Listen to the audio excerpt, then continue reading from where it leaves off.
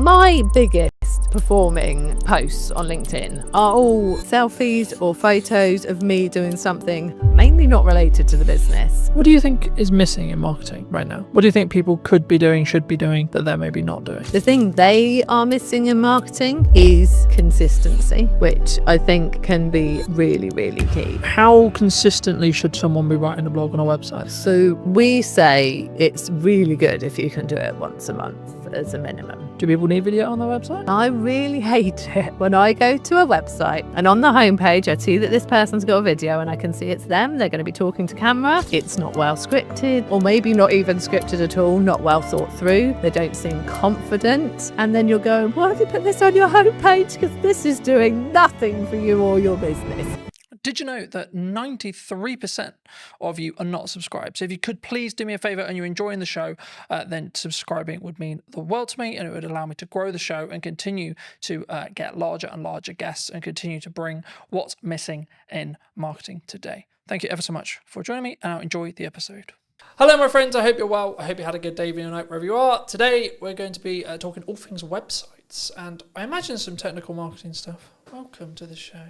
Thanks very much. I'm good, thank you. For those who don't know you, I am. What do you do? I'm Jude Wharton. I am one half of Ready Steady Websites.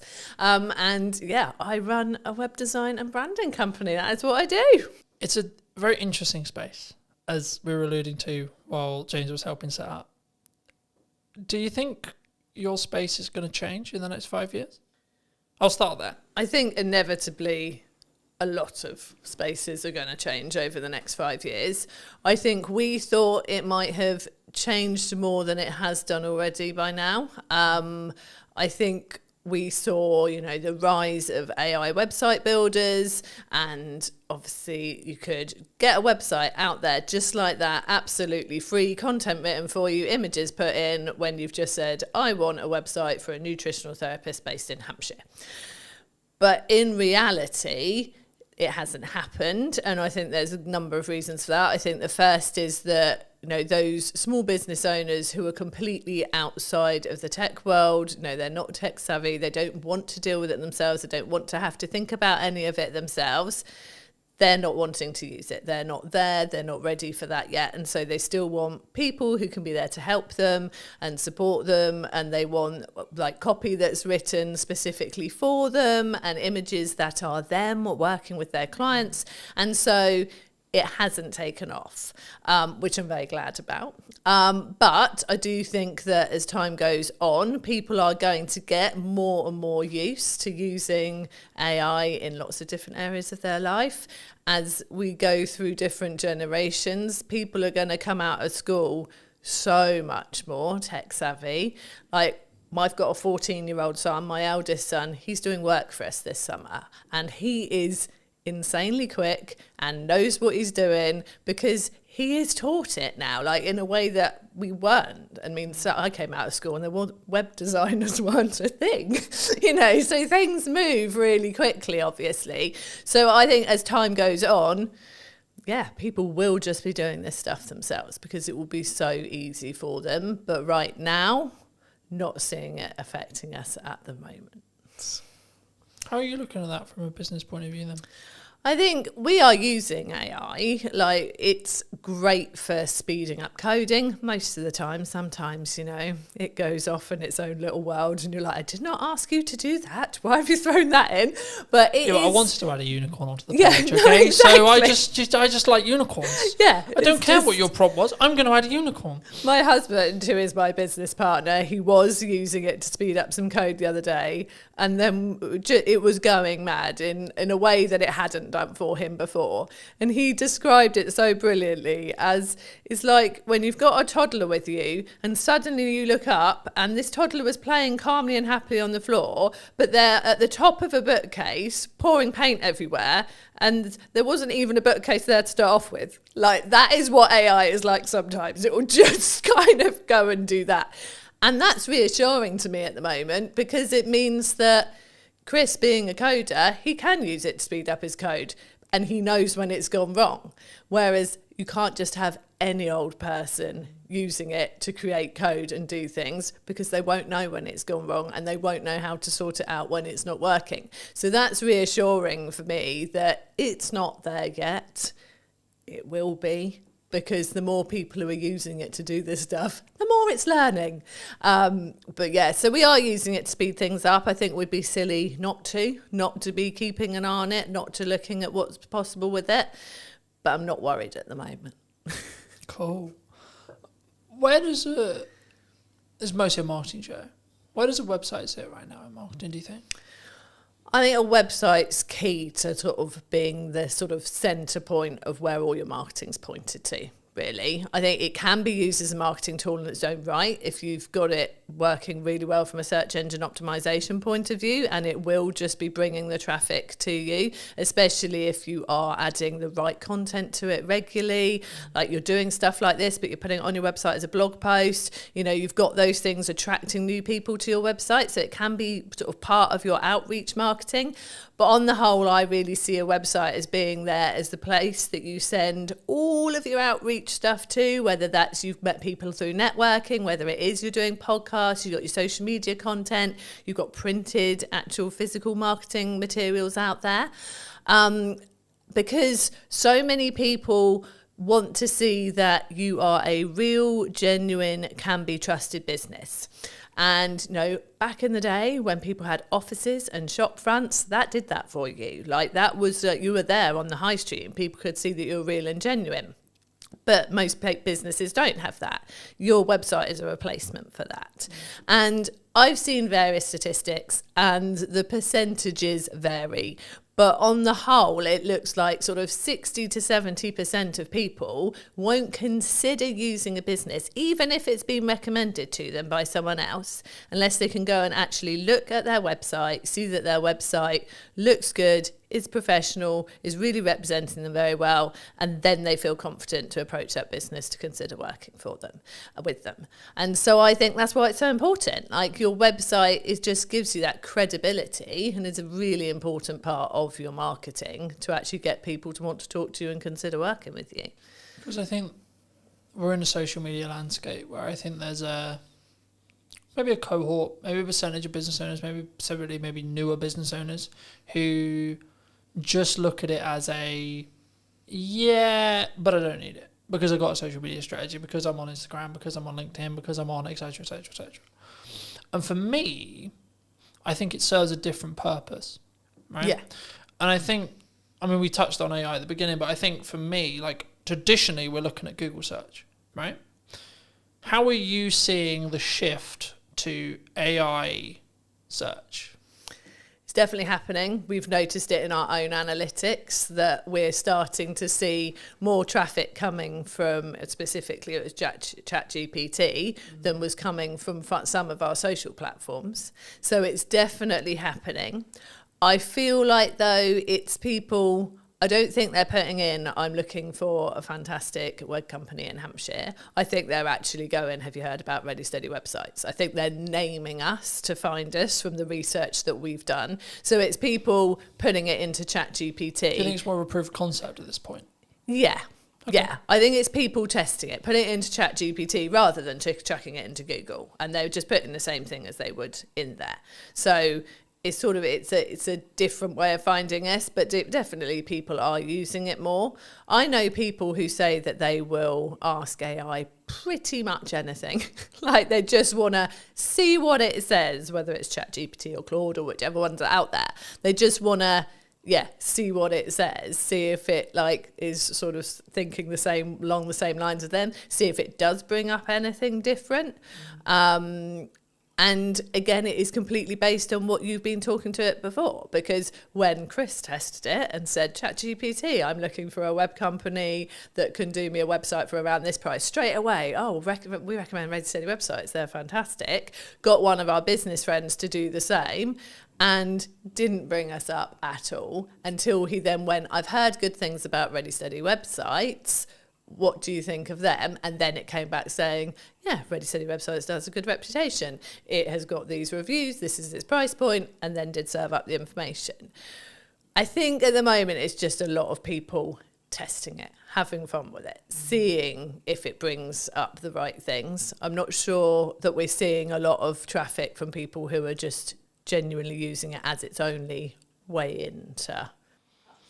Because I think there's a couple of ways of looking at it. I did a video a while ago looking at the behaviour psychology from the shift from Google to ChatGPT. Replace the word ChatGPT with Perplexity or etc. But the concept was people were looking at Google and they've tried to leverage it back with Gemini, but Gemini isn't, from when you use a Google term anyway, you're not using the actual bot. Yeah. It's not a chatbot. It will just service a summary of what it believes the top percentage are of answers, which is for some things in a closed question, like is it a yes or a no, or is it the answer this, then yes, that's maybe a good thing.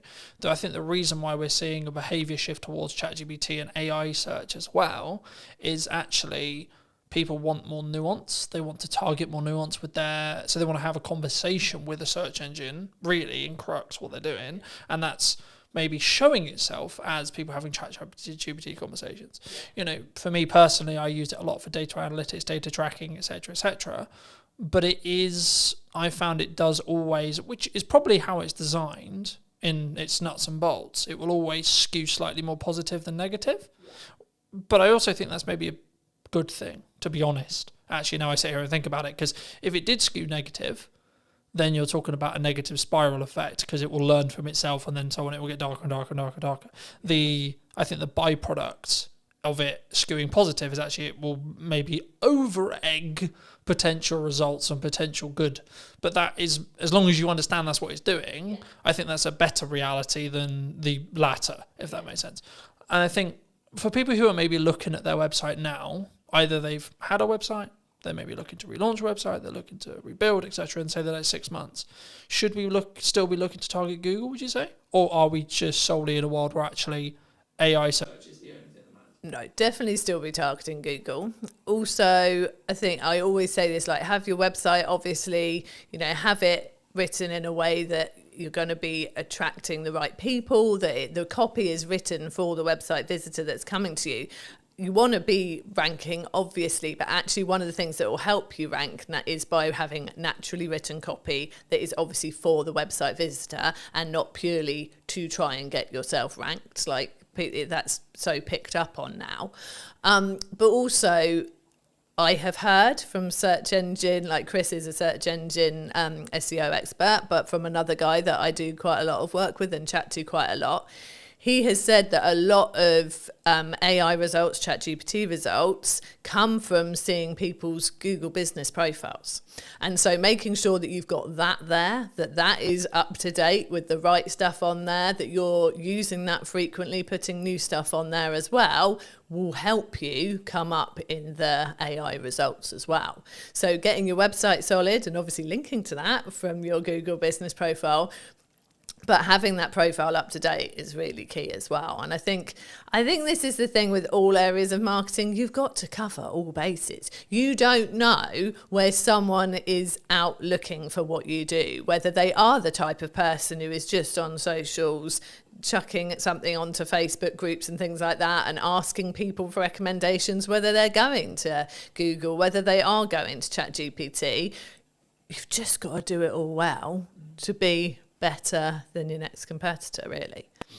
Do you think it's a constant update 1%, update 1%, update 1% to be like, because I think sometimes we get into I personally never struggle with this because I've always focused on me v me, but I know that a lot of people have, which is I'm constantly looking at what my competitors are doing. I'm constantly adapting and looking at what if Sally's done this? Oh my God, Nigel's just done this. And I think that's can be quite a dangerous road to walk down. Yeah, I think you've got to do what you're doing, focus on what you're doing, do it well, and tell people what you're doing well as well.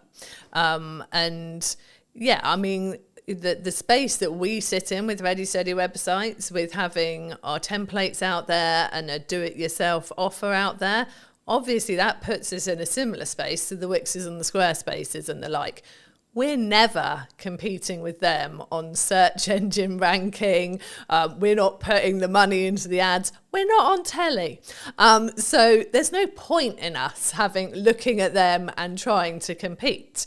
But what they don't have is me and Chris. They don't have those consistent people who are there to support you. And so I feel like we've got to focus on what we do well. And we use the fact that we are the people you will meet, we are the people you work with, that we get out there and we get to know people. And that's the way we choose to do it. We do obviously work hard on our search engine results for the things we know we can rank for. You know, we have specific templates for specific types of businesses. And so if you go and type in speaker website template, we do well for that. If you go and type in membership site website templates, we do well for that, because they're the things that we know there aren't as many people focusing in on that for their search terms, but we also know there are people looking for those things. So I think you've got to keep an eye on what's going on. You've got to look at those keywords. You've got to make sure you're putting the right content out there to rank for those. But yeah, if there are competitors out there doing things like you're seeing them doing this all the time, and you can't do that, you can't keep up with that, or that's just not your way that you would do something, no, stick in your way of doing it. If it's working and you can see you can build on it and do it more, that is the way I would always go. I think for me, it's about only, I guess to an extent, it's only adding the stuff you can stay sustainably at, 1. 2, it's also, again, focusing on that UVU. Rather than, so I always look at it as where was I a year ago, 6 months ago, 3 months ago, and am I moving in the correct trajectory? Maybe I haven't got all the results yet, maybe I haven't got everything that I want yet, or what I'm aiming for yet, but I am moving in that direction, and as long as I continue on the direction I am currently moving, then I will hit that by probability, by analysing probability result there. It'd be wrong of me not to ask you about video and where it sits on your website. Do people need video on their website? Do they not? Should they have it? I think that video can work really well on a website. But I would say use it in a way that plays to your strengths. Because I really hate it when I go to a website and on the homepage I see that this person's got a video and I can see it's them, they're going to be talking to camera. And I think, oh, cool, okay, let's watch this. And then it's not well scripted, or maybe not even scripted at all, not well thought through. They don't seem confident. And it's just all a bit waffly and a bit awkward. And then you're going, why have you put this on your homepage? Because this is doing nothing for you or your business. And you know they've put it on their homepage because someone told them that they should use video on their website. You can only use video if it's going to be right for you and it's going to work, because it could go completely the other way and make people go, I'm not sure about this, and go and look at someone else's website. We have used video on our website. We had a video on there. We've since been structured the way that some of our packages work, and so we have taken it down because it's not current now, and that's another thing. You have to make sure that you're keeping everything current and up to date. And that was more of a like animated, sort of explain your process of how to work with Ready Steady websites. And we were quite surprised actually that it didn't get as many people watching it as we thought. Like we really thought that more people would watch the video on the website than choose to read it. But actually, there wasn't as high a percentage when we went and looked at sort of the views and the people who had come to the website in the same period of time. There wasn't as high a percentage of people watched it as we thought there might be. So I think it really depends. I think it's one of those things of try it. Just try it and see if it's working. Like we use video a lot in our business. We use it a lot in our tutorials to help people with using our templates. We have welcome videos when people join Ready Steady websites. When they initially come into our back-end membership site, there's a little welcome video from us. We use video a lot with our clients, like handover videos when their website's ready. Video is so useful, and it's such a good way to really feel like you've engaged with that person. They've got to know you. It's so easy to explain things in that way. So I think with video is really valuable. Like we've got a YouTube channel, which we are not doing enough with at all at the moment. And I know that we are going to do more after the summer. And yeah, it's such a good way to showcase your knowledge, showcase the way that you work, get people to get to know you, but only if you are comfortable doing it, I think. And that's something you can practice. You can get better with it over time. And I think social media, people expect the videos to be slightly more raw. And I think you can use video to get more comfortable using it on social media.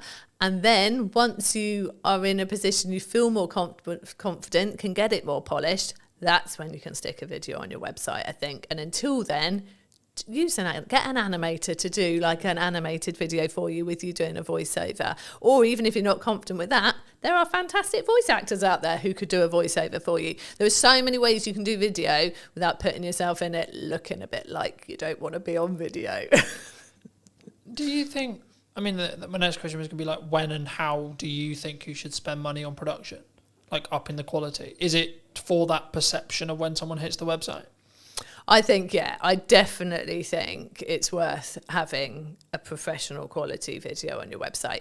If you think about the fact that you've probably got someone to help you create your website at the least, if not got someone to create it for you. So you've paid for that. You've got a professional website. You have hopefully invested in brand photography or product photography if you've got products in your business.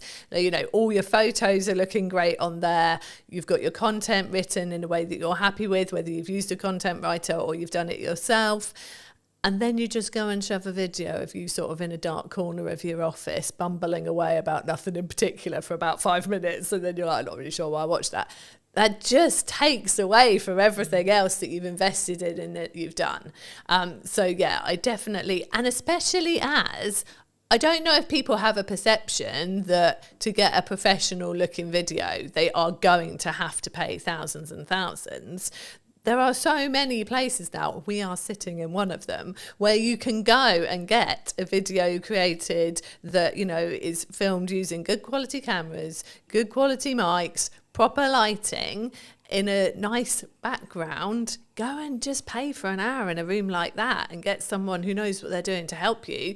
And it's not a lot of money. Like, I'm sure business owners would drop the same amount of money on belonging to a networking group or something like that without even thinking about it more in a year of belonging to a networking group.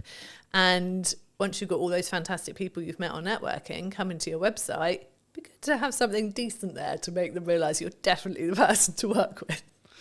I think for me, it's understanding what stage you're in.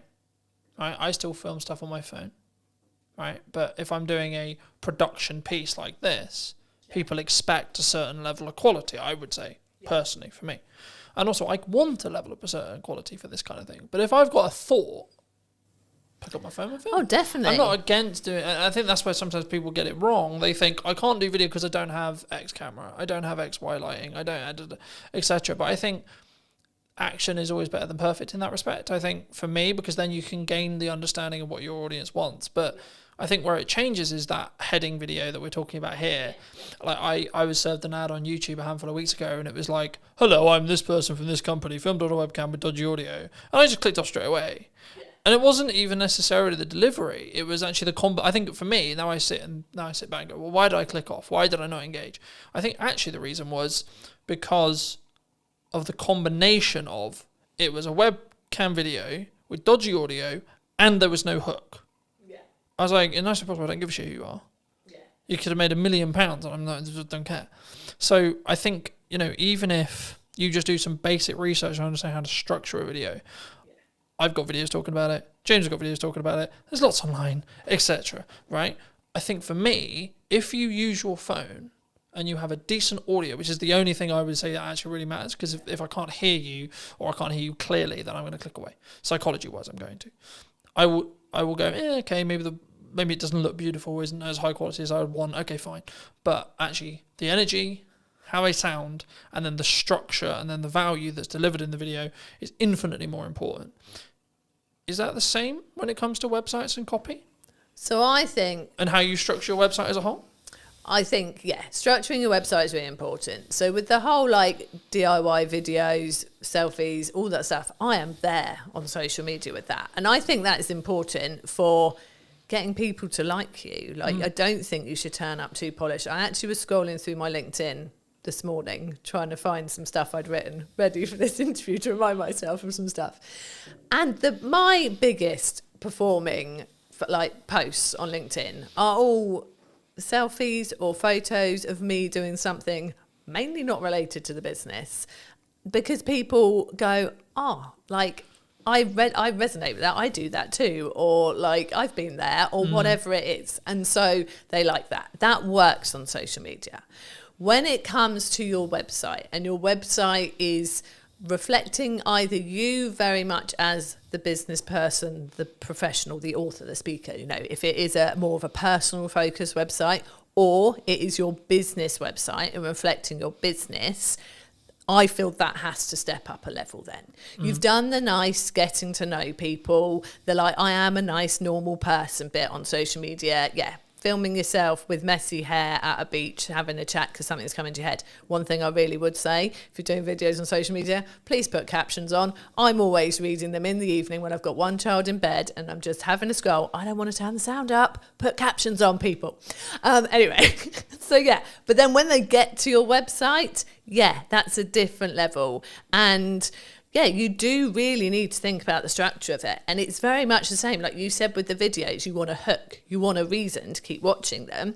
It's the same with your website. I always say in that top hero area on the homepage of your website, you want to have, I call it an engaging statement. But it's the hook. It's the thing that someone comes to your website and goes, I am in the right place. So I want to scroll down and I want to read more. In those first couple of lines and that first statement, you need to basically say, this is what I do. This is who I do it with or for. And so therefore I can help you. That is what those couple of lines have got to say. So yes, it has to be structured really well. And then it's got to carry on talking to that website visitor. So many people then decide that the first bit of their homepage suddenly has become their about page, and they launch into this story of like, oh, I decided to start my business because my grandfather had done it before me, and I like, no one cares at this point. People still want to see your services or an overview of your products or whatever they have come to your website for. And then if they click on your about page, that's them saying, oh, actually, I'm really interested now and I'd love to know why you started the business and who you are. Put that on there. So yeah, it's definitely a structure to follow, definitely a right way of doing it to get people in and really wanting to buy from you or work from you. And yeah, it's got to be that at that professional level then. The DIY selfie in the garden approach, not great for a website. I think, again, it's what do you want to put your first foot forward with, right? Especially when it's like, it might be said by Google, it might be said by AI, and this is your first time of meeting that business. Yeah. I guess then it questions of like, from us as a smaller business, not necessarily implying small, but smaller than the Squarespaces, etc. Yeah. Do we lean into personal brand, do you think? I think, there's so many factors there. I think if you are a smaller business, it's really good to have a personal presence out there, definitely, because I'd say quite often you're out networking, so people are going to meet you in person. You are probably on LinkedIn talking about all of like the stuff that you're going about and doing and what your business is doing. So I think you're naturally going to have a personal presence, but then, and I am very much that person. I'm out there networking all the time. I am the one doing that for our business. But when you go to the Ready Steady Website's website, it is a business website. There, is an about page and there is a team page, and we are on there, and our sense of humour is definitely on there, and we carry that through like the way that we are on social media. It's very much on. Someone commented that to me the other day, that she loved the fact our personality was there in the website once you look for it, but actually the website was, this is what we offer, these are our prices, this is what you get, really clear and simple, and all about the person who's looking for the website or the branding or the SEO package and all the other things we do. So yeah, I think a personal brand is important, but I think how you present that on your website very much depends on, how the business is structured, where you're looking to take the business in the future as well, and that's a question right at the start when you're starting your business too. And obviously you can evolve, like we trade under Ready Steady Websites now. We initially set up as Second Floor Designs Limited, and our business has evolved over the 15 years. And that can happen. You can start out as, enter your name here, and then what you do. So, we have people who are Joe Blogs Nutritional Therapy, that kind of thing. But actually maybe over time you're getting more and more patients and you bring on more people to work with you, and then it turns into just JB Nutritional Therapy. It can evolve. And I think whether you go out as a personal brand really just depends on like your vision for the business, where you're taking it, and how comfortable you are with that as well. Like some people don't want to put themselves front and center. They're very good at what they do. They want to do it under their own steam. They don't want to go and work for somebody.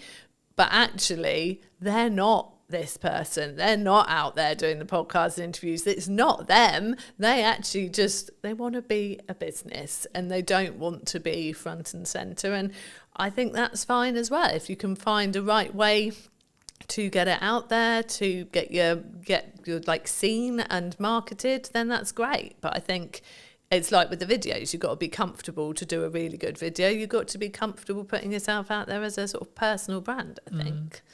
I think for me, and I had this conversation many years ago and I've had it 1,000 times since, like a CEO of a C-suite company, doesn't matter who he was, but he was like, I don't want my kids involved in content. I don't want them physically involved in content. I don't even want people to know they even exist. I'm like, cool, no worries. He was like, how are we going to make sure that happens? I was like, do you have control over your mouth? I said, yes. He said, yes. I said, congratulations. You will not talk about your children, their existence, or anything about them in any way, shape, or form then. Yeah.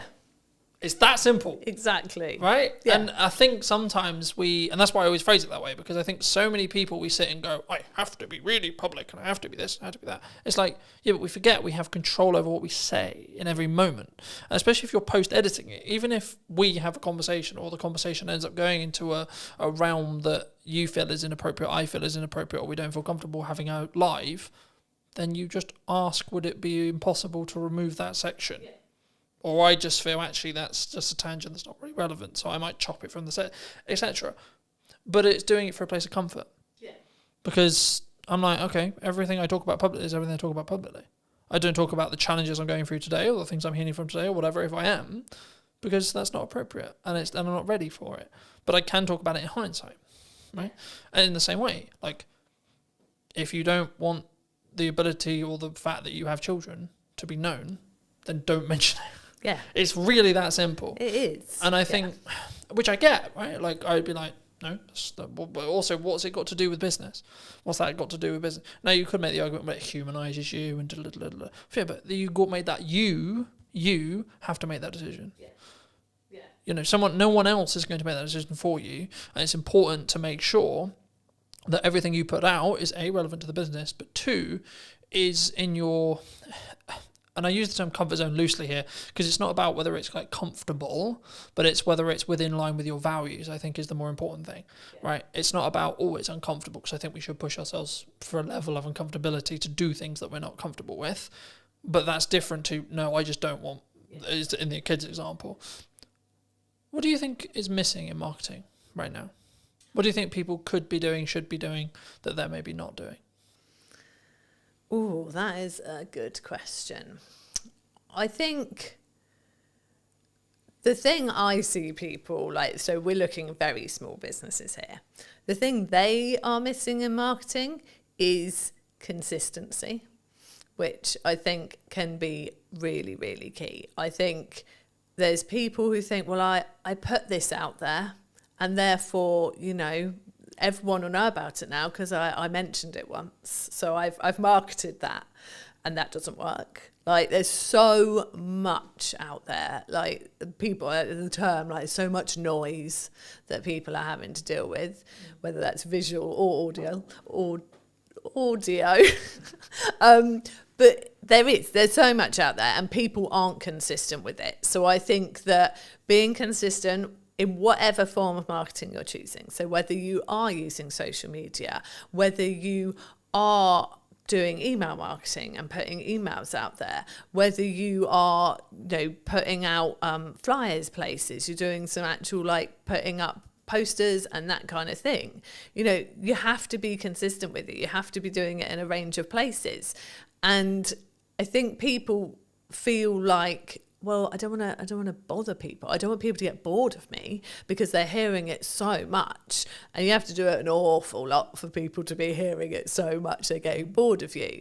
And I think that is one of the key things that I think people are missing.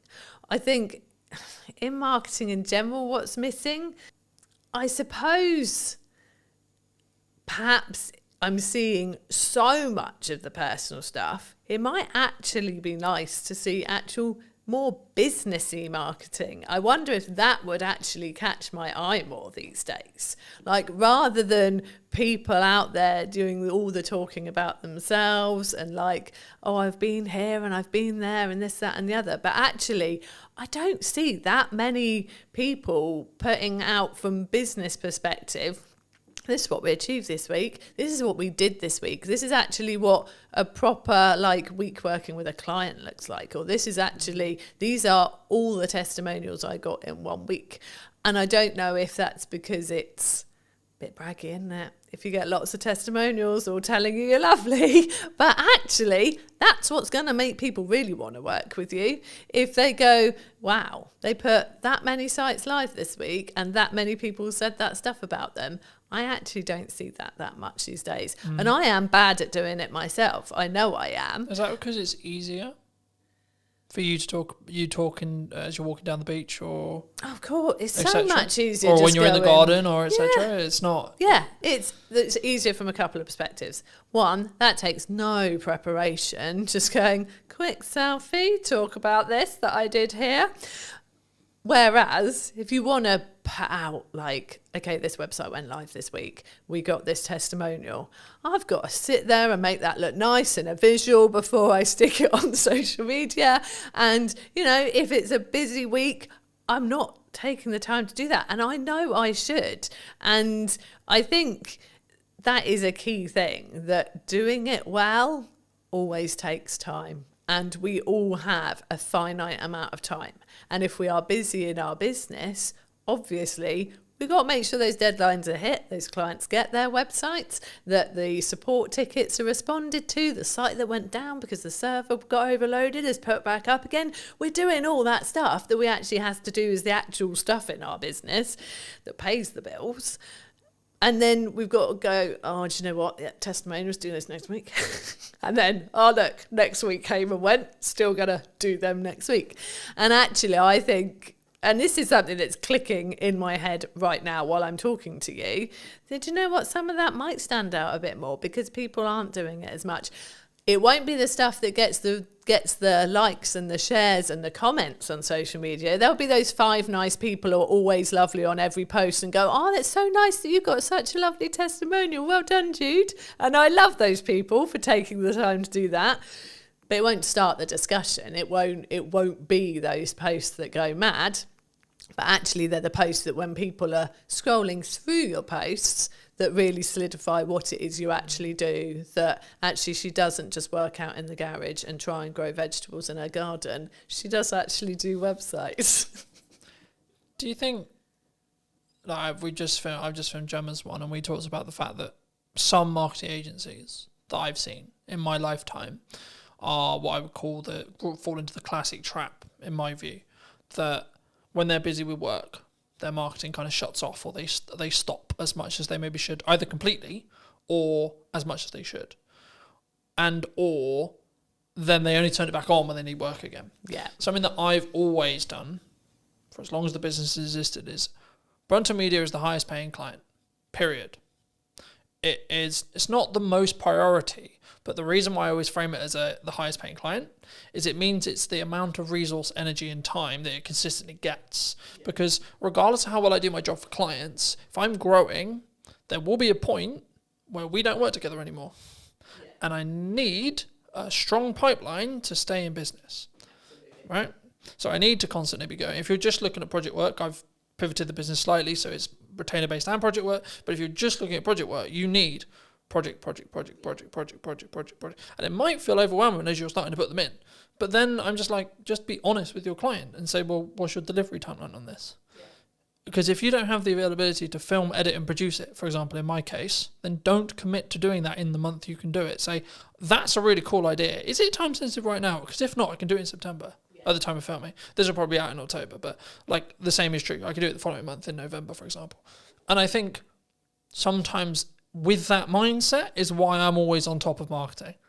Right? And why I'm always constantly looking at my 1% on my marketing, but also then taking the learnings into my client delivery stuff and saying, well, actually, these hooks are working really well for me. Have we thought about doing something similar for you? Is that common? Oh, it's so common. And I think... And if so, how do we fix it? How does a business... Is it just, you just got to work the hours? You just sometimes. Yeah, and you've got to prioritise it. So I think, like you said, people will get a project in and they'll be so desperate to please that client and go, oh yeah, well, I can deliver that in 5 weeks. But to deliver that in 5 weeks, they will no longer rock up to any networking and they will no longer post consistently on social media. And yeah, absolutely, there's no way they're creating any nice social graphics to put out any testimonials or anything like that. It's all going to go because they've promised the client it'll be delivered in 5 weeks. Well, actually, if they said to the client, is 7 weeks all right? Then realistically, they could still fit in their 3 networking meetings in that time. And they could still have prioritised their marketing posts and whatever else they do for their marketing. And the client would probably still have said yes. And let's not forget that actually clients will probably respect you more if you can't just go like that and deliver a project, because then they go, oh, well, they're busy, they must be good, rather than they can turn that around very quickly, probably haven't got anything else on, is that a concern? So it's definitely, and I think if you have been in the feast and famine cycle of project, nothing, project, you are more panicked to definitely make sure that you get that client, and then you probably do overpromise, and actually you would have been fine. Because if you start saying we're 7 weeks all right and they go, well, really, can we do 6? Then okay, you can do 6 and maybe one of the networking meetings goes or whatever. But it's just, I see it a lot. I do see people oh, sorry, I'm not going to be coming to the networking meeting this week because I'm so busy, I've got to fit this in before a deadline. And then you're like, well, if the deadline's approaching, have you got stuff coming after that? Or would actually have going to this networking meeting being a good idea, because maybe there was someone there thinking about chatting to you this time because they've got to know you a bit. And so, no, we do see it a lot. And it's one of the things that we're very careful not to do. And it's easier for us, there's 2 of us running the business. We have freelancers and things when we need as well. And so I am always focused. It's me mainly. Chris does do some of the networking, but I am very much focused. And for me, it's the school summer holidays now. And my focus very much is on the children in this time. But I think I was very much... you offered me to do this, and I was like, yeah, I'll make time to do that, because again, that's something, it's very easy to drop the things you don't have to do at this period of time, but then in November, when there's not as many new people coming in, it's like, well, do you know what, if I'd have done that and gone to all of this in August, probably wouldn't have had this sort of drier patch now. So I'm here, and I've made sure I've prioritised a couple of networking meetings next week, and I make sure it keeps going, and because it has to, because we are small business owners, and that is how we get our business. I think for me it's key, and I've always been in the world of, I'm going to bank content for as long as I can, especially I call it my bloodline of my business now, because we met through networking originally, but I since then have pulled back on networking. That's not because networking doesn't work. It's because I found I was trying to do content, do that really well, trying to do ads, trying to do that really well, trying to do client delivery, trying to do that really well, trying to do networking, trying to do that really well. And what I was finding was I was doing all of them unoptimally or badly. Yeah. So I said, right, scrap everything. What do I actually want to spend my hours doing when I'm not working for clients? And then I was like, okay, well, actually, I really love enjoying creating content, having conversations on camera, etc. Cool. Okay, what's the byproduct of that? The byproduct of that is I become better at my craft. I become better as an interviewer, which in turn means when I'm doing interview content for clients, I'm even better. So it's a compounding effect across that board. But also I can then make sure that I'm consistent. So as we're discussing now, it's the middle of the summer holidays, but this won't be out until probably closer to October. And it's like, actually, I can have a really busy, I'm expecting September to be really busy because of the natural progression where you have a month where people are really focused on family and but then they're like, shit, I've actually got business stuff to do. And in September, that's normally what happens. So I'm actually prepping it as a perspective. I probably won't be filming much in regards to podcast my own content in September, but that won't matter because of how much content ahead I am. So then when it comes back round to it, come October, I can then go back to filming, say, 5-6 episodes a month, or maybe 8 episodes a month, and then I'm good till December again, and etc. And I think once you understand that principle, once you can kind of get there with either your blog writing or etc., then you can be in a position where you don't need to worry about consistency. Like, I'm not worried, oh my God, what am I going to post? Then the question becomes, what could I post or what should I post? And it removes all the pressure. Yeah. Do you, like, how consistently should someone be writing a blog on a website then? Let's focus back in on websites. So we say it's really good if you can do it once a month as a minimum. Like, to have that new content going on your website once a month. In that respect? I think, well, I mean, I used to write posts weekly for Ready Steady websites. People told me that they loved that they did go and read the blog post every week. And I maintained that for a good few years. But that's a lot of content. And I got to the point where I really felt like we were getting busier. And actually, if I had a post once a month, I could still pull bits out of that for social posts throughout the month. So I'm still putting stuff out there, sending people to the website, to a blog post. I could still pull different bits out of it for our newsletter, which is weekly. And Google likes to see something new on your website every month. Like, it just reminds Google that you're there. Something new's gone on there. It's something new for Google to index. And so, yeah, so that's why we say once a month. And that is what I do now, because, yeah, once a week got a lot. And I will like batch. So like you said, like I've said, it's the summer holidays. I don't want to be doing as much during the summer holidays. So I had blog posts and social media posts already at the start of July for July, August, and the first couple of weeks of September. And my email newsletter as well, all scheduled, all ready to go, sorted. And I think it feels like that's a lot, but actually that took me not even 2 days to write the emails for every week, 3 blog posts, and I haven't written the social posts fully because I do like to be more reactive on social media, but I've written like probably 2 for each week, like full, solid, good posts that are more business related, and then I can put in my fluff of like, you know, sat in the school field today and did this type thing, and yeah, so it can be kind of a mixture. But it doesn't take long to do it, to schedule it. Like you said, like I know you've obviously booked this room today, you're blocking your podcasts, and that's months worth of content. And it's easy to do if you organise your time right to do it. And I think it feels big for people who just aren't used to doing it. And the people who say to me, oh, I'm not building an email list because I don't have anything to say to them. It's like, you've got so much to say. I am one for quite long emails. I talk a lot. I will write a lot as much as I talk. But actually, over the summer, they're shorter and sweeter. I've got a little thing going on of like a website tip a week. It's a short paragraph, but it's something actionable, useful for those people on our email list, relevant to them because they're all there, because they've come to us for some website reason, whether they've got a website with us already and should be reminded to just go and check that everything's still current and up to date and maybe make a tweak, or whether they're planning a new one and thinking of coming to us. Those tips are relevant to both. Happy days, email sorted. It's not hard. I mean, we have blog posts on ideas for your website, for your email newsletter, obviously. Got a blog post and everything pretty much on our website. So, yeah, but I think, once a month is a good one. Is there a pros and cons if you're, let's say, for example, you're in my position where you have a huge amount of video content and that's your feeder? Because I'm throwing around the idea for the new website that is going to be built by the time this episode comes out. There we go. Said it now. It's got to be out now. Have to happen. I'm throwing around the idea, do I, because it's a time investment and it's also how I come across. I think I come across better on like this video, right?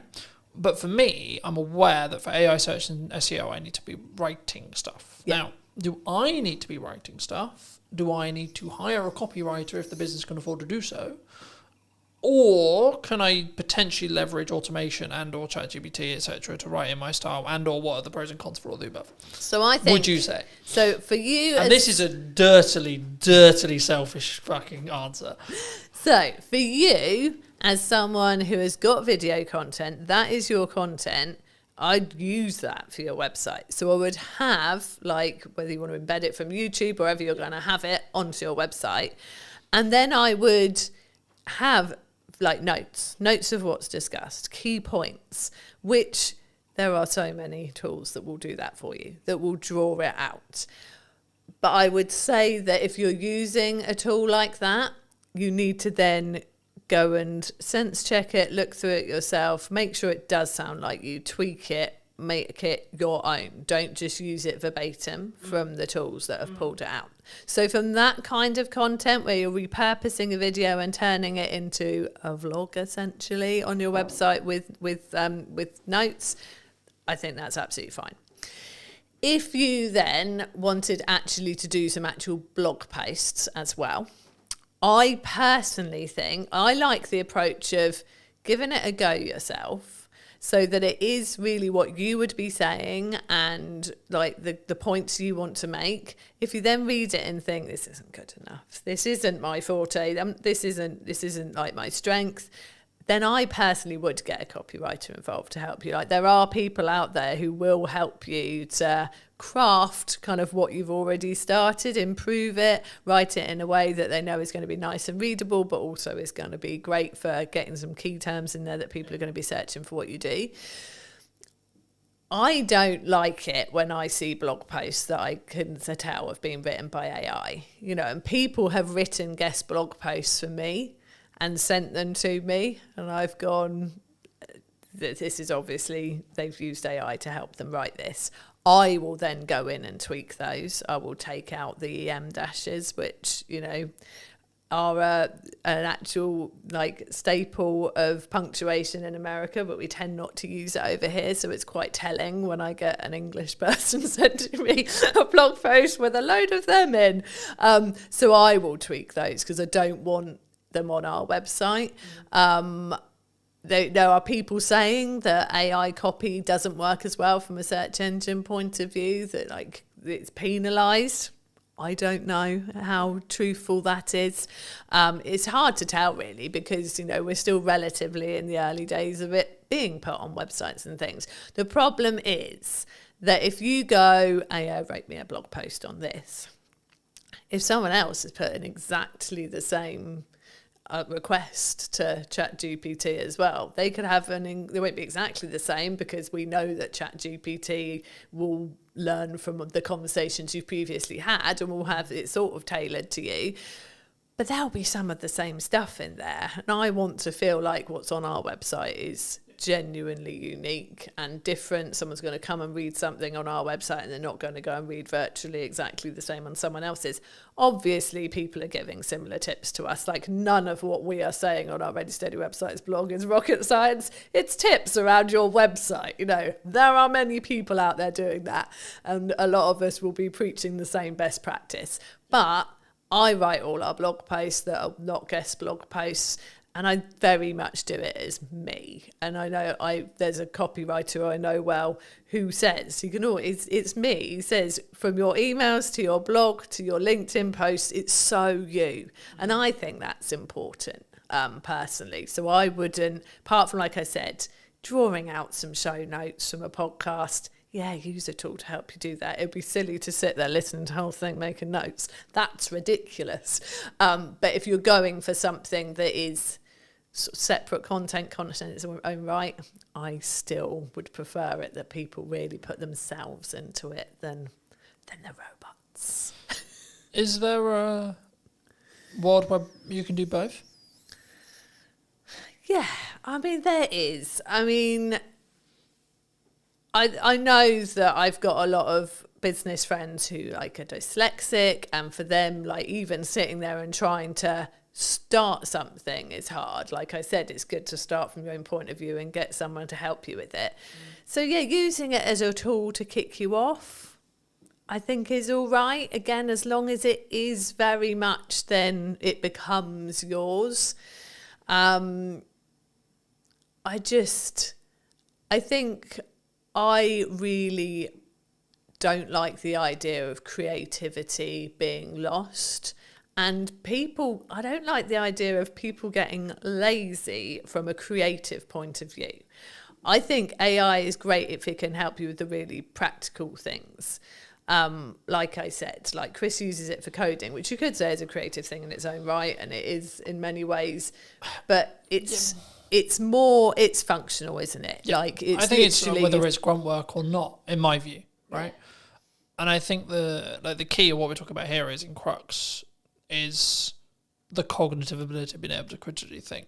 Yeah. So for me, I'll give you an example that I've probably used on other podcasts. Apologies if I have, but for me, I'm now basically solely only reading a physical book out of principle, because I'm aware that I'm utilizing AI in tech, and I want to balance the cognitive ability that I'm losing through using AI, but I'm gaining efficiency, but I still want the cognitive ability to be able to think and get creative ideas, etc. But I'm also leaning into like, let's do more stuff in person because I think the energy is better where possible, etc., etc., etc. And I think there's the conversation will flow better, so on, in that respect. And I think it's actually, to an extent, you can utilize both sides of the world as long as you're aware of the caveats. Yeah. Is which I think what we're touching on here. Yeah, definitely. And I think I had a brief conversation in comments on LinkedIn the other day with somebody who said, you know, do you use AI for writing blog posts? Do you ask it its opinion for things? Like, do you get it to do it?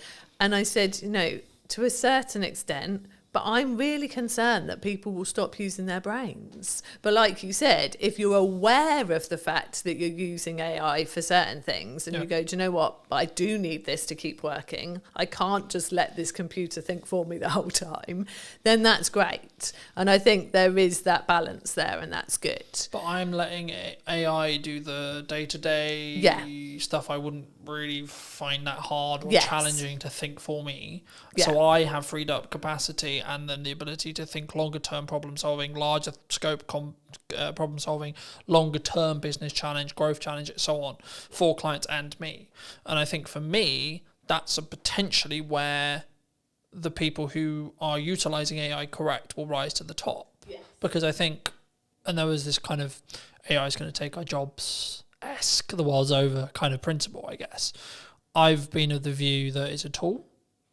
Right, and that's why I use the analogy of sharpen the knife and then use the knife yourself. So you're using AI to sharpen your knife, and then you're using it to cut up whatever you're cutting up, etc. And that allows you to then move forward. Yeah. That allows you to be more efficient, and that's kind of I'm going to work smart and hard simultaneously thing, because it's not just about. It is a level of, because I was like, in my head, whenever I look at content, I'm going quality or quantity, but actually, you need both to be able to understand data, to be able to then work out what the market thinks is valuable. Because I suppose it doesn't matter what you think is valuable. Yeah. It's what the market thinks is valuable. And the only way you're going to get there is through a level of quality at volume, in my view, at least. Because then you have, like, this video got 300 views, this video got 1,000. What's the difference, for example? You know, in that respect. But for those who've maybe really connected with this conversation, you know, really enjoyed it, or maybe they just want to check out what you guys are doing, where's best for people to reach out? Where's people to connect with you? Well, our website. It's got to be the answer I give, really. So our website, readysteadywebsites.com. If they want to have a chat, they can book a call there. But we are on socials. We are Ready Steady Websites on Instagram, on Facebook, and on YouTube. And I am Jude Wharton on LinkedIn if people want to connect. And I'd like to end the episode by asking you to give advice to your younger self. So 5 years, 10 years, 15 years ago, what advice would you give to that person? I'm going to keep it on a marketing theme. Like, we started our business 15 years ago, and I wish right then we'd started to build an email list. We didn't start doing it for about 5 years.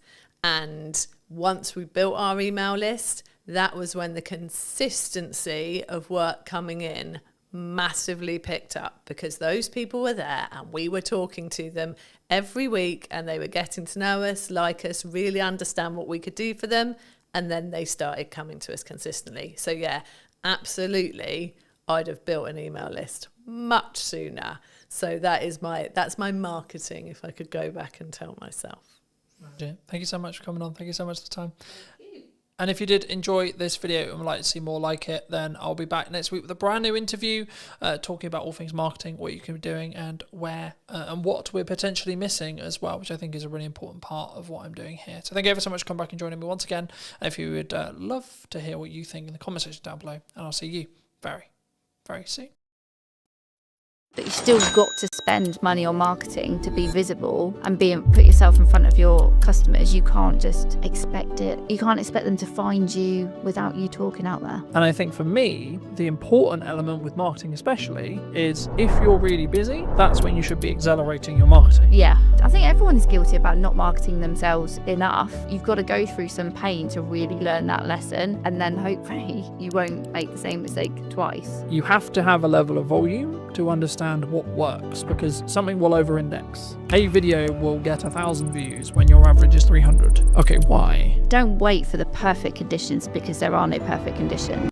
Did you know that 93% of you are not subscribed? So if you could please do me a favor and you're enjoying the show, then subscribing would mean the world to me, and it would allow me to grow the show and continue to get larger and larger guests and continue to bring what's missing in marketing today. Thank you ever so much for joining me, and I'll enjoy the episode. Hello, my friends. I hope you're well. I hope you had a good day, evening or night. Today, we're back from a brand new episode of the podcast, and today I'm here with Gemma. Hi, Gemma. How are you? Hello.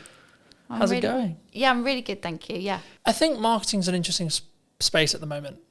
I wasn't necessarily going to start here, but I think, is it an economic thing? Are people struggling to think, well, I've got to cut some corners, or I've got to maybe look at the ROI, or I've got to... I think we do, to keep things afloat? Is that what you're feeling at the moment? I think it's definitely part of the influence. You know, people have to think about where their budget's going and be smarter with it. I think if businesses are still constantly searching for the hack or the quick wins, then that's where it gets really difficult, I think, for me as a marketeer selling to clients. Because, yeah, if they think there is a shortcut or there is a quicker way, and especially the space that I work with being B2B, and it is that longer buyer journey, it isn't, there are no hacks or quick wins. It's not about being in a consumer space where you can use sales tactics to get the sales quicker. So yes, partly the economy is having an influence, like especially businesses where they've got lots of employees. They've had the impact of the national insurance contributions in April, so that has hit their bottom line. But it can't always be the excuse, I'd say. You know, the economy is going to go up and down. Look at all the things that have happened in the last 5 years that people did not see coming. So it can't be used as an excuse. You still got to spend money on marketing to be visible and put yourself in front of your customers. You can't just expect it. You can't expect them to find you without you talking out there. Do you think that a lot of businesses, especially conversations I'm having with some clients, retainer clients, etc., like they want really strong ROI, right? Return on investment. They want that strong return on investment. Do you think, though, when it comes to marketing, that people, because I'm seeing a world in the larger space for larger business. Now, of course, they've got more capital, they can burn it for maybe a bit longer, etc. But they're actually focusing on brand building, right? The larger space. But do you think the small business space is more driven towards strong ROI, like trackable ROI in marketing? Yes, I think ROI in marketing it's people sometimes feel it's a bit of a dark art, you know, and it's difficult to be able to go, yes, I did this particular piece of marketing and it resulted in X. That it doesn't always work like that. The clients I work with, I help them with marketing across a number of channels, because ultimately activity in silos does achieve so much, but it's the bigger picture and how it all works together. Yeah. That's where you gather the momentum, and that's where you start to see the results. Do you think, let's play a theoretical scenario, let's say I do 4 different things in marketing, one thing maybe the podcast is an example, and I've seen my revenue go up by 20-30% in that time, let's say, but I can't directly track it because the client hasn't said categorically, oh, it's because I watched your podcast that I've hired you. Is that still because of the podcast though? Could I look at it that way, and could I, from an analytical point of view, when a client or me or you or etc., we look at our spend and we go, okay, well, I'm outputting these things, right, and my revenue has jumped this way. I've had a change in revenue, whether it's 10%, 20%, 30%, whatever it is. And what did I do before that change? That's how I look at it personally. But is that how you look with clients? Is it you say, well, okay, well, we did these things, and then the maybe not the direct outcome, e.g. the trackable thing, but the byproduct was you're consistently, across months, not a week, etc., but like across months, you're up 10%, 20%, 30%, etc. Yeah. Do you think? Yeah, definitely. It all works together, and the thing, especially with B2B and the longer buyer journey, is that they might remember like the last engagement they had with your marketing, and then that, when you fill in the surveys online or something, how did you hear from us, you might then you'll legitimately put the last thing you remember, but it will be because of the influence of all the other engagements that you've had. So it might be that they go, oh yeah, the most recent thing I saw was one of your podcasts, that's how I heard about you, or that's made me want to buy from you. But whether you want to get down to the granular detail and kind of attribute 50% to the podcast because it was the last thing that they saw, but actually they were also on your email list, and maybe you give that 30% of the credit. It depends how you want to analyze it and get into the detail. But ultimately, everything will have a weighting, and it's good that you've obviously gone, right, before this point I wasn't doing this, but after this point where I've seen bigger engagement and bigger sales revenue after, because I've done this, you can kind of logically go, that's because of the podcast. I think for me, like, especially in marketing, especially in content, you have to continue to adapt, to continue to test. I'm sure we'll get into that in a minute, but for me, I would just look at it as a kind of a binary set of actions. So I do a set of things in marketing. What is then the outcome, either in my number of views, etc., tangible target there, or revenue, right, or both. And I think for me, sometimes people, especially maybe starting out businesses or maybe, I was going to say maybe slightly older businesses, but not even necessarily older, but I think businesses as a whole, sometimes we don't understand that marketing is the journey to the sales conversation, and then the sales, when it happens, gets all the credit. Oh God, yeah.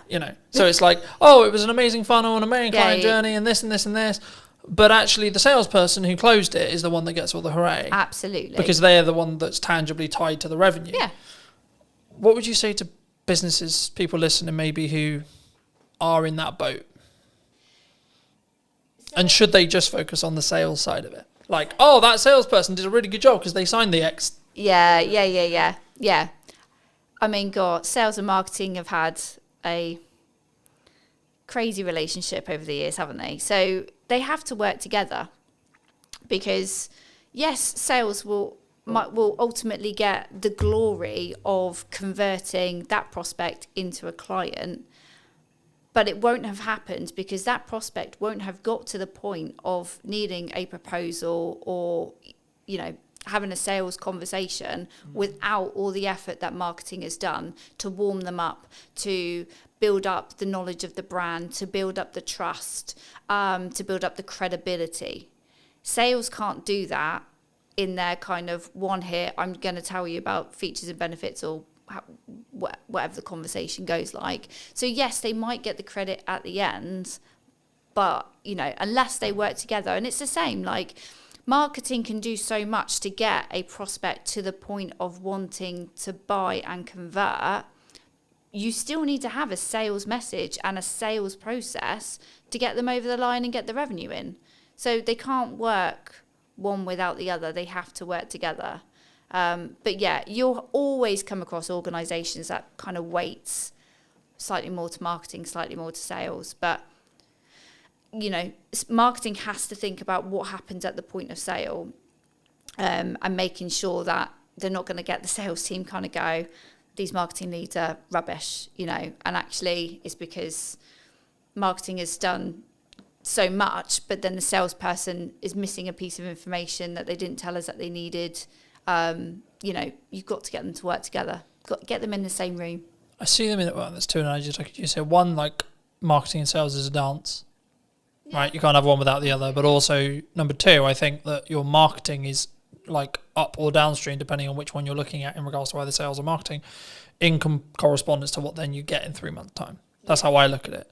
And I say, well, the actions I'm doing now, the actions I'm doing today, they won't have ROI today, but they will have ROI in 3 months, 6 months, or 12 months. Yeah. And when you're in a position where you can spend that little bit more on your marketing, maybe that's this month, and then maybe you have to pull back next month, or etc. Or actually you're in a really strong year, you should be pushing brand. You should be pushing marketing as much as you can and investing where you can. Yeah. So making the upgrades where you need to, making the, you know, for me, buying a new camera, buying a new lens, buying a new microphone, etc.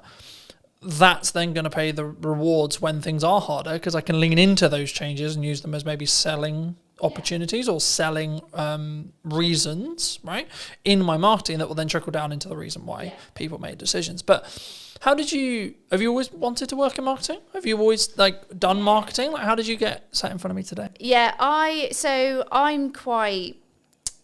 I knew exactly the career I wanted to take. I knew I wanted to work in business. I knew I wanted to work in communications. So I've kind of been your standard student who did GCSEs, A-levels, did a marketing degree, and went into a marketing agency. Just because that's the path I knew I've wanted to take. Never did I think I would actually run my own business. That kind of came over the last few years. I was always happy working for somebody else, working part of a marketing team. But yeah, I was always, I didn't foresee the kind of the change. Why did you go freelance? Because some people are forced into it.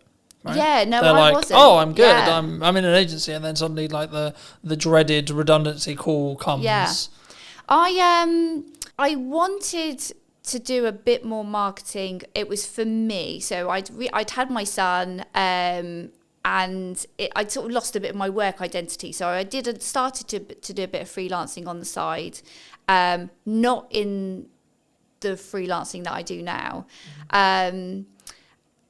But then COVID actually gave me a really good opportunity, because I was at home. I could do loads of online networking. I could meet loads more people. And that just gave me the opportunity to pick up a few new clients, work with some other marketeers. I had an employer that was absolutely fine with me doing my little side hustle, no problem. And then I got to the point where actually I think I wanted to work with more different people, feel a bit more valued. So I sort of crunched the numbers, picked up a little bit more work, and then it was like, right, this is the moment. Let's go. Let's switch it over.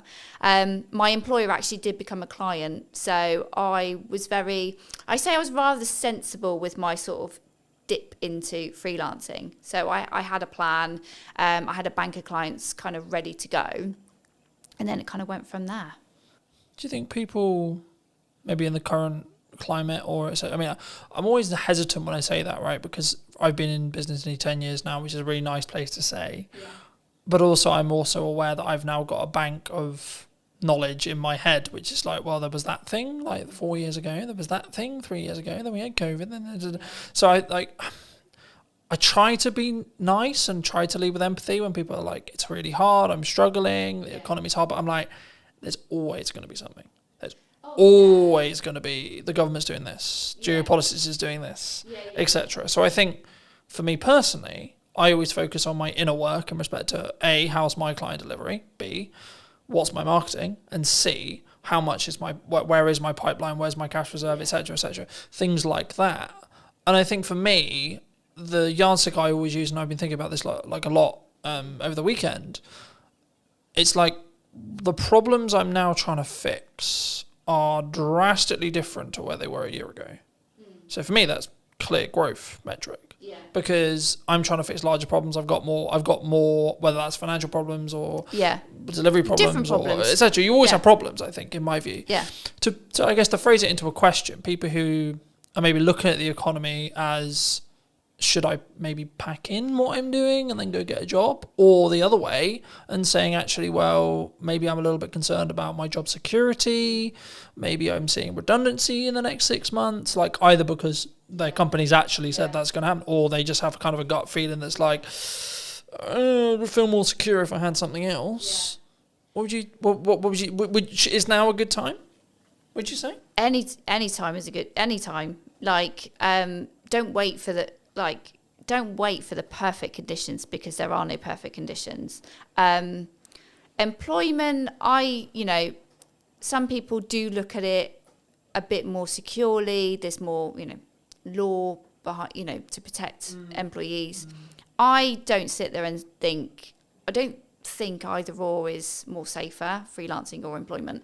I saw somebody post something the other day about, maybe I think they must have gone through a redundancy, and I just sort of commented to say, like, look, don't overlook freelancing, but also don't look at freelancing if you want to get some income in your pocket quickly, because it's not the quick result, unless you've got somebody that has got a project lined up, that they're going to be good payers. But I think that happens because you did the work 3 months ago. Yeah, no, that does. But that's what I'm saying. I'm saying, like, somebody that was like literally, okay, I've just been made redundant, I'm going to jump into freelancing, and it's like, that's fine, but brace yourself. You are gonna financially, you're gonna just.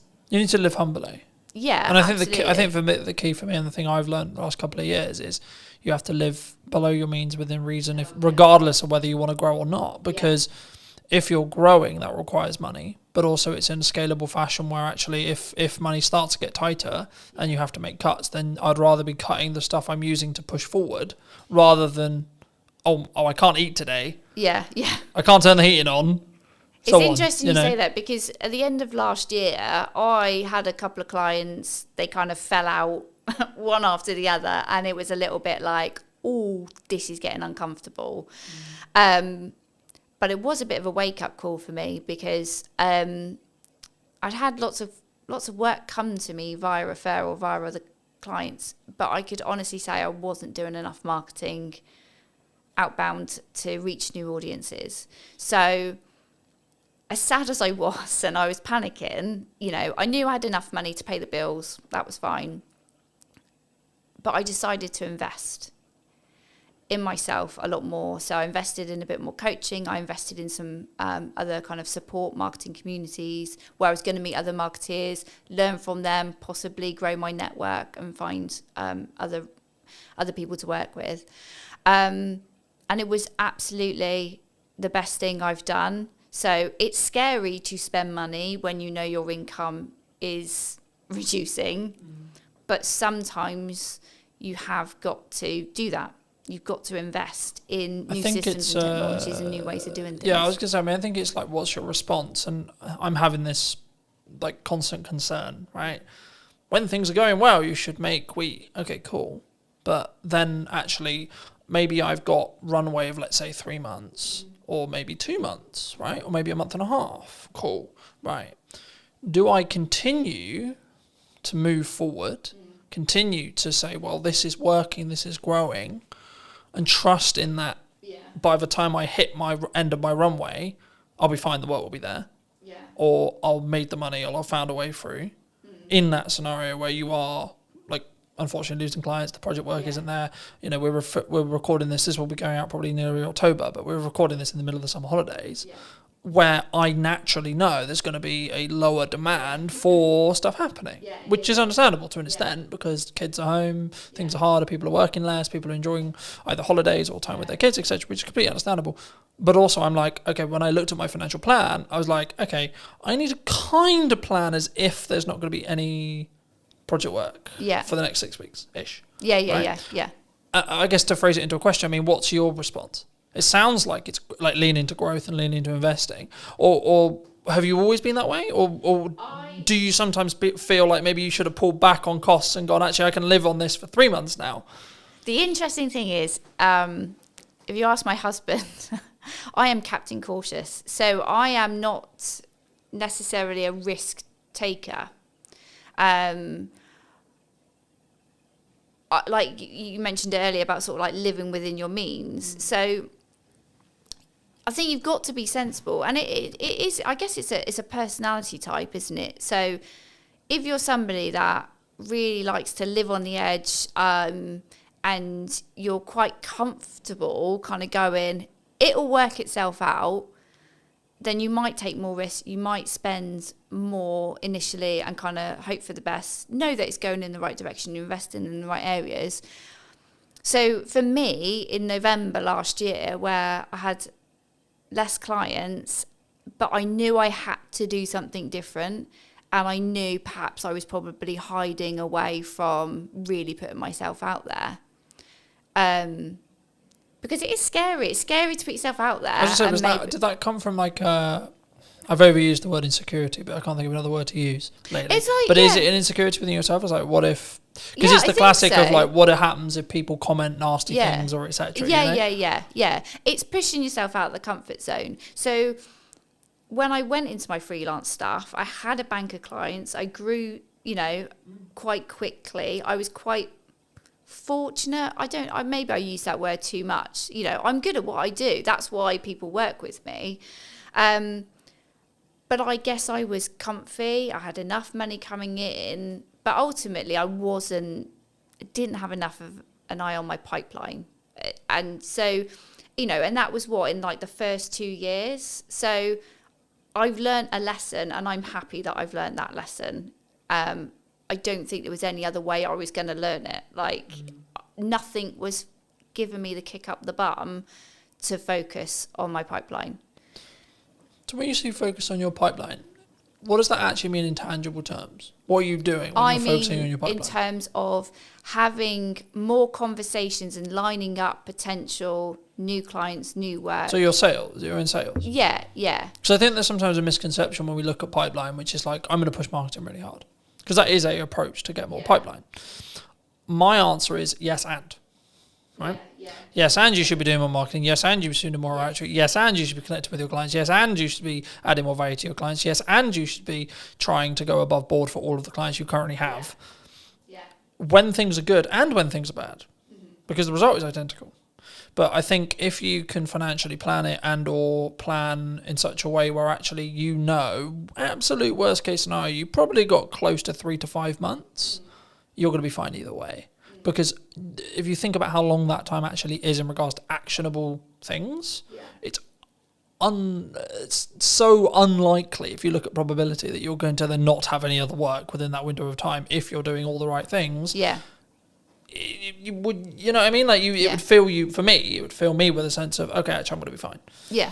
But also I think that comes back to the level of resilience you have, the level of experience you have. And this is one of the issues that I think maybe for starting out freelancers maybe have, is they don't have that evidence in their brain to go, when my back's against the wall, I need to make money. I know I can go in what I call going into the trenches, which is I'm going to have 15 cold outreach messages a day. I have stages. Like for me personally, I have seasons or stages, depending how you look at it, depending on where I see my pipeline, where I see things. When things are good, I lean into marketing as hard as I possibly can and try and add as much value in a short window of time.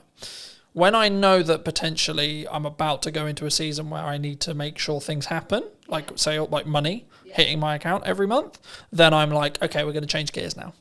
Right? And I will potentially change the content a little bit, and it'll be a bit more pushy, not salesy, pushy in respect to, hey, remember me? But also what I'm doing in the background of that is sending 10 to 15, maybe 20 DMs a day. I'm calling old clients. I'm going back through my old list, etc. to go, hey, what's going on? How's it going? Yeah. For people who maybe are listening to this, how could someone approach it, would you say, if they are in that position? Because it depends on where you are, I think, in business. I think you've got to make yourself as visible as possible, and just put yourself out there. Be confident, be yourself, but put yourself out there. And I would say get out from behind the screen. So it's great if, you know, you're doing all your digital marketing, you're sending your DMs, hopefully you've built your email list and you're reaching out to them and saying, hey, I've got availability right now, grab it. But also it's being seen in person as well. Just try and be in as many places as you can. If you're really like, I need to get some money in this month, you've got to, and be honest. Like, I don't think there's any shame in anybody going, hey, I've got a gap. I've got a gap right now. I need to make some money. You know, my skills are going unused. Like, just be honest, because there are lots of people in the same situation. And like, there's no shame in there's no point lying and going, oh yeah, I'm fully booked until next year, when you're not. Like, that's not paying your bills. So, yeah. I think for me, there's a couple of layers there. The first is, if you're in that position, you need to get yourself out of the hole short term. Yeah. Second position, you need to take the lessons that you got where you got there. Yeah. And thirdly, you need to then understand that actually, even in a year's time, when you've taken the lessons and when you've moved forward and when you've done the money management, and I keep leaning back to money management because that in crux is what will fix the problem long term. When you make money, stash some away. Yeah. When you make money, stash some away. When you make money, so on. And that can, you know, there's loads of ways you can do that. But I think for me, the key is to understand that once you do that, you're then thinking longer term time horizon, but you still have problems. Yeah. You know, I might lose some of my retainer clients tomorrow. I might not. Right? Cool. But what am I doing to potentially get 2 more? Yeah. Constantly. Absolutely. Yeah. So I think sometimes, I mean, I'll phrase it as a question. Do you think marketers can get complacent sometimes? Things are great. Things are good. I think we can. I think anybody can in their role. And I think people have different fears at different times. So the whole thing when you said there about you've got enough work, but you're always thinking about trying to get 2 more. I've definitely had the fear of, well, if I put myself out there too much, what if like there's loads of people that want to work with me and I can't work with all of them? And I'm not necessarily, for me personally right now, I'm not interested in growing an agency. I might have thought that last year, but this year it's like, who cares? If I end up with that problem, I'll find a solution when it comes. Right now, that isn't, it's not a fear to worry about, you know. Right now, it's all about having those conversations and keeping visible and reminding people. Like, I mean, I had a client that I now work with this year. We had a conversation 12 months before, and it wasn't the right time for her to work with me. And then, as soon as she was ready, she comes and has a chat, and that's it. And then we're working together, and we started working together on one particular project, and that project has grown, you know, as a result of continuing to have these conversations. Do you think? I mean, I've always looked at it from more. In some ways, I've seen myself as very unique in the respect of how I market and what I do, but also I've seen it on the other side, which is what I would call more traditional marketing agencies, where they sell marketing service. But they only market their own business when they need work.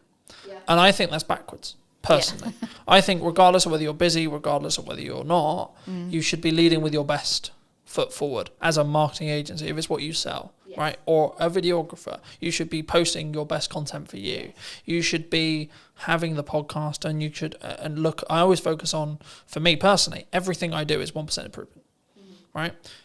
Little thing. How can I tweak the lighting? How can I make it look a bit better? How can I make it sound a little bit better? Etc. And sometimes that has a cost implication. And sometimes that's an uncomfortable cost implication. But I'm always like, is it going to make 1% improvement? Yeah. Because if I plan it in respect to I've got 2 months, let's just say, for example, 3 months worth of runway, by the time that 1% compounds, I'm going to be fine anyway. Yeah. Regardless of what happens with it, I could lose, touch wood, that won't happen, but I could lose all of my clients as of today. and actually I'll still be fine in 3 months because of the compounding effect. Yeah. Because as long as I've got enough cash to live that runway, then I'll be fine on the other side. Yeah. Do you think, is that common in marketing? Do people take their foot off the gas for their own stuff because it's just a application of resources kind of question? Yeah, and this is the reason why I'm a freelancer and people work with me, is because they might give marketing their best effort when they're really motivated. Like I say, they need the sales, they need the income.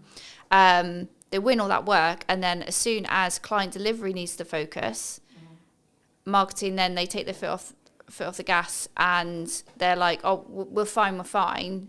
And then as soon as they are then at that next stage of growth, or clients have left them, they then go, all right, well, we'll just switch marketing back on. But that's not how it works. So everyone is guilty. I think everyone is guilty about not marketing themselves enough. And I think you've got to go through some pain to really learn that lesson, and then hopefully you won't make the same mistake twice. But yeah, it's not uncommon for people to ease the pressure on marketing, to kind of, just let inconsistency just kind of bleed in. And that's when you've then got to make a decision. Either are you doing your own marketing, or you need to really sharpen the tools and focus, or you need to outsource that to somebody who can do that for you so that you can put your attention on the other areas that are needing your attention. From a tactics side of marketing, we talked a lot of psychology, we talked about like, should you do it, should you not do it? But from a tactics point of view, what do you think's missing right now? What do you think people are maybe not doing that they should be? That's a good question. I think they're still looking for like the hack, the shortcut. I think they're still kind of thinking, do I really have to do all this? Do I really have to put this effort in? And the answer is yes. So if the business owner, the director doesn't want to, if you're not interested in marketing, if you're not good at marketing, don't do it. Give it to somebody who can. And I will always say to anybody, if they're not in the financial place to outsource, when you are marketing, think about something that you enjoy and that you're going to be able to be consistent with. Don't sit there and go, right, I'm going to post on social media every day. If one, you don't like it, two, you're not going to be there to engage afterwards, and three, you're not actually going to be able to commit to that, because it's just that you make yourself feel like crap. As soon as you don't post that one day, you beat yourself up over it. Find the joy in the work that you do, and if marketing isn't where you find the joy, don't do it. I think it's also a context thing. Like some days I'll post 6 times, other days I'll only post once, right? And it's tangibly, am I in my office or on my office or on my computer? 1. Okay. 2, where am I with client delivery? Do I need to focus for a third of the day on client delivery? Yeah. And I can only put out 1 clip of the podcast, etc. But for me, the key is being consistent, so that if you averaged it, it would be 3 a day. Okay. Let's say for me. And I say that and people go, 3 a day, that's insane. Yeah, but I have a system. Oh, but you've got different channels as well. This isn't like... Well, no, that's on 1 channel. Oh, okay. Fine. Right, so if you times that across 5, then we're talking 15 a day. Oh, okay. But the key is I've built a system. We're recording, to give you a very key example, I don't need to, at the end of the summer, record probably for most, I could probably not record until November and still have a weekly podcast. Yeah. Because I'm so far ahead. Yeah. Now, the issue with that, of course, is if we're talking about current event stuff. Yeah. If we're not, which 95% of my podcast isn't current events, I've got other content to talk about current events, but most of the stuff I have in podcast conversations is workable and will be workable in 6 months to 12 months. So actually, by me batch recording, I'm just banking as much as humanly possible. Yeah. So then if I get really busy with client work, if I have to fix problems in the business, if I have to X, Y, Z's on, I then don't have to allocate resources and time necessarily into the podcast, or I can limit that cost on a month where it is a bit tighter because I'm so far ahead. Yeah. But the key is I'm focusing on the consistency. So, and this is where I've used the analogy of like, you need to make the hay while the sun shines, because if you don't, you'll just be left with sludge. Yeah. And I think for me, the important element with marketing especially is if you're really busy, that's when you should be accelerating your marketing. Yeah. Because then you're actually going to, and even if you don't have capacity, right? So let's say I don't even have capacity, I still am going to push hard on marketing because I want demand in 3 months. Yeah. And actually, I trust that by the time I finish those projects, if I've pushed with marketing, I'll have some stuff left. I'll have some people who are ready.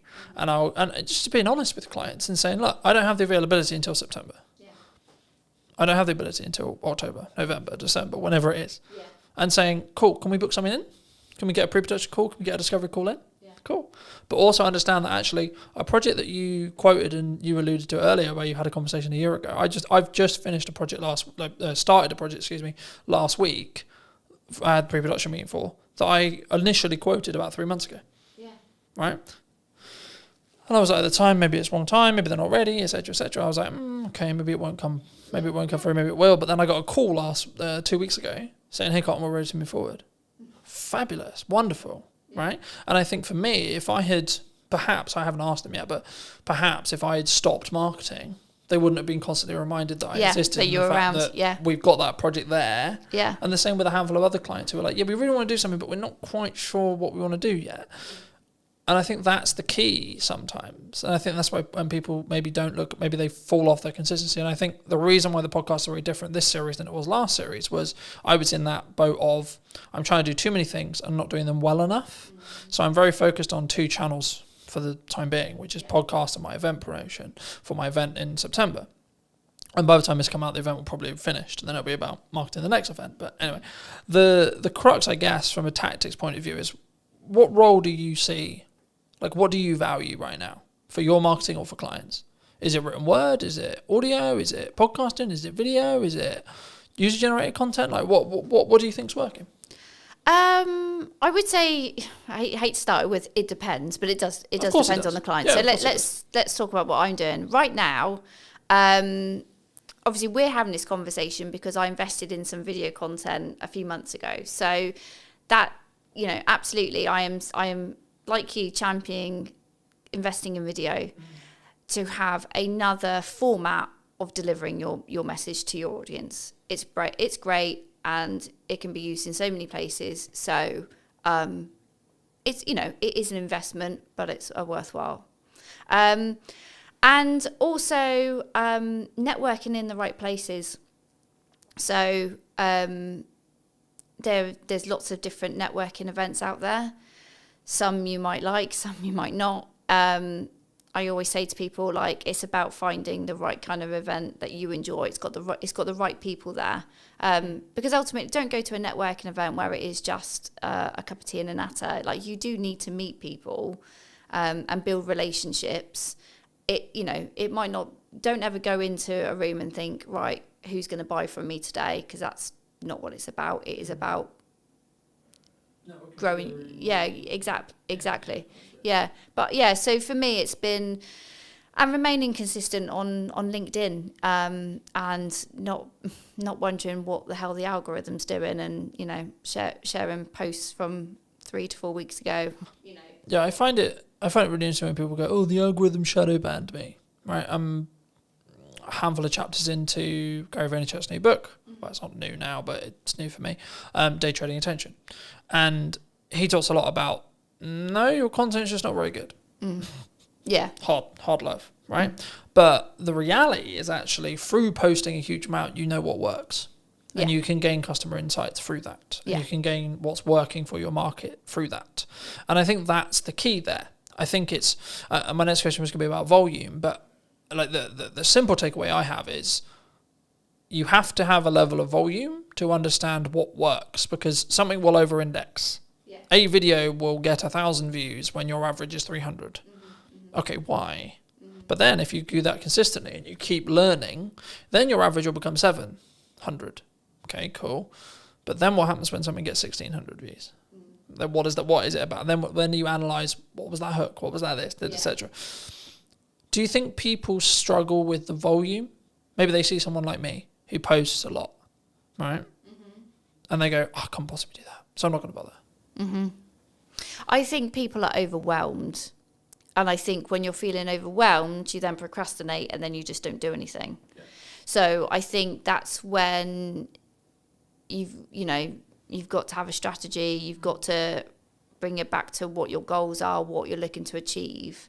And then utilize someone like me who can kind of say, like, look, if we can do this one thing, so let's say invest in video, these are all the things that we can do with the content from that video, not just the physical video itself. And these are all the places we can put it. And it's not about constantly thinking about new ideas and new things to say. It's taking one piece of content and repurposing it and making it relevant for the different channels. That's where you get your visibility is amplified, but your effort is you haven't had to invest less than it could have been. Exactly. So I think people do panic and feel overwhelmed, and then that's when they just don't make a decision. And that's where you do need an expert then to kind of say, like, look, it's not, you don't have to be overwhelmed. This is the plan. This is what we're going to do. This is how it's going to be used. But ultimately, you just need to sit in front of me for 45 minutes and talk about what you do. Yeah. Easy. Where does AI fit into this? Because a lot of people are scared about it, right? People think they're going to take their jobs. Yeah. They're going to be out of a job. The robot's going to take over the world. Yeah. What do you think? AI is a tool. There are all tools to help you be more efficient, but ultimately they can't replace human creativity. I've heard some people talk about, AI is for lazy people. It's like, it's not. If you want to use AI correctly, you've got to invest the time. You've got to invest the time in understanding how these tools work and how you get the most out of them. And that is not just by going, Chat GPT, please write me a blog about X, and taking that and posting it. Like, no. It's a bit like, I don't know, I was thinking about this today. Like a sat nav, okay? So a sat nav is a tool that tells you how to get from A to B. It's really great if you have no idea, but also you could work out using a map yourself, but it takes a little bit of the thinking time away from it. But you might also just want to go for a drive and enjoy whatever route you decide to take that day. So it's not, AI isn't there to replace what people do. And I think businesses that are looking at AI and going, I don't need to hire a copywriter, I don't need to hire a videographer, or I don't need a person to do something because I've got a tool. You're kind of missing a point there. If you're looking at it just from a cost perspective, you'll learn a lesson very quickly that basically what you've turned out is a load of rubbish. I think it's, from my point of view at least, right? I think for me, it's understanding what tool is best for the job. And the analogy I've started using used to be, you don't want to necessarily put up shelves with a hammer, right? But actually, it's actually more, I think now, you want to sharpen the knife before you use it. AI can help you sharpen the knife, but you still want to be the one using it. And I think for me, the key, I guess, in that is actually, and this is where I think the trend sort of shifted originally, because originally it was, we're all going to be out of jobs because of AI. I think in reality, which I agree with, which is where the trend went, which was people who utilize AI as a tool are going to output more, be more efficient and be better than someone who doesn't. So in turn, it's human v human again, right? Yeah. And I don't like saying human v human because it implies that everyone's a competitor, sure. But for me, it's actually more about it's you v you and focusing on that mindset, just on a mindset shift really quick. But for me, I see AI as maybe a leveler or a tool rather than, it's going to take my work. If you're in a corporate landscape and your client's looking at you and saying, we need to cut some costs, or we're going to cut some costs and we're going to get an AI agent to do the thing you were doing. Okay. Ask yourself what you can control about that. The answer is probably not much. and then ask, actually, well, did the client actually value what you were doing as much as they probably should have done? Or actually, in the nicest way possible, are you actually that good? Are you actually better than a computer? Yeah. Right? And that's harder one to ask ourselves, I think, because we then have to be vulnerable with ourselves. We have to say, hold on, shit, I might not be. Yeah. Right? Do you think you're better than a computer? Yeah. Yeah, because the computer. And if so, why? Well, the computer hasn't got all that experience that I have picked up and all those situations and scenarios I have been in where I've had to think, what we're going to do about this problem, what we're going to do for this campaign, and pivot and react. It's not, that's not what AI is built to do. But AI is built to do what you tell it to do.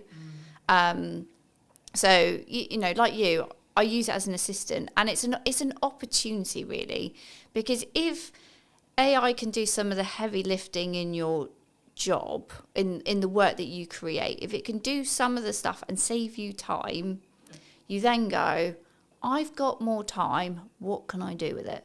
And whether that is I can take on a new client, great, more income, or I can upskill in something else. I can use my brain in a different way. And I think that's the way I'm sort of looking at it.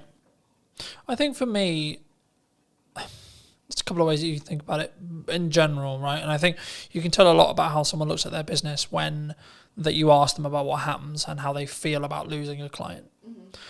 My perspective personally, as someone who's been in business for a while, long enough to, I would hope, know what I'm doing, I would say there's a couple of ways you can look at it. You can go down the road of, that's a shame, but I added the value I could, I did the best job I could. And if you're being honest with that, then actually, what are you worried about? Because if you genuinely did the honest thing, and it might just be they have to cut some spend to stay alive, and you happen to be the thing on the cutting block. Now that you can go into the psychology of how much they value it, and if you want, sure. So there's that approach. A. B. Cool, I've got that time back.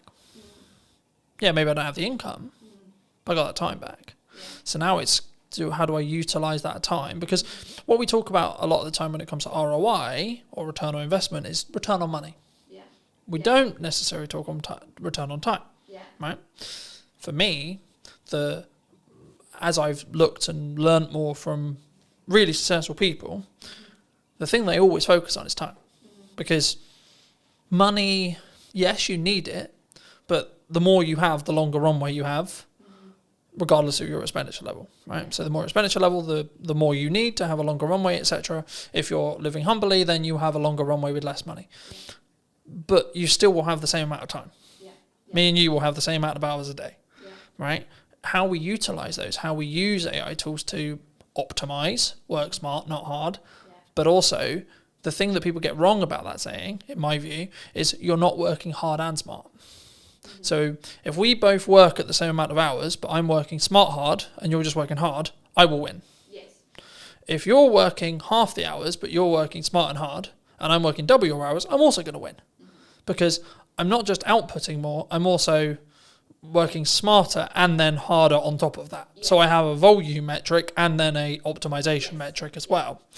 I think the key sometimes what we do in marketing and sales is we don't necessarily look at, it is a volume game, it is a quality game, but you get to those results, as I was alluding to earlier, through volume, because you don't have metrics otherwise. We can sit here theory, right? We can say, this is a good idea, this podcast is going to do really well in theory. Or I can tell you, I know it's going to do well because the last 15 episodes have had consistent growth of 2%. Okay. So now I know by the time this comes out that it will be however much further down that line, as long as I continue the trajectory and continue the learning that I've got. But also people, what they don't count in when they have a podcast or something like this is also the knowledge they gain from the guest and the knowledge exchange we have. So actually what I'm doing is I'm creating content out of it so I can go to many, but also in our one-to-one conversation, you might say one thing to me that I might go, actually, hold on, I could implement that. And actually, what's the knock-on effect there? So it's not even, because I think sometimes we go, oh, it's got 3 views, right? Especially when you start out with a video. Oh, it's got 5 views. Does small numbers of views matter in marketing?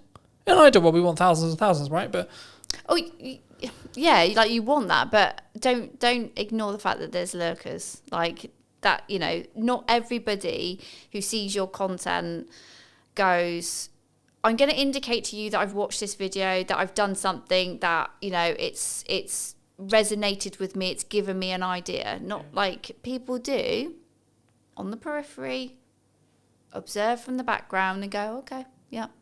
And they don't show up in the engagement, you know. And if you just only focused on, you know, analysing your engagements, comments, likes, all that kind of stuff, you go insane. You know, you need to be having the conversations outside of it. So, yeah, okay, people might have looked at it, but what else are they doing? How else are you engaging with them? And that's where it's like, you can't focus on one channel. You can't focus on posting one video. Like, you know, those 3 people might have seen it, but what else have they seen? What else have they digested?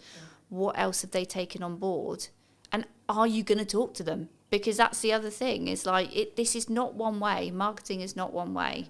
You have to create that dialogue, find out, dig deeper. Get them to know you, you know. It's like, you know, today we're here, but we had a conversation before. And so it was great to, you know, understand what we were both thinking, have a, you know, chat around a conversation, so that you obviously felt like, oh yeah, I think Gemma would be interested on the podcast. And I obviously feel comfortable being interviewed by you. I think sometimes, I think it depends on the context, right? Like if you're fortunate enough to get a guest who's quite high profile and they've done 100 million podcasts and they're very good at very quick rapport building, different conversation. But also, to be fair, you may not have a longer term relationship after that podcast episode, because in most cases they're there to film their half an hour section with you, or 45 section with you, that they're also going to use as content, and then that's it. That's the transaction. Cool, I'll come on your show, but I'm going to film it so I can cut it out for my socials. Cool, sick. But actually, potentially what we're doing is what I've now replaced networking with, because in the nicest way possible, networking is incredibly good when you're not time poor. Yes. When you're incredibly time poor, it's not overly efficient unless you're in the very targeted specific room, and that's specifically what you really enjoy doing. Everyone thinks, well, some percentage of people think I mock networking. I did networking for nearly all of my business, and I still do now. I do it slightly differently now because I'm very focused on content delivery. But the reason why is because I sell content delivery service. So for me, the highest return on time, energy, and resources is content delivery, because it allows me to hit every single bucket I want to hit. But also, something which I was doing when I was networking and doing content, and this was I was doing them all poorly. Instead of doing one incredibly well and reap the rewards of doing those things well, I was actually trying to do all of the things really badly. So I think maybe as a takeaway, do you think people should do lots of things? Or do you think people should just focus in on, actually, I really enjoy talking to people, so I'm just going to go to networking and talk to people? I think the joy, doing something you enjoy is one part of it. So don't, you know, if you're doing something in marketing that you really feel uncomfortable and it's not your bag, find another way of doing it. And if that's outsourcing, or like if you've got a firm of people and somebody else really enjoys networking, make them the person that represents the firm out in public. Oh, just lost my thought then. So you were asking me about, should they do lots of things? Should you do lots of things? Yeah. Or should you just narrowly focus on, so I'll give it, so Alice Mosey would say, you just do content. Yeah. You just do ads, you just do networking. You pick one, and because you have either decision fatigue or optimization fatigue or etc. or performance fatigue, in when you're trying to pivot from, I'm going to do content, then go do networking, then go do this, then. So, yeah, my answer would be no, don't just put all your eggs in one basket, because I don't think that's efficient. And again, with my B2B buyer's hat on, they won't make a decision. They won't get to know you just through one channel. So you need to be in other places of where your prospects are going to be. You need to, because they need to hear from you directly, but also they need to hear from other people that have worked with you to kind of you get that stronger credibility and it's built up quicker when they can hear from a third party who might be a client or might be an advocate, to hear what it's like to work with you, and then to really kind of think, yeah, okay, this is a company I think I want to engage with a bit further. So I would always say, like, no, you can't just focus on one area and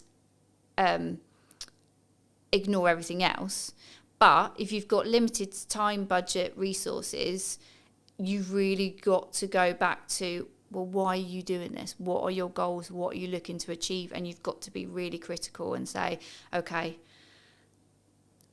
I want to grow the brand. Okay, I'm going to focus on these activities. But if it comes back down to a goal, then you've got to focus, and then you've got a reason to help you make a decision. Like, decision fatigue happens when you probably don't really know what you're trying to achieve. I also think we don't give ourselves the time window. Sorry, I was alluding to it earlier. For the next 3-ish months, but just under 3 months, I've got 2 focuses. Podcast, event. That's it. Yeah. Nothing else. Everything I do is in one of those 2 buckets. Yeah. The byproduct of me doing that is I'll probably win more production work, I'll probably win more marketing work. Cool. But the main 2 content focuses is those 2 areas. Yeah. Now, after the event, when there's a bit of downtime between the event, I might add another one for 3 months. Yeah.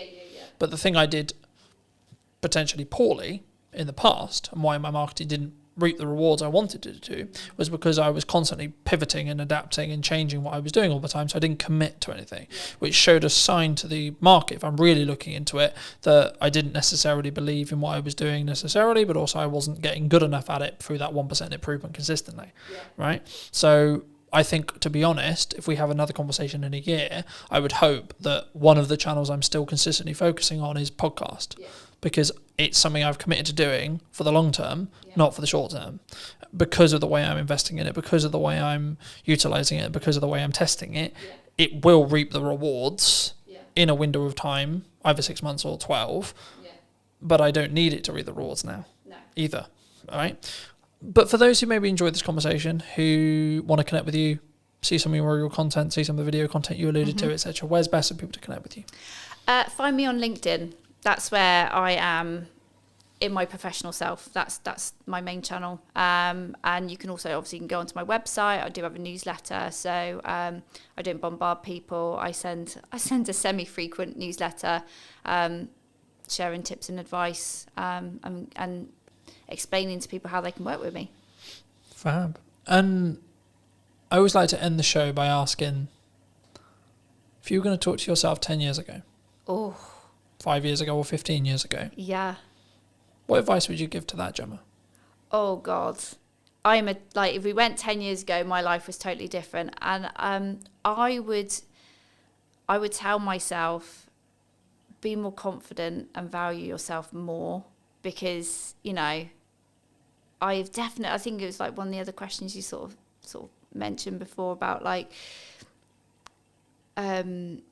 what have I sort of like learned, and it's like I've learned that initially at the start of my freelancing journey I was massively undervaluing what I do, so it is definitely confidence and just fucking go for it. Thank you so much for the time, Gemma. Thank you. It's been good. And if you did enjoy this episode and would like to see more like it, then I'll be back next week with a brand new episode.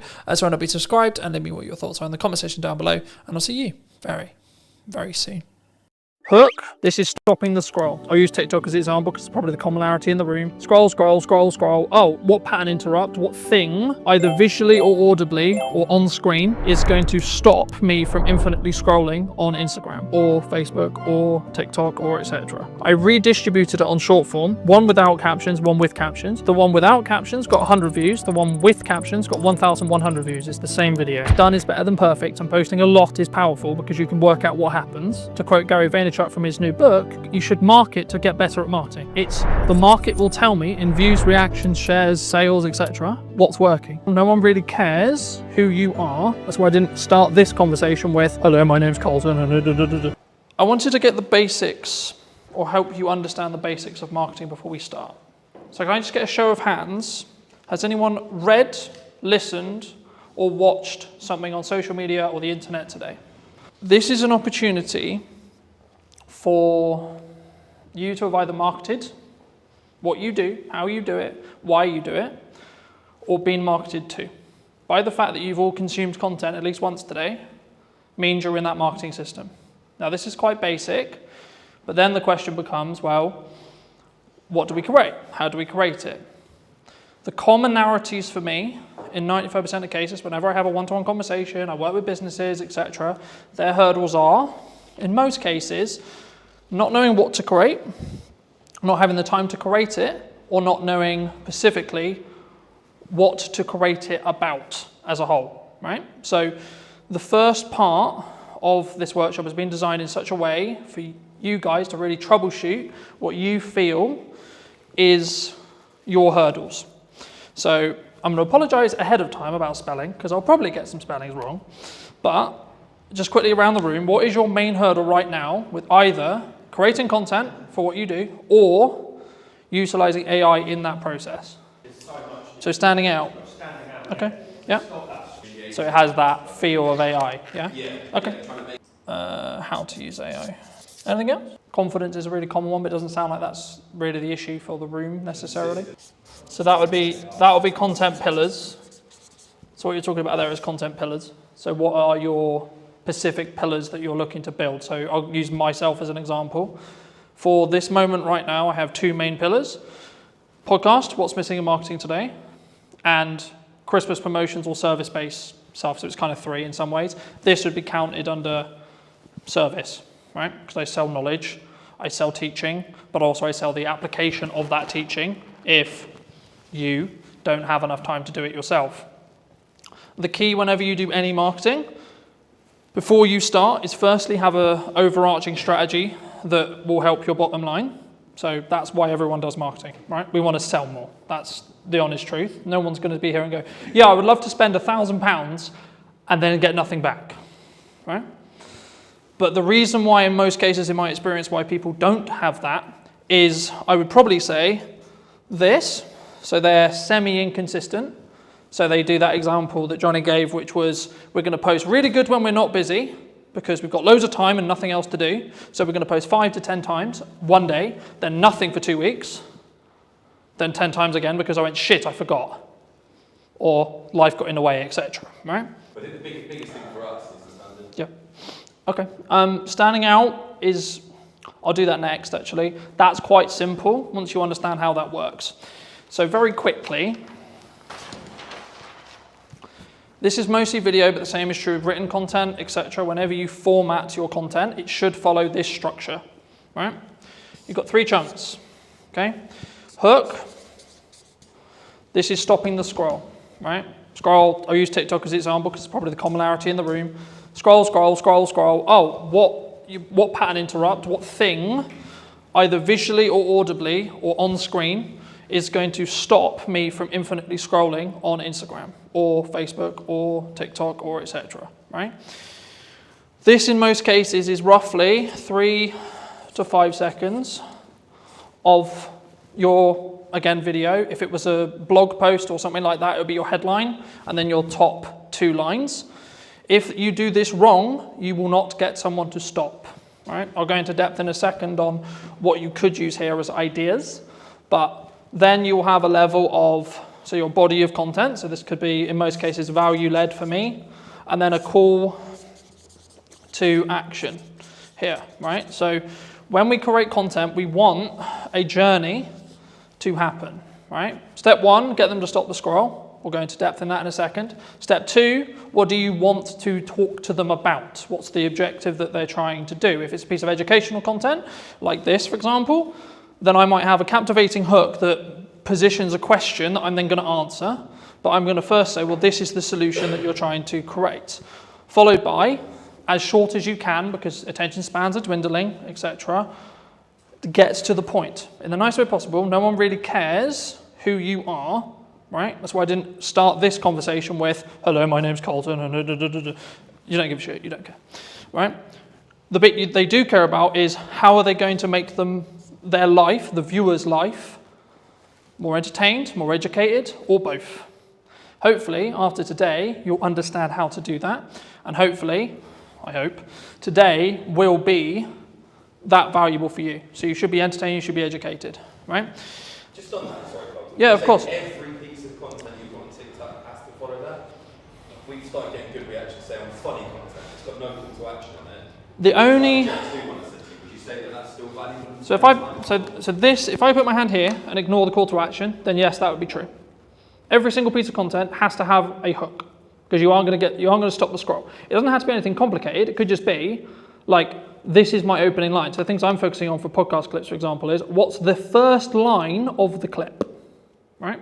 And because you'll see it as text, you're going to go, oh, so one that did really well was from Maddie's podcast a little while ago, and I was talking about how did I not become a drug dealer because I was dyslexic. So the opening line was, I'm surprised I'm not a drug dealer. So if you saw that on social, you're probably like, hold on, what the fuck? But then I gave the context, right? Straight away, here. So ideally, it should follow this format, yes, in every post. So you would say for us to stop messing around and spending half an hour filming a Jet 2 on trend TikTok with no value? So this is mostly for thought leadership. I will come on to trends in a second, because trends is a little bit different, and it depends on where it sits in the funnel as a whole, overarching. But this is mostly focused around B2B thought leadership stuff. But you could also do it for everything you do as well. Because if you follow this format, it's a known format, right? We were talking about marketing funnels yesterday. This is a mini marketing funnel that then leads on to your, so this could just be, so for example, a lot of the content I did for this event was, here's the thing I'm going to talk about. Here's the value I'm going to add. Hey, if you would like to see more like this, come here today. Yeah. Happy days, right? Or try and blend the trend in almost, like the Jet 2, yeah. We could have finished it with, come and grab your pint here, yeah. It's happy hour.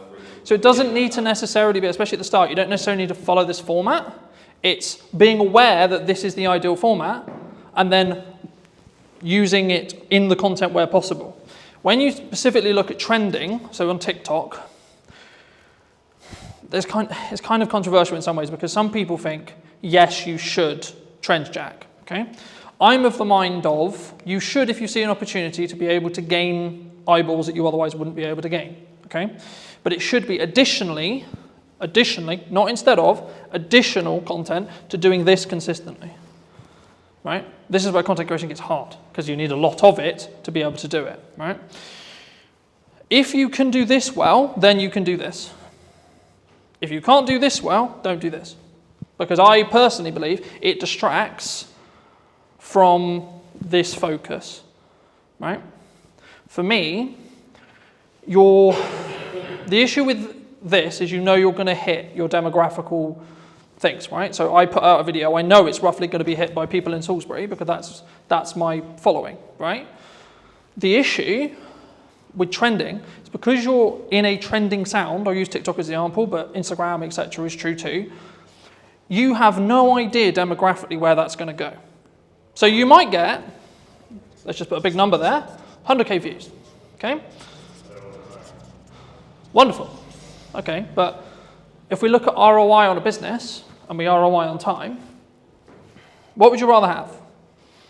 100 views to 200 views on something like this, or 100k on a random video that's actually mostly spread across the Philippines, China, America, the UK, so on.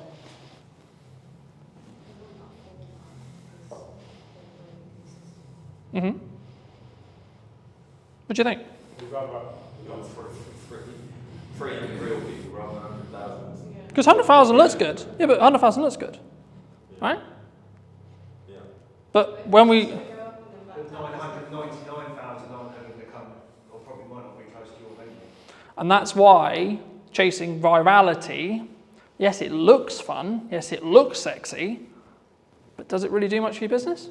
I'd much rather have consistent of the right people at 200 to 300, maybe up to 1,000, but I know that each one of those views is going to potentially mean that I get more people sat in a room, I have more people to work with, I have more people I can help in my location, or in your... How do you do that location on TikTok?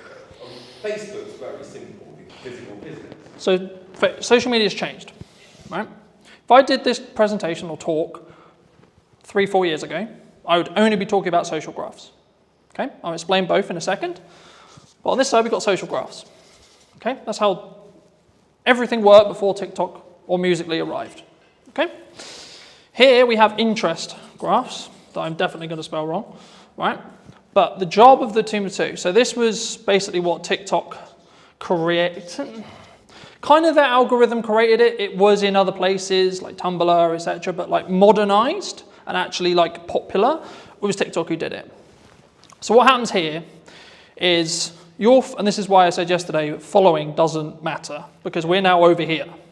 But just for those who don't know, socially, what happens is I would follow someone. I would like, share, or comment on their post, right? This would send or say to the platform, hey, cool, this person likes and enjoyed this content. Cool.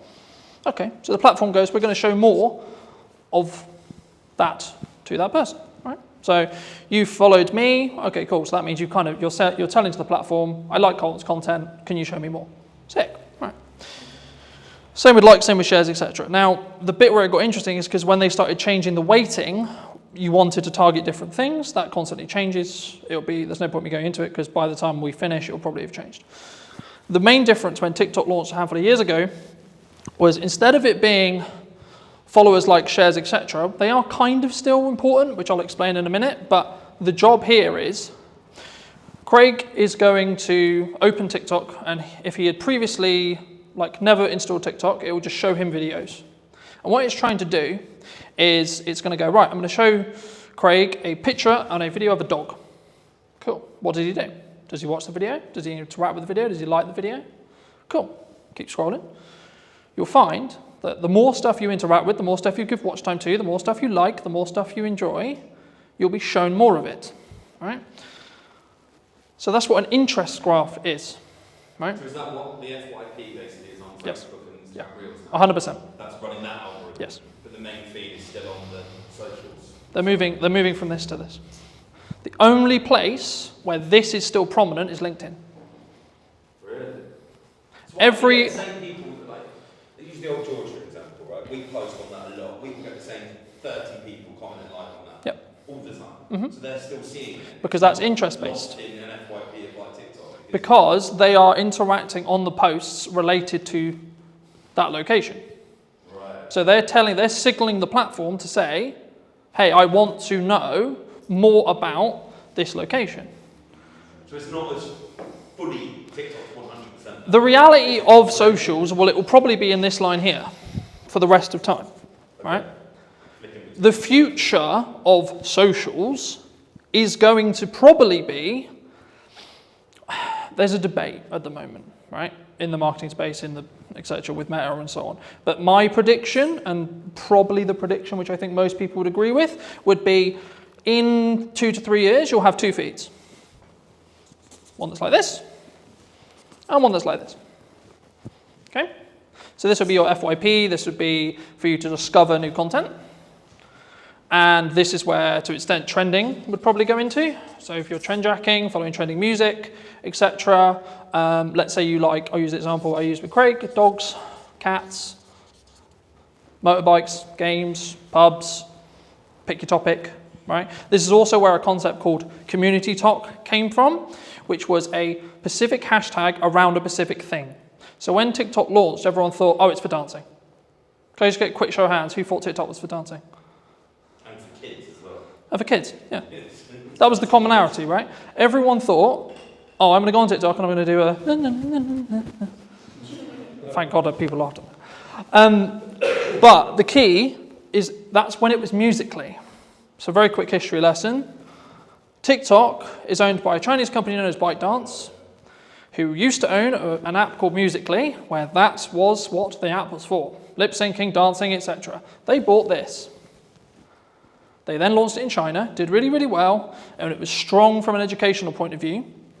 And then it moved to the West, and it became interest-based. But what they didn't realize was that interest-based would work so well, right? And that's why you're seeing, in the last couple of years, Instagram Reels launched, standalone, short-form feed that scrolls forever. Facebook launched, scrolls forever, so on, right? Even LinkedIn's now doing it. LinkedIn will probably have a video-only feed that's interest-based. The only post that will be social graph based will most likely be carousel or image posts where you tag. So Johnny came to my event today. Thank you so much, Johnny. Do you want to tag you? Cool. How that quickly works, if you tag someone on socials, on a social graph, so this is mostly around LinkedIn, and they don't interact with it, it will be buried as a post, is the current conversation with the algorithm, right? And the reason for that is it stops people going, I'm going to tag whoever I want because I'm going to tag David Beckham in my post just to get more views on my post, right? Because unless David Beckham actually connects and actually, comments, likes, does something related to the post, it doesn't confirm that that actual connection happened. Because you need to remember, LinkedIn specifically is a recruiting platform. That's what it's designed to do. It's designed for you to get a job. Any questions on anything I've discussed so far? So the next thing I'll go into very briefly is creating a content ecosystem. I'll use mine as an example, and then we can go around the room and see where the holes are and see if I can help fill them. My content kind of evolves around, in most cases, 2 long-form pieces. So it could be an educational piece like this, or my podcast. So for this conversation, it'll be a podcast. So this is an hour to 45-minute conversation between myself and a guest of choice, right? So most cases it'll be talking about marketing, could be talking about trends, could be talking about very similar to this. But you might say, okay, well, who's going to sit and watch the 45-minute presentation? Quick show of hands, who would watch a 45-minute presentation? It was interesting. Okay. If I'd been booked by, I'm sure. That's the key. Okay. So what most people do, and the reason why most people don't do it, is because they don't have the self-worth and self-belief to be able to put this 45-minute conversation out and it to get 2, 3, 10 views. What 95% of people should be doing is creating this, and then using it to fill their socials, right? I'll show you in a minute. And that's when you get like when you scroll through on YouTube. Yeah. So that's called, that is basically about how you structure your short form, right? So very quickly, short form. I'll show you how to use AI to create 20 plus pieces from each one of these, because I do it, right? Every week I do it. For you specifically, you could talk, I'll use an event that you're running for an example, okay? You could talk about every single unique selling proposition and every single thing about the event that you think is really good, okay? Like a Q&A almost. Yeah, with your staff. You get someone to ask you questions. Okay. What's it going to do, film it, chop it down, and then put it. And you don't have to film it the way I would film it, with multiple cameras and pro audio and this and this. I literally mean, right, a phone on a tripod, looking at 2 people, right, stick person, wonderful, another stick person, you can tell I'm not an artist, right, 2 people having a chat, wonderful, okay? That will fill your socials, okay? Because it's this long piece here. Could be anything.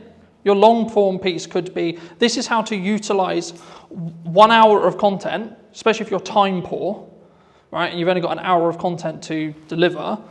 You can film it once, then distribute it into short form. You're probably good for a month. And then if you want to hire an editor, like I do, I get a custom trailer made for each podcast. Some of you would have seen them. If not, go on my socials. There's one every week, right? And that is designed for the hook, which I showed you earlier, on the front of the podcast specifically. So that's meant to hook you in, show the best parts of the conversation, etc. if you come to the whole hour. But also it allows me to be on social media with short form. So by the nature of how the trailers are designed, I'm naturally going to get a higher retention chart, which will look something like this, which means people are watching the whole video, which in 95% of social media cases, if people watch up to 100% of a shorter video, less than a minute, it will then be served to multiple audiences, right? I'll go into that very quickly, but just quickly on this. Once you've got short form from this 1 hour, you can then do lots of stuff with it. You can pull out the audio and have it as a standalone audio podcast, right? You could also get it transcribed, and then using tools like ChatGPT, you can get it into blogs, etc., in your own tone, etc., right? And then also, you can then take that blog, turn it into 20 tweets, 15 tweets, right? Or standalone social media posts on their own. Hey, in this conversation, it doesn't even have to have the video, you can just take some pictures afterwards and say, in the conversation we'll be releasing next week, we talk about X, Y, Z, right? This is a very key example of hooks don't have to be anything. You need to do them to then see what works for your audience. Because what works for me is not going to work for you, and vice versa. So that's a social question. 95% of the time, socially, we watch videos in our breaks, when the kids are asleep, etc., right? So you don't want... Yeah, so or the telly's on or something else is on. So in a social scenario where you wouldn't necessarily want to blare out your reel, but you still want to know what's going on, right? And just to give you some numbers behind this, I re-edited some Christmas content that I did, I think about 4 years ago. I redistributed it on short form, one without captions, one with captions. The one without captions got 100 views. The one with captions got 1,100 views. It's the same video. Okay, that's a 10x difference in views with one change. And this is how I'm starting to test stuff. The one thing people get wrong with marketing all the time is they go, this is our ideal profile, this is the person we're trying to talk to, and I know what they like. Do you? You may have known what they liked 2 years ago, but is that what they're into now? Does your ideal profile change through time? Mine does. Personally, my content consumption habits and what I consume will change on a weekly basis. When I want to go really deep on AI, I'll be watching nothing but AI stuff. Okay? When I want to go really deep into content and delivery and how to do it, shift again. So on an interest graph, my feed is going to change dramatically across 2 weeks. On a social graph, I'll probably get some of the same content. So on the Look into the terms and conditions of TikTok, you'll be scared about how much it knows. Well, this was actually a big problem a couple of years ago where I was aware of it, where people would be watching a specific video. So I'll give an example where like maybe it's a motivational video or like maybe they're feeling a bit sad, etc. They're watching something that may be a bit sad. And what the TikTok algorithm did, and they got in a lot of trouble for this, but they would then start feeding more and more, and you would go down this loop of negativity, right? Like I don't want to go into detail on it today, but it's the same with like the quote red pill spear, right? You are fed what you watch. So people are like, oh my God, my TikTok's so annoying because it only shows me X, Y, Z. I'm like, okay, A, log out, reinstall the app, watch stuff that you don't want, like so watch the stuff you want, and then the algorithm will catch up. Or just when you're on the socials, just stop consuming and interacting with the stuff you don't want to see more of. Or search what you do want to see. Yeah, or manually go in and search, I want to see pretty kittens. I want to see dogs, I want to see positivity, I want to see quotes, I want to see etc. To start, put your video everywhere. Put your blog everywhere. Put your piece of content everywhere the same way. Because the first thing you need to get into the habit of is doing content consistently and getting consistent, right? Because that's where the results will come from. And concentrate on video. I focus on video because it's my best, like building off Emily's point, it's my best way of communicating, and it's what I will also consume, and also I know the power of being able to leverage it because I can use it a million ways. Some people say I don't want to be on video. Okay, that's okay, don't be on video then. But if you're a good writer, then write. Okay? Like, you don't have to reinvent the wheel. The content quality will always rise to the top if you're A, consistent, B, talking to your target demographic, and C, adding actual value. Not fluff, not this looked nice, this was wonderful. The goal for me today is to give you as much valuable the stuff you want to learn as much as possible. That's it. That's my only objective today. Very quickly on how like algorithms work in most cases. This is a video algorithm, but the same will be true in blogs, the same will be true in articles, and you can swap the words. So whenever I say video, there is a similar algorithm for every other form of content and will work very similar to these principles. Okay? So when you post a video, I'll use Instagram Reels, for example. This is your video. Okay? The first thing it does is it will send it to, these numbers are rough because they change every week, right? And we actually don't really know. It's roughly about 10%, maybe lower, maybe 5% sometimes, of your audience. Okay? Now, depending on what happens will then depend on if you get a new audience or not, right? So in most cases, if, let's say this video is I don't know, 30 seconds, okay? If someone watches up to 25 seconds of that video in this seed audience, so this is called a seed audience. The job of a seed audience is to tell the algorithm, because it doesn't know what all it knows is you uploaded a video. Wonderful, it can see what you said in it, because it can pull the transcript, etc. It doesn't really know what the video is, it just knows you put a video out. Sick. So what it does is it sends it to the 5 to 10% of an initial audience that it believes will enjoy this piece of content from what it learned from the title, the media data, or the post, depending on what platform you're on, and then what's said in the video. And then depending on what happens with things like watch time, likes, a key one on Instagram, especially right now, if you save or share it, because this is where understanding each platform is really important. So Instagram specifically is designed for people to share videos around, share posts around, because it's a communication platform. It wants people to communicate with each other on it, not just consume content, but have content as part of the ecosystem, so that, oh, I really like this video, so I'm going to send it to Paul, right? That's what the algorithm wants me to do. So sharing/saving, coming back later. And depending on how well these combinations, and the weighting changes, that's why I'm not focusing on specific weighting, but the weighting will change. Depending on what happens will then change how much of an audience, what that audience is, and what the size of the audience is. So when things go viral, what's happening is this. So it's going, initial post, okay, cool, it did well. Sick. All right, first audience, did really well. Then there'll be a bit of a plateau, maybe for half an hour, maybe 30 minutes. Then another one. Did it do well again? If so, and so on. And eventually, it won't have a good reaction. And that's when it will stop. But if you can keep that loop, so there was a trend a little bit ago on TikTok where it would be a 2-second video with a load of text on it. Why do you think people did that? They were farming watch time. Because it's a 2-second video. So TikTok was going, is people who watch this video in that seed audience watching the whole video? Because it's 2 seconds. But to read it, you need about 15 seconds. So actually, the percentage watched on that video was close to 500%. So TikTok went, oh my God, 500%? So people are watching this video 5 times? Cool, we'll send it to loads of people. Now, they got on top of it because they realized that was the game. But for a long time, it showed a very clear example of how your seed audience can snowball your views. And it will copy the audience. Because every single algorithm wants to understand and wants... Okay, no, I'll ask you. Before I tell you, I'll ask you. What do you think the job of an algorithm is? To keep people on social media. For example. What does every single social media platform want? Eyes on it. How do they make money? So the sin, you could say, is taking people off platform. Because Instagram doesn't make money if you send them off platform.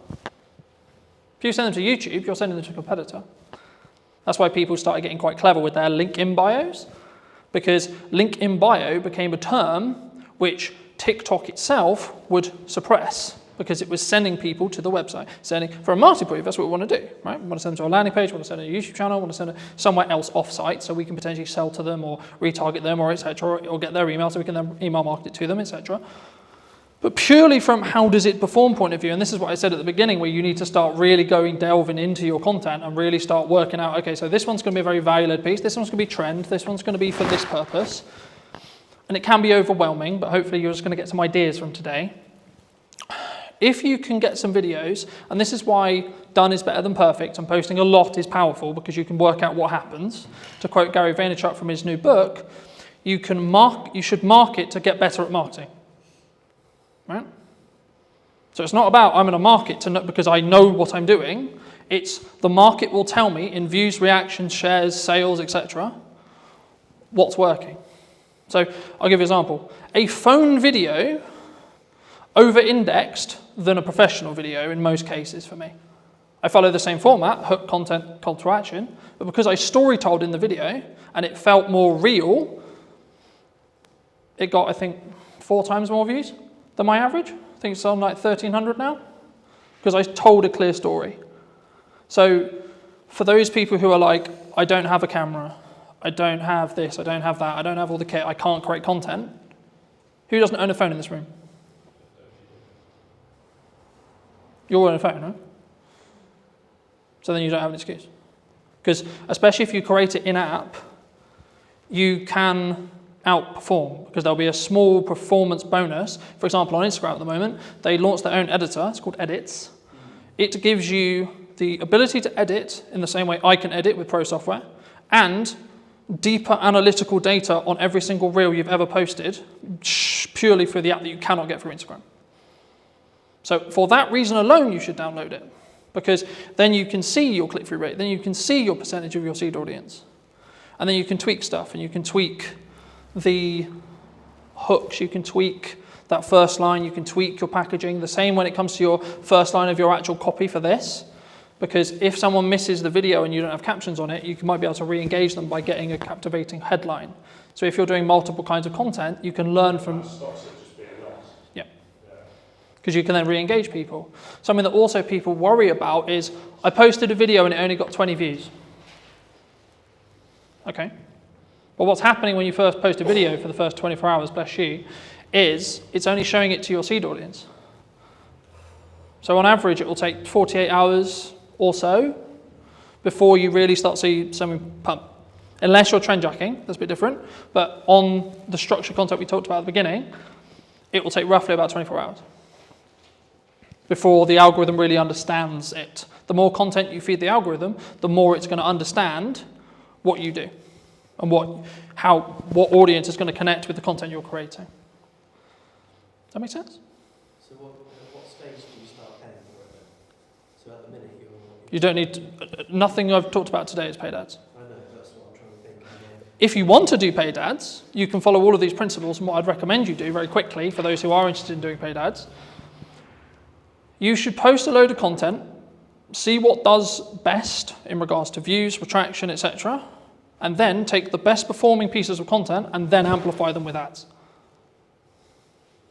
Because then you don't have a question mark on whether the creative or the video or the blog or the post, etc., is actually going to do well or not, because you already know, because it did well organically.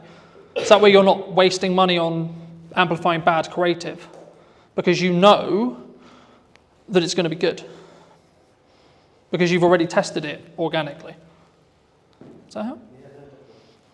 But if 10,000 people saw it organically, you go to millions if you pay for 10. Yeah. But the key there is to understand that is that 10,000 the 10,000 that you want? Moving back to my original analogy of, do you want 100,000 or do you want 10,000 or 1,000? If the metrics align, as in you've got 10,000 of the right people, absolutely you should pour money on it. Because you've already done it. You already know it works with the target sector that you're trying to talk to. So of course you know. And then it's just taking the guesswork out of paid ads. Yeah, you should tweak the copy, you should tweak the text that goes next to it, maybe add a stronger call to action on the end to be a bit more salesy if you're going to, or maybe tweak the hook slightly, or tweak the video very slightly. But you know the bulk of the content's going to work for creative because it's already worked organically. How important is something like LinkedIn for a business owner or a filmmaker? Yes, LinkedIn is essential, I think, for any business owner. I've been posting regularly there for 8 years, I think, something like that. How do they up their prices? Because they struggle to actually put that into practice. If you're paying a freelancer £300 a day, that's way more than 30 grand salary for a full-time editor. Did you reach out to the brand you were looking to do the spec ad for? Because I think some people, when they look at spec ads, there's kind of like two approaches. One is like, do it, tag them in it, or send it to them and sort of see what happens. How did you navigate that initial process of making that spec ad? Anybody looking to scale their video business needs to double down on the brand, and people want to work with the brand, not necessarily just me. Does speed really play a factor, or is it more kind of standard to think about? Did you know that 93% of you are not subscribed? So if you could please do me a favor and you're enjoying the show, then subscribing would mean the world to me, and it would allow me to grow the show and continue to get larger and larger guests and continue to bring what's missing in marketing today. Thank you ever so much for joining me, and I'll enjoy the episode. Hello, my friends. Hope you're well. Hope you're having a good day. Today I'm talking to Carl from over in Manchester. Specifically, he runs a really, I would say a upper class or like premier video production agency on the higher end. And today I really wanted to talk to him about specifically branding, but also how I think a lot of filmmakers, we're stuck in this rut of like being quite maybe lowball or midball or just working on ourselves. I mean, how does would you say, and feel free to give any context you want, Carl, and do you think that people really struggle to sort of scale their business as a whole? Firstly, I've never been called upper class in my entire life, so that's really just thrown me off big time. We're definitely a premium offering though, so I get what you're saying there, so thank you for that. So yeah, I run a production company called Dead Pixel Films, doing video and photography for a variety of FTSE 100 clients, online brands, TV commercials, that sort of stuff. And what was your question? How do they differentiate themselves? Yeah, because I think a lot of people, they're very maybe solo space, and they're maybe worried about like how do they up their prices, because I think that's maybe the dream or the objective of a lot of filmmakers, but they struggle to actually put that into practice. Yeah, absolutely. So for context, we're a team of 5. So I'm not a solo shooter anymore. I started off shooting weddings, same as a lot of videographer journeys, I guess, shooting corporate videos, went to universities, then jumped into freelancing pretty early on. So I was a solo shooter for 4 years. I did weddings, corporates, bits of football, bits of TV, all sorts of stuff. And, I made a really good living doing that. And there was nothing wrong with that. And I loved doing it. And the wedding specifically was amazing. I was working with really like happy people, and it was really, really good fun. But eventually reached a cap where there's only so much time in the day I have. There's only so much I can charge. And I just realized I was I was at a peak, I suppose, in terms of like camera operating in Manchester as a technical skill and what I could therefore charge or how I could scale that into a business. So my next step was to go from a freelance camera operator, solo shooter, to a production company owner. And that was a monstrous leap because I alienated all my clients literally overnight, because all my clients were other production company owners. And so suddenly they're like, oh, hang about, now you've gone from Cal Thompson camera operator to Dead Pixel Films, video production agency. You're now a competitor. You're not a collaborator. At least this is how it was perceived 8 years ago when I first set up the company. So I had to kind of start again, really, in terms of like finding new clients and developing those relationships. I had some crossover for a year or two, but eventually it just fizzled away, and I had to then go after bigger and better clients that would, and then focus more on relationship building and then scale it over time. And it's taken 8 years to get to where we are now. There's 5 of us full time. We've got a production studio downstairs. So I'm in the it's like a meeting space that we're in at the moment, and then we've got a 1,000 square foot production office, and that's where all the edits are being done. And then this downstairs is a 4,000 square foot studio space. And that's taken years to be able to have the cash flow and the regular clients to be able to build to that point, to be able to afford to have a studio. We've been in the studio 2 years now. And, we use that as a bit of a marketing tool as well to generate more opportunities. It's very challenging because it's very expensive to sort of keep it going and making sure that it's not just burning through cash. But it's all part of the journey. It's really good fun. Yeah, I mean, I was going to ask you about cash, because I think, like, as cash flow as a business owner, right? Because I think there's a massive difference, obviously, from a solo shooter who's maybe positioned themselves as an agency, or maybe the traditional, I think, from the sole videographers that I've spoke to about, they're looking to get work through other video production companies or agencies similar to yourself. Did you always have good money management skills, or because the story that I found is people normally get it wrong before they get it right? Yes. Cash is king with any business, and it's definitely applicable to video production and photography services. I've always been good with money. You have to be a business owner fundamentally, but even as a kid, I was always quite tight, I guess, with money. Didn't intend to be. I always did what I wanted to do. And I went traveling all over the world and stuff like that, and I had some great experiences in my 20s. But I've always been quite strict with money. I've never been spending it on like designer clothes. I'm not really fussed about anything like that. I bought my first house when I was 27, which I was really pleased to be able to do. Me and my wife got a mortgage together. So I've always been quite good with money, and that has served me well when running a production company. It's like whenever an invoice gets paid, immediately save the 20% VAT. That goes into a reserve account. Immediately save roughly 20% corporation tax. That goes into the savings account as well. And then I've got the cash account of what we actually use for day-to-day spending and paying payroll and expenses and overheads and stuff like that. So there's always been a reserve account. I'll always have a figure in my head of the minimum amount of cash I'm comfortable with, and that's taken a long time to build it up. And obviously, you know, when things like COVID come around, and that is a world-changing experience where you can't have all the cash that you've always wanted. You might have to dip into it, or you have a few quieter months. But in order to run a company, for me, to sleep well at night, I need to make sure there's months and months and months worth of cash flow sat there. And some people might disagree. They might say, well, you should be putting your money to work and making it work for you, so you're earning money in your sleep. And obviously we invest in the studio facility, we invest in our marketing and invest in our team and training and all that sort of stuff. But having a good cash buffer for me just makes me sleep much better. And it means I've got the mental capacity to pursue opportunities that I want, and don't just have to take any project that comes our way because we need a quick 500 quid.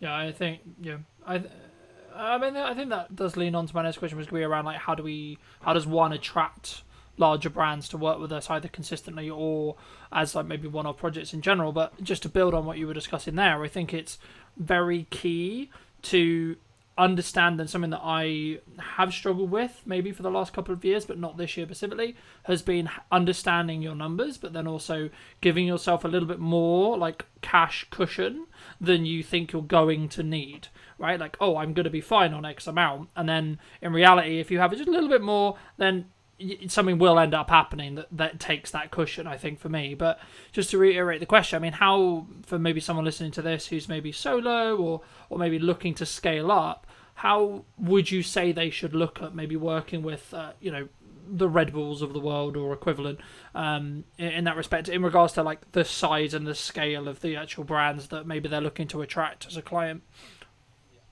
I mean, this is changing loads over the last few years. And what I've seen is historically the big brands would only ever work with big agencies for the longest time.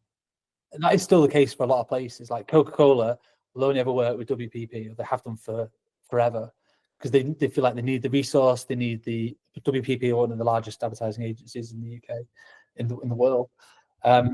They feel like they need the cushion and the experience of a big advertising agency, and they probably do. They need the strategy thinking and all these different resources they're going to pull upon. But what I can see is that the last few years, more and more brands are doing more in-house, and they don't necessarily need the big agencies or the big thinkers, from what I can tell. Now, I could be wrong, but a lot of brands are now doing that big thinking in-house, and they're bringing more smaller, independent specialist agencies. So rather than just like one overarching agency that handles everything in terms of their marketing and their branding and strategy and their content, they might have, okay, there's an SEO agency there, and there's a production agency there, and there's a web design agency there, and they manage it themselves rather than an agency managing that. And they just make sure that's all sort of aligned, which means that smaller companies have access now to bigger brands, and they're able to work. And basically, once you've got one, it's easy to get the next one, or easier. You still have to chase for it. It's more competitive for sure, but once you have a few bigger brand names under your portfolio, and the work can start speaking for itself. So we're able to attract bigger name brands because we've worked, like we had our Premier Foods Group, which is a FTSE 100 company that we did over 15 YouTube pre-roll videos for those guys back in, it was like 2021, I think. And that's for their whole suite of brands: Ambrosia, Oxo, Bisto. Anyone in the UK will have heard of these brands. They're in every shop ever. So we did loads of ads for them. And by doing work for those people, it opened up doors to more foodie brands. So then we're suddenly able to work for BBC Food. There's another project we got off the back of that. Yeah, we had to pitch for it. We went up against 27 different agencies and a public tender to win that particular project, but suddenly we got that. And then I marketed the fact that we worked with BBC Food for a 9-month content retainer on LinkedIn. That then led to one of our current biggest clients, which is Uni, and they're the pizza oven company based in Scotland. And that's because I put out one post on LinkedIn about work, like a blog post about how we work with food and break down that process. So it went from one to the next. So you can quite, when you look back, when you're in the thick of it, it's hard to tell what's going on. It's just like, shit, where's the next client coming from? And you just want to do the best work you can. But when you kind of step back, you go, okay, I can see how that one has led to that one, has led to that one, has led to that one. But it's been I've been self-employed for 12 years. It's 12-year experience to be able to get to this point alone. And some people are way further on than me in terms of their career, but I'm really happy that we get to work with like some world-class brands. And just by working with one does tend to lead to working with the next. So I bet your next question is, well, how did you get the first one? Because that is the challenging bit. And the way I would say doing that is work for free, which I know everyone here is going to hate. By free, I mean make a spec ad. Speculative. I don't know if you've ever done it, but you basically need to prove your skills and your services and the quality of your work off your own back. So that's how we won we started getting to super slow-mo. That's one of our core specialisms, which works with food and drink kind of content, is the 1,000 frames a second super slow-mo videos. We shot an ad for free with Whitley Neal Gin in a little corner of a studio. Me and my business partner at the time just kind of messing around, working out how does the kit work, how does the lighting work. This was years and years ago. And we put together a little 20-second montage. We partnered with a kit hire company who lent us the camera for the day. So that was very generous. All it cost us was our time and the ingredients. And then we pieced that together. And we used that piece of work as a marketing asset, piece of collateral, to then go and win the next one, and then win the next one, and then win the next one. And that just snowballed. We then became the specialists in super slow-mo and food and drink, which then led us on to the next project and to the next one. So that's always my advice to anyone looking to get into it. How do you attract bigger brands? Is you can't just go to university, study a bit of film, and then go, well, now I'm just going to either have my own agency or go work for another agency, and I'm going to be balling working on these big bad projects. Like, you've got to prove it. Education, you've got to prove it with your skills and your portfolio and your work. And if you've got to just go out and do it. Yeah, no, I completely agree. And I guess the question that comes from that is, did you reach out to the brand you were looking to do the spec ad for? Because I think some people, when they look at spec ads, there's kind of like two approaches. One is like, do it, tag them in it, or send it to them and sort of see what happens. The other one is like, hey, start building that client relationship, etc., and be like, hey, we would love to work with you, or etc., but can we make one for free? Like, how did you navigate that initial process of making that spec ad? Depends how big they are. If they're massive, if they're like a high street name, if you're suddenly I want to do a spec ad for Gymshark, they've already got amazing commercials, an amazing in-house team. They don't need your spec ad. So you emailing them saying, I'm going to do this ad for free. If you want to use it, use it. They just won't. They don't need it. So in that sense, I would just go and do it and just tag them. Like, massive fan of you guys. I hope you don't take offense to this. We've made our own ad. We want to tag you in it. And if Gymshark will unlikely see that and then want to just hire you immediately, but their competitor might. So someone else who maybe is slightly smaller than Gymshark might see that and go, oh, I love what these guys have done. Or you can use that to market to Gymshark competitors. So you can reach out to people directly that made this little piece for fun, just showcase our skill sets. Be really honest and transparent. Don't suddenly try and pretend that Gymshark are your client. You've done it as a paid project. That's the last thing you want to do. But just be honest about what you've done and how you made it to showcase your skills. And would you be interested in that one for your brand or business? We did one for like Innocent Smoothies, massive global brand. We didn't ask them to make that. We just did it as I was building all these like mad rigs because we've got a food studio, we have the space.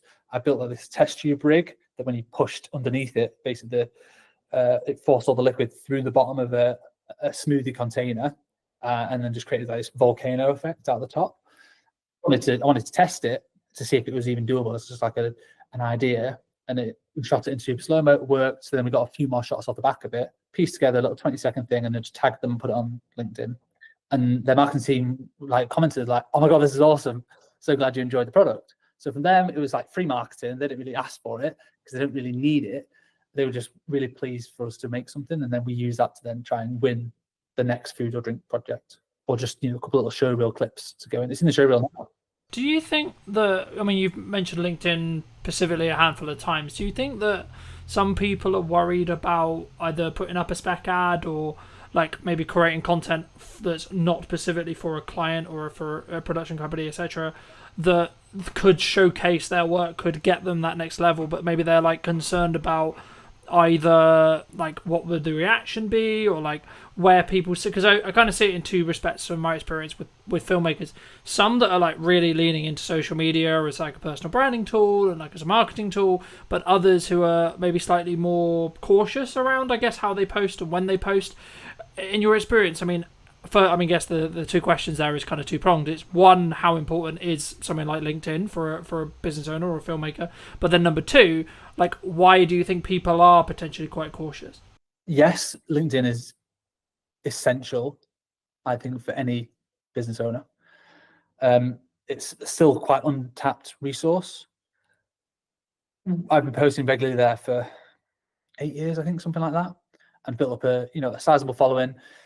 I don't know how much work exactly we've got, but I can probably guesstimate we've generated well over 6 figures worth of work and opportunities through LinkedIn without spending a penny.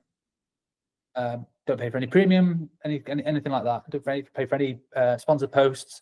It's purely just turning up consistently and regularly, and I try and offer advice to my younger self in terms of the personal branding side of things, but just use it as a marketing tool, just to share the work, to share the behind the scenes that we do, so that people can see, oh yeah, it was those guys that made that ad, because I can see them in the behind the scenes.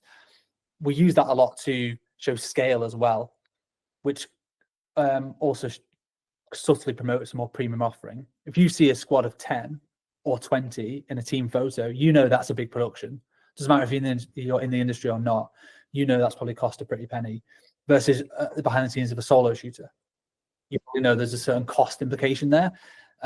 So subtly you're planting these seeds within your feed into your potential target audience, and you never know who's looking on a LinkedIn feed.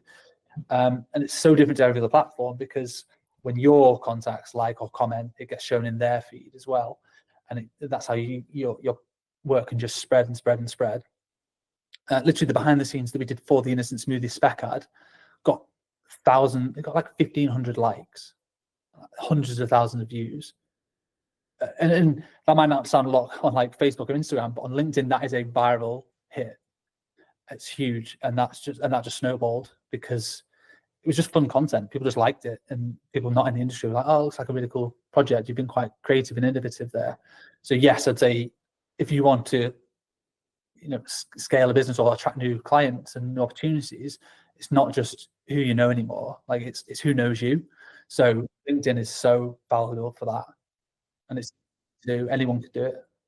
Yeah, I mean, just because I think traditionally so much of filmmaking was like go to filmmaking meetups, meet another filmmaker, meet a gaffer, meet a sound guy, etc., and then you sort of build your, I guess, referral work from there.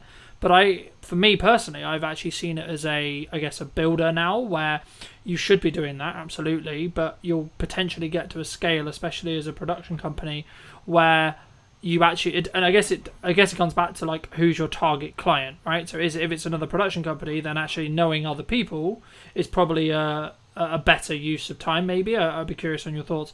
But the key for me, if you're trying to get end clients, as we're discussing here, I think you have to put a level of best foot forward, either on LinkedIn or on socials, etc., because you need to gain the attention of the right marketing people. I mean, do you think it's solely down to like the target person you're looking to talk to? Yeah, 100% that. Like, who's your ideal customer? If your customer is video agencies or production companies that make high-end TV commercials, then your best job is to network with other crew members. If you're a gaffer, meet as many DOPs as possible. If you're a makeup artist, meet as many producers as possible. And you're a technician, your job is to get on set as much as possible, and you charge a day rate and you get to work on some amazing projects. That is completely different to being a production company, because you are dealing more with brand managers, marketeers who don't live and breathe that specific skill set every single day. They're thinking more wider strategy of the brand. So you need to completely change who you're networking with, completely change your messaging. So, I see filmmakers all the time like geeking out about the latest kit, and ultimately clients don't care. They don't know really what the kit is and what the difference is. They'll be able to tell the difference in the output, the final output, and the results it's given. But fundamentally, technology has got so good that I don't think people need to be geeking out about kit as much anymore. technicians always will do. Like at my heart, I'm a DOP and I'm a technician. I'm a camera nerd. I always have been since I was 13. So I do still love it. Doesn't mean my clients care about it.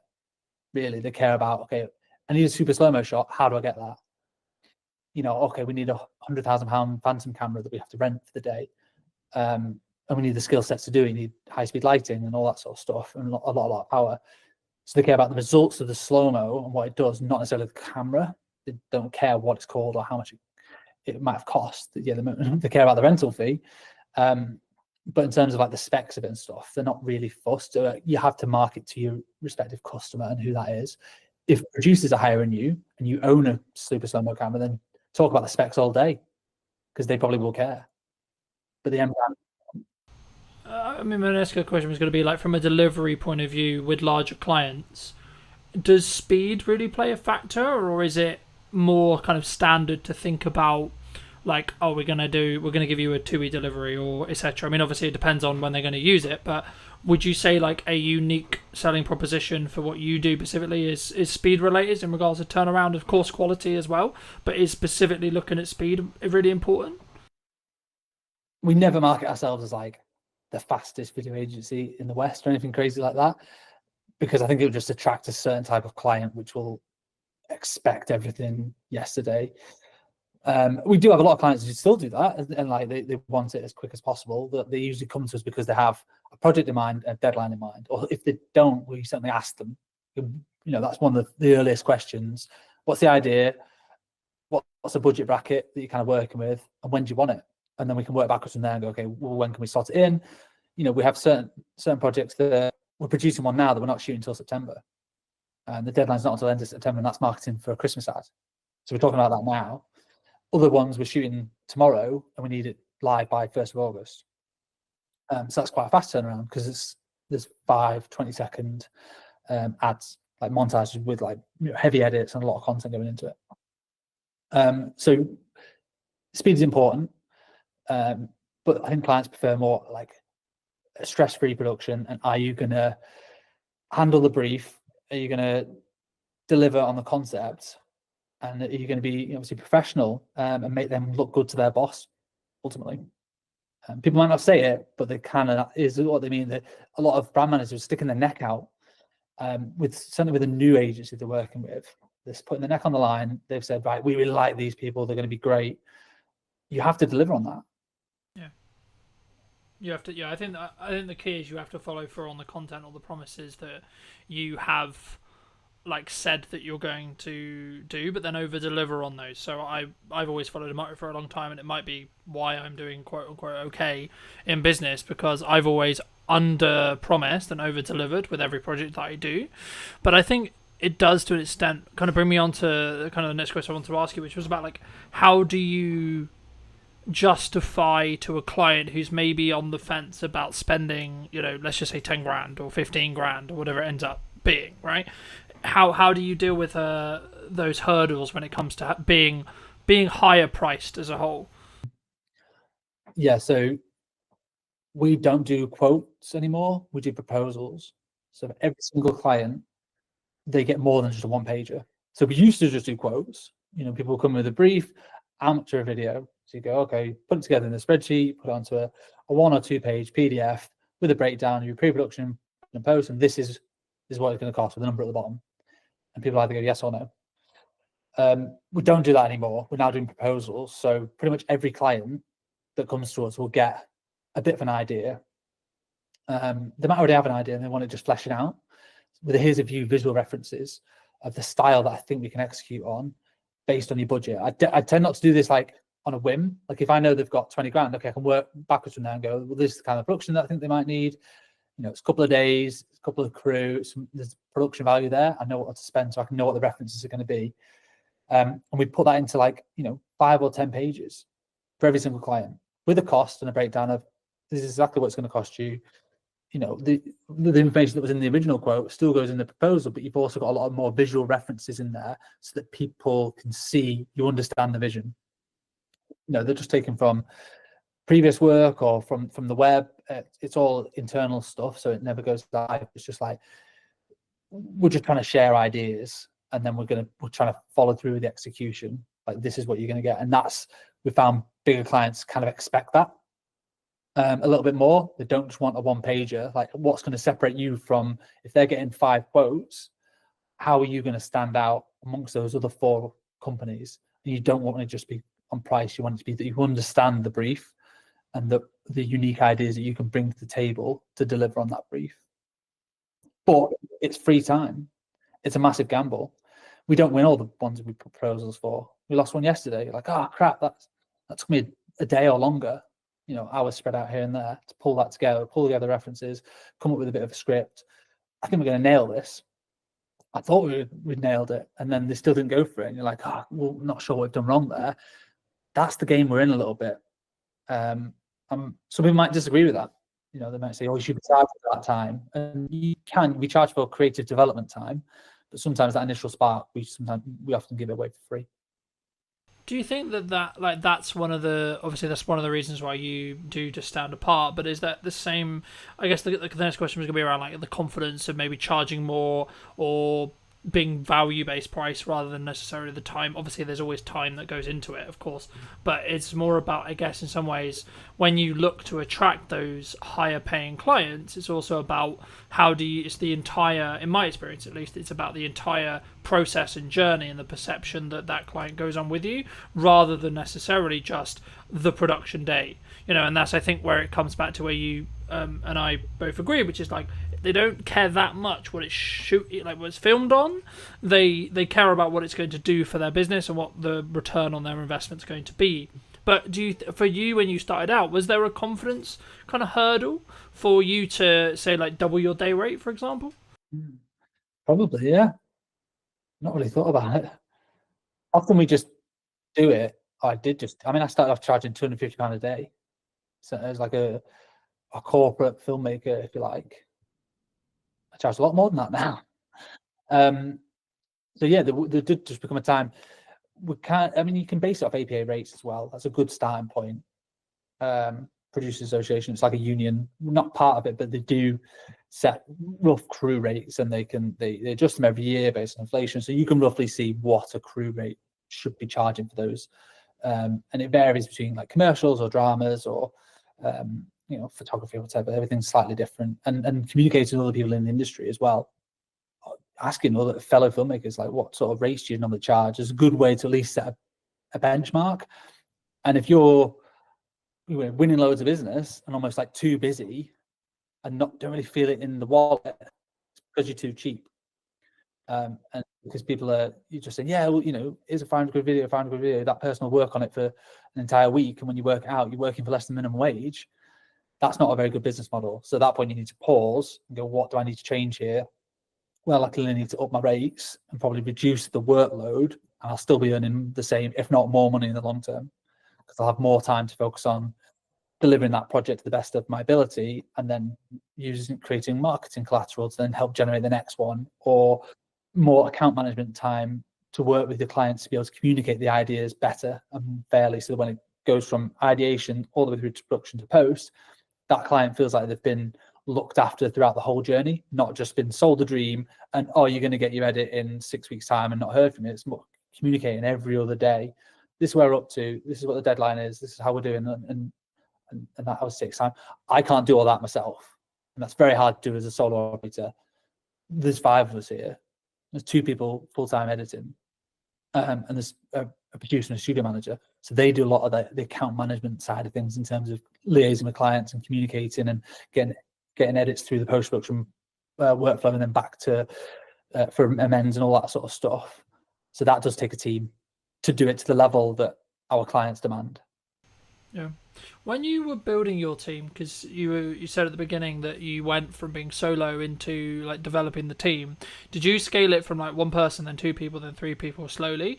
And then if so, did you focus on systemizing how you did it yourself? So originally it was myself, and then I partnered up with somebody else. So we then became 50% business owners. And that was just the 2 of us for probably a year. And I was literally doing all the shoots and the edits, and he was doing business development and operations. And that was fine, around COVID time, just surviving. But eventually the edits got too much. So it's like looking at the business model and trying to work out where are we bogged down with in terms of time, and it was edits. So it made sense to hire an editor. Great, let's work out what the finances are going to be. It can be quite daunting when you look at your first hire, like, oh my God, how am I going to find 30 grand or whatever you're agreeing that first initial salary is. But you tend not to look at it on a yearly basis. You just have to look at it on a monthly basis. Oh, I actually need to find 2.5 grand or whatever it works out at. Because obviously including tax and all that sort of stuff. So that's much more manageable. And it's a bit easier to think of it like that, or what do I need for this quarter to be able to hit that, rather than thinking about the larger scale side of things. And editors are amazing, hardworking people, and that is quite an easy way in terms of a business model to, as long as you keep them busy, they will pay for themselves very, very quickly. We did, and then we did just add on to the next one, different skill sets, and eventually the producing was bogging us down a little bit. So we're just like, oh my God, we're just having to, my email inbox is 100 every day. Like, how do we help manage this? Okay, we need a producer to start doing some more of the logistics, booking hotels, doing casting, all the logistics of like sorting crew and client liaison. Right, that can come. Basically, I hire somebody when I get too busy with one thing that I don't necessarily want to do all the time. And then just let them do that, and then I can focus on the stuff that I want to work on. Yeah. Did you, from like a management or money planning point of view, when you were looking to do that, like, did you have the money in the bank to pay for like 2-3 months, or did you have like the full salary, or did you like just have it in like contracted jobs in the respect to like, I know I've got consistent revenue for say 6 months and it's going to be that number, and that actually means that pays for me plus 2 people? How did you sort of plan that when you were scaling? Because I think so many people, when they maybe look to take from a video production point of view, they take it from maybe a solo, what I would describe myself as, which is like solo plus, where they only have budget for project by project basis to bring in people, expand those crews. But for me, like, potentially in like 2-3 years, it will be a situation of, I guess maybe it's risk profile thing, but I'd be curious on your thoughts around, like, did you plan it as a, like, I've got 6 months and actually we're good regardless? Or did you maybe lean into like, actually, I know we're going to get the work, or I know it's going to free me up to the point as a founder where I could do the marketing and the sales to then mean that I can then know that I'll have the work? Yeah, I mean, for like a U+1, use freelancers until it becomes so obvious that you're spending so much money on freelancers that it's more cost effective to hire somebody full time. So if you're paying a freelancer £300 a day, that 10 days of work, it's 3 grand. 20 days of work, a normal working month, that's 6 grand. That's way more than 30 grand salary for a full-time editor of what you've got to pay out as an individual. So if you do that consistently, you'll soon realize that having all these freelancers has cost me way more money than a full-time person. So generally, that's exactly what we did. We had freelancers, and we actually won a few big block bookings. So we knew we had 2 months worth of editing work. So we had freelancers just coming in. I think we had 2 at the time, just helping us churn through this massive volume of work. It was all costed for, so it was all fine. And we just knew that, well, hang about this. Once that project was coming to the end, we were getting another big project that was sort of, we had loads of edits on. So it just made sense to eventually put a job ad out and hire for that full-time role. So we would effectively be saving money on the freelancers. And we gave the freelancers the opportunity, like, do you want more job stability? Do you want, to come on full-time? And some people did, some people were not interested. They're like, no, I'm happy with the flexibility and the variety. Like, there's a place for both in terms of freelancing as a technician or going full-time in-house. Really depends on your personality and your personal circumstances. But from a cash flow point of view, I think we had at least, call it 6 months worth of cash to be able to pay that person. They could be sat around twiddling their thumbs. It'd be a terrible business model, but they could be without us necessarily worrying about how we're going to pay that person.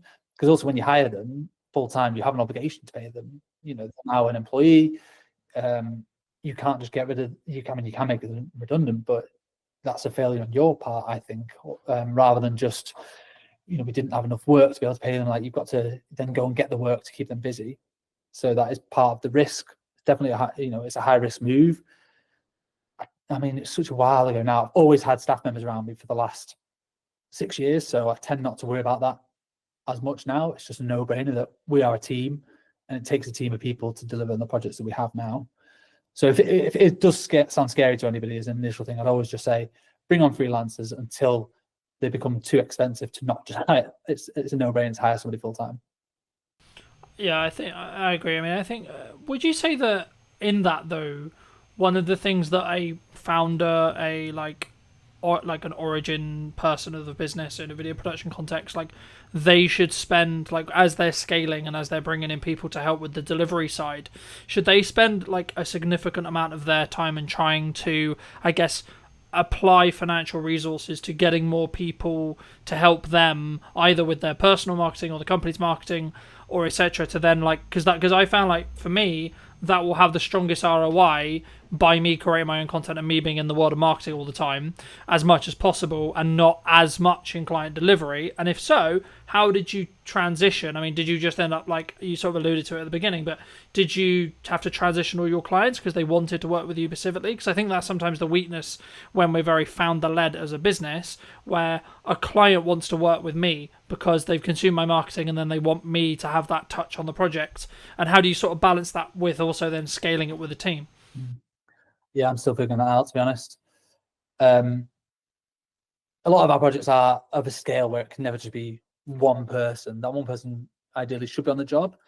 That was a big USP for the longest time, is we weren't necessarily just another production company that brought on loads and loads of freelancers. It was like, you know, if you see us in the initial call, you're going to see us on set and we're going to hold your hand all the way through the project. And that's done really well for us for the longest time. It's helped us build relationships with the right people. It's helped deliver good work. But that is only scalable until a point. I can't be on every single job if I want to scale the business beyond where we are now. So that's probably a bit of an ego thing that I've got to figure out and navigate and work out. There are other people who can shoot. Yes, technically I'm a DOP and it makes good financial sense for me to be on the shoot, but also makes good financial sense for the wider business for me to be marketing and spending more time doing business development to bolster the scale of the productions and the bigger business and clients. As long as they are getting a good service from you as a brand, not necessarily you as a person, I don't think they'll fundamentally care that much.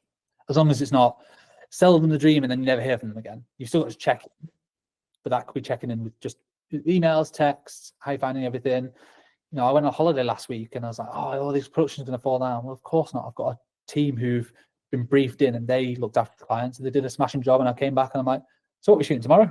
It's all been done. You know, I just trust the team to do their jobs.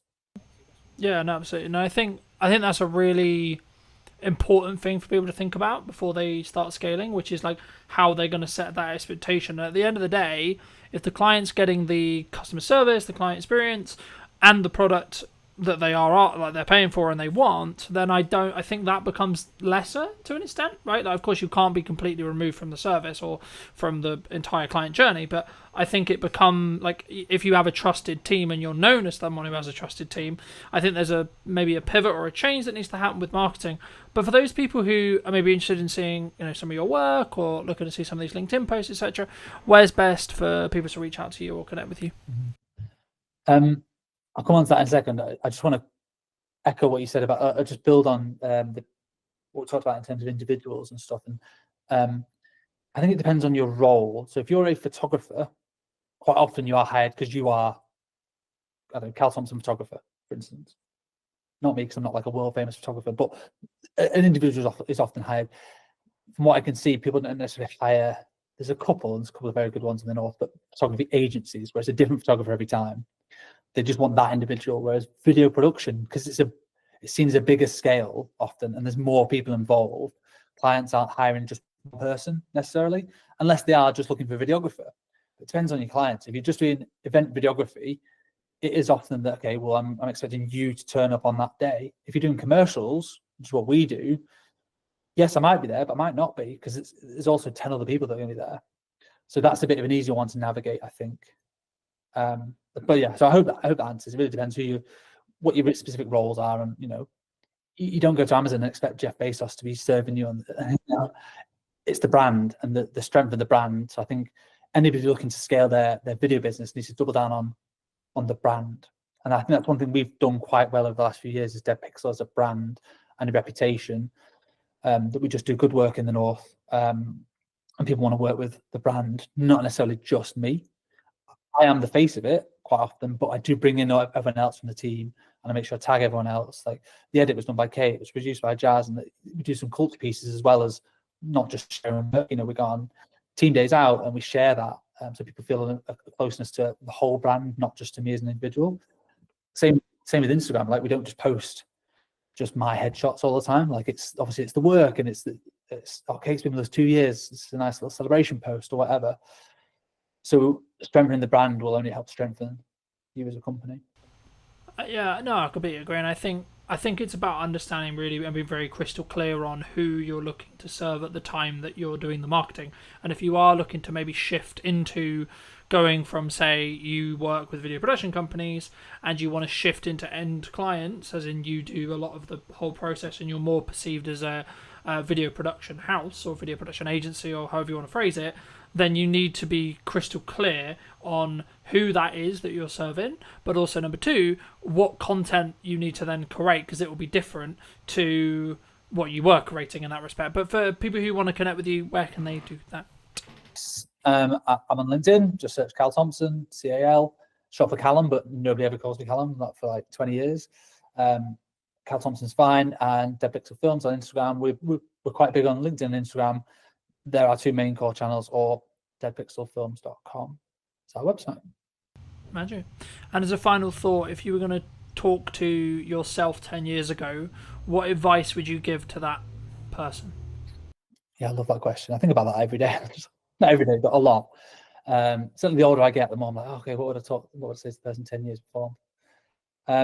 My advice to anybody looking to get into the industry is network with everybody. Be a nice person and be patient, and don't expect that just getting a degree you're suddenly going to be Christopher Nolan doing feature films. Like, it's going to take time to develop skills, not just in filmmaking, but in like people skills and management and all those other softer skills that make you a better filmmaker are essential to your growth. So that's what I would say to somebody sort of myself 10 years ago is take your time, be patient, and be a nice person, and just do good work, have fun. Don't take yourself too seriously as well. You know, we're not curing cancer, ultimately. We're just making videos. Appreciate the time. Thank you ever so much for coming back and joining, ladies and gents. I hope you took value from this video. Leave me your thoughts and comments section down below. If you're new, want to be subscribed, and I'll see you very, very soon. Where we sit now with deepfakes and AI, etc. But before we get too much into that, I mean, what do you think's missing today? I think creativity at the moment is the key, and being really good at using the tools. What would you say to people who maybe looked at AI or looked at X, Y, Z and said, oh, it's just a trend, it will die next week? I think they're massively wrong. I don't think it's like crypto. I guess, is it a doomsday scenario before we started, where I could have, in theory, not actually invited you? I could have used Wizzy AI tech to create this Stuart. I think that's going to be a future problem, and I don't think it's as far away as even 2 years. I think we've seen with certain hacks happening out in Hong Kong, Singapore, where people are being invited onto calls with their entire board, and that call with their entire board was deepfake. Did you know that 93% of you are not subscribed? So if you could please do me a favor and you're enjoying the show, then subscribing would mean the world to me, and it would allow me to grow the show and continue to get larger and larger guests and continue to bring what's missing in marketing today. Thank you ever so much for joining me, and I'll enjoy the episode. Hello, my friends. I hope you're well. I hope you had a good day, evening, or night. Today, I'm with Stuart talking about what's missing in marketing today, of course. And also, I guess to an extent, Stuart, it's about where we sit now with deepfakes and AI, etc. But before we get too much into that, I mean, what do you think's missing today in marketing? Well, coming from Origin Secured, we're always going to say trust and verifying trust. I think one of the things we're seeing with lots of marketing agencies, lots of companies, is this model of make as much noise as you can, say whatever you want to say, no one can really prove whether it's true or not, and hope that it catches before you get caught out. And I think that's the biggest issue we see with marketing at the moment, is bringing the trust and the verifiability back into it. I mean, because we were alluding to, I guess, is it a doomsday scenario before we started, where I could have, in theory, not actually invited you. I could have used Wizzy AI tech to create this Stuart, you know, which I haven't done, by the way, for the record, anyone watching. But there is going to be a potential world in maybe 5-10 years, or maybe, you know, technology moves quickly, so it could even be as little as 2, if not 1. You know, is that kind of where it comes from? Do you think the lack of trust, like actually confirming that yes, I am talking to Stuart today, and yes, Stuart did actually come on the podcast? I think that's going to be a future problem, and I don't think it's as far away as even 2 years. I think we've seen with certain hacks happening out in Hong Kong, Singapore, where people are being invited onto calls with their entire board, and that call with their entire board was deepfaked, right? And I think they got away with like $20 million, whatever it was, in that particular one. So I think that's coming. I think that's going to be sooner rather than later. And I think we're seeing that online, where you'll get images of people like Martin Lewis or whoever saying something that just isn't true, or supporting a project that is a scam. So I think that's coming. But I still think just traditional trust, right, is a problem. How do I verify that I've worked with the MOD as an example? How do I verify I've worked with this organization? How do I verify I've worked with this person? And I can make loads of noise and say loads of things about it. But I don't have maybe a podcast to prove that I've done it. So I think that in that sense, we have to find a way of enabling people to verify that information, but without risking all of the personal data that goes with it. I mean, I wasn't actually going to start here, but I think it's important for me to start here. Someone like me, right, who has been on the internet for, I'm going to say, shy 10 years. I might be in deep trouble when it comes to AI tech and AI training and deep fake stuff, right? Like, what can I do in your view? What, to protect yourself? Yeah, I think is very challenging. I think our product will go some way to helping that. But even still, even with kind of origin secured verification on top, all we're doing is verifying whether something is real, right? We're not necessarily proving something's fake. And I think you can argue that if it doesn't have that stamp of approval on it, or you can't verify it cryptographically, then it's highly likely to be a fake. But it still doesn't stop someone pulling their phone out on the street and recording you. That's still you. But it's going to be very, very hard to detect the difference. More, I guess as I think about it more, is it actually more down to an integrity and trust thing? Like, someone looking at it, you might look at it and say, well, I know Colin. I've known him for however long, 2 years, let's say 3 years, right? I don't think, my gut tells me that's not him, because he wouldn't come across that way. He wouldn't say it like that. He wouldn't, like, why is he involved in that? That's weird. That makes sense. Like, is that actually maybe the defense? Maybe, but I think if you look at the way things happen in the media and the press, that's typically not the approach that most countries take. It's very much kind of someone's appeared on an online platform doing something they shouldn't be doing, and they're instantly vilified, regardless of whether it was them or not. So I think there's an element of education and adaptation that we need to go through as a community. Absolutely, that will help. I think technology will assist. I think that will go some way to proving it as well. I think it's really going to be education. I think we need to teach people to be safer online, and to be able to identify when something might be a fake, which at the moment I just don't think we do enough. I think we rely heavily on third-party organizations who we think represent security, and in some ways they have been secure, but when you've got trillions of dollars flying around markets every day, if you carve off even 10%, even 1%, right, these are huge numbers. Fraudsters are going for them. So I think we need to adapt and find new ways. Do you think maybe as marketing, or as maybe as like just a medium to small size business, what can I do then? What can you do? I think, again, having things like this will help. I think having endorsements from organizations will help. And again, going back to what Origin Secured is about, it's about having endorsements, right? How do I verify that I've worked with this organization? How would you verify you worked with Origin Secured? Well, you can have my video with you online. But outside of that, it would be a case of, you could put my quote up on your website. But again, how do I verify that was real? You might have to get one of your customers to come and talk to me. So I don't know if we actually have an answer to that question at the moment, other than we know with Origin Secured, we can cryptographically prove you've worked with us, and you don't have to pick up the phone and call me to get me to prove it. So it's difficult, right? You know, Absolutely. I think everyone thinks trust and brand, and, you know, like, I'm a big advocate for trust and brand. And I think that the only really, like, to quote Gary, the only thing that matters, or the only thing that will be left, will be brand when everything is commoditized by AI. Yeah. But will even that be left? Because if you look at some of the AI tools that are coming out now, I mean, we're looking at them. We use AI throughout the business. And I know a lot of companies say that, but genuinely, from cursor all the way through to the front end, products like Replit are coming out. You can take an existing front end and you can copy that, and it might take you 2 weeks, maybe a month with a couple of half decent devs. So you've spent millions investing in this product, in this brand, and then someone comes along and just copies it. It's a carbon copy. And if their marketing skills are better, if their social media skills are better, if they're better at hacking that kind of influencer side, well, where's the value then? Like, is it more valuable to have a really good kind of marketing team, or is it more valuable to have a really good brand? I think they don't always go hand in hand. You can have a really great brand, security, integrity, strength, and it can be destroyed in minutes.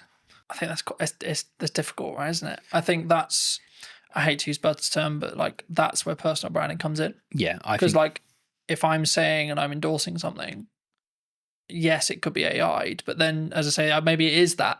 Like as I say and think about it, like maybe it is just that because of my track record. Because like then people, I guess the question there though is it then down to the person consuming it to make the decision? Well, that's kind of the approach we've taken. Right. So the approach we've taken is it's down to the individual to choose who they trust and whether or not they believe that's true. Right. So we can have, and we'll get into the tech more later, but we can have a series of endorsements for yourself. Right. So we could endorse you cryptographically. You could be endorsed by the passport office, right, or by an ID service provider, or by the DVLA, or by your bank or your solicitor. All of these endorsements build up trust over time. Right. And the more of those you have in sequence in the right time frame, the more people will trust you. And I think a big question on top of what you've asked is, if we're moving more to a solution where you need kind of integrity and trust built over time, how do people break in at the beginning? Because at the moment, the big reason that companies do that is they're trying to make a name for themselves. They have a great product, they've got a great idea. It's not always fraud. Often it's just a small company trying to make it. We need to be able to create environments where those companies have an opportunity to prove themselves. Because if we just say, well, you have to have brand integrity and you have to have a history, and you have to be around for 5 years, etc. Then it's going to stop that from happening. It's interesting because I'm rapidly approaching like 6 years full time and 10 years like doing the thing. And I'm like, oh, it must be really hard for people starting out. But like genuinely, like when I was starting out, AI wasn't a thing. And that's the big conversation with AI at the moment. It's like completely obliterating those grunt jobs that people did as junior editors and junior tech people and etc. Is it down to us then as providers, like medium and larger, like to say we're going to choose, or is it purely just it's going to get commoditized because it's efficiency? I think there's going to be a huge amount of commoditization. I think there's going to be lots of consolidation, right? More importantly, there'll be lots of consolidation. I think standing out from the crowd is going to be challenging. I think it already is challenging, right? If you can have the best product in the world, but if you can't get the message across, or you can't convince people what it actually does or how it does it, it's not going anywhere anyway. I think we need to create more of a fair opportunity for smaller companies. And I know that the government have got lots of programs in place. We're working with the MOD at the moment. They've got loads of programs in place to try and fast track SMEs and give them opportunities to deliver. I think we need to do more of that. And I think we probably need to have better controls over how are these contracts won, how are they tendered for, because ultimately they're geared up for companies who have got hundreds of people to spend hours and hours and hours of time building this kind of knowledge up over time, and then you've got a small SME that's run by 3 people with no experience. Also, I guess you could flip it on the other side when you look at AI or things like ChatGPT, large language models, etc., where actually that could be the greatest equalizer that you've got, right? Because someone who's maybe solo or 2-3 people, then arguably, if they're leveraging AI and they're early, they could actually be keeping up with 100 staff in regards to workforce because they're working quite smart. Well, they can. And I think, look, we've certainly benefited from it, right? Lots of smaller companies are benefiting from using AI, but so are the larger companies. And I think if you, I'm going to get in trouble for talking about this, but one of my favorite TV shows is The Wire. And there's a scene in there where one of the characters is out of jail. Cutty, I think his name is. He's sat with this other guy and they're talking about doing something they shouldn't be doing, and he gets handed a gun, and it's supposed to be a revolver, and he's like, oh, I'm used to using a revolver, and he goes, yeah, but that doesn't hold 17, and he's, oh, the game's changed, and the other guy goes, no, it hasn't changed, it's just got more fierce. And I think for me that's what AI is, right? Yes, there's going to be less entry-level jobs. Yes, there's going to be less opportunity for people coming out of university. It doesn't mean anything's changed. The industry's still the same. it's just more fierce because the competition isn't now just with someone, one of your peers. The competition is now one of your peers who can control 4 or 5 AI prompts and do the work of 12 people rather than doing the work of 1. And so, yes, these companies will benefit smaller ones, but I think you're in a more fierce environment because those larger companies have access to just the same technology. Do you think it comes? I mean, there's kind of like, there's 2 strands here. Number one is like the larger companies is like turning a ship, right? A massive ship. When I'm a speedboat, I can go, woo, Yep. you know. But I think the more important, I guess, question is around, number one, how agile you can be as a company, but also number 2, it's the mindset, I guess, in some ways, because I think like with the commoditization of automation, technology, etc., like we could go down the mindset of, okay, we're all gonna be out of jobs. Bye-bye, farewell, right? Or we could go, actually, how can I utilize this as a tool? And, you know, I was having a conversation with someone very close to me about another filmmaker the other day.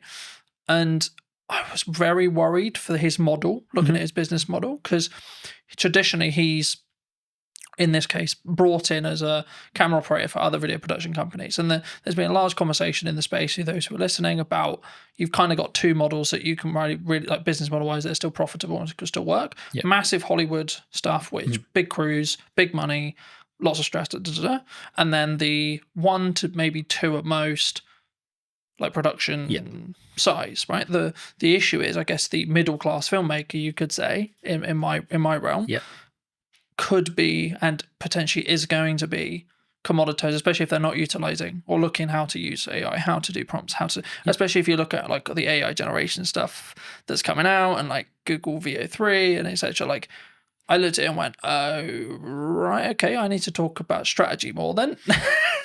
Because the idea of filming stuff is going to become less profitable than I think it was. Yeah, potentially. And again, playing devil's advocate to the other side, does it become less profitable or does it just shift into a different community? So is it now not the middle class filmmaker, right? Is it now opening this up for everyone to be able to access it? And actually you get more creativity out of it because there are people who are learning to use those technologies at a younger age and more efficiently. I think my cousin is doing phenomenally well in Sydney at the moment as a filmmaker, right? She's still going through school, but she's done several productions. She came up with this phenomenal idea about a particular singer, and she's been talking to their team about being able to produce a particular song. The idea behind it is incredible. You won't get AI to produce the idea, right? Not yet. That might come in the future. But at the moment, AI is just really, really, really good autocomplete. Lots of people are going to be really upset with that. But it is, right? They're just predicting tokens. We're not yet at a point where it is finding new ways of doing science, right? It might find a new mathematical way of folding a protein, right? But that was always there. It's just able to run more permutations.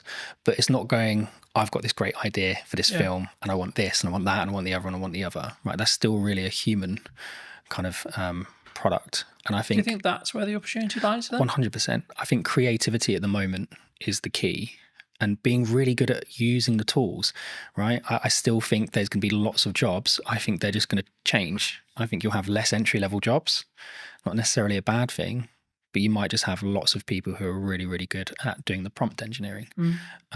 That will become a big job in my opinion. What would you say to people who maybe looked at AI or looked at X, Y, Z and said, oh, it's just a trend, it will die next week? I think they're massively wrong.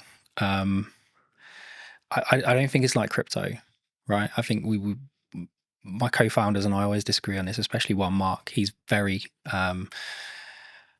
optimistic on the crypto side. You know Mark, and he loves it. I'm still very much of the opinion that there's been too much happening with the mainstream cryptocurrencies from a dark web standpoint, right? From a criminal historic standpoint. So the AML piece and the KYC piece can be incredibly challenging if you can trace it back on the blockchain to criminality, because really you should be taking that as proceeds of crime.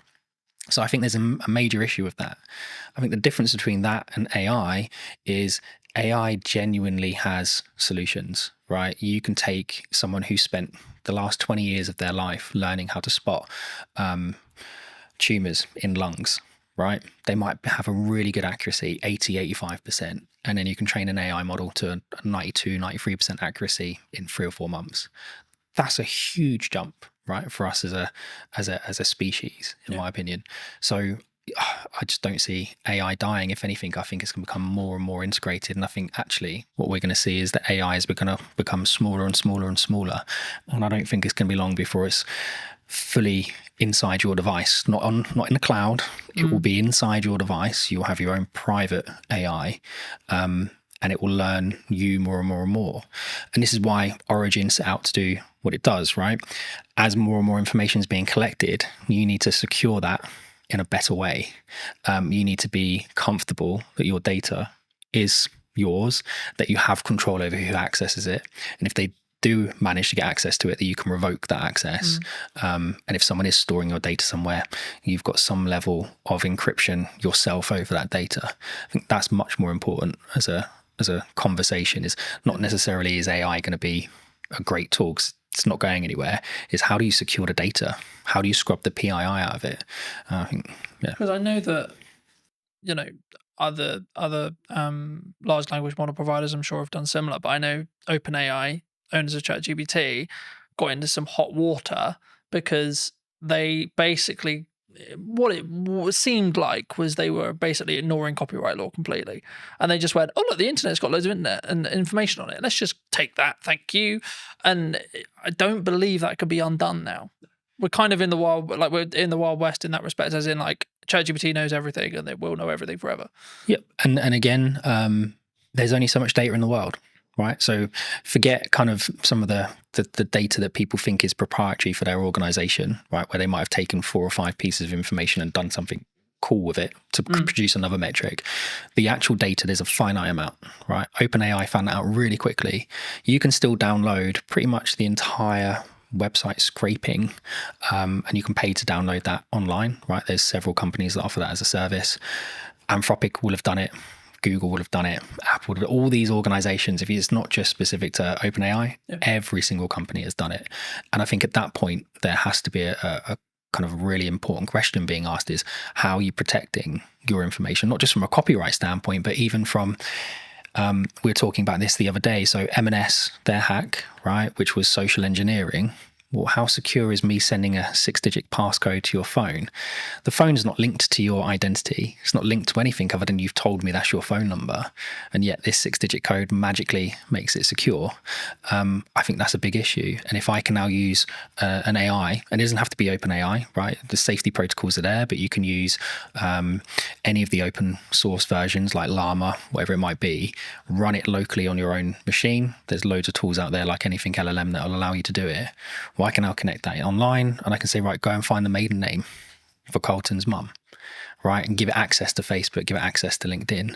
And what we were saying before about kind of marketing, whoever makes the most noise, whoever's connected to the most people, well, you don't know who half those connections are on LinkedIn. Yeah. So now if I can connect into you for all of these fake accounts that are being kind of managed and hosted in really not very nice environments, then suddenly your maiden name of your mum is not a security kind of question. Yeah, it's actually a security risk, right? First name of your dog, whatever it might be, school, so on. So I think that's really dangerous, and so we need to move away from just usernames, passwords, and security questions, and we need to move more towards contextual permissions. And it's one of the things that we do at Origin, which is create context around access rather than just you've got a username and password and know that my favorite no artist is whoever.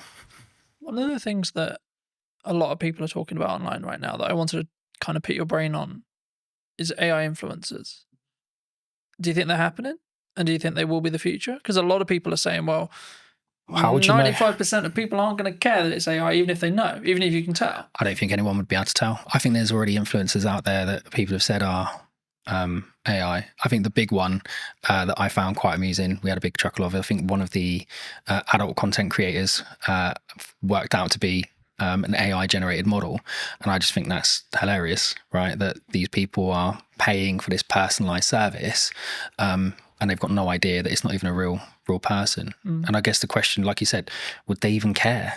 right? The illusion is there that they're receiving that personalized service. And I think it's the same for all of us. If you had the choice between ringing up the bank and them saying, press 2 for this, describe your problem, and just go around in that never-ending loop, or would you like to talk to an online chat agent that's an AI model that you know is not real, is not a real person, but at least is conversing with you in real language in real time? Which would you choose? I think, yeah, I mean, as someone who uses AI, and we both, I'm sure, do, in depth, I think for me, I think it's about understanding what the contextual relevance that you want from it. Like for me, if I want to analyze information and data quickly, AI will be a better solution in me asking you to, so I have all this data, Stuart, can you create this and this from it? Well, you're gonna go, no, that's totally a pain in the ass.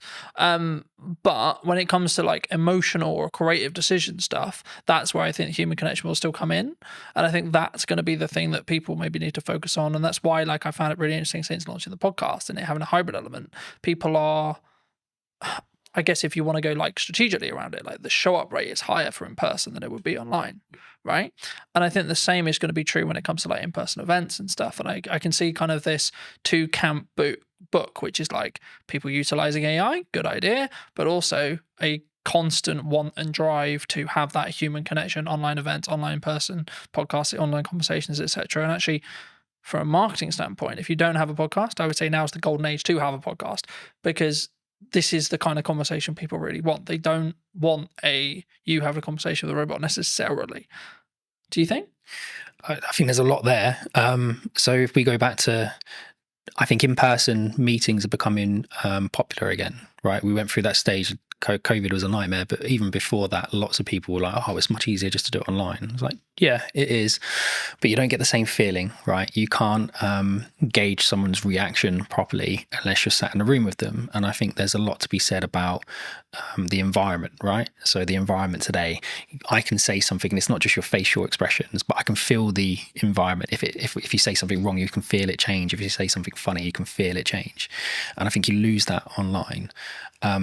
I think we'll start seeing people doing more and more in-person meetings, more and more in-person conferences.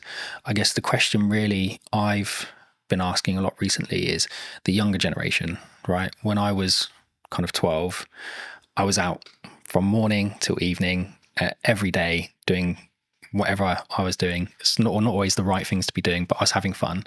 Whereas my 12-year-old, getting him out of the house is a nightmare. And it's not just because he's on his devices, because we limit his time on his devices. He does lots of exercise. We do Muay Thai together. We train together. We do loads of stuff together. But him and his friends don't go out.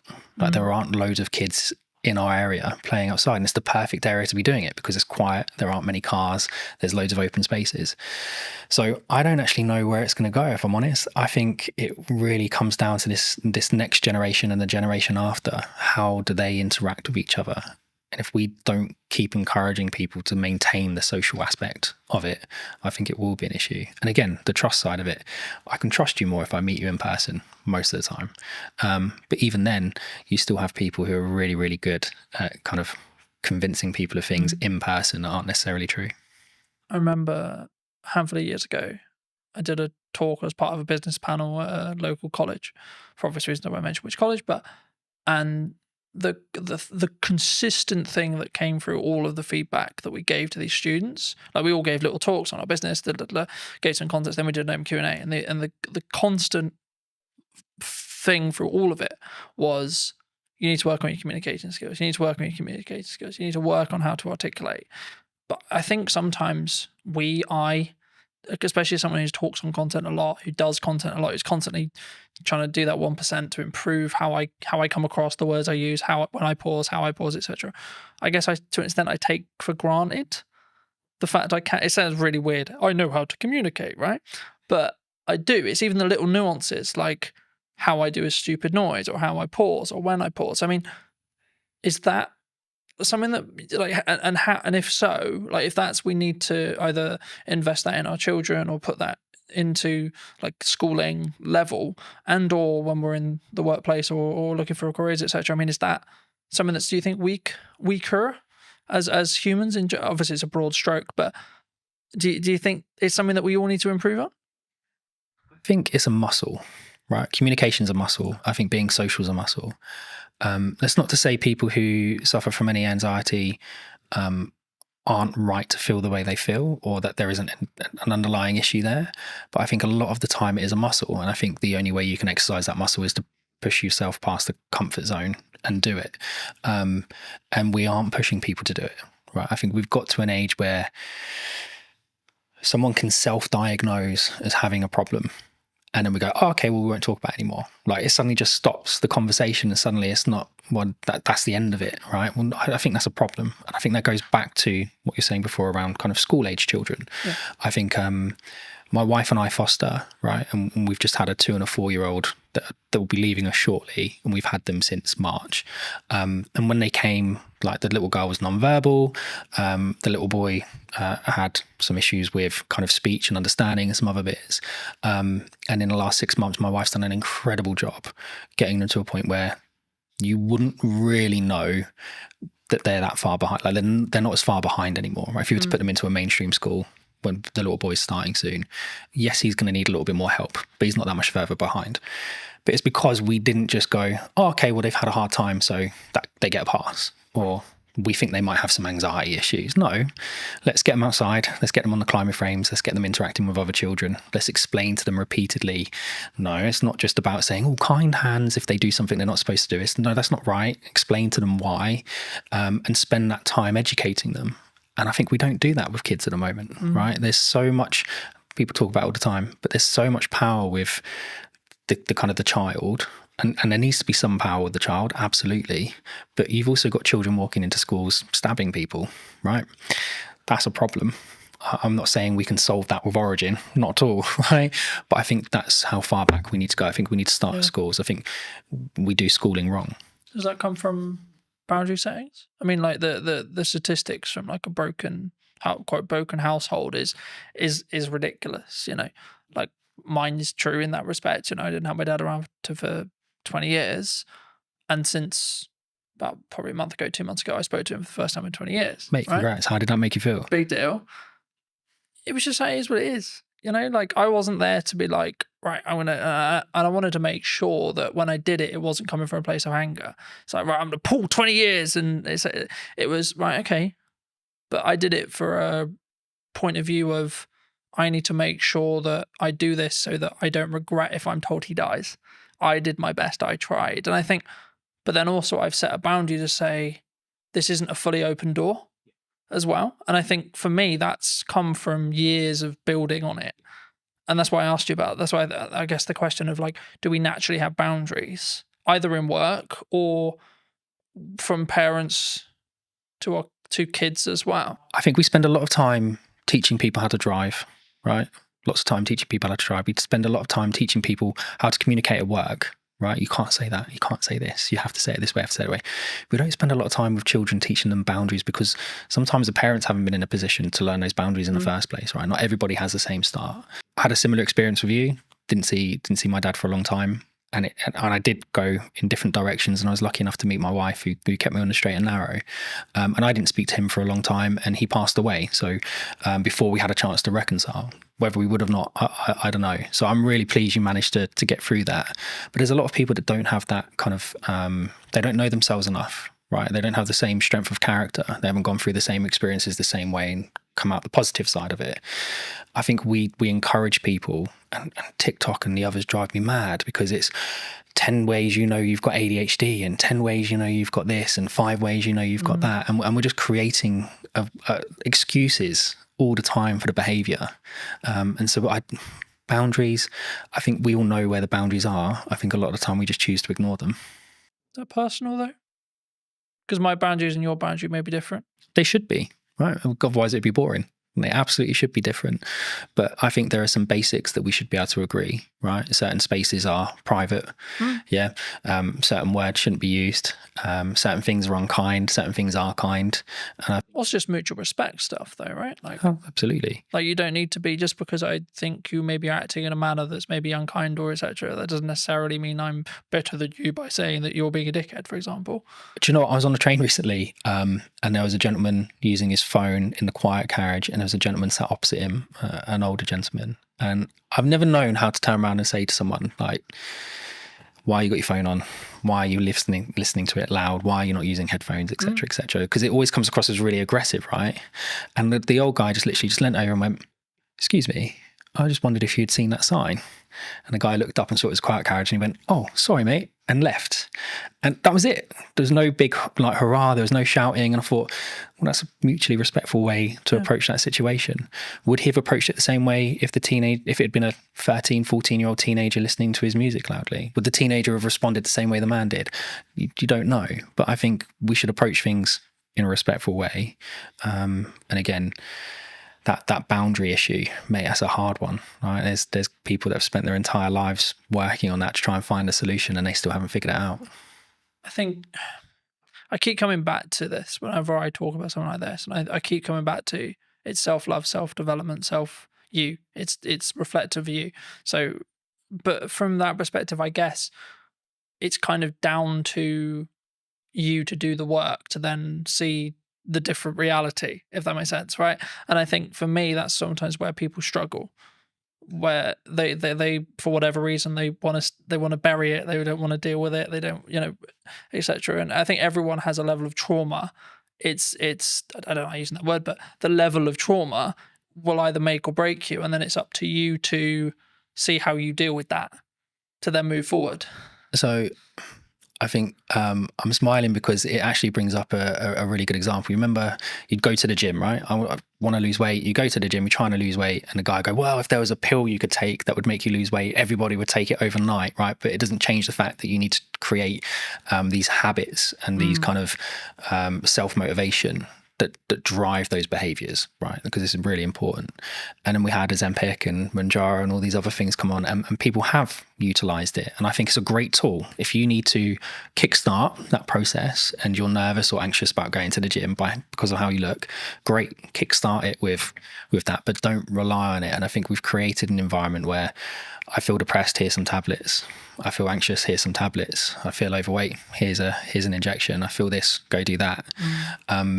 I hate going to the gym. I hate working out. I'm not someone who enjoys it. If I haven't eaten properly during the day, I will throw up. It doesn't matter how much I train, right? My body just absolutely hates it. But I push myself to do it because I want my son and my daughter to see me go through those hard things and realize sometimes short-term pain gives you long-term gain. It gives me an extra 5 years with them, then it's important. And my dad was 41, 42 when he passed away, and I hadn't spoken to him for a long time. So I don't want to be in the same boat. I'm only 3-4 years away from being in that age category. So I'm going to do everything I can to. Do you think we need to not live with regret then? 100%. And if we can take actions that are maybe uncomfortable today to mean that we're not going to be regretful in 5-10 years? Yeah, I've lived a lot of short-term pain for long-term gain. And if you ask my wife, she'll tell you that it's been kind of lots of long-term pain for not very much gain, but actually we're starting to see the fruits of our labor. And I've got lots of friends who I've grown up with who haven't always taken the same approach. There's one or two of them that absolutely have, and they're smashing life and they're doing really well. But there are still an incredibly large number of people I know who are living month to month, and whether that be just kind of taking out finance on a new car because they want another car, or they're not taking those kind of short-term pains of, well, actually maybe I'll just hold this car for another 5 years. Nothing really wrong with it. The plate might be, I don't know, my plate's a 17 plate, right? I've got no interest in selling my car. I love my car. I've had it for a long time. Yeah, but you don't get the, oh, that's a cool car. Oh, well done. You got a new car tick box from your social circle, though. No, you don't. But again, it's that confidence of being able to say, well, I don't need it. And again, you go back to what you're saying before about boundaries and how you're brought up. Lots of people don't have that. And again, from a trust standpoint, well, who's going to give it? Right? Because you do need a parent or someone you trust in your life to give you that validation. And if you're missing it, you're going to be looking at it from all the wrong people. Do you think we come from a place of like strong, I guess, I'm just thinking of the best word to describe it, but like for me, it's like we can only think about this way because we come from a sense of privilege. Yeah. Because I'm always aware, for example, like, and not to like dwell on what's happening in the world right now, but there's areas in the world where like children are starving. Mate, I look at what is happening in the Middle East, and it fills me with dread. that we kind of won. And even then, we still had we're to in the struggle. fortunate position to have the available time, energy, and resources to sit here and have a conversation that we can put on the internet. It was a genetic lottery, right? Like, we just happened to be born in the UK. We just happened to be born into the families we were born into, or the environments we were born into. It doesn't mean that we haven't had to struggle, haven't had to go through interesting times. But it just do we have to frame it in our perspective when we come over? It is a privilege. We're coming in from a level of passive privilege, because in 95% of cases, yes, there's exceptions to the rule, etc., etc. Everyone has the different story, but in most cases, in the UK especially, or Western culture especially, like, we haven't really need to worry about most of the essentials, either because state looks after us, and or because we come from a family that can look after us, and or we're given the tools to be able to create income that then in turn means we can take those, have those things. It was having the opportunity, right? I think cars aren't exploding next to us. And I think when you can walk down the street and a bomb isn't going to go off, that creates a level of opportunity where you can focus on different things. You can focus on building wealth. You can focus on improving yourself and moving up the social ladder, so to speak. My upbringing, my parents, my mum, my stepdad, everything they could for us, but we still went without certain things. But my dad loved holidays, right? So we did one big family holiday every year, and he loved to travel. He loves politics. He loves history. So we would go all over the place, and we would go and actually really explore the areas we went to. We'd meet locals, we'd understand the history of the place, and that gets you out of your comfort zone, right? Because now you've got the social aspect of it. You've got the verify point, because I'm actually in the country speaking to the people at that location. And I think that kind of shapes you as an individual. Whereas if you spend your entire life just seeing everything on TV, you can just turn it off. And it's not the same. So I think we absolutely are very privileged. Even if you're going through hard times, you're still not necessarily worrying about the same things other people are. But it doesn't mean your story is any less challenging. Though. And I thought that's why I've always, for as long as I can remember, I've always talked about the fact that I don't have to walk 3 miles to get 50-50 chance if I die from drinking the water that I got. Like, I have clean drinking water, etc. And it sounds slightly ridiculous, but like, also just the odds of being alive is 1 in a trillion, right? Yeah. Like, and being alive now, and if you look in this age as well, with this level of opportunity, etc., which is maybe why I can sometimes come across quite brash, because I'm like, I don't have time for people who maybe victimize themselves. Cause I'm like, you don't understand how lucky you are. I feel the same. I've look, I'm not gonna get a violin out. My life hasn't been anywhere near as hard as some people, and some of the children that we've had come into our care, their starts to life have been like horrific, really horrific, and how they are going to shape themselves and cope through life, bouncing around kind of the fostering care system, I dread to think what the outcome is going to be at the end of it, because how can you kind of fix that?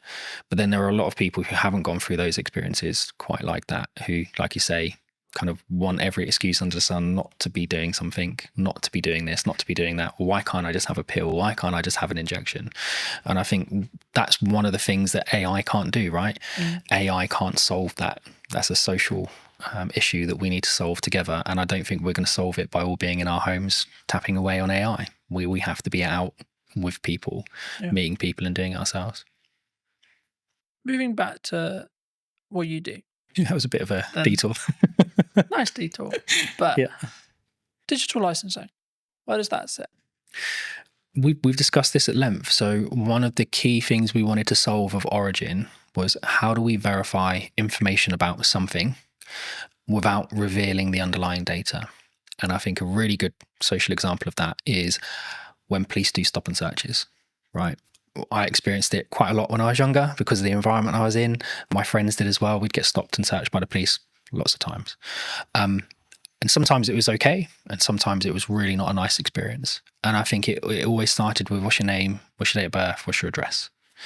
And even if I give you my name, date of birth and address, how do you as a police officer verify it, right? Does he have any tattoos? Does he have any markings? Does he, I don't know, look a certain way? But you kind of become generic. Guessing, right? Lots of guesswork, right? And lots of gut feel on the police officer side. Whereas we wanted to try and find something that would, and it wasn't just for this specific reason, but it lends itself really well to it. We wanted to be able to provide technology to the environment, to the world, that kind of removed that friction. So a digital license isn't like an ID card. There isn't a centralized database of all your information in one place. That's ridiculous. If that gets breached, it's going to be horrendous. The fraud will go through the roof. What we've done is we've used kind of a decentralized approach. So we've taken some concepts from blockchain, but removed the blockchain because it's inefficient and doesn't really work for this context. But the idea behind it is you can have an ID service provider, right? So as a government approved company, verify your identity and give you a cryptographic endorsement that sits on your digital license, which you can carry on your device. It could also be hosted in the cloud, but the idea behind it is you've got control of it. So now if I was to come and stop and search you, you would be able to present that credential to the police without revealing your name, your date of birth, or your address. But the police would know to a degree, oh, he lives within a 5-mile radius. There's no outstanding warrants. He's verified that is his identity because he's done it with a biometric check on his thumbprint. And we've conceded that biometric check that's linked to that IDSP hasn't been changed on that device. And then we can link it to other credentials. Oh, he's got a full-time job with an employer. Don't need to know who the employer is, but he's employed full-time.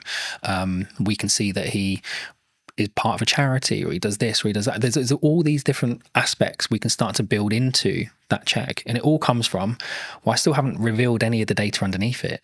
These are all independent cryptographic proofs coming from third parties. But that police officer is now sure that individual doesn't have anything outstanding. And I think that would help. I'm not saying it's going to solve the issue, but it certainly would help remove some of the friction. And if you then start to expand that out to kind of the business world, so if we're looking at things like how do I onboard employees in a fast and efficient manner whilst maintaining their privacy. So one of the tools that we're doing for the digital cleaners license is we do the right to work checks. We do a modern slavery check by making sure that the bank account name matches the name on the ID. Real basic check, but lots of organizations don't do it, right? And that's one of the flags for modern slavery. We then can go and endorse all of your employment history. Right. And again, we're not the verifiers. We're not verifying the data. We're not storing the data. Right. But we're going off and having those independent third parties endorse you. Same for your certifications, your training. And I think in that environment, when you're dealing with disparate workforces where English quite often is a second language, not your primary language, these people, they kind of get left behind, right? They come along with their paperwork and they have every right to work. They have every intention of working, but it might take 5 or 6 meetings and 10 or 11 copies of their documents. Now, where's all that documentation going? They've got no idea where it's being stored, no idea who has access to it, no idea what copies are out there, but we're expecting them to just continuously do this. And if they're now working 3 jobs, we're extrapolating that 3 times over. So for us, it's about digitization, yes, but without just copying the existing paper process and doubling the problem, right? You have to do it in a different way. That would fix the problem we opened with? What, going for back? Someone like me, for example, who, let's be honest, if deepfakes become mainstream in AI, someone points an AI with that mindset, I'm screwed. Yeah, I think there's definitely a way of being able to verify something's real. But again, there's then nothing stopping someone from creating an AI deepfake and just putting their endorsement on it anyway. Right? They haven't had to do the work. Like the AI has done all the work. I think it will become more important for organizations and in fact probably more important for creators to be able to verify that's their work, right? I was the one that created that first. Here's kind my of endorsement. In some ways from a maybe not a legality point of view, but kind of a copyright plus model, I guess you could say. Yeah, absolutely. And I think one of the things we've seen with the endorsements is, and you'll get it all the time with correspondence from the BBC, right, or for Sky News or whatever, our person on the ground. Well, that's great, but I don't know who that person is. I don't know their credentials. I don't know where they're from. I don't really know if they're from that country. I don't know what their background is. Whereas if you were able to say, here's the credential that's been lent to this article, well, now I've got, well, yeah, he's got an IDSP verified in that country that he comes from that country. He's got a university credential that says he went to that university. He's got an employment credential that said he was employed there at these points in time. That's not to say people can't build those profiles up at a state level if they really wanted to go to that level, but it becomes much harder to do, right? The threshold for access to fraud becomes really, really high, because when we're actually taking these interactions and monitoring them, we create an encrypted hash of the interaction, and that gets stored on what we call event chains. So not blockchain databases, but the event chain is a point in time. And so you can't go back in time and put something on the event chain in the past. It has to be done in time. It's temporal. And so in order for someone to perform a high degree of fraud, it's going to take them 5, 6, 7, 8 years to build that profile up. And they will have to do it in multiple chains simultaneously. And they're just not going to be able to do that. And I guess it comes back to that like point, which is like, it sounds horrible whenever you say it, but like you're making it less likely that you're the one who gets targeted, because the burden of likelihood that your stuff gets stolen, etc., is so much higher than Barry, than Sally, Correct. than James, so on, you know. And that's, I hate to say it because it's like, oh, go and steal their car, not mine, because mine's a pain in the arse to steal, for example. There is that, but again, from our standpoint, I mean, we want to give it to universities for free. Right? We want to give it to schools for free. You have the Online Safety Act that's happening at the moment, and I think you've probably seen some degree of access to adult content reduced. But it's seen VPN usage go through the roof, right? Because we know how people are accessing it, just going around the issue. And I think they had, was it Keir Starmer's driver's license got leaked online, and people using that and a picture of him to be able to skirt around the sides of it. That's the same tech, by the way, we were talking about at the beginning that some of the retailers are now choosing to use to verify their staff, right? It's not with an IDSP, it's just a localized check that looks right. I guess this was a big conversation like a handful of years ago, and I've covered it in the social media show and etc. But like, there was this big conversation, and lots of jurisdictions across the world have said, below 16, you're not on social media. And that seems to be the future, because it's like, we're now like half the world has basically got that. How do you verify you're under 16? Exactly. Right. And again, with Origin, it's one of the things we were saying, if we give it away to students for free, you can have a cluster of credentials, right? And so from our standpoint, it's about enabling the verification of a credential to create context. And contextual permissions is something that we've kind of started to patent from using our tech. So the idea behind it is, I can access a system. I don't need a username and password, but I need a credential from an IDSP. I need a credential from my employer. I need a credential for someone linked to that system. I need a credential maybe from a school or university. All of those credentials must confirm specific assertions about myself, right? I'm under 16. I'm a UK citizen. I go to a particular school in a particular area. That means we're putting the control of the people that need it, schools, etc. But we're not then enabling people who have bad intentions to come along and manipulate that system, because they would have to manipulate it in 5, 6, 7 areas at the exact same time. So now, if you want to access the internet, well, you could have your Origin handle with all of the credentials on it, and we would know straight away how old you are, right? And parents mostly can be trusted. So your parent could create a credential for you. But if that doesn't match your school's credential, well, then that's going to create an issue. So you don't have the permission to access that service or that particular piece of content. And that for us is really important. Context is much more important than just, well, we think you might be over 18 because you click the button. Yeah. For those people who have enjoyed this conversation, who maybe want to see more of the content, delve into a little bit in more depth that what you and the team are doing, where can people reach out? They can reach out to us directly, so they can come to us via the website, or they can reach out to us on social media or LinkedIn.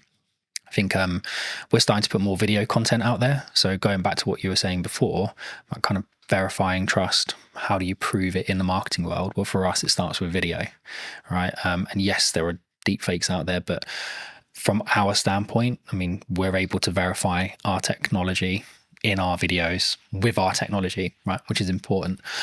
We're certainly seeing kind of proof of concepts with the MOD gain lots of traction. We're talking to OFDIA, the Office for Digital Identity and Attributes, about shaping kind of how the UK consults on digital identity. And I think all of those aspects are important. So it's not just about us. I think people should be looking at digital identity as a whole in a much more holistic way. And reach out to us, reach out to the IDSPs, reach out to everyone. I think is something that people need to understand more, is that digital ID is more than just, here's my JPEG of my passport and driver's license. But yeah, reach out to us on social media or online. Just before we wrap up, I mean, obviously you have worked with us in the past and you've done some video content. I mean, now the other side of it, maybe a year on, how was that experience? What was the things you maybe learnt from except like how was it as a whole? Like, not putting words in your mouth, but I'm actually curious because obviously we haven't touched base since actually doing it last year.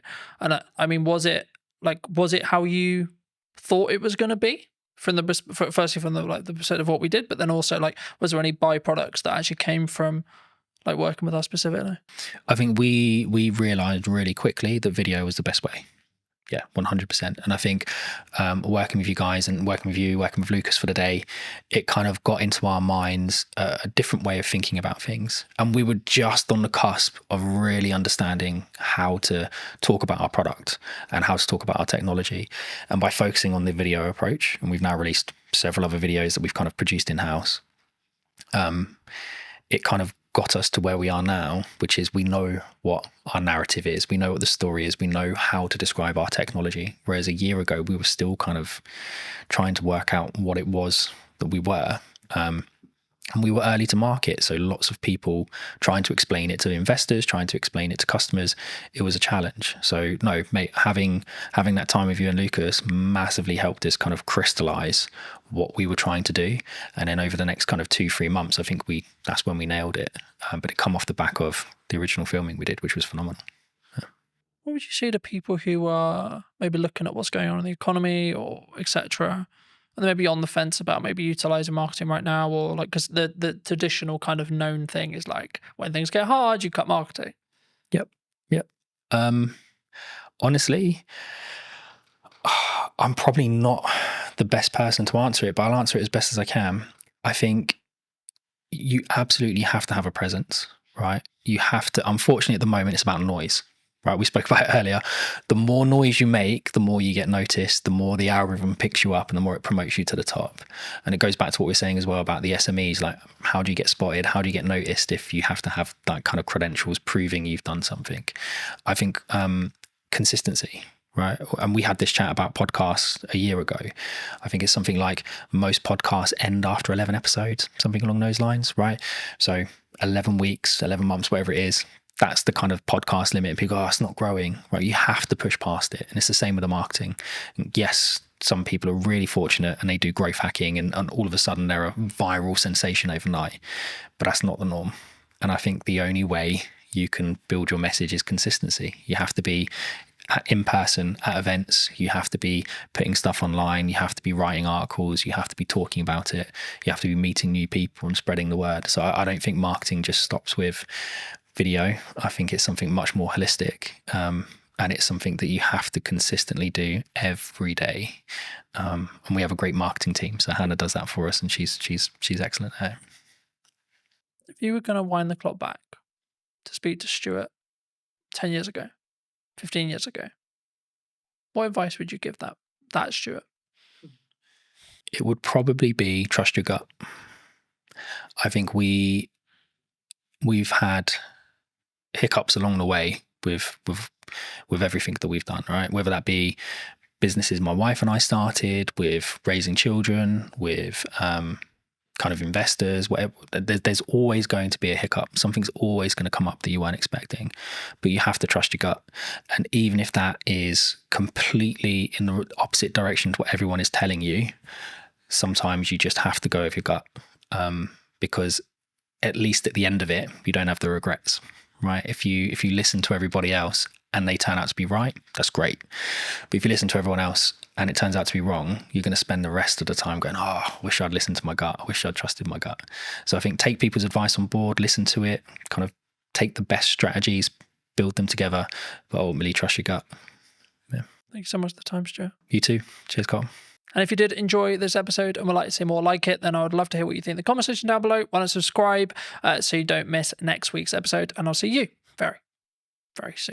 When you truly become comfortable in your own skin, that's when you become a more potent, authentic, and influential communicator. Why do you think storytelling is important? The storytelling is 100% something I focus on. It's just a part of a larger puzzle now, or a larger body of work. But stories are important for so many reasons, man. What is the excuse that we make for the reason why we don't do the thing? Have the podcast, write the book, run the business. So the 5 habits, number 1 is transform your internal story. The second is ask conscious just questions. The third is unearth your charisma. I think it's really interesting, right? Because a lot of the conversations I've been having the last couple of months has been around done is better than perfect. I'm a multifaceted human being. I'm not just one thing. And often labels can lead us, man, to shrinking, playing small and saying, I am this. But what if you're more than this?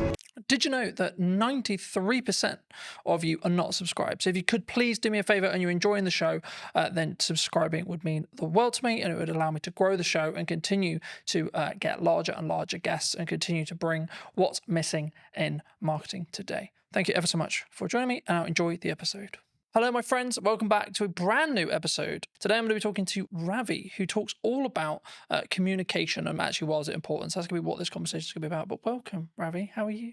Good, man. I feel like we should have started rolling about 10 minutes ago because we had some good conversation about marketing, communication, books, all that good stuff. But I'm feeling good, man. As I told you in the green room or the coffee area, this has been a minute when it comes to me being on podcasts, given I've been focused on writing my book, being a dad, and all that good stuff. So it feels good to be here, man. It feels good to be here. Well, thanks ever so much for coming down and for the time, of course. I mean, it would be wrong to not open the show with what you feel is missing in marketing today. I mean, we touched on it in the pre-show conversation a bit, but just to reiterate for the audience's sake, I mean, what do you feel is missing today? When you asked me this question beforehand, giving me the material to prepare, I had to sit with this. And I had to sit with this for quite some time because I didn't want to give you a generic answer or one that's been heard before. And the one word that came up for me was intentionality. And actually, that's not just in marketing, that's in life right now. Intentionality. I mean, if you just scroll on social media, log on to LinkedIn, log on to Instagram, whatever it could be, there's an addiction to instant gratification, meaning, okay, I want to grow my follower account now. I want to achieve XYZ now. And as a result, I may put out AI content, which feels perfect, which feels like it's going to connect with people. But the truth is there's a disconnect because perfection doesn't exist, man. Perfection doesn't exist, and imperfection equals connection. And our intentionality behind things, our death grip on our desires, and the instant gratification that comes with it, it's just leading us to this place where, and it's funny to say this, the bar is so low in some senses that the number one way to stand out is by tapping into human connection. I think it's really interesting, right? Because a lot of the conversations I've been having the last couple of months has been around done is better than perfect. And I think that sometimes we look at the podcast idea we have, we look at the event idea we have, we look at the business idea we have, look at the book idea we have, etc. And we think, yeah, I'll add that to the list. Yeah, I'll put that on my to-do list. Do you think people need to is there a level of just you need to start doing stuff? Like you need to just choose one of them or two of them or three of them and say, I just need to do that? Because I think sometimes we put it on we kind of pin it up and we go, yeah, I'll get to that. But then we never maybe do. What's the question behind the question? I'm curious. The core, I think, is do people... So I guess what I'm actually asking there, and this isn't planned, so I've just come off the fly, but I think it's what is the excuse that we make for the reason why we don't do the thing? Have the podcast, write the book, run the business. Maybe someone's watching this and they're in their 9 to 5 and they're like, I've got that really business idea. I'm really passionate about X. But they don't start working on it in the evenings. They don't start because maybe they're worried about what people think. It's actually, these are the common answers I get. But is it just that? I'd say it could be many things, and I can't answer it from everyone's perspective. I can only answer it from my lens. And I would say the two things coming up for me are, number one, fear, like we spoke about, where, I'll give you an example. I know of somebody who has a specific idea that they knew in that season of their life was in alignment. But there was always a reason why they couldn't pursue it. There was always, for lack of a better word, an excuse as to why they couldn't pursue it.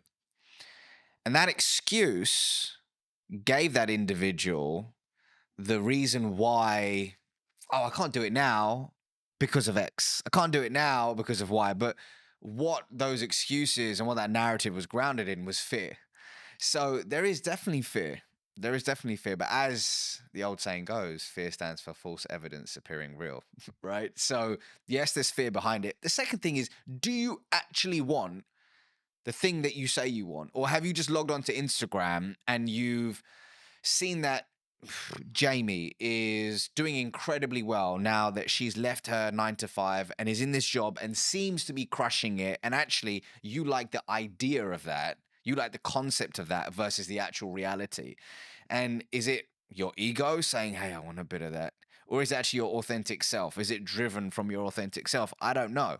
But I think those are the questions to ask ourselves, because the truth is when you, this is my truth actually, when I'm deeply aligned with something, it has a meaning behind it, which means the imperfect action, the work or whatever it takes to achieve that, the excuses, the fear, it starts to move to the sidelines because you know that not taking action is going to cost you more.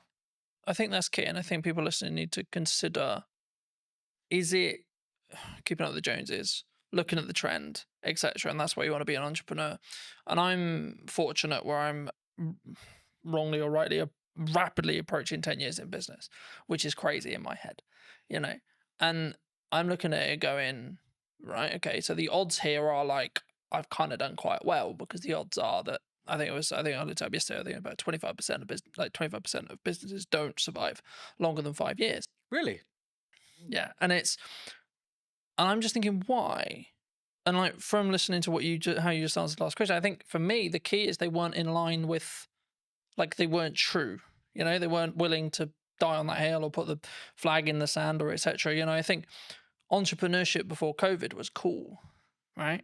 Because, or even during COVID, when there was loads of money floating around and it was, quote, easier, I think that's when people looked at it and went, yeah, that's cool, let's do that. Oh, work-life balance. Oh, free. Oh, I make lots of money and I get all the time and I get all the freedom.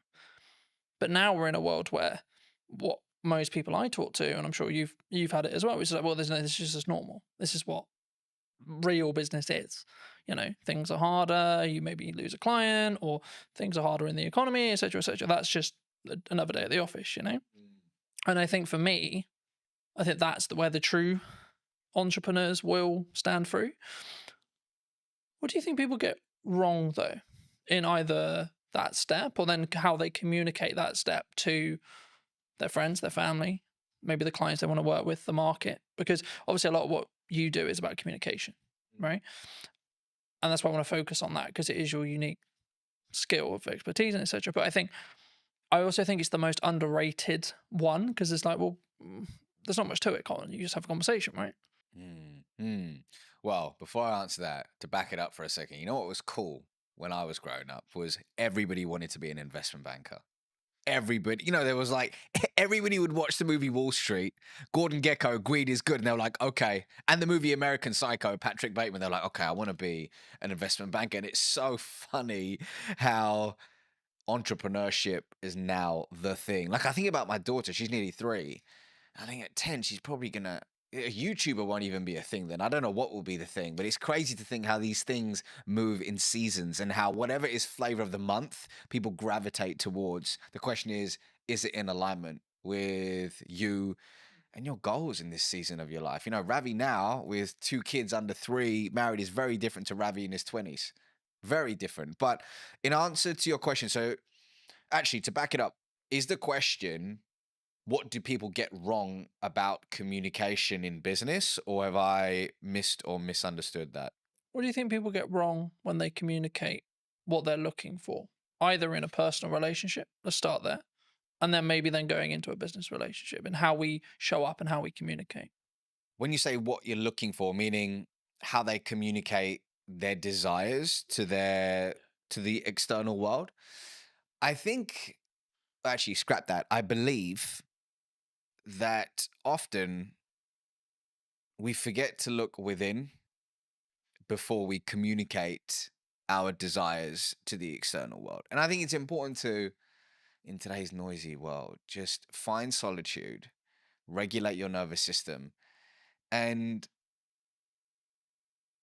find neutrality so you can really figure out, hey, what is alignment for me? Is the thing that I say I want actually the thing that I truly want? Or is there a path that is more aligned to me in this season of my life? I think that internal communication is super important and really tapping into your unique genius. I believe everybody has a zone of genius. Everybody has a zone of genius. But so much of the time, when we look externally, we say, oh, Carlton's doing this thing. Carlton's pushing out content 24/7. That looks so dope. That looks so cool. Maybe I should do that. But actually, your zone of genius may not be being in front of the camera. Maybe your zone of genius is writing. And you should go all in on writing. Yet, what looks good is Carlton on video. So you disown your genius and you move towards a path of misalignment. But hey, sometimes we need to have the disconnect to allow for the reconnect, right? And that's a part of the journey. So I think, once again, actually scrap that. I believe that looking inward is a step that is often missed in today's world when it comes to thinking about our desires in business and personally. I think that's really important for people to consider, but also like it made me think of where I was at the early part of my 20s, and now I'm in my later half of my 20s, right? Yeah. And I think the definition of the word success when I was 20 was very different to what it is now. And I find, like, I can say this now, like, in hindsight, but I find that really interesting and how it's developed and changed. And I think that's kind of, to an extent, what some people misunderstand, right? When they look at maybe, I'm going to do this business, and maybe it didn't work. Or maybe they gave their all for 5 years, and then actually they're like, you know what? Yeah, I could, but, you know, like, I'm just going to go get something that is close, but not there, right? And it's a job and it does what I need it to do, but then I can focus on everything else. And they're putting that first. Do you think that people sometimes struggle to, I don't want to say the word abandon what they used to call success, or what their definition of that used to be, but do we need to, as we move forward in the seasons of our life, do we need to constantly readapt and constantly be okay with changing what success means, do you think? It's funny you say that, because if I think about the version of me in my 20s and what I defined as success, so different. And it's wild. But I also needed the 20-year-old version of Ravi to, like, actually, a better way to put it is, I acknowledge that younger version of me. I have compassion for that younger version of me. And I know that he did the best he could with the consciousness that he had at the time, versus berating that version. You know, some people say, oh, God, man, I was such an idiot. I did so many years. Yeah. Actually, we did the best we could in that season of our life with the tools that we had. So I've got to honor that version of me. But when I look back, I'm like, wow, I'm glad I've evolved. I'm glad I've evolved. And I think we do need to be comfortable with not labeling ourselves. We need to be comfortable with labels. I will give you an example. Somebody could say, I am an entrepreneur. I am an entrepreneur. And on the face of it, great. Gives that individual a sense of belonging, pride, identity, brilliant. However, let's say that one of their buddies hits them up and says, hey, Jamie, I've got this role at Netflix. It's in the C-suite. I've spoken to people internally. We think you would be incredible for it. But Jamie's like, hold on, but I am an entrepreneur. But actually, it's not working for them in a way that they would have hoped. And actually, being in the C-suite at Netflix could be more expansive and abundant for them, but they reject it. And they say, no, but I'm an entrepreneur. So the labels that we give ourselves can often create these mental cages where we shrink our desires, we play small, and we often reject abundance. Versus, instead of saying I'm an entrepreneur, we could say I'm somebody who runs a business.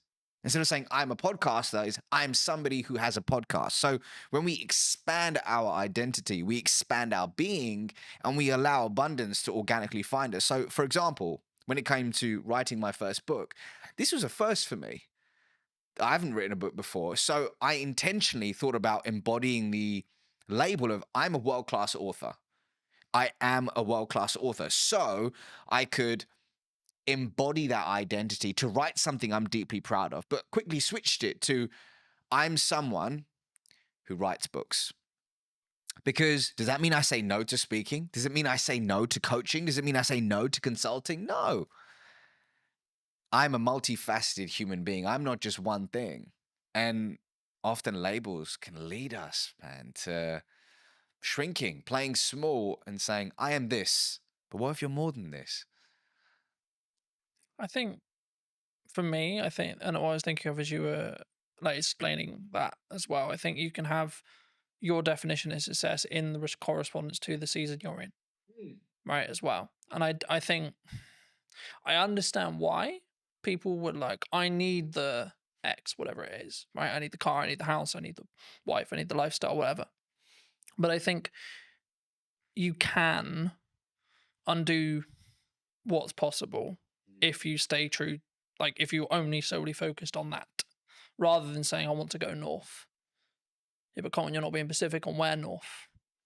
Okay, but I know I want to go in this direction, and then see what opportunities then arise from there, and then reflect on what happens. So at this moment, yes, I run a marketing company. Sure.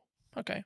But if you had a conversation, this same conversation nearly 10 years ago, I would have said, I do video production. Right. And if I had just locked into, no, I only do video production, that's all I do.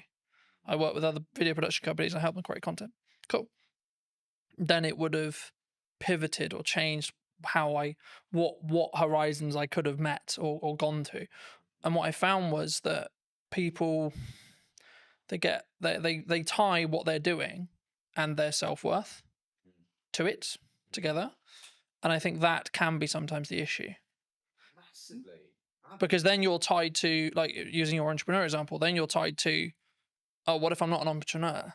Now I'm lesser, right? Because that kind of implies you failed. And then to you, that means actually me as Colton has failed. Not the company has failed, or not the company served its purpose and it got me to the Netflix role, or etc.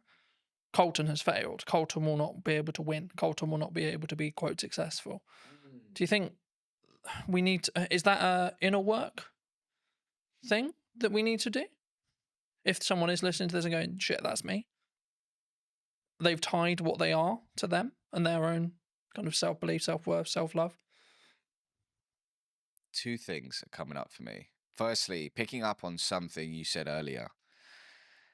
Something I talk about in the book, inside of Habit 1, is about being fixed on the desire, but flexible on the path. So let's say somebody says, I just want to generate more revenue. Broad, but more revenue, okay? And they have the idea that the path to get there is landing net new business. They build this whole team around it, but all of a sudden, this beautiful opportunity arises with their existing client base. If they are fixed on the path and go, no, we're just going to acquire net new business, and they reject this abundant opportunity, they may not reach that idea of more revenue. But the idea of pivoting, being open to the infinite possibilities to reach that said desire, which will evolve, and it's okay to evolve it, is super key. Yes, that requires inner work. But going back to your question about self-worth, you know, I used to work in investment banking. And one of the reasons why it took me a long time to hand in my resignation notice back in August 2016 is when I left that world, was I had pinned so much of my identity and self-worth to I am an investment banker. I'm somebody who works in an investment bank. So much pride, status came from that, which stroked my ego, and it was beautiful until it wasn't. But that experience, I'm so grateful for it, man. I'm so grateful for it. And it was, I believe that everything, this is my belief, that everything's happening for you, not to you.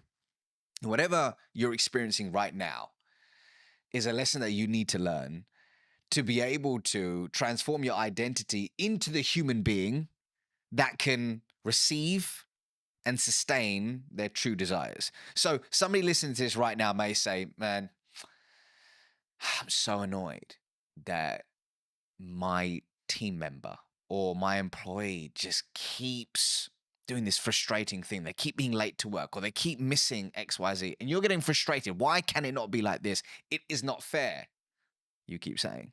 However, you may have requested from the universe, whatever your North Star is, that I want to be an influential leader. Well, you've requested it.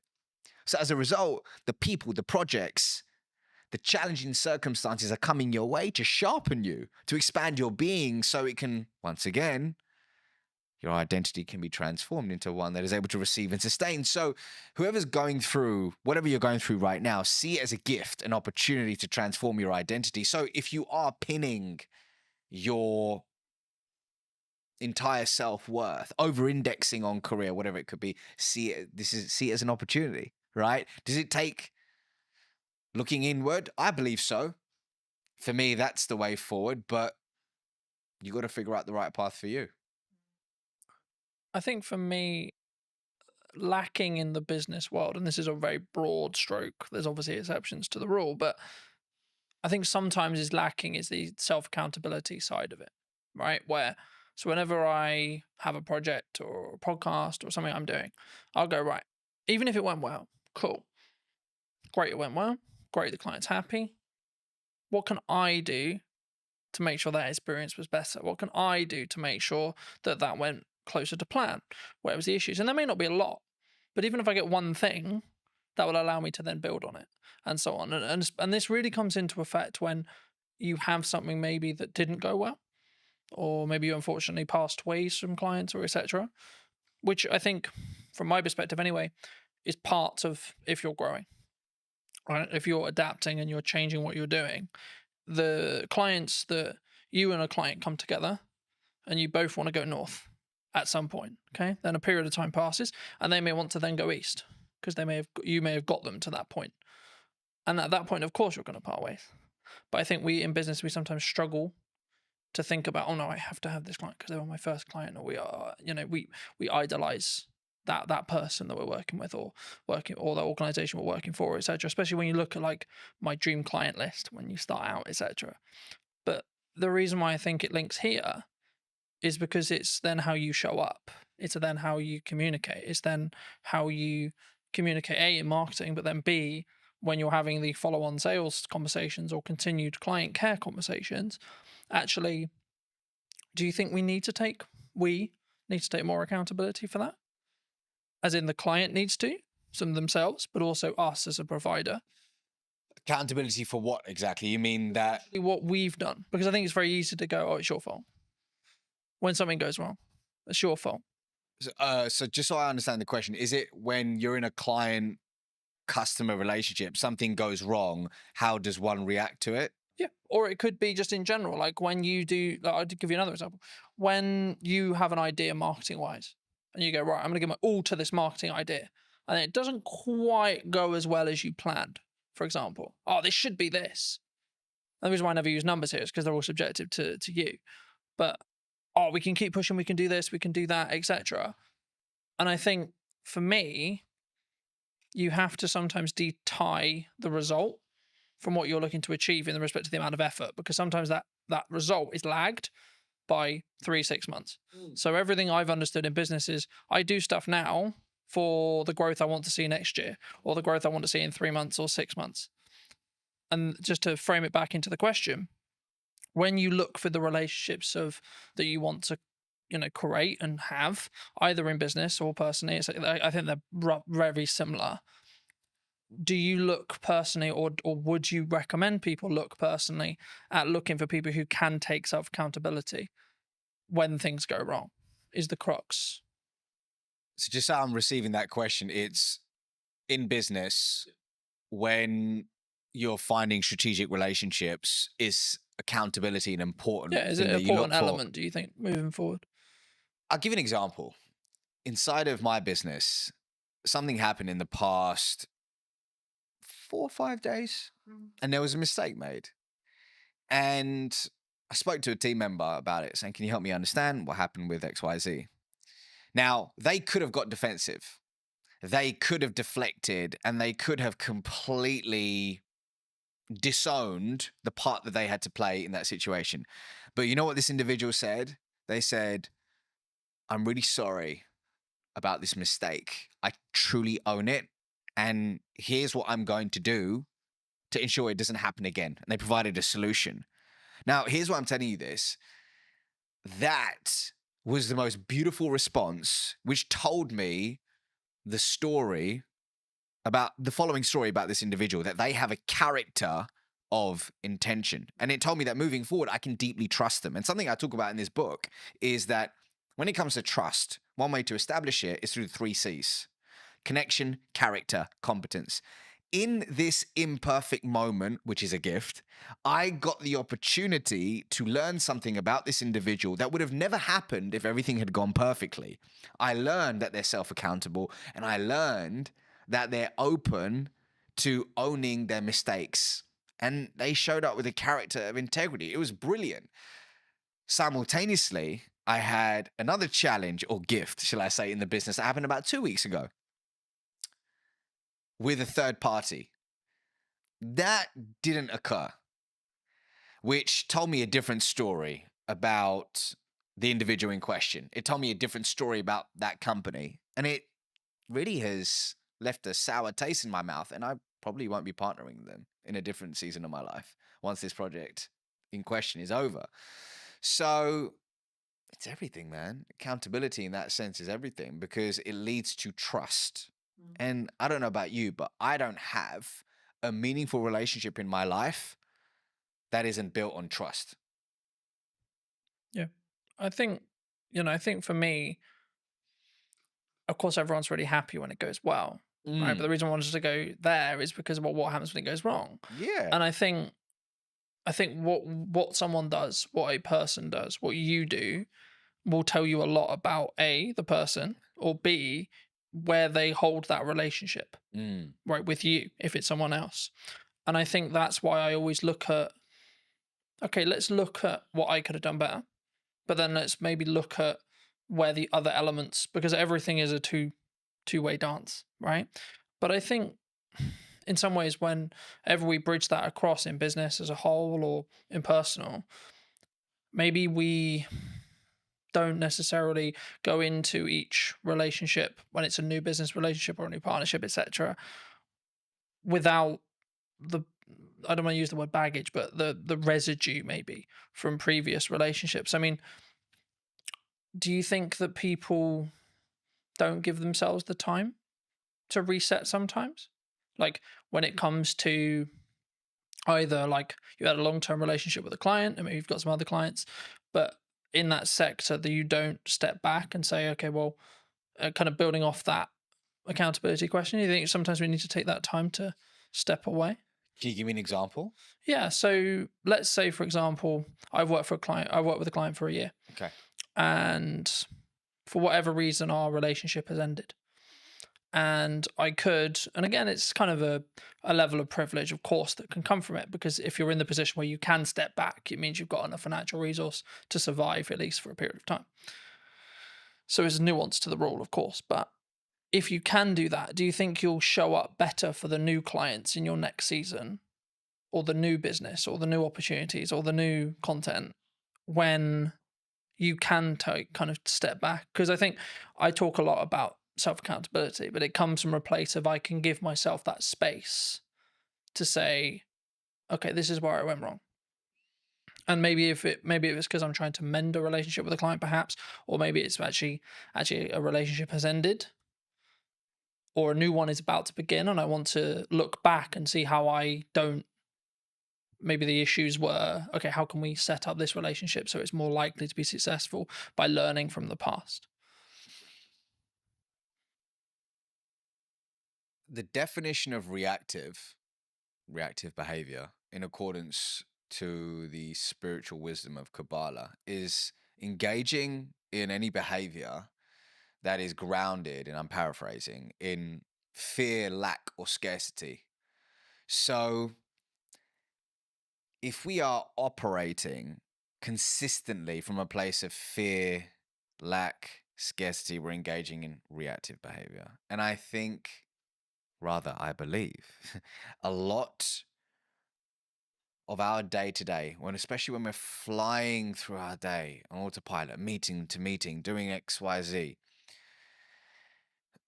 we can unknowingly slip into reactive behavior. We can unknowingly and unconsciously end up having unconscious conversations, and we don't leave the space to look within. So in your example, let's say if somebody has lost a client and they haven't really sat back and said, okay, let's look at the facts here and what part did I have to play in that, and truly owning it, then they're going to make the same mistake over and over again. And they won't have the opportunity to transform their identity into the person they need to become to achieve said desire. So your point about self-accountability is important, but it's all down to the fact that, if your calendar is just, there's zero white space in it, and you don't have a personal practice in the morning or whatever it is in the day to ground yourself, it can lead to this unconscious behavior, which is a problem in today's world. Because in our conversations, one of the biggest problems is engaging in short-term behavior that kills long-term reputation. Do you think that people have too many busy things happening? They take too many meetings. They take too many opportunities. They don't know how to say no. I can't speak for everyone. I can speak for the clients that I've worked with. I can speak for the people in my world and through my lens and expertise. And what I can see in today's world is the addiction to being busy is real. And often work can be a form of escapism to run away from something we're experiencing, something we're feeling, or whatever it could be. However, I believe we've confused being busy with being productive. I believe that often the inability to say no isn't just, oh, I just love working on several things at once. I just love just chasing all these different things. But what's behind it? Is it your inner people pleaser who's struggling to say no? Is it a story that you're telling yourself of I'm not enough, which is triggering, which is a launch pad for these behaviors? What's interesting is I heard a quote a little while ago, which is, stop setting yourself on fire to keep others warm. And in a different season of my life, that's what I did. I consistently set myself on fire to keep others warm. And what I mean by that is saying yes to people, projects, and opportunities that were misaligned with who I truly was and my desires, and then saying no to myself, which is a recipe for disaster. The question is, why does somebody struggle to say no? And when an opportunity does come up to say no, how can you do it with warmth? And I'm happy to give you an example of something that I had to do recently to actually say no with warmth. But actually, some people want to say no, but they feel guilty afterwards. What are they going to think of me? They don't want to be not liked. Am I missing out on this? But there is a way to say no with warmth. Do you think that psychologically? Do you think we're naturally more likely to say yes because of that? We want people to like me. I'm going to say yes to you because I want you to like me. If somebody is struggling to say no, on the face of it, people give advice like, okay, well, what is it costing you by saying yes to this? Okay, here's what we're gonna do. We're gonna focus on you figuring out what's aligned with you, so you can start saying yes to the right things and no to things which are misaligned. That's great. I mean, an exercise which Dr. Zoe Chance of Yale University does with a lot of her students, she's a senior lecturer over there, is she gets them to say no. She said this on my podcast many years ago. She goes, I get people to say no for 24 hours to everything, as long as it doesn't result in a divorce or anything crazy, right? But get them to say no to everything so they can start flexing that muscle, which is brilliant. And that's great on the face of it, looking at all those things. And then there's going slightly deeper is, okay, but why do I struggle to say no? What is the story that I'm telling myself? Is it true? How long have I told myself this story?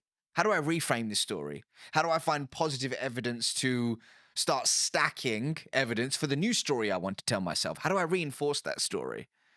And is that work, that messy inner work that often people don't want to do? But for me, when you commit to a journey of introspection, that's when the beautiful things happen. And that's when organically becoming no doesn't necessarily make it easier, but it feels aligned. And you start wanting to do the inner work because you know the fruits that come with it. I think for me, it's a mindset, right? I see it as something that I've tried to do is like, I have a certain window of time, let's say 3 months, and I'm only allowed to say yes to 1, maybe 2 things at maximum during that window. So is this really worth those 2 shots? Yes or no? You know, and I think it's not like something you can like if it's a job offer, etc. And I like look and go, okay, is that going to help? Am I the right fit for the client? And sometimes I'll go, I don't actually know. That's when you explore more, you have more conversations, etc. But the key for me is making sure that whenever you do work with a client, or whether you do a body of work, write a book, run a podcast, etc., that it sticks into what you were starting to talk about at the beginning of today's episode, which was, is it authentic? Is it connected? And it's kind of I hate using it because it's kind of become a buzzword now, right? Being authentic on social and being authentic in content, but only you know whether you are. And something I did want to talk to you about, and I know it's maybe something you're maybe trying to move away from, and I would love to hear if that is something you're moving away from, potentially why, but like, why do you think storytelling is important? Well, actually, storytelling is the 4th habit in my book. So the 5 habits are, number 1 is transform your internal story. The 2nd is ask conscious questions. The 3rd is unearth your charisma. The 4th is tell stories that inspire change. And then the 5th is become the trusted guide. So to hit on your point, storytelling is 100% something I focus on. It's just a part of a larger puzzle now, or a larger body of work. But stories are important for so many reasons, man. But let's take it back to the work of Zoe Chance for a second, Dr. Zoe Chance. So in her body of work, she highlights that human beings all have a gator, an alligator, and a judge within. Now, behavioral economists will liken this to system 1 and system 2. And what she says is the gator is the fast, instinctive, and unconscious part of us, where our emotions live, that drives 95% of our decisions on a daily basis. The judge, like a judge in court, is slower, more deliberate. It requires conscious effort to make rational decisions. So the judge, or rather the gator, is automatic. The judge requires conscious effort, and the gator is more dominant. Interestingly, the gator is the first responder in Zoe's eyes. The gator is the first responder. And what it's doing a lot of the time is actually filtering what information we should pay attention to. And it's rationalizing, or rather, the judge is rationalizing the preferences of the gator. Here's why I'm telling you this, is that a lot of the time we lead with facts, we lead with figures, and we lead with data. And it's not about not using them, it's about understanding the context and when to lead with them. But for me, what we need to think about is how can we prioritize the needs of the gator so that we can then appeal to the judge. And one of the most potent ways somebody can do that is through impactful storytelling. But the $1 million question is how do you tell a good story? So from a lot of the work that I've done, whether it's training teams at Oracle NetSuite, T-Mobile, Sherwin-Williams, they all want to know, how do I tell a good story that inspires prospects, customers, and people to take action? And through my work, came up with a checklist. I call it the Acorn checklist of what really a good story in a business setting needs to have. There's several things. There's hundreds of things that it could have. But if I just had to pick 5, it would be these things. So A of the Acorn checklist is actively interrupting somebody's trail of thought. So that's through an effective hook at the start of the story. C is your story should contain a story. Contain a story arc. And the story arc that I traditionally teach is the 4 C's: context, conflict, change, conclusion. And we can talk more about that in a second. O stands for organically adding business value. Does your story organically add business value? Because this isn't this one time at Bandcamp and you're telling a story and it spirals off to Pluto and it adds no business value. It needs relevance. It needs relevance. And then R stands for, does your story revive a 2-way dialogue? Not just talking at somebody, but does it spark a 2-way conversation? And then N, which is very important, does your story naturally, noticeably make the main character the hero, not you? And when you embody these ingredients, it really paves the way for somebody to tell a great story, which moves people. And hey, what are we trying to do when it comes to our prospects, our team members, our customers, our partners or shareholders? We're trying to inspire change, moving them from a current set of series of behaviors, to a new series of behaviors. And change is hard and change is messy, but storytelling can start that process and make it stick. Do you think, because something that I hear from people who are starting out on video a lot is, yeah, that's great, but my story is really boring. My origin story is really boring. My day-to-day is really boring. I'm an accountant.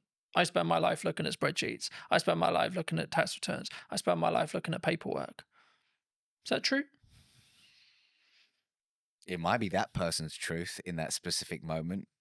Is it, we gotta honor that that's their truth. That's their truth in this season of their life. However, is there validity in it? I don't know. I don't think so, right? I'm sure we'll be able to find cracks in the story that they're telling themselves. So I was recently speaking at an event called Atomicon. Incredible event, really cool business conference. And at the end of my keynote, this individual came up to me and they said, it's really interesting when you were telling stories about your kids and this and that or the other, there was humor in it. There was fun in it. It wasn't like, oh, I went through this immense pain and this happened and that happened. And that's what I struggle with. I was like, what do you mean? Tell me more. And they said, well, I'm struggling to craft my origin story because I don't have this huge moment in my life where, oh my God, I was down and out. I was at rock bottom and look where I am now.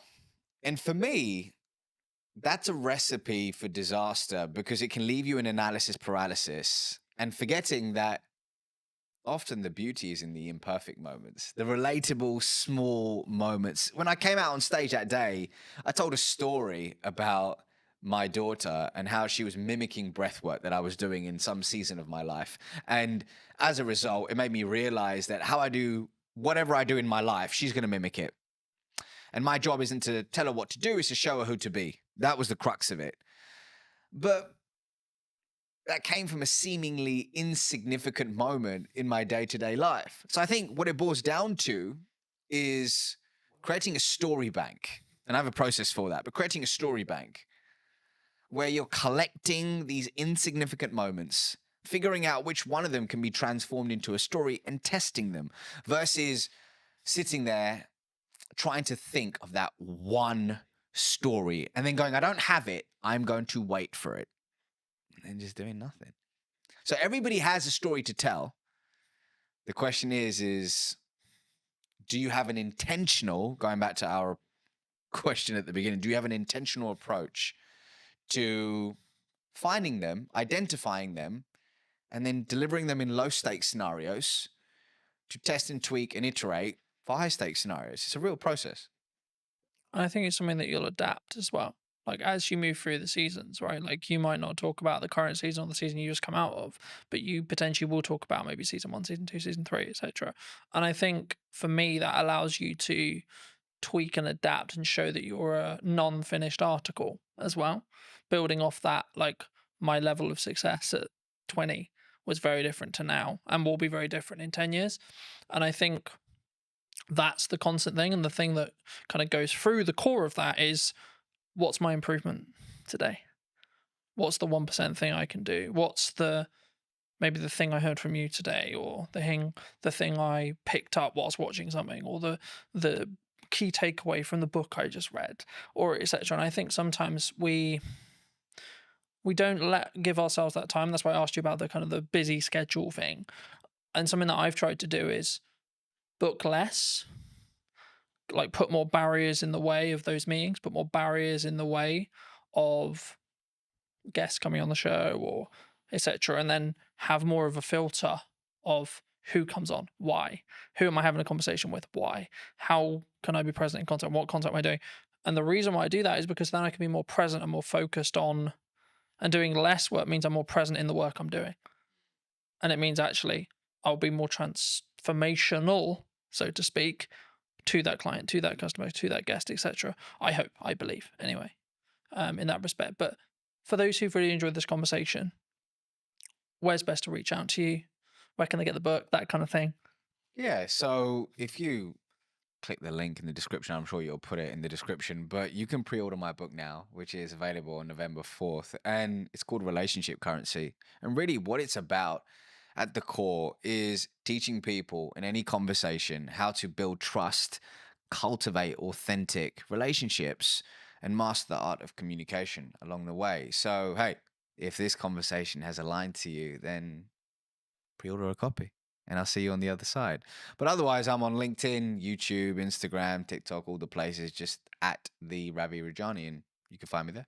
Magic. Thank you so much for coming on. And if you were going to talk to either yourself 5-10 years ago, or someone who's your junior, what advice would you give them? About life, about communication, because I could take this so many places. Wherever you want.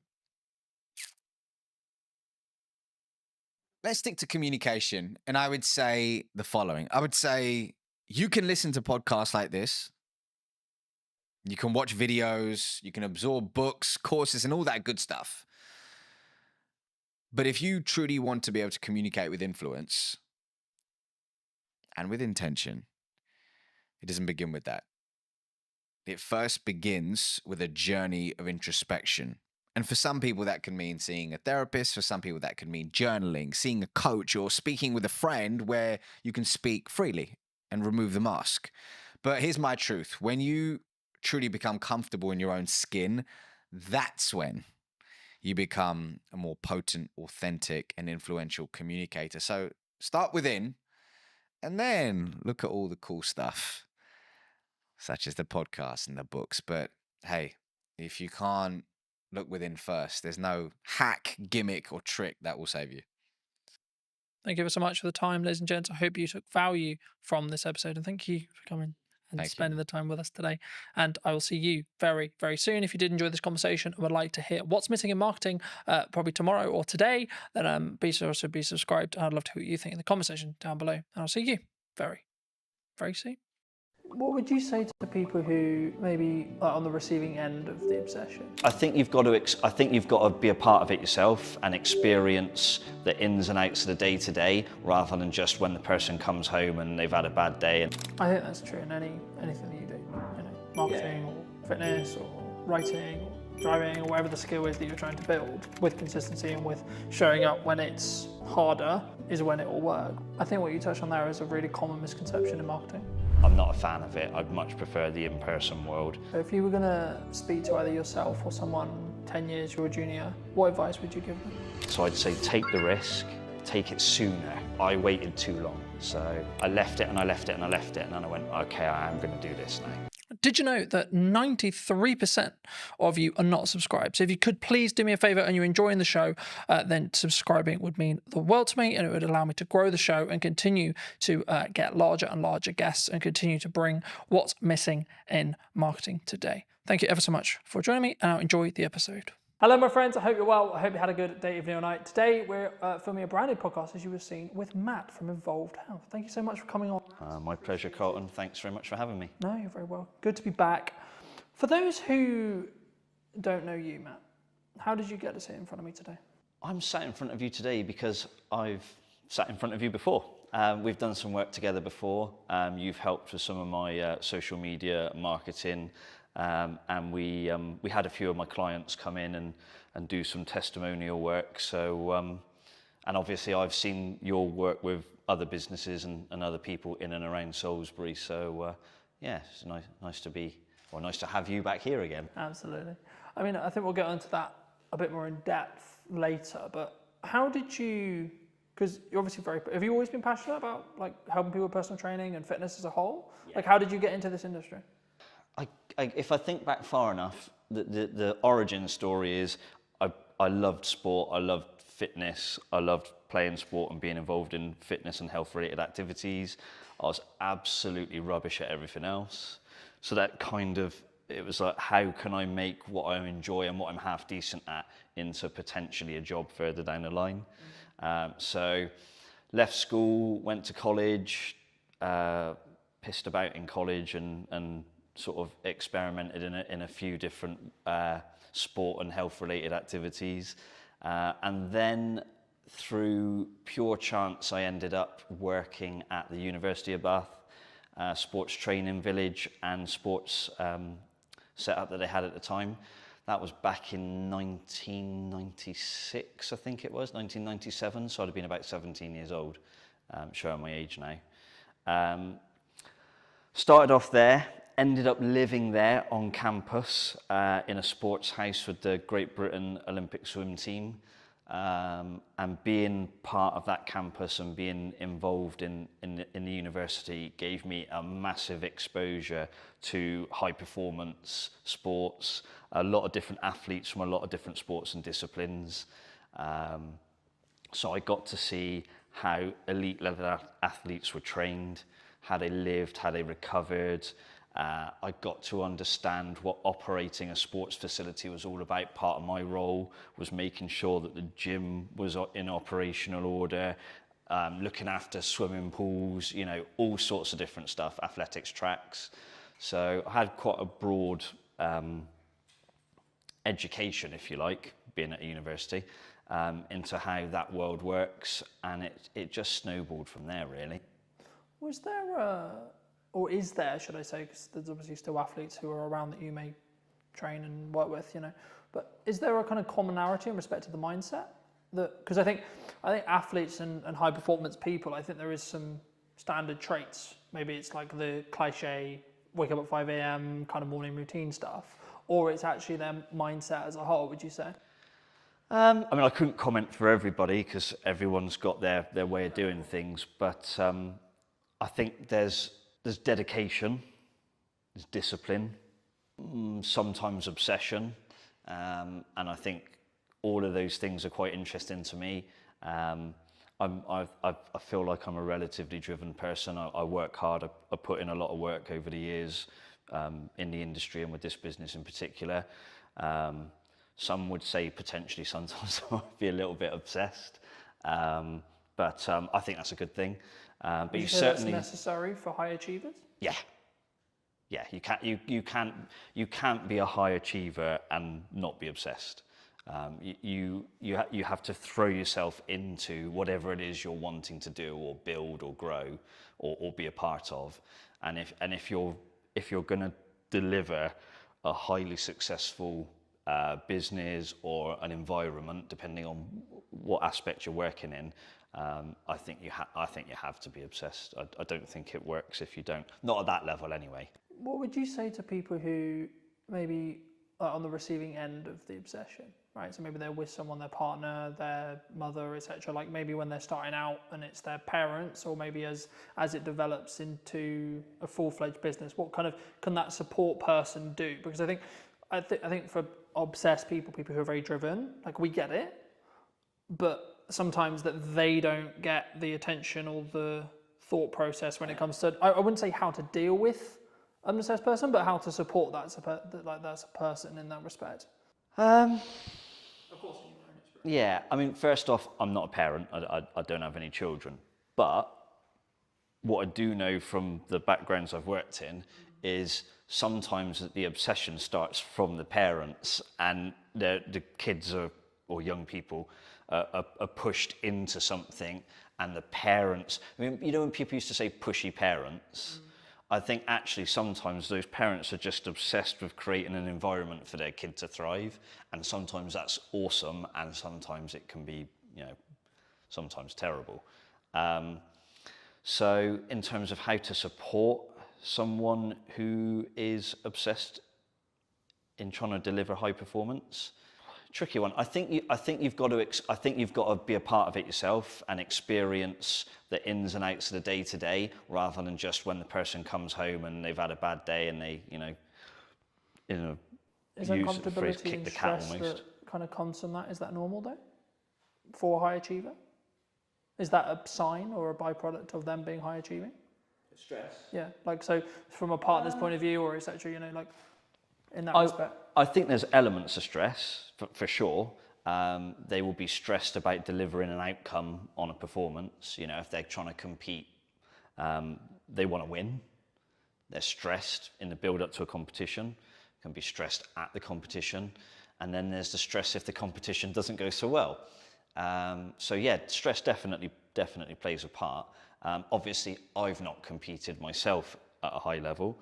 I've experienced and lived around those that have, and more often than not, I think the stresses are positive, like the person has responded to it. But I definitely saw a couple of occasions where maybe it didn't. And obviously, maybe with high achievers, and especially in athletes, they maybe get knocked or they have an injury or equivalent. I know you do some, support in that realm. I mean, how was that kind of a byproduct of what ended up happening as you were learning more about training? And yeah, the manual therapy side of things has come in relatively late in my health and fitness and therapy career. Initially, it was fitness-based provision, be it circuit training. Back in the day, it was circuit training classes. Then I got more and more into the personal training side of things. And the therapy aspect for me has probably been the last 10 or so years, 10 to 15 years, I reckon. Whereas I've been in the fitness and PT industry for I've forgotten how old I am, 24, 25 years. So yeah, pretty much since I walked through the doors at Bath University, I've been involved in fitness since, and that's changed, throughout the years. Therapy's become a big part of that.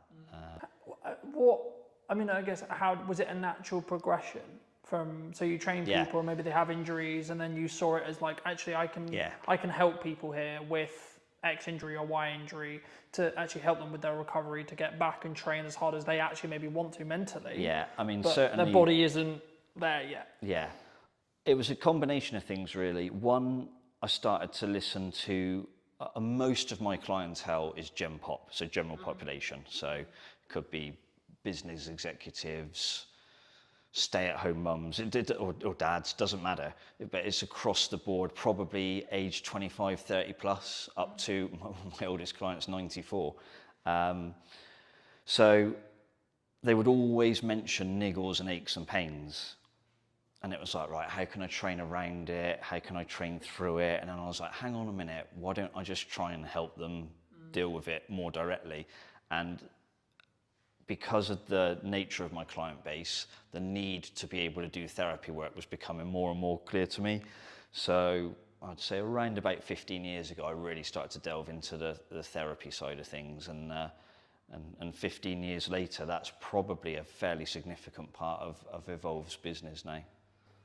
Do you think that's one of the things that makes you unique in comparison to, say, another personal trainer, another gym, another etc.? I think when I first came to Salisbury, for those that don't know, I didn't grow up in Salisbury. I wasn't born here. An opportunity came, where are we now? Probably around 2014, 2015 maybe, to start getting involved here in Salisbury. So what I realised through that is a lot of places had personal trainers. There were some gyms around. Sadly, there are fewer gyms around at the moment. That's another story.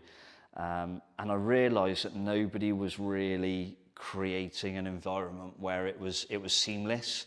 So you could be down here in the gym, maybe having a therapy type workout. You could be upstairs on the treatment table. You might have ligament damage that needs hands-on treatment and things like that. So the ability to put the two things together is really, really important, because as a professional then, I can manage and help the client through a myriad of different options. So I can be involved in their fitness training, I can be involved in their therapy work, I can guide them on their stretching and flexibility, and it all has a carryover. It's better for the client because you've got one set of eyes keeping an eye on things. I'm not saying I can be all things to all people, but it does assist. But also from a finance perspective from the client, you know, if you have 1 or 2 PT sessions a week, then you've got to go to an osteopath, then you go to somewhere else for a massage. Most people know what these things cost these days. That's serious money on a weekly basis. Whereas within a visit to here, they can have a PT session. They might need just a few minutes of hands-on work or some help with a stretch.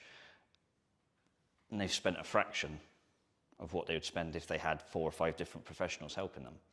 So it's almost trying to create a multidisciplinary environment, but the one person is delivering that multidiscipline. I think for me, like, that's maybe the unique selling proposition of what you do, but it allows that synergy. So if there is an injury that happens, either unfortunately with during training or like outside of training, and then when they come into training, then it can be maybe tackled like faster or potentially better, you know, in that respect. But do you think, I mean, I guess then, the next question I was going to go into was like how consistent or like how focused should the average person be on fitness? Because I think as a whole, it's always been a part of my life, but I think maybe I'm unique. I mean, we're looking at, like, I don't know the figures off the top of my head, but the numbers are like constantly changing, constantly adapting, and I don't think for the better in respect to obesity and other such concerns in that respect. And I think, is it a shift? Is there a like from what you're seeing, or is it still maybe it's upper middle class? Is the people who can afford it? It's, you know, I mean, is it because from my perspective, it was always quite snobby. Oh, you work out. Is that it was always that for a long time? I think what's changed is the media. So you look at anything in life now, the media get their claws into it, and that can be good or bad. There's definitely an increasing problem of lack of physical activity in schools. I can remember when I went to I can just about remember when I went to school, primary school and secondary school. I was lucky. I had great PE teachers. I enjoyed sport, and the provision was there to do it, and we did it for a few hours a week. But talking to clients now, who've got kids in certain schools, and they barely get an hour a week of like taught physical education or the chance to just explore different sports. And I think these days, a lot of that seems to be happening outside of school. And then it becomes choice. Then it becomes, can the parent potentially afford it? If you're in a school environment, it's kind of delivered for you, to you. But to have to choose to go out and take part in a sport, it's not just the kid's choice, it's parents going, I work 3 jobs, I can't take you to wherever you need to be 3 times a week. Or I can't afford for you potentially to have all the kit you need. I saw some kids walking along, I'm pretty sure it was hockey, and the stuff over their shoulders and what they were carrying or what they were wearing, I'm thinking, if you've got 2 or 3 kids, that is costing you some serious money. So the chances are you are in a slightly higher class. I don't like this class differential that people have, but yeah, it's definitely a problem. And I think, you know, I understand from my perspective what I charge for the work that I do is reasonable, and it certainly isn't affordable to the masses. Do you think the key is the educational piece then? Even if it's just like having resources or having more people talk about bodyweight workouts, calisthenics, etc. I think it's good to get the message out there that exercise is good for you, and sitting on your backside all day eating, you know, chips and whatever else is probably not very good for you. But I think the key thing is the provision of facilities that are free and accessible to anybody. These parks now where they're starting to put exercise equipment and like bars that you can do pull-ups or hang from and stuff like that, they're awesome, and we need more of those, but we also need people to understand how to use them. So we probably need to find some sort of community scheme where people who are big on calisthenics and outdoor workouts and almost like parkour and stuff like that, if you've got people like that who are helping kids from quite a young age get into that, then there's probably going to be a natural progression as the child gets older to, I want to carry on doing stuff like this. I want to go to the gym. I want to play in a team, or I want to partake in an individual sport, but I'm prepared to put in the work to do it. These are all the things we need. They're not being provided, not at the level they need to be. I'm quite lucky. I'm fairly well travelled. And a lot of places you go to places and they've got outdoor, again, environment comes into it, climate, things like that. But even countries where the climate's a lot like ours, they've got outdoor parks, they've got outdoor physical activity. We're a long way behind in this country in certain areas, and that needs to change, and fast. Do you think, because for me, it's number one, it's a priorities thing. Number two, it's a mindset thing.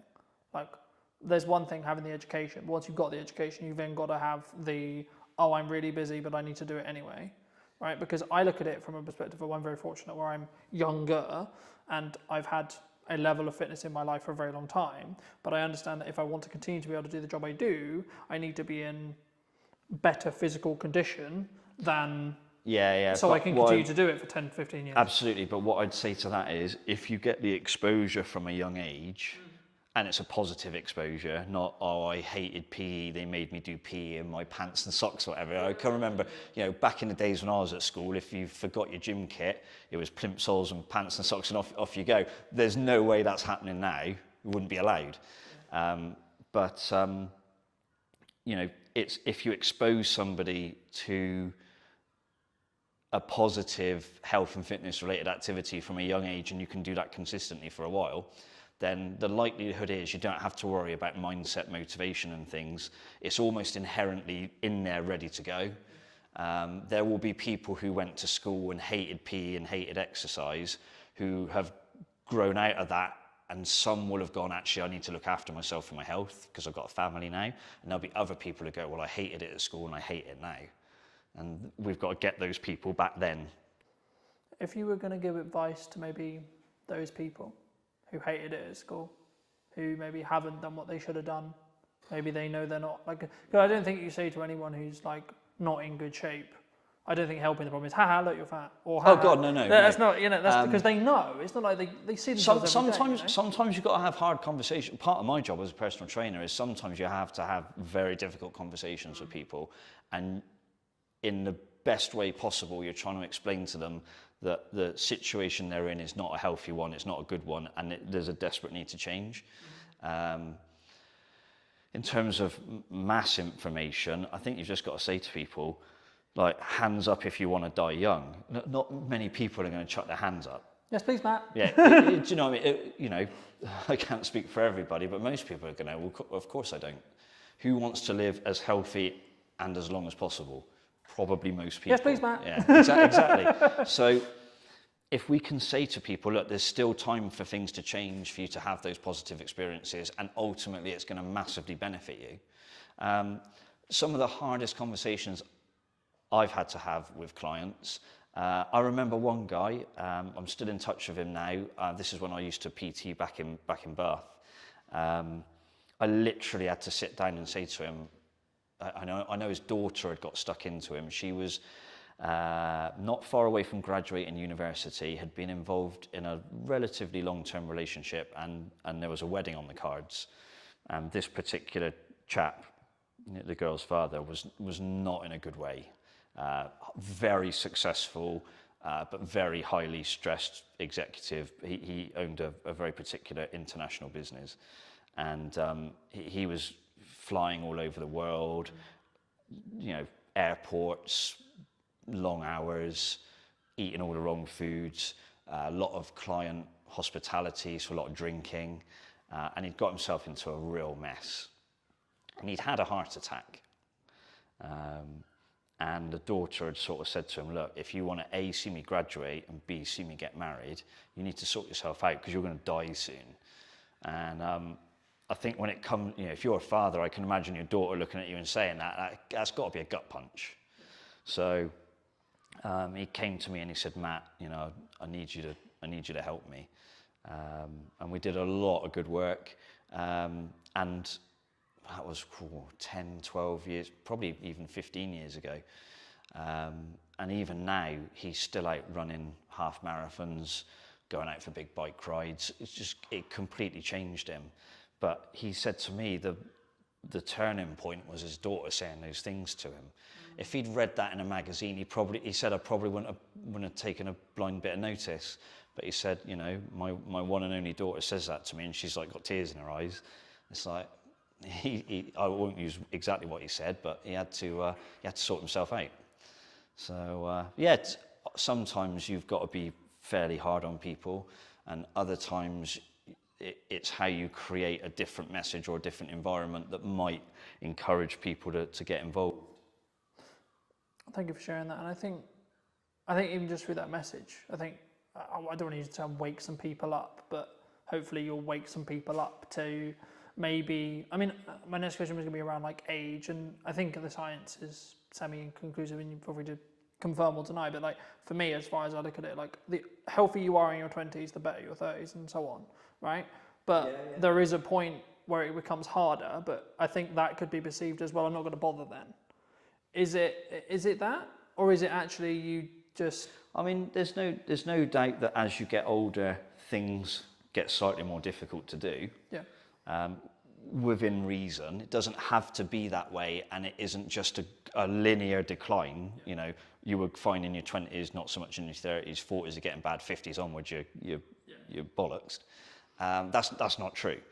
Obviously, if you haven't done anything for a long time, and then you come into a gym environment or a fitness environment, maybe you take up running, you're going to find those things slightly more difficult, slightly more comfortable at first. And if people tell you it's all going to be easy and sunshine and rainbows, you know, no, it's not. And you have to be honest with people about that and set the right expectations. So part of any personal trainer's job, but certainly how I look at it is, you have to set expectations. Sometimes you have to put a limitation in place, because sometimes people attack it too hard and they can do themselves damage.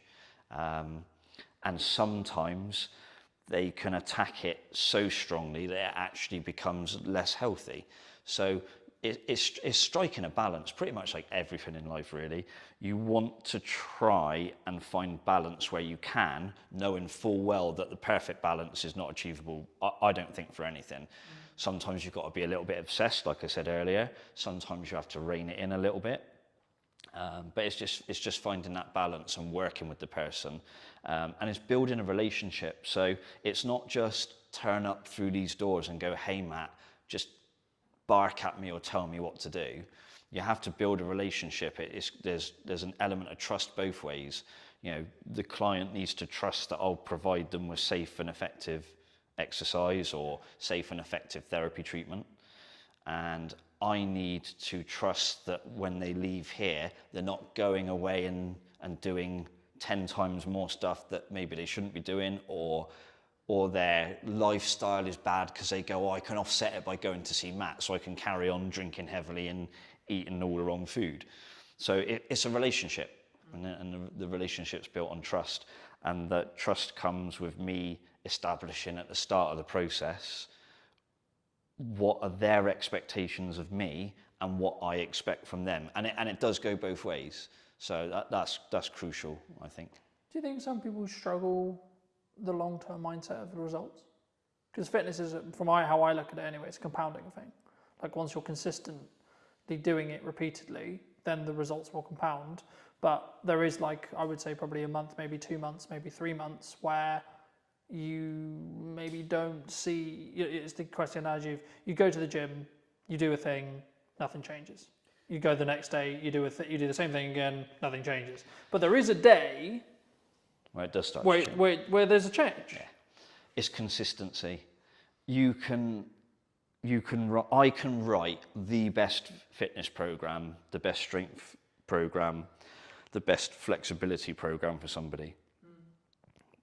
But if they're not consistent, they won't get the result. It doesn't matter how good one session is, it matters how good 20 sessions are. So most of my clients have been coming to see me for years. I mean, I've still got clients who are training with me now that we've opened the doors to 12 years ago when we first opened, and they're still training with me now. That's consistency. And then they very rarely miss, they have the occasional family holiday. We tend to wind down a bit at Christmas as a business and let people go and have a good time and then attack it again in January. But the overall key is consistency. It doesn't matter what one session's like, it matters what 25 sessions are like and whether they are relatively close together. If you do 25 great training sessions but it's spread across 15 years, it's not going to work. But if you're consistent more in week in, week out terms, then ultimately you will be successful. Is that why you would say sometimes, even when on the hard days, like how I look at it is if I can show up on the really hard days where I'm really busy, really tired, etc. Not like really tired as in exhausted. Yeah, like, I've shown up. It's not the best workout, but it's still a workout. Yeah. And it's building that momentum. Or would you say that like you need to then focus on recovery there? You find out most about people when they're having their bad days in any shape of life, or any walk of life. But in terms of training, I get people to walk through the door. I haven't got very many skills, but I'm pretty good at reading people. And one of my things as a personal trainer is when somebody, or a therapist, when somebody walks through the door, I can tell pretty quickly if they're having a shit day. So then you have to say, right, well, the person still turned up, so that's a win. So how do I structure the session now to make sure they go away feeling like they've had a win? Any personal trainer will tell you this, any personal trainer. The number of times someone will say, I didn't feel like coming today, I've had a shit day, but I've finished now and I feel much better for it. Every PT's had that conversation, or every PT's had that text message or WhatsApp message, whatever it happens to be. And that's crucial, like the ability to read the room, if you like, read the person, and still deliver a session and try and give them that encouragement and that consistency, even on the not so good days. That's when you get really good results for people. And if there are PTs watching this, then they're all going to be nodding their head to that. There's not one that won't be. I think that's true in anything that you do. Marketing or fitness or writing or driving or whatever the skill is that you're trying to build. I think that's with consistency and with showing up when it's harder is when it will work. But you mentioned at the beginning roughly that obviously we worked together before today and that respect. I mean, what, if you can recall, it was a while ago to give the audience some context, but like what were you looking for when you reached out to me for that project? I think it was, how do I deliver the message of how we can help people, but through the lens of another person? So it's easy for me to say, hey, I do personal training, I do osteoarticular joint pumping for therapy, but most people are going to go, I haven't got a clue what you're talking about, Matt. But you're able to derive answers from people by the way you ask questions, and that's a skill that I haven't got. So I think that was one of the key things, is it developed into a conversation with you and some of my clients, and that conversation brought out some interesting answers. And it was an interesting experience for me, actually, because they said things to you on the camera in the interview that they hadn't said to me. So you get a different perspective on why they're here and what they think of the place and whether I've done a half decent job. Hopefully, it seemed to be that's what they thought, which is good. But the key thing for me was the ability to extract information from them that I hadn't got myself. Even though I know the person and I know what they're trying to achieve, the way they explained it to you was different, and I found that really useful. And that kind of then helps you think, well, how do I put that message out further down the line? So that was pretty cool. What, I mean, either since or in general, like, how do you look at marketing in the current landscape? What do you think people should do? What do you think people shouldn't do? Is it a time, obviously it's nuance related to the business, of course, but is it a time, I mean, a lot of people are saying the creative industry is struggling, people are saying the economy's hard. I mean, in the nicest way possible, I've heard that for nearly the 10 years I've been in business. I've always heard that. So I don't want to be this way, but I'm like, but what's really going on? You know what I mean? Because for me, there's always something going on. There's always something going on in politics, there's always something going on in geopolitics, etc. But right now, at the time of filming, what are you looking at from a marketing point of view that you think is really going to work, or you know, are you leaning into more referral based stuff? Are you maybe like keeping your costs lower because you are seeing the climate, or are you going the other way? I'll try and unpack that. I think the key thing is be transparent and be honest and upfront about what you do and how you do it. Don't bullshit people. Like I can't deliver, I don't know, think of someone who's in incredible shape, who's on TV a lot. Can't think of a name now. But if I said to all of my clients, you can have that in 3 weeks, I'm telling some porkies, yeah? So be honest with people about the process. Explain to them that, yes, you can achieve some brilliant results and sometimes life-changing results. And it might not just be the way you look, it might be the way you feel, it might be the way other people view you, it could be all sorts of stuff. But be honest and transparent about what you do and what you can deliver. Most of what we've got here at Evolved has always been referral based. I mean, you know, because we've had this conversation previously, I'm not a big marketer. I don't do, what is it, sponsored ads or Facebook, whatever it is. Wouldn't even understand how to set one up. So on that side of business, I'm probably not very good. But I came here to Salisbury, I didn't know, I knew two people.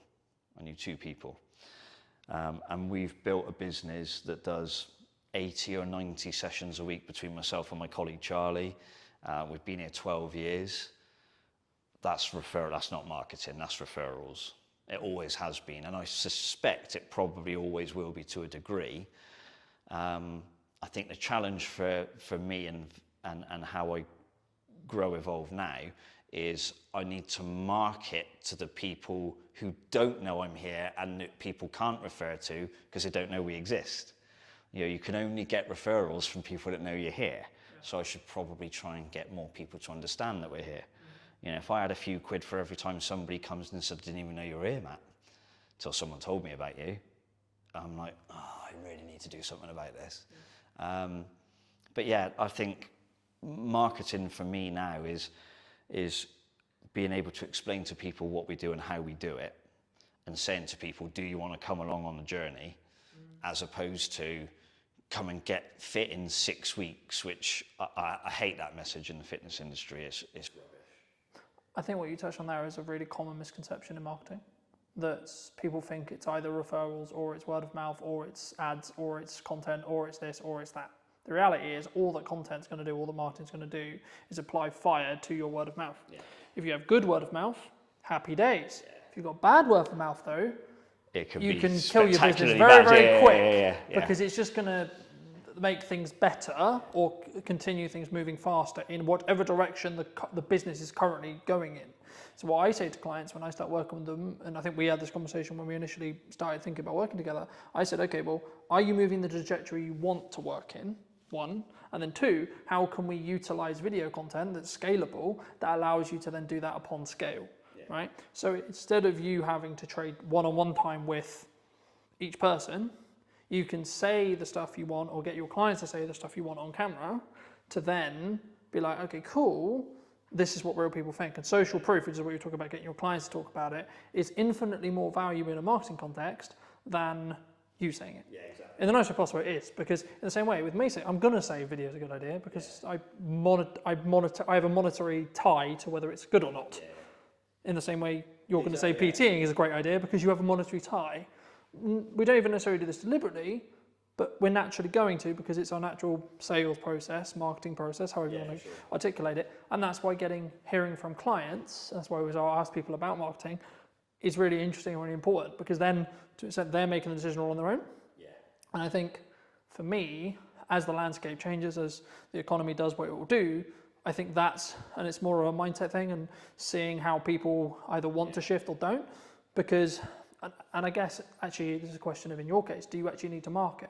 I would argue you don't even need to market, because from what it sounds like at this stage right now, at the time of recording, you're close to full capacity, if not full capacity, and you don't really have enough space or staff or both to scale. So actually, should you market?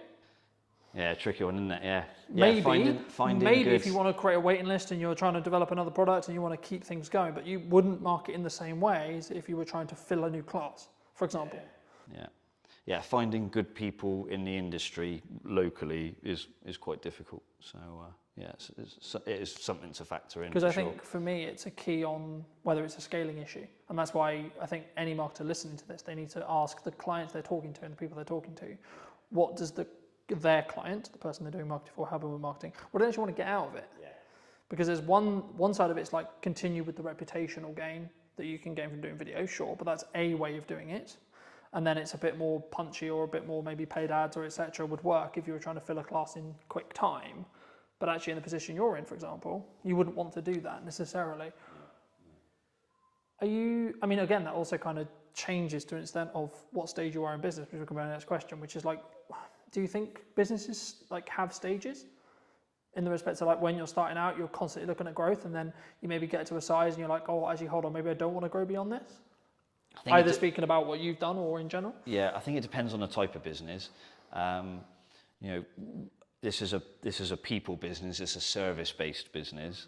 Can I produce 10 of me to look after thousands of people? Not really. So there's that element of I can only grow to the extent that I am able to deliver sessions for people in some regards. Could I bring other people in? Potentially, yes, but there's challenges with that. Could I go online? Possibly, but I'm not a fan of it. I'd much prefer the in-person world. One of the things that COVID taught me was I don't like Zoom very much. So I would be keen to avoid that. So yeah, it's a tricky one actually. So I think in terms of stages for a business, I think it does depend on the type of business you have and where you want to take it. Do I want a franchise evolved? No. Way too much stress, way too much money involved, way too much leverage.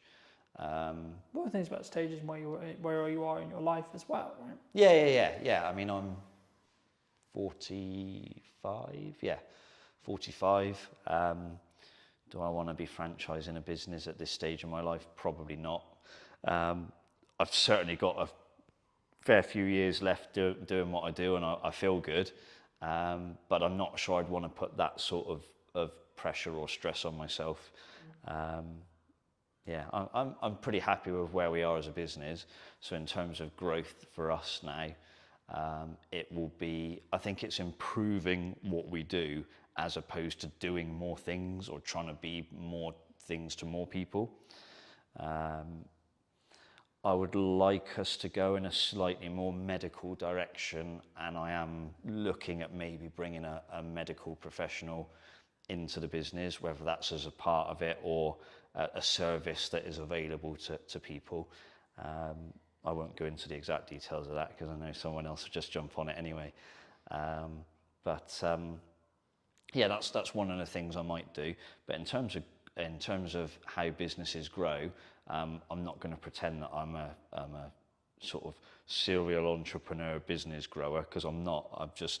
I've worked really hard at this one thing, and I've tried to be consistent. I tried to do the right things by people, and it seems to have worked so far. You know, we've been, as Evolved Health, it's been 12 years now, and hopefully a few more years yet.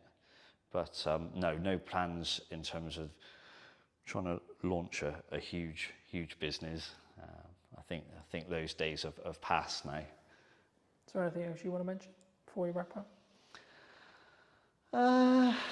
Being in Salisbury has been quite interesting, actually, because it's a very different dynamic to where I was previously in Bristol and Bath. Obviously, it's a little bit smaller. Everyone in Salisbury tends to know each other. And so for me as an outsider, it was relatively challenging to grow the business initially because people didn't know me. But thankfully, because my work seemed to resonate with people and I seemed to do a good job, the business has been able to build and grow. But I think if you're a young person trying to start a business in Salisbury now, I don't think there's ever been more opportunity, but I also don't think at any stage it's ever been harder. You know, whether it's, you know, don't get too political, but you know, there's a lot of financial pressures on businesses the last few years, and they're only going to get bigger potentially by the sounds of it. I still think there's too much red tape in business, and that needs to be looked at.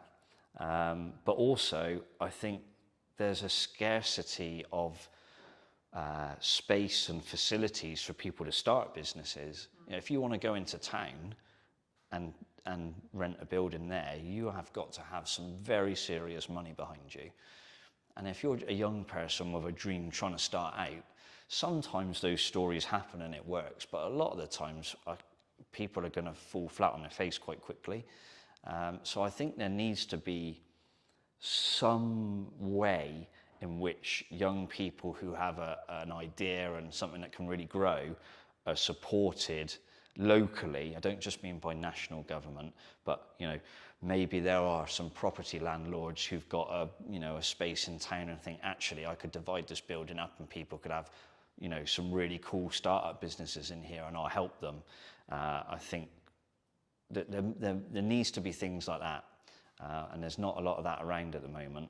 I don't know if there are any groups in Salisbury. I'm sure there's like a small businesses association or group in Salisbury that might be able to, you know, jump in and say, actually, Matt, we do that already. But I think we've got to try and support young people in Salisbury, because one of the things I have seen over the 12 years I've been in Salisbury is that the demographic is getting older and older and older. And young people now leave Salisbury, and I've seen it in the time that I've been here. They disappear, they go to Bristol, they go to Southampton, they go to London, wherever it is they've gone, but they're not here.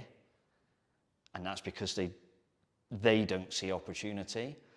And I think that's really sad. I mean, like I say, I'm an outsider, but Salisbury's my home now. I live here now. I've lived here for a couple of years or so. I eventually got fed up of commuting to and from Bristol. But I think we need to make sure that we create an environment for young people. And I don't just mean fitness-wise. I mean any business. I think the local council need to do more. The local Salisbury, Wiltshire Council as a whole could probably do more. On a national level, I think they've got to look at things like business rates. It is seriously expensive. You can have business rates that are higher than the rent you pay on your building. That to me is insane. Like, that's just stupid. So I think someone somewhere needs to get a hold of that.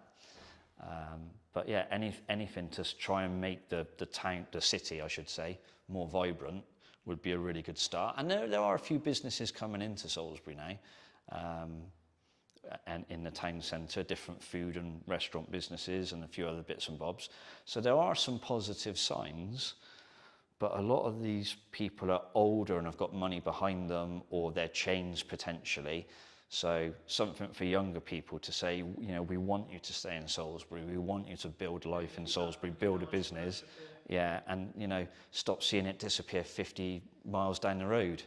It's, you know, maybe I'm wrong, but hopefully someone else sees this and goes, he's right. But that would be my one thing for Salisbury, having been here a long time now and sort of seen a few different things. For people who may be interested, really enjoyed this conversation, they want to see more of you, they want to connect with you, they want to reach out to you, where best to do that? One of the best ways is probably on the Evolved Health website, which has got various contact details. We're on Instagram at evolved_health. I hope I've got that right. We've got Evolved Health Salisbury is our Facebook name. And if someone decides they just want to rock up and knock on the door, that's not always the right thing to do because it might be with clients, but we're based down on Churchfields. We're in the Glenmore Business Park. There's normally an open door policy, so if someone wants to come and say hello, they can do. Or if they don't want to reach out directly through me, they can contact you and say, is it worth having a chat with this guy or not? Absolutely, would always be the answer. If you were going to speak to either yourself or someone 10 years you're a junior, what advice would you give them? What advice would I have given myself 10 years ago? Yeah, if you could talk to even maybe longer when you first moved to Salisbury 12 years ago, what advice would you give to that Matt? With the hindsight and with the knowledge you now have sat in front of me today. Take the risk. Honestly, take the risk. I'm quite pragmatic, so I tend to, I analyse a lot. Probably one of my faults is I overthink things. So I'd say take the risk, take it sooner. I waited too long. So I left it and I left it and I left it, and then I went, okay, I am going to do this now. And I should have done it sooner. So to anybody else, take the risk.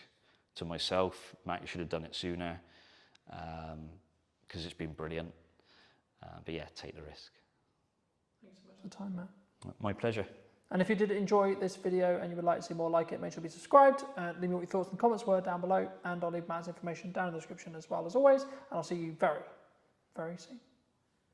But entering the retail market was a huge step for us. Like how you want to perceive yourself in the market. It was a very difficult time, I think, for the business. Do you think it's changed how you show up as a leader? And it was honestly the most fun thing I've ever done. And it was stressful. What do you think's missing in marketing right now? When somebody rebrands, the general question is, has the company been dissolved? Like you want to, in some ways, make him proud first. I think if you've built brand loyalty, and by that I don't mean you're selling millions of products, but if people trust in you, I think as a person, you'll automatically gain respect within the market. Let's restart everything. Let's replan the business model. Let's replan marketing. Let's replan everything. And then funnily enough, when I executed on those things changed. My results changed. Work on yourself. Just work on yourself. Seriously. Like every day. Just be better every day. Hello, my friends. Welcome to a brand new episode of the podcast. Today's going to be a really special one because technically I'm actually interviewing my first client. Now, that sounds a bit weird, nearly 10 years in business now, but it is. So, welcome to me. Welcome back. It's been I think it's actually been, nearly 4.5 years since we've actually seen each other? The last time I remember, I think we were shooting something on top of a car park in Salisbury. Yes, we did. And yeah, that's got to be about 4.5 years ago, at least. So yes, it's great to be back and great to see you after all these years as well. I know. Yeah. Super good. I mean, you were actually under a different brand then. That's right. We were. So our legal entity remains the same, but we have rebranded to Anand, which incidentally is our family surname as well. And that came about through some hard lessons, I think, in business. One of the ones being most probably that you never really stop learning, I think, and when you get to a point where you think you've kind of, worked everything out, there's like this curveball thrown at you. So that was sort of what happened with us as a company. There were some legal obligations that we had to meet, and the old brand no longer resonated or could technically be used moving forward. So I think it all came about because we entered retail as a business. Predominantly, we are wholesale and hospitality. But entering the retail market was a huge step for us, and sort of at a national airport as well. So when that came about, I mean, it was a huge shock to the system because we had just launched this huge sort of project. There was 2 or 3 in the pipeline, and then all been vetted and all sort of been mustered up with this brand. And then to all of a sudden launch something, and then I think it was about 3 weeks later we had something to say, you know, there were some legal obligations that had to be fulfilled. It was a huge shock to the system. So it was a very difficult time, I think, for the business, because I think being a director, I always say you have huge responsibilities for your staff and your company. And I think I felt at that time that, you know, this was, you know, do or die kind of thing. You know, it was either we really got this going and sort of made the necessary adjustments. And we did. And, you know, Anand was formed off the back of that. So, and it was honestly the most fun thing I've ever done. And it was stressful because, you know, you're running this medium-sized operation. You know, we employ up to 50 people, and all of a sudden you're rebranding, and everyone's question is why. And there's a fine line where you can tell someone why openly and why you can't. And the majority of the reason was, you know, it was just something that we had to do as a business. So the rebrand came as a shock, but honestly, it really taught us a lot of valuable lessons from in there. Because I think off the back of the name, we actually found a voice as a company. I felt for a few years that we didn't really know what we were. And I think that's really weird to say for a company that was fairly well established. I mean, you visited before as well. But I felt with Anand, all of a sudden we're back to this blank canvas, right? And we're creating everything in reverse, which is the worst way to do it, don't get me wrong. But because it had to be done, it kind of forced our hand to look at aspects of business that we never had before. All of a sudden we're engaging marketing companies, we're engaging branding companies, we're engaging companies that help you find your voice. I didn't know those things even existed. And all of that came off the back of my mentor saying to me, look, you know, this is one of those times as a businessman where you either go big or you go home, right? And for me, it was like, we got to go big here. Like, I've invested too much time in this. Like, I've invested too many years, those sleepless nights, everything, to just, you know, pack up and be like, yeah, we're done here. No, we're going to go big, and we're going to spend big. And sometimes that's not the best solution, but we kept a control of that, because spending big wasn't just throwing money blindly at stuff. It was really taking our time, really looking at companies that met our ethos, but also companies that we felt genuinely wanted us to do well. So they didn't make us just feel like a number amongst their client base. And that was hard to narrow down, because we made some mistakes along the way there as well. And in hindsight, it's easy to say, you know, these things happen. But at the time, when you're financially forking out money, it's a huge, huge deal. So, yeah, I mean, look, it was an amazing journey. And it's been a year since we've rebranded, and I think as a company we couldn't be any happier than we are at the moment.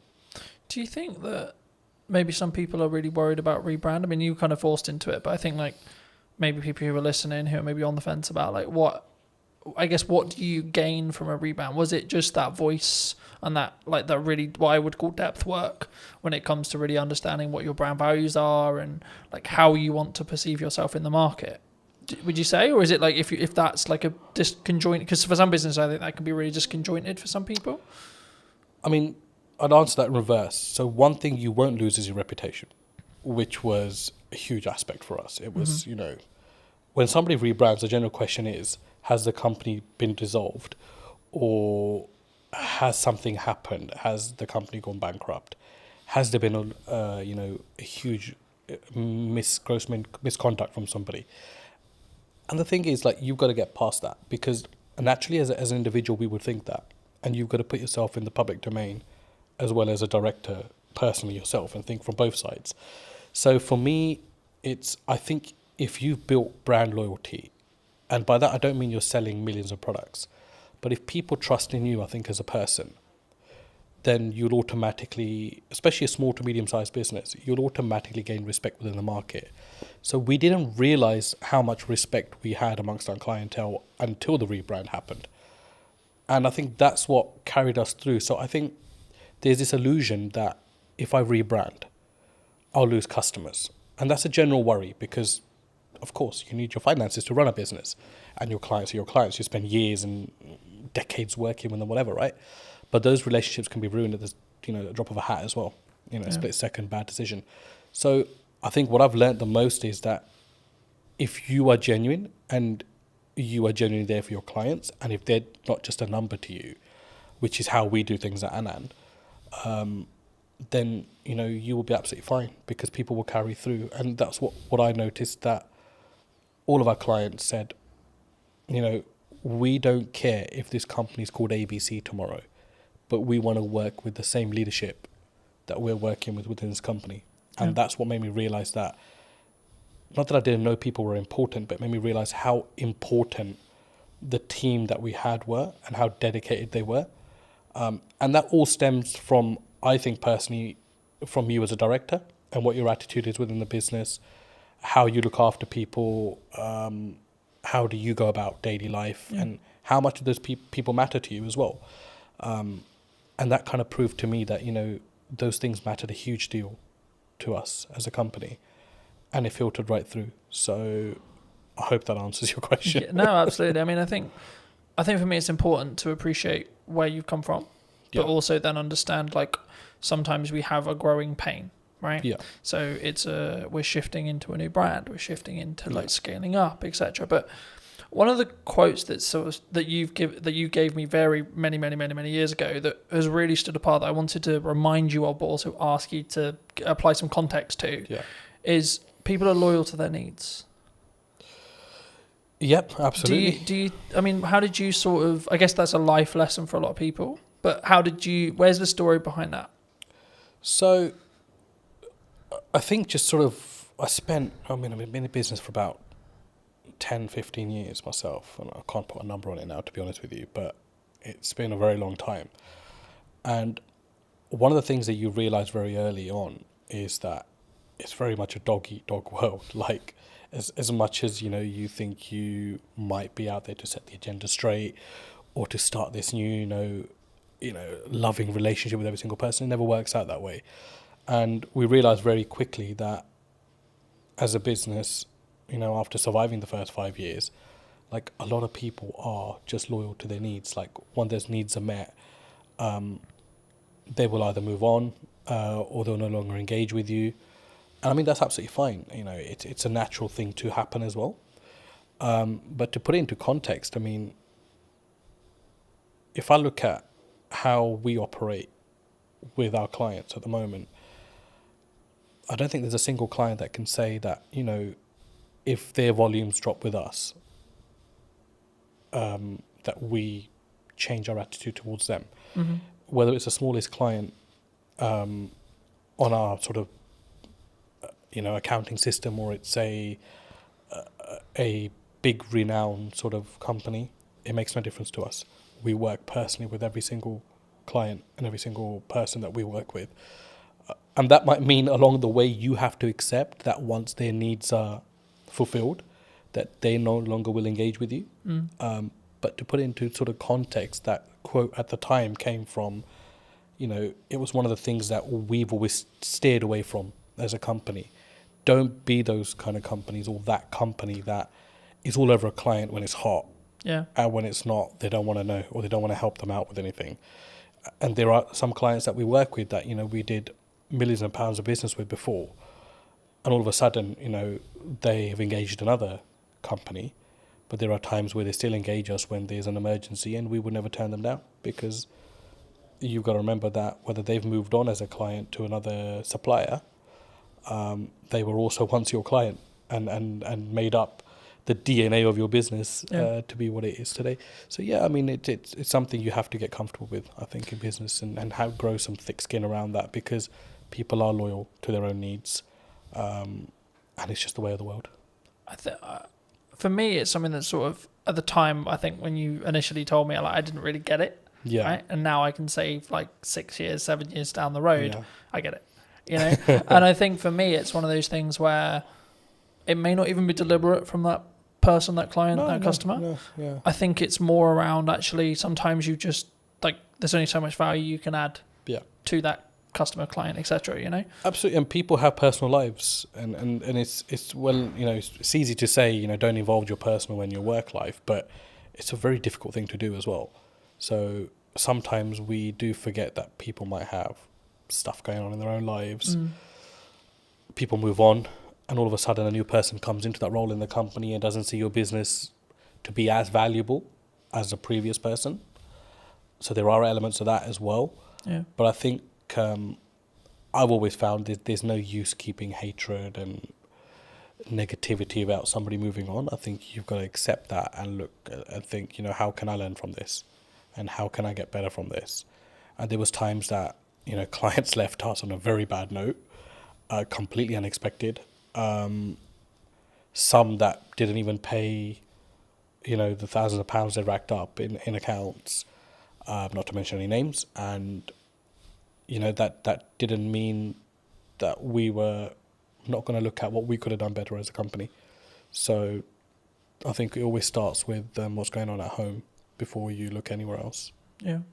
Do you think, because I've been fortunate enough to be in business and grow and scale and adapt and be in a position where I think there's always some people who are saying there's something going on in the economy or COVID or et cetera, et cetera. I mean, is it a mindset thing as an entrepreneur, as an owner? Because I've always been of the mind of yes, there's stuff going on, but actually your output can then fix your like if it's a revenue problem, then there's a solution for it. If it's a marketing problem, you can fix it. It's down to you to fix it, regardless of the economy's in bad shape. A lot of people have said to me the creative space is challenging right now. In comparison to maybe when COVID was really good, for example, where there was loads of money floating around. But it's actually, I think for me, you've got to focus on what you're doing, and I think that's the key. But I mean, in your experience, have you? Is it kind of a catch-all kind of? Oh, they're just saying it because the economy's hard, or as maybe as an excuse. Look, I mean, there's no doubt the economy is very different to pre-COVID, but then it's also very different to 2009, when there was a huge crash, right? Yeah. So I mean, that's just a constantly sort of evolving, situation. Yes, I do believe it's very difficult now to do business, no matter what field you're in. But there are some fields which feel legislation change particularly, they feel it a lot more than some businesses.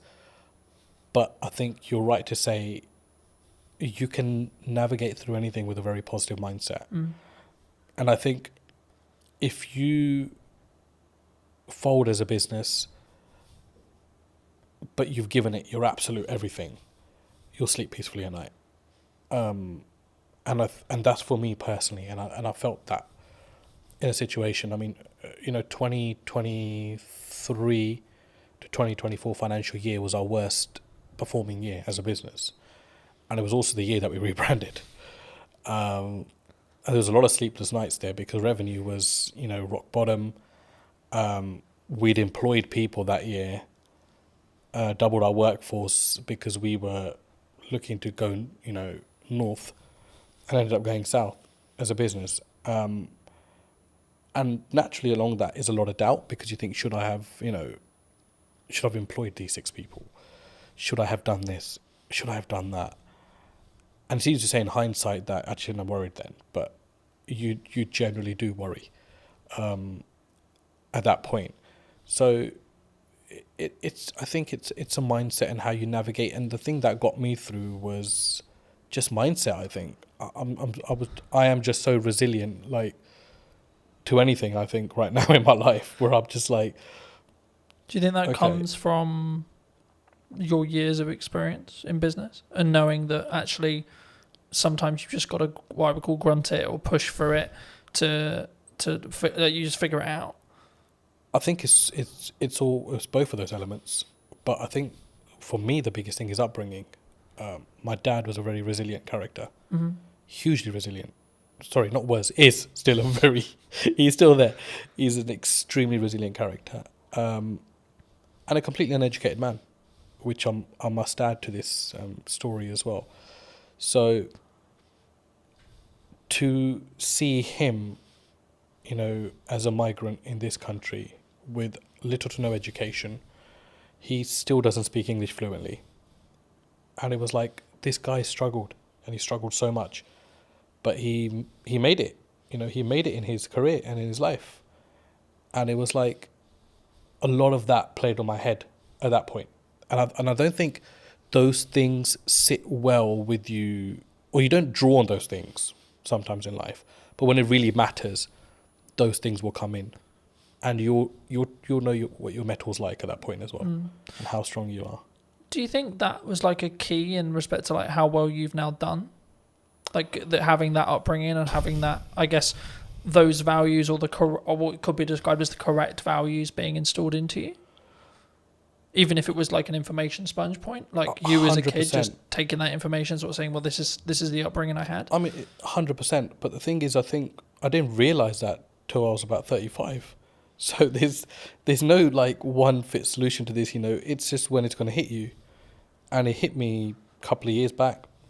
The big change came from COVID. To be honest, COVID was a blessing for us as a company. I mean, and that's not because we made money off unfortunate situations, but it gave me an opportunity to come out of the operation and be like, pause, because it's not something we could have done the way we were going at that time.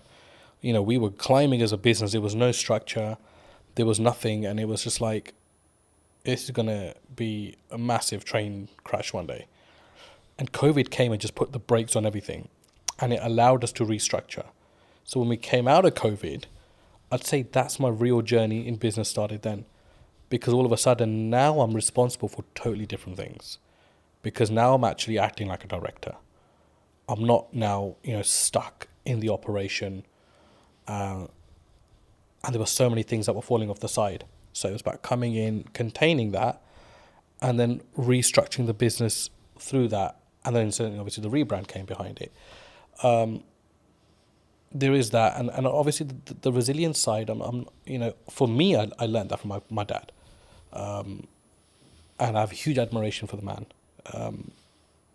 And that's to say, I rub shoulders with a lot of businessmen, but I take my dad's advice very seriously in life. I always have, but I don't think you as a child or as an adolescent at the time, will particularly understand that. But if you're exposed to that environment, I think it does rub off on you at some point. And for me, I want to be like him. I look at him and I think, just the way he stands and acts and stuff, right? So, huge influence on my life, yeah.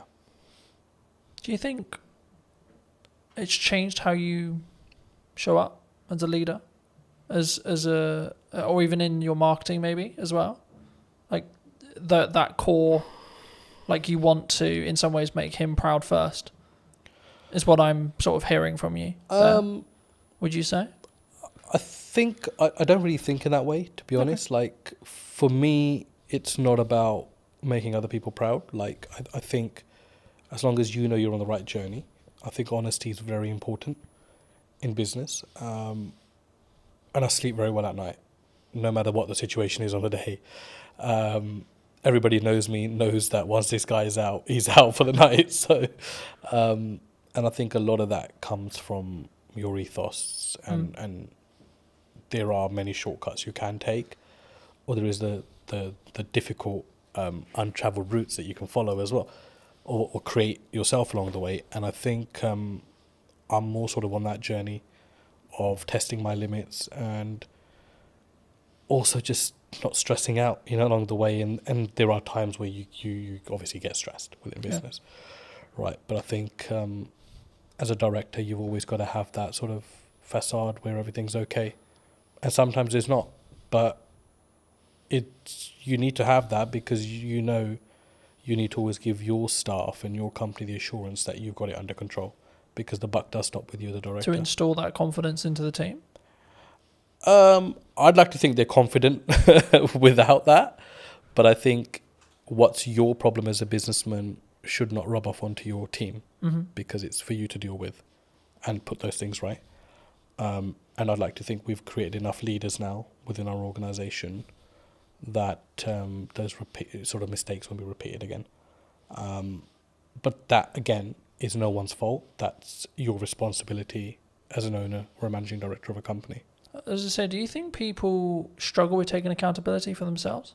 Like when things go wrong in business or when things go wrong, like they're more likely to go, oh, it's your fault, rather than it's my fault and it's what I could have done better. I think it's an easier route these days.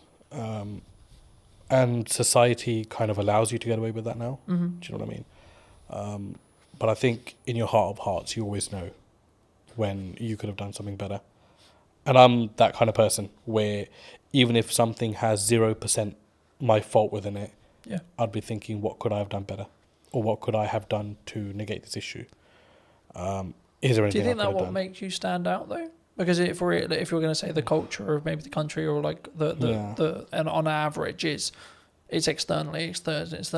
Surely the unique advantage could be, actually it's my fault. How can I do it better? What can I do?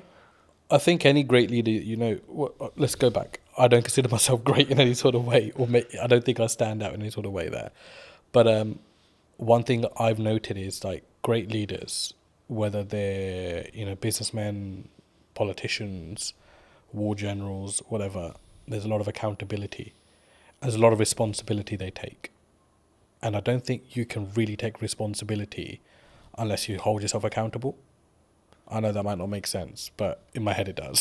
So I think that's really true, and I think that you have to take self accountability to what goes wrong, right? Like I've spoken in content quite a lot about last year was really hard, economically, business wise, etc. Now I could have go down the approach of, well, it was a harder year and it was financially this and there was political uncertainty and this and this and this, or I could say, well, what am I doing? Yeah, right. Exactly. Like, how am I showing up? How am I leading with value? Yeah. Am I leading in the right way? What's my office structure like? What's my business structure like? And then what I did was actually go, okay, right. So clearly something isn't working. Right. So let's go back to basics. Let's restart everything. Let's replan the business model. Let's replan marketing. Let's replan everything. And then, funnily enough, when I executed on those things changed. My results changed. Yeah. So I think for me, especially something that you can't overly control, right? Like, who's in the government, what the government policy is, etc., etc. That's why you should focus on you. That's why you should focus on what you're doing and what your key is, I guess, in some ways. But what do you think's missing in marketing right now that people maybe don't look at, or like either what you're doing specifically, or maybe what you're seeing as like potential opportunities? What I've seen, because we engaged with a lot of marketing companies before we decided to go with the one we did, it was just like how bad the quality of stuff is out there. And I don't know whether it's just that people settle for, whatever's kind of fed to them,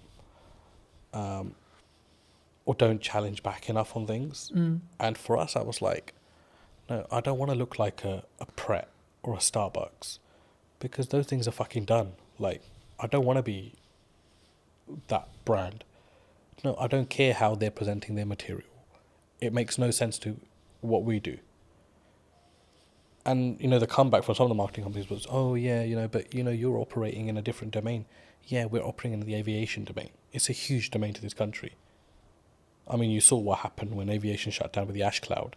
Yeah. I said, we're operating in a very high marketable area. But I don't need to be another one of these brands. So there's this whole, I think in marketing, they've kind of got these slots in their head. Where, oh, okay, you're in hospitality, so let's just follow the footprint of this company. You're in travel, let's follow the footprint of this. No, it needs to be personal to you as a company. And I think no matter what size you are, I think you've got to have that arrogance and you've got to have that strength to be like, no, this is shit. I'm sorry. Yes, you might be saying to me this is going to cost me £5,000 a month, but I do not value this at £5,000 a month. Like, this content is shit. And it was until we took that stance, we were able to filter out the companies that we actually wanted to work with. And it ended up actually being a company that had absolutely minimal experience in marketing, had a very strong presence in videography. They did some of our content. We sat down and said, we'd love the opportunity to market for you. And I was sold on the directors of that company. And I think that's a huge valuable lesson, that don't just go out into the market and think, I'll go to the marketing agency that does marketing for X, Y, and Z. No, that will not be the necessary fit for your company. You need to find the necessary fit for your company. So overall, I think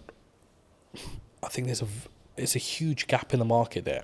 If somebody's willing to come in a company and work personally with smaller businesses, I think it's a huge market, because everybody wants to catch the big fish.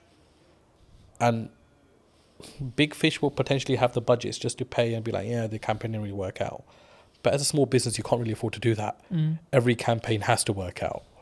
And whether you're small, whether you're a medium-sized business like we are, it has to work, because you're paying a lot of money for that to work. So huge gap in the market. I think there aren't many companies that I would look at and think there's a good reputation there, even though they work with big brands, because they will just consider you a small fish and think that they can pull the wool over your eyes. And I think it's very important, no matter what size you are, that you're the captain of your ship. Yeah. No matter how small it is, how big it is, you've got to lead by example there. And if you have to have the loudest voice, then you've got to have that as well. I'm glad you mentioned video, because I think sometimes people, they're overwhelmed by it, they're concerned by it. Yeah. They're like, well, I mean, why do you use it? Right, was the key, the question there. But I think there's so much that there's from my experience, there's psychology around oh my God, I sound like a dick on camera, or I don't like the sound of my voice, or this is how I look. But there's also then the tactics, or the tech side, right? Now, obviously, if we bring in a videographer, you don't need to worry too much about the tech side. But I still think you should, at some principle, you should understand it. I mean, why did you, because you mentioned that you leaned into it. I mean, why did you lean into it? I was obviously introduced to yourself into videography.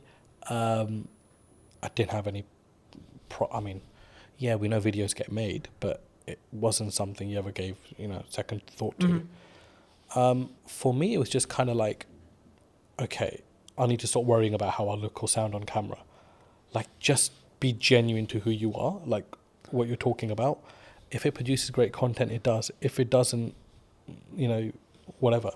it's not the end of the world. And obviously, it was a changing landscape at the time as well. I think all of a sudden, Instagram changed its algorithms, videos and reels, and all these new terms are coming out, and I'm like, what the hell's actually going on?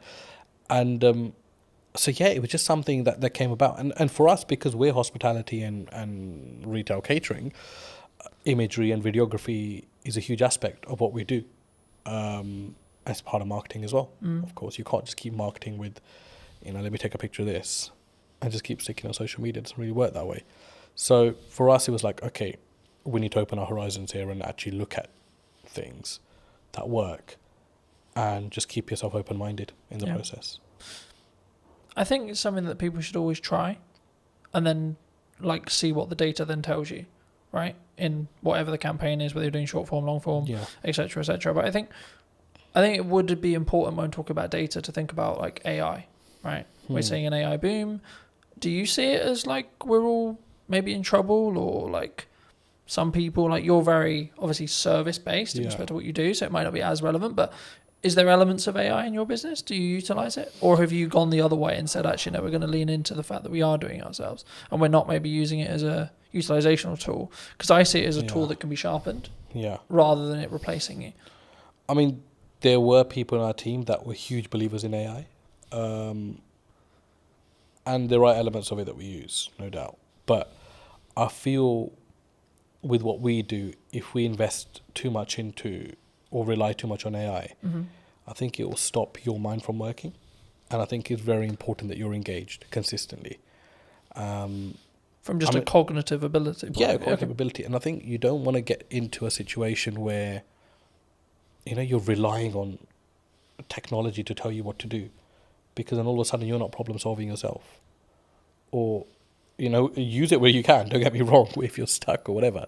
But I just think that there are certain aspects of business, old school values, that no matter, they've tested all elements of time and survived. So technology important, AI important, but I don't think it's do all and end all. No, I think that's a really port and reflection. I think it can be, and I'm using the analogy of you sharpen the knife and then use it, right? Because I think it's a tool, and we need to be careful with how we use the said tool. But like for me, I'm also building habits around like doing more physical reading, right? Because I'm aware that if I use AI, my cognitive ability may become less. So I'm like, how can I actually increase my cognitive ability with effort and energy, right? And I think for me, that's the difference, and that's why I think like you can still be sharper. But were you always maybe looking at like, because I think when we look at maybe the arbitrage, or maybe we're looking at for an advantage as a whole, were you always someone who maybe looked at technology and saw the opportunities it could give? Because I think sometimes people, they sort of put their defense mechanism up and go, no, you know, we're not going to use it. We're not going to do that because it's scary and new. You've got to use technology. It's not, I mean, a side story, but a family friend, I mean, he owns about 20 to 30 industrial units in West London. And he's a landlord on all 30, and he accumulates rent of all 30, is the managing agent of his own estate, charges his own service charges as well. So huge business. And in COVID, he had an issue where his bookkeeper caught pneumonia and was hospitalized. So he called me and said, I need some help with software and accounting. And I remember driving to his place thinking, there's just going to be so much advanced systems here because it's a huge business. So I don't really know what I'm going to be able to advise him on. When I got there, I was completely shocked that he had no accounting system, no software, and he was doing everything manually. To the point where he was even adding up sums on a piece of paper or his ledger, physical ledger. And I was like, and these are not small figures, 7,200, 9,229, and he's calculating all this on paper, and he's got this account running he's got a book per tenant running. And I'm like, shit. There's no way there can't be a mistake in this. Like, there is absolutely no way. So his first job for me was, I want to move all of this onto an accounting system. Yeah. And I looked at it and I thought, like, that is just madness. Like, it's absolute madness. And I remember setting up Xero for him. And I mean, I'm no Xero professional, right? We have a team that runs our accounts and stuff, but he wanted this to be a personal favor. So I remember shifting all of these physical ledgers onto an accounting software, and the sums were wrong by like thousands. So his first comment to me was, I need to recover this £62,000, which is owed to me in rent. When we actually shifted everything onto a ledger, the figure was about 225,000, which was owed to him. So it's like nearly 3 times what he thought was owed. And that was his change at the age of 62 towards technology, that I need to adapt. And that was the point where he was like, no, Was it an eye-opener for him? Sorry? Was it an eye-opener? I think it opened... Like, how did he react? I think it opened everything that he had within him, because he was just like, I don't even know how many years I've been losing money for, which is the main thing. And he always had tenants, I said, and came to him like, this rent figure is wrong. And he was like, no, he's adamant it's right. And I was like, an accounting system will put all that to bed. All of a sudden, the queries went down by like 90%. People stopped querying their bills because it was all automated. Each tax code was set. Every expense was set. And I mean, that was like, okay, there's also no time limit to when a person can wake up and see that they need to adapt to technology. And coincidentally, he got very ill last year himself. So he had his son come in and take over the business. And it was a very seamless handover because everything was sorted. So you could easily, you'd have to spend some time kind of understanding what's going on here. But it was handed over with something in place that you can just pick up and go with it, Yeah. opposed to like, why is this or why is that or why is that? Everything was annotated. So yeah, look, you have to adapt. I don't think you can as a business. I mean, we didn't start using software till quite late into our life, business life as well. It was like 3 or 4 years in. We were creating invoices off Excel and that kind of stuff. And I was like, this can't be the way. And then slowly we've adapted to stuff. There are things that I think are really unnecessary in business as well. You don't need technology for absolutely everything. But yeah, basics like accounting and stock management, staff management, telematics on vehicles. You've got to have that. I mean, we had one of our drivers had a terrible crash last month, and the police wanted to know, what speeds were both vehicles travelling at, and we were able to prove that because we had the telematics. And the third party wasn't able to do that, which, favoured us as a business because we were able to prove that we were within, or our driver was within the speed limit. Didn't harshly brake. So technology is a lifesaver in certain places, and you've got to have it for the basics of your business. Yeah. You're specifically, obviously, a very niched business in Yeah. regards to the sector that you serve. Have you always been that way?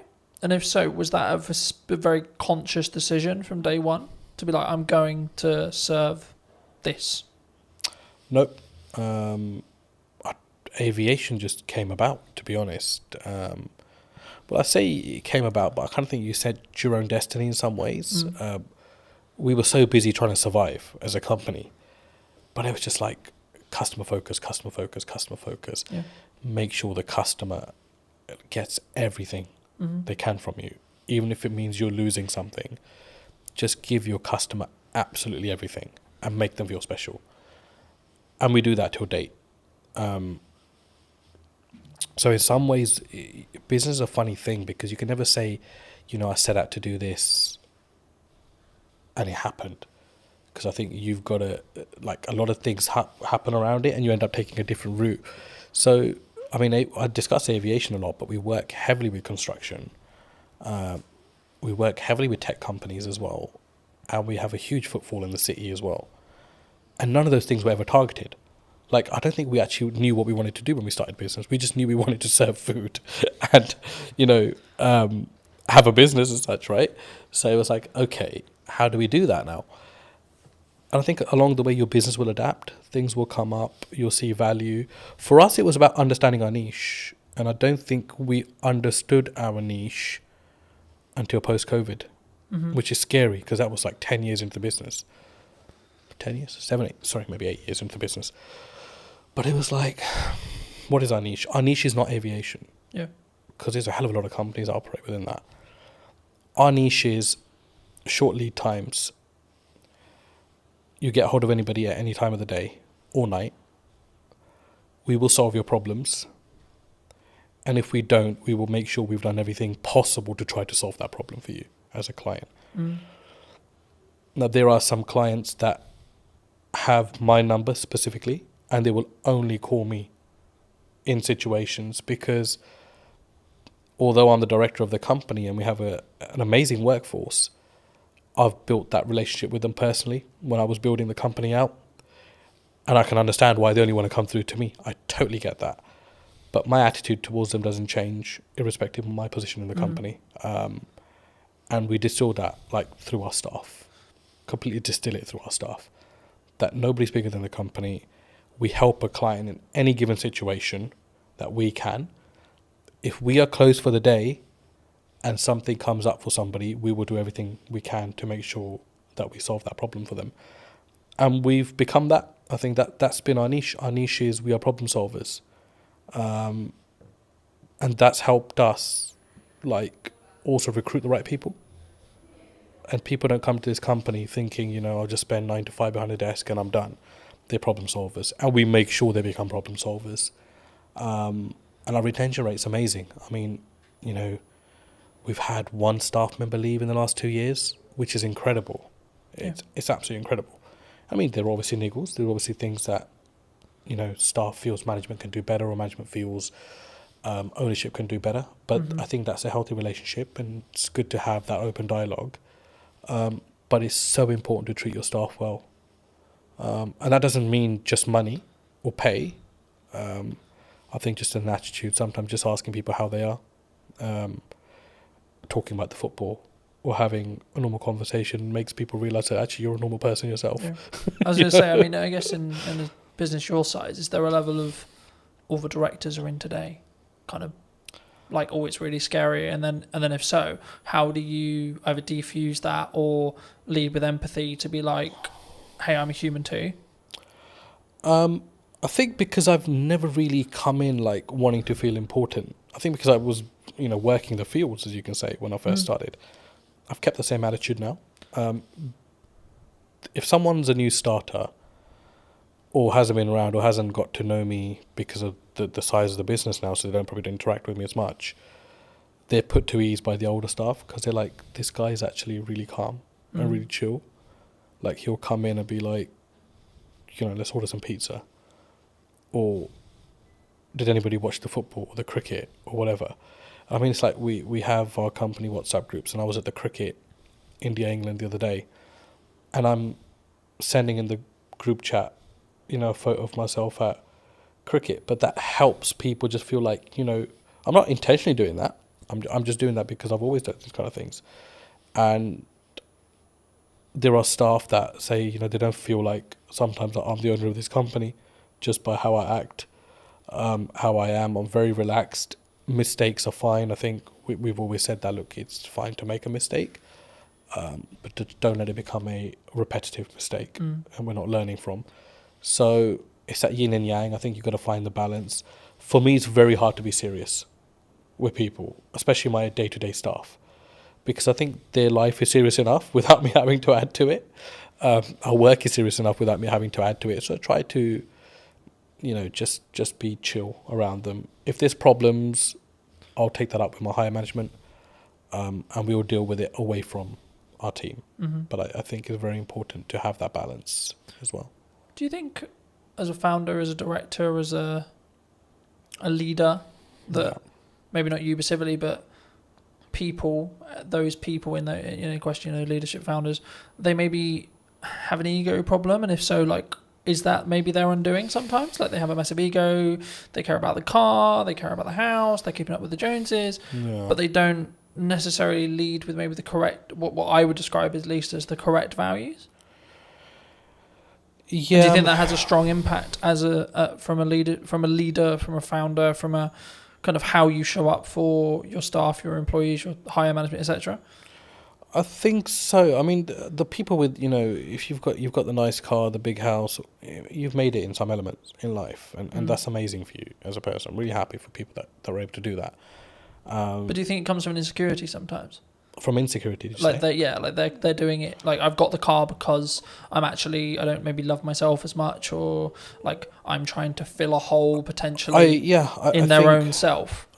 I think everyone's trying to fill a hole in some way within themselves. I think we all have that. I mean, there isn't a perfect person out there. No, of course. Let's start with that. We all have our blemishes end of the day, and there are things that we can always improve on. But I've been in business long enough to see both aspects. I've seen people that feel like they need to show their hard work or remind people how hard they've worked by showing possessions. Yeah. And they do that more for others opposed to themselves, which is sad. I think it's quite sad. And I don't mean that in a horrible way, but I genuinely think like I'd hate to be in that position myself as a person. Starting out younger, I was obviously the general perception around business, one day I'll have a really nice car and I'll wear those clothes and I'll wear, I'll buy this and I'll buy that. But I think once you're fully invested in your business, all those things would just not matter anymore. Like, for me, it doesn't matter right now that I'm wearing discounted Next Aspadrilles or I'm wearing a certain branded top. It matters nothing to me whatsoever. Because I think, it more about the quality of the person then? I think... Or the quality of the founder, the quality of the leader? It's like, what's your higher purpose? Like, you've got to think, that's what you've got to think of. And I think if your purpose goes beyond materials, you've got a bigger purpose in life. You're not thinking... I mean, I get absolutely no joy. I mean, I love my car. Don't get me wrong, I love sitting in my car. But if I get a phone call, the problems are still as bad as they would be on a bus or on a train. Yeah. So all of a sudden, that materialistic thing matters in no way. Yeah. Right? So for me, I think it's like, you've got to be like, okay, why am I in this? But what am I about as well as a person? And people lose one of those two aspects somewhere along in the business. They either forget why they're doing what they're doing, or they'll forget who they are. And for me, I can't do that, because I grew up eating dinner on the floor. I never sat on a dining table, because traditionally, my dad grew up, there was no dining tables, in his household in 1960, whatever it was, in India, because he was from a very poor background, post-partition of India, Pakistan. So they grew up sitting on floors and eating. So he distilled that in us. And there are times where we're just out and about and we're having a working lunch, and I'll just sit on the curbside, because I'm totally happy with that. Like, because I don't need to change as a person, I feel, to show my status or to show who I am. Like, for me, I'm another person in this world. Do you think by having that level of humility, level of like humbleness, will keep you, I guess, in some ways empathetic or like connected with every layer of your company in respect to management and the people and the staff, and gives you more, I guess, humanity in respect to how you lead? Absolutely, because you'll be a human before you're anything else. A human that actually feels other people's pain and their situations, opposed to just your own consistently. Yeah. But it's very important for your personal life as well, because I've got 2 young kids. I was at sports day yesterday with them, and my he's just four now, and he's starting school in September. So yesterday was his sports day and today's his last day at school. And the parents were all sitting together and we're talking about schools, and we talked about, where he's going to be schooling and where they're going to be schooling. And it was just like an amazing conversation, because no one's judging everyone, because everyone's on the same footing at this moment in time. Yeah. But you start to get a feel as life goes on, as you grow older, that it becomes, who's going to the independent school? Who's going to the state school? Oh no, they must have so much money because his or her son's going to the independent, or his or her daughter's going to the independent school. But it matters nothing if you as a person still have humility, I think. And it doesn't matter whether you're sending your kids to a certain aspect or spending X amount on yourself. It's how you are as a person and how you treat people. I think it's hugely important, and even more so when you know that the person you are treating well can't give you as much value back as you can give them. I think that's a huge aspect of you as a character. Yeah.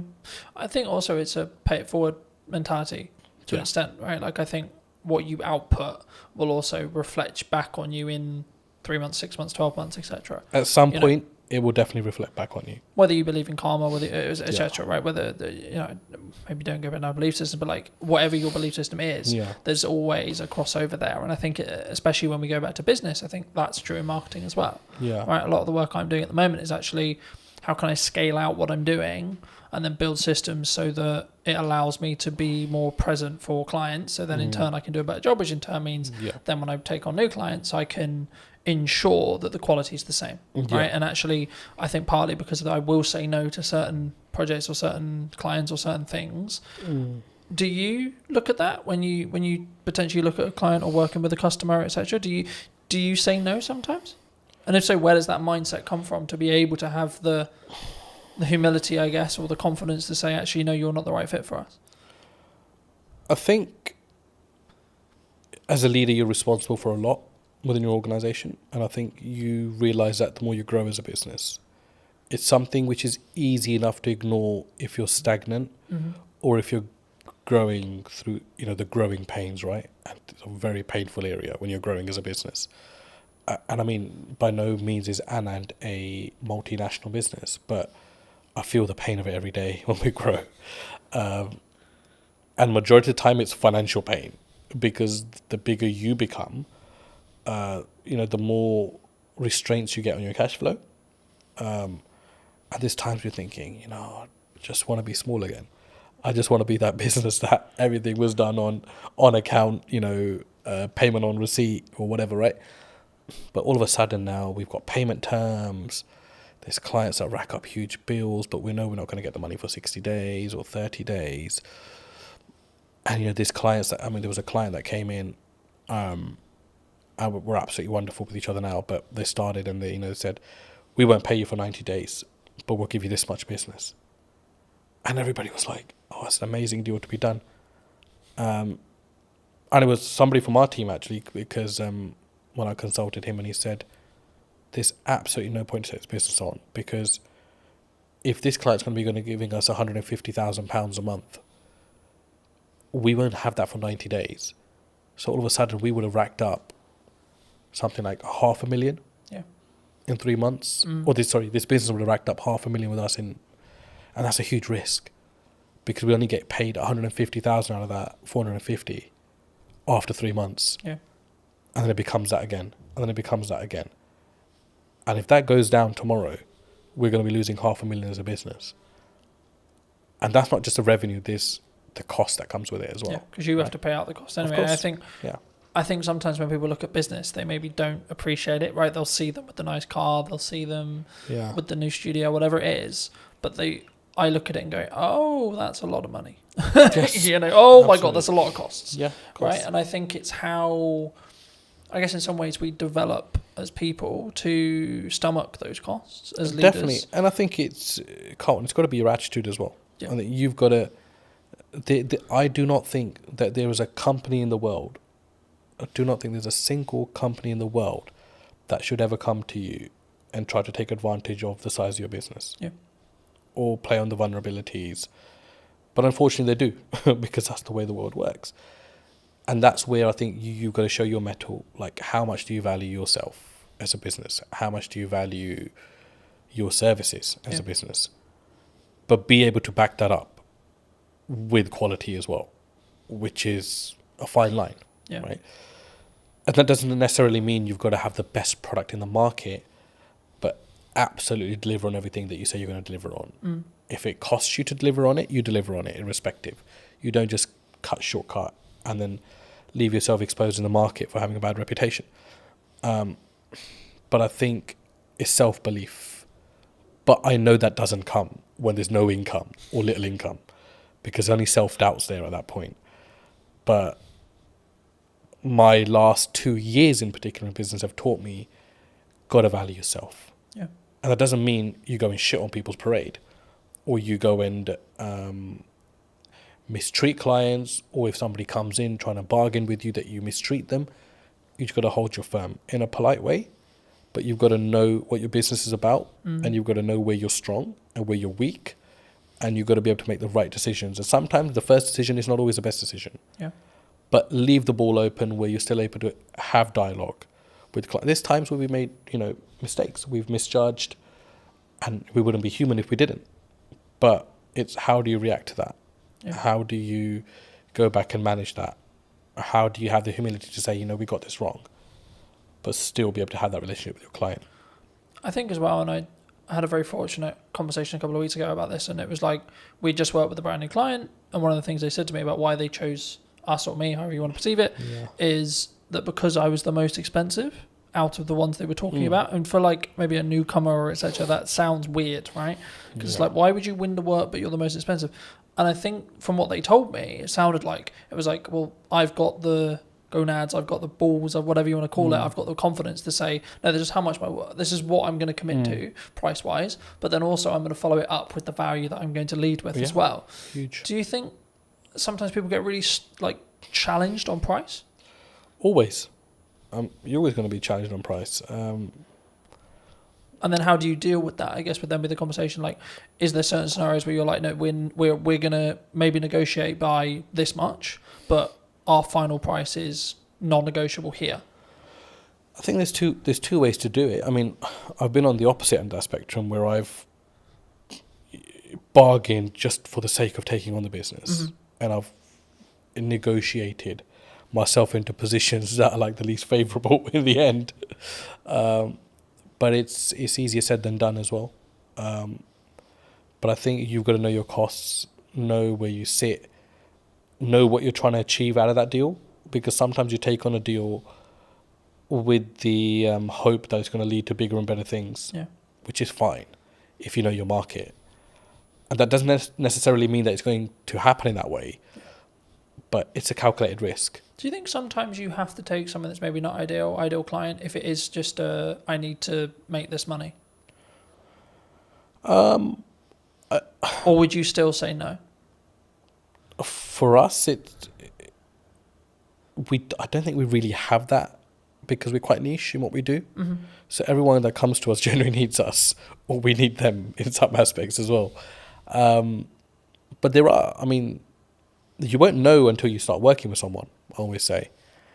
And the ones that you think are going to be troublesome end up actually being the better clients. And the ones that you think, because they're a big brand, sometimes extracting money can be an absolute pain, which is why relationships are very important. And you've got to go above and beyond. A business deal is not just, here's my service, I've provided it, here's my invoice, you pay it, thank you very much. It's all the stuff in between, the dialogue, the things that you don't cost. It's impossible to cost a project, you know that. Yeah. To the T. You can't do that. Because we never add our own time into that, really, if we think about it, as a business. And even if you add your own time as a calculation, they'll still be like, oh shit, I'm still spending too much time on this business.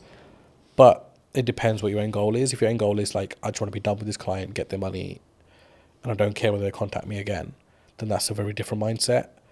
Or if you want to always leave you never know when a client might need you, that's a very different mindset as well. I think when you've done 30 years, you're really invested. You're really embedded in the business, the risk that you face when you've been loyal to a company for that long. I mean, I've always been of the view that like content will work, email marketing will work, networking will work, going to a trade show will work, but only if you do one. That business gave me a solid foundation. I understood the basics of most areas of business. I experienced working with logistics, with marketing, with operations. I look at how many views did I gain between 4 weeks ago and now. Don't get me wrong, we've done that loads. I mean, email marketing was one for us. I can focus on three main things. The podcast, client delivery, and the event. Yeah. That's it.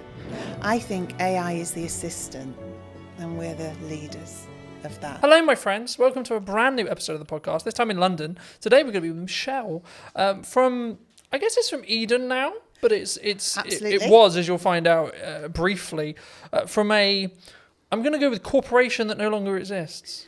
Sadly so, yes. So, no longer on the high street. It kind of does, but not in the same way. It exists under another name, yes. Should we stop being elusive? And should we should definitely stop being elusive. It's W.H. Smith's. For those of you that didn't guess, it's W.H. Smith's, yes. I'll start here. How did it feel? Because obviously you were, correct me if I'm wrong, but you were a regional manager. Yes, so I looked after the north of the country for W.H. Smith's, yeah. I mean, I was with them for 30 years, so I grew from being a Saturday girl on the till to that position of looking after all the stores in the north. But yeah, at the point I finished, I looked after about 304 stores in the north. And what made you make the leap? Did you transition out? Because I think when you're in a position like that, maybe the money's good, or was it just like, oh my God, not this again. I hate the inside of my car. I don't know really, because I think when you've done 30 years, you're really invested. You're really embedded in the business. You are earning really good money. And you're super comfortable. And the reason you're comfortable, and this to me is the sort of the risk that you face when you've been loyal to a company for that long, you've kind of got into the zone of corporate muscle memory. So I didn't really have to think that much anymore. Yeah. So I was earning a good wage. I was doing a job that I liked for a company I was really invested in. But ultimately, I'd kind of lost the ability to be myself. The company had changed, I'd changed. And it was just time, I think, to find something that was me. I guess there's a natural kind of, sometimes there's maybe a disconnect. Like you were who you were then, you grew 30 years and then you wanted to go this way, but they wanted to either downscale or go that way. I don't know if it was a case of they wanted to go this way and I wanted to go that way. Because in all honesty, I could probably have done another 20 years for them. Because genuinely, I was really embedded in the business and I loved it. I loved the people. I mean, you literally know everybody when you've done 30 years. You know every store, you've been to every place. But I just sensed that it wasn't going to be right for me in the future. You know, I think you just get a knowledge of, I've got all this experience, I'm getting my own mind, my own voice more, and that needs to be somewhere else for it to develop and grow. Yeah. It's not going to be develop and grow here. Or I can stay and carry on doing what I've always done for another 20 years. So was it, I guess, in some ways a personal development shift for you? Because we were talking just while we were setting up about, you know, the difference that you now have with where you are with Eden. Yeah, I didn't know it at the time. I honestly didn't know it at the time. So it was a leap of faith moment, really. And then the weird thing for me was COVID literally happened on the Friday of the week that I left. So I gardened for about 12 months. So in that period, I really did start to think, well, what's going to work for me now? And do you know what? It is not an easy thing. I now see people going through that same process of leaving something really big and corporate that they know well and then trying to find their way. It's difficult. Do you think that it comes with a, because we were talking before we started, that I'm going to find it very hard to go into corporate now because I've got the freedom of self-employed. I guess you could say I know what works marketing-wise, especially right now. Yeah. And I would have to fit perfectly into a team culture-wise for it to work. It would depend what you'd want that for. For me, that business gave me a solid foundation. I understood the basics of most areas of business. I experienced working with logistics, with marketing, with operations. It taught me to be resilient. You know, they were a company that was adaptable. I mean, they survived on the high street. So it did give me an understanding of how you support a business to survive, to protect its people, to protect the brand, etc. But yeah, on the other side of it, the thing that you're talking about, having your own voice, that freedom to shape a culture, shape a business, shape the dynamics of what the team are doing. For me, that didn't exist in that type of business because I think they have to have really clear communication, real clear clarity of message. Yeah.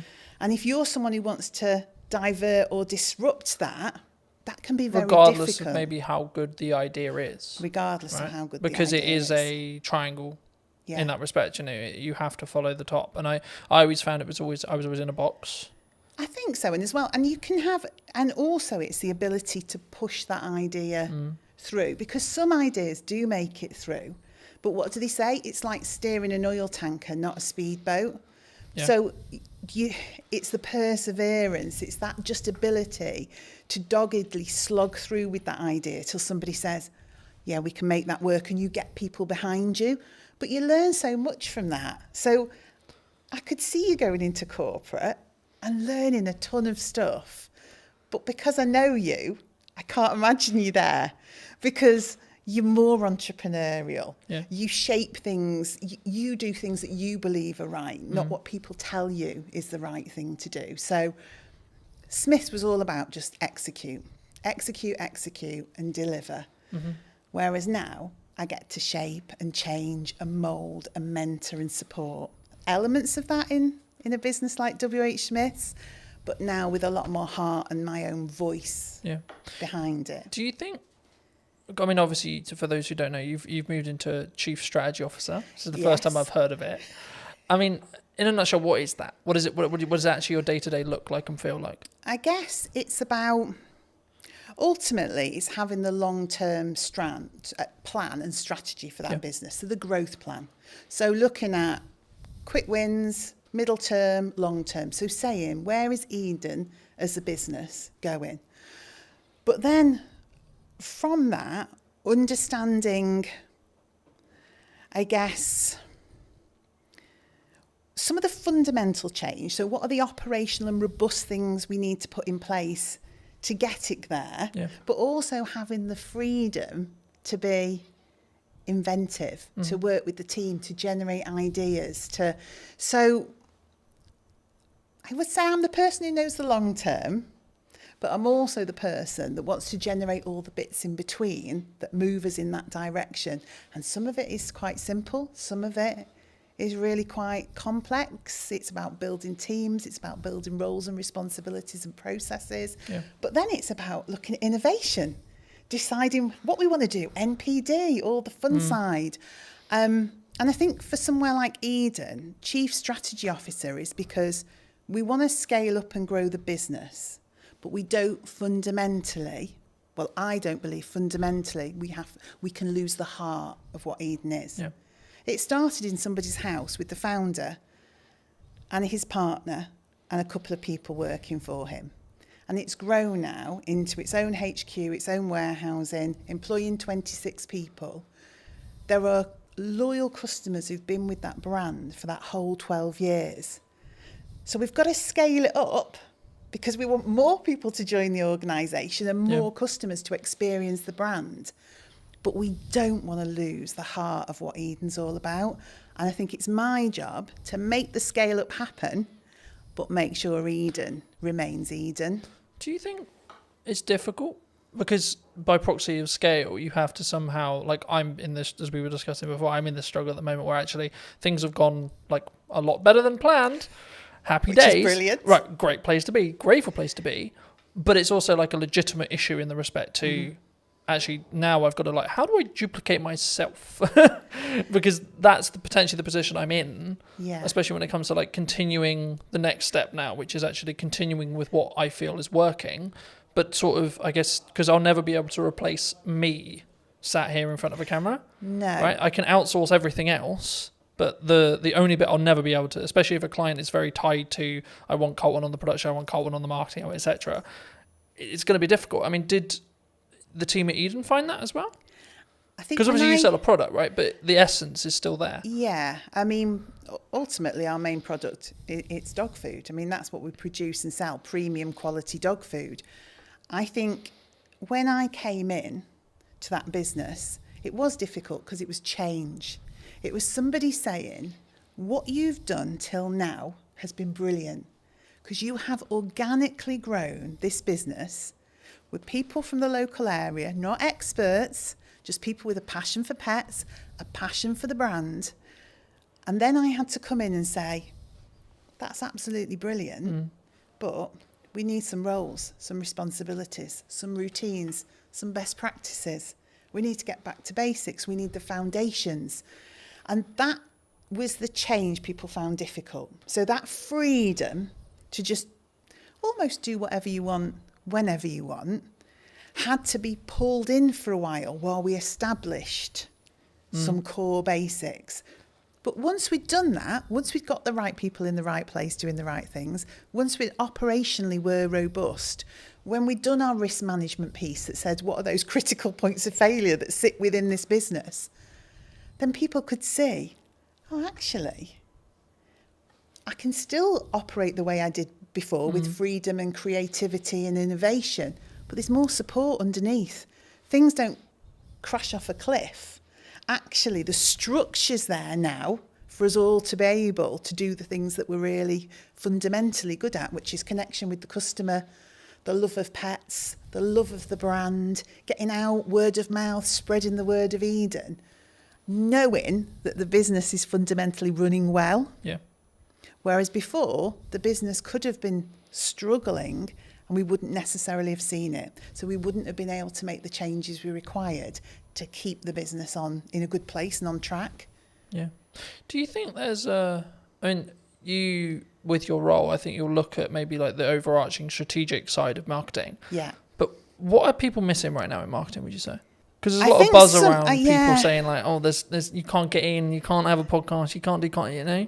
I think sometimes maybe it's not what are they missing, but it's have they sat and thought about the brand and their audience and what they want to achieve? Or are they just trying to follow trends and what people tell them they should be doing? So I think everything from your TikTok through to email marketing, etc., is all valuable and valid. But it is up to the business to understand, is that right for them?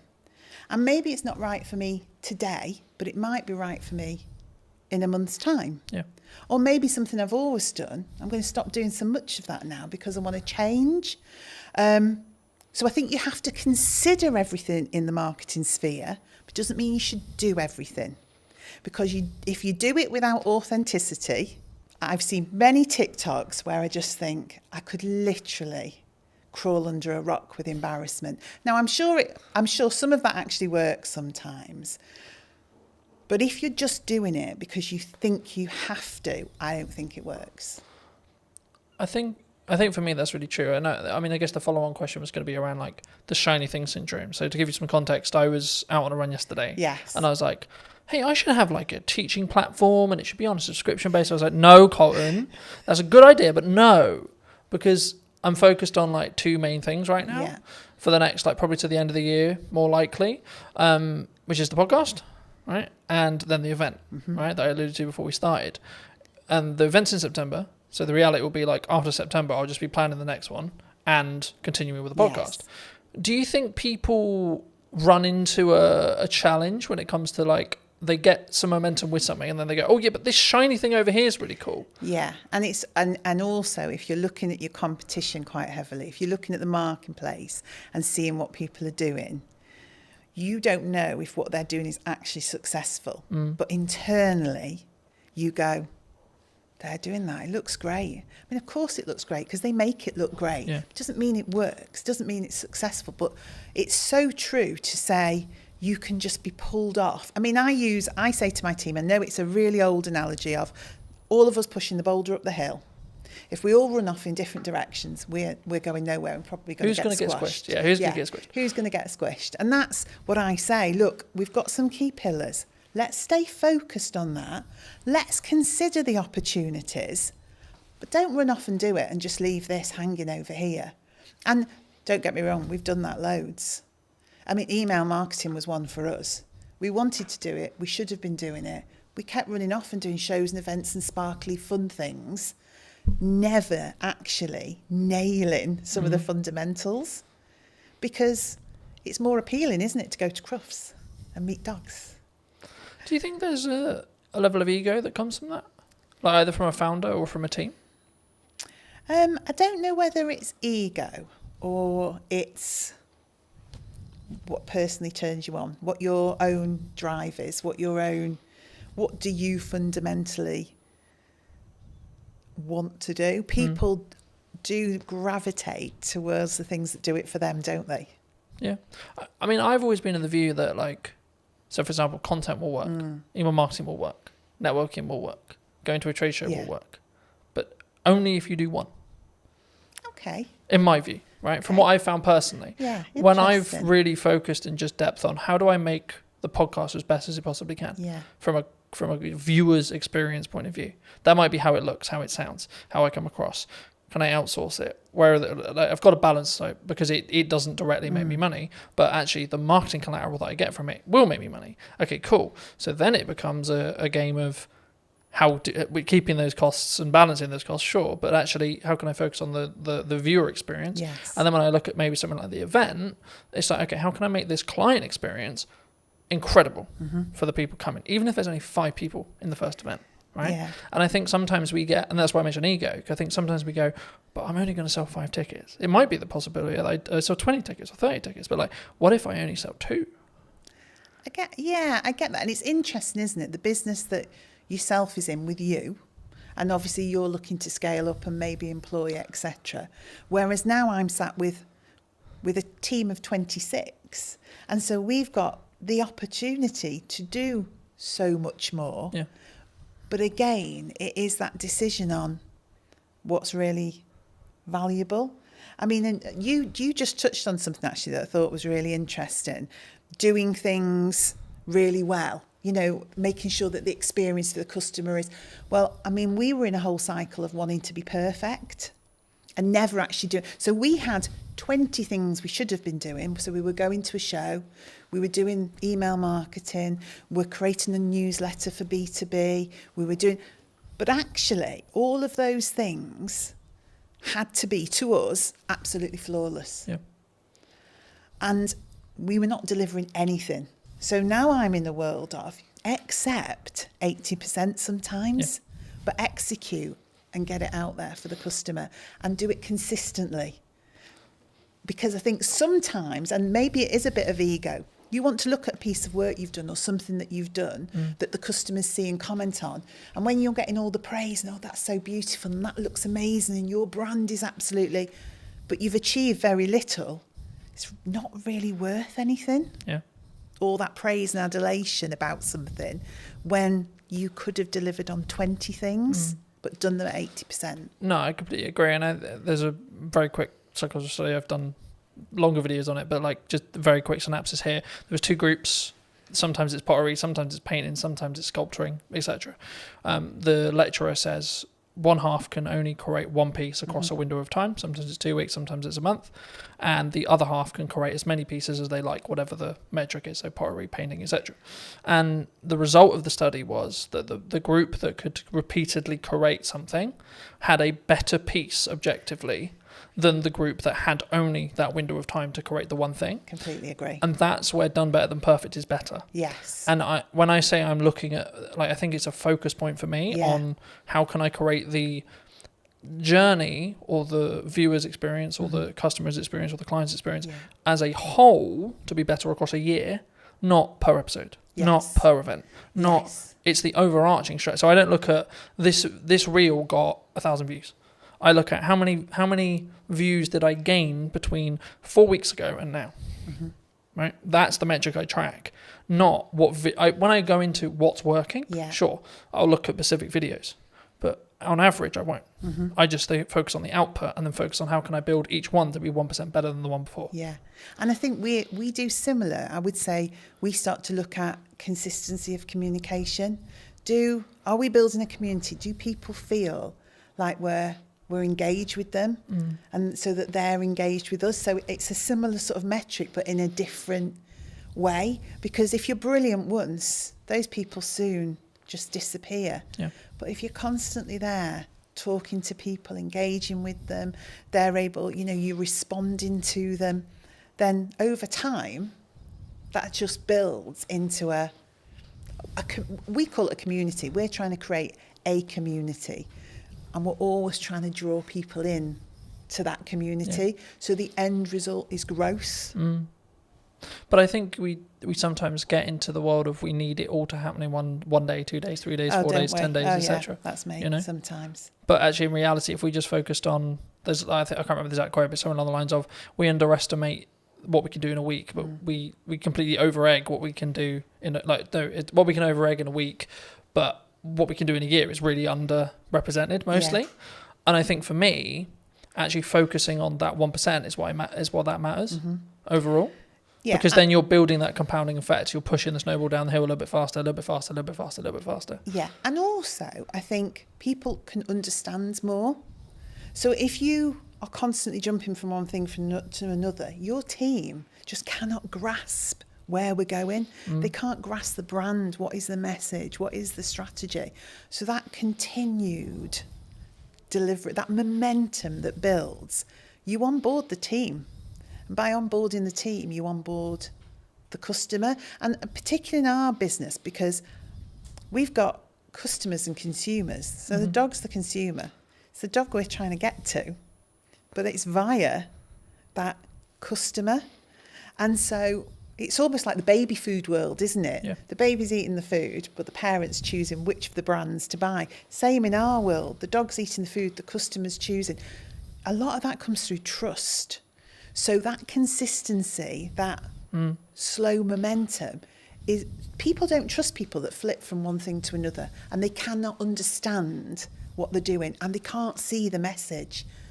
So that repetitive, consistent approach. Oh, right, I know what Eden's about. I can see what the team's about. And because we're so accessible as well, a team of 26, we're all working in Stoke-on-Trent.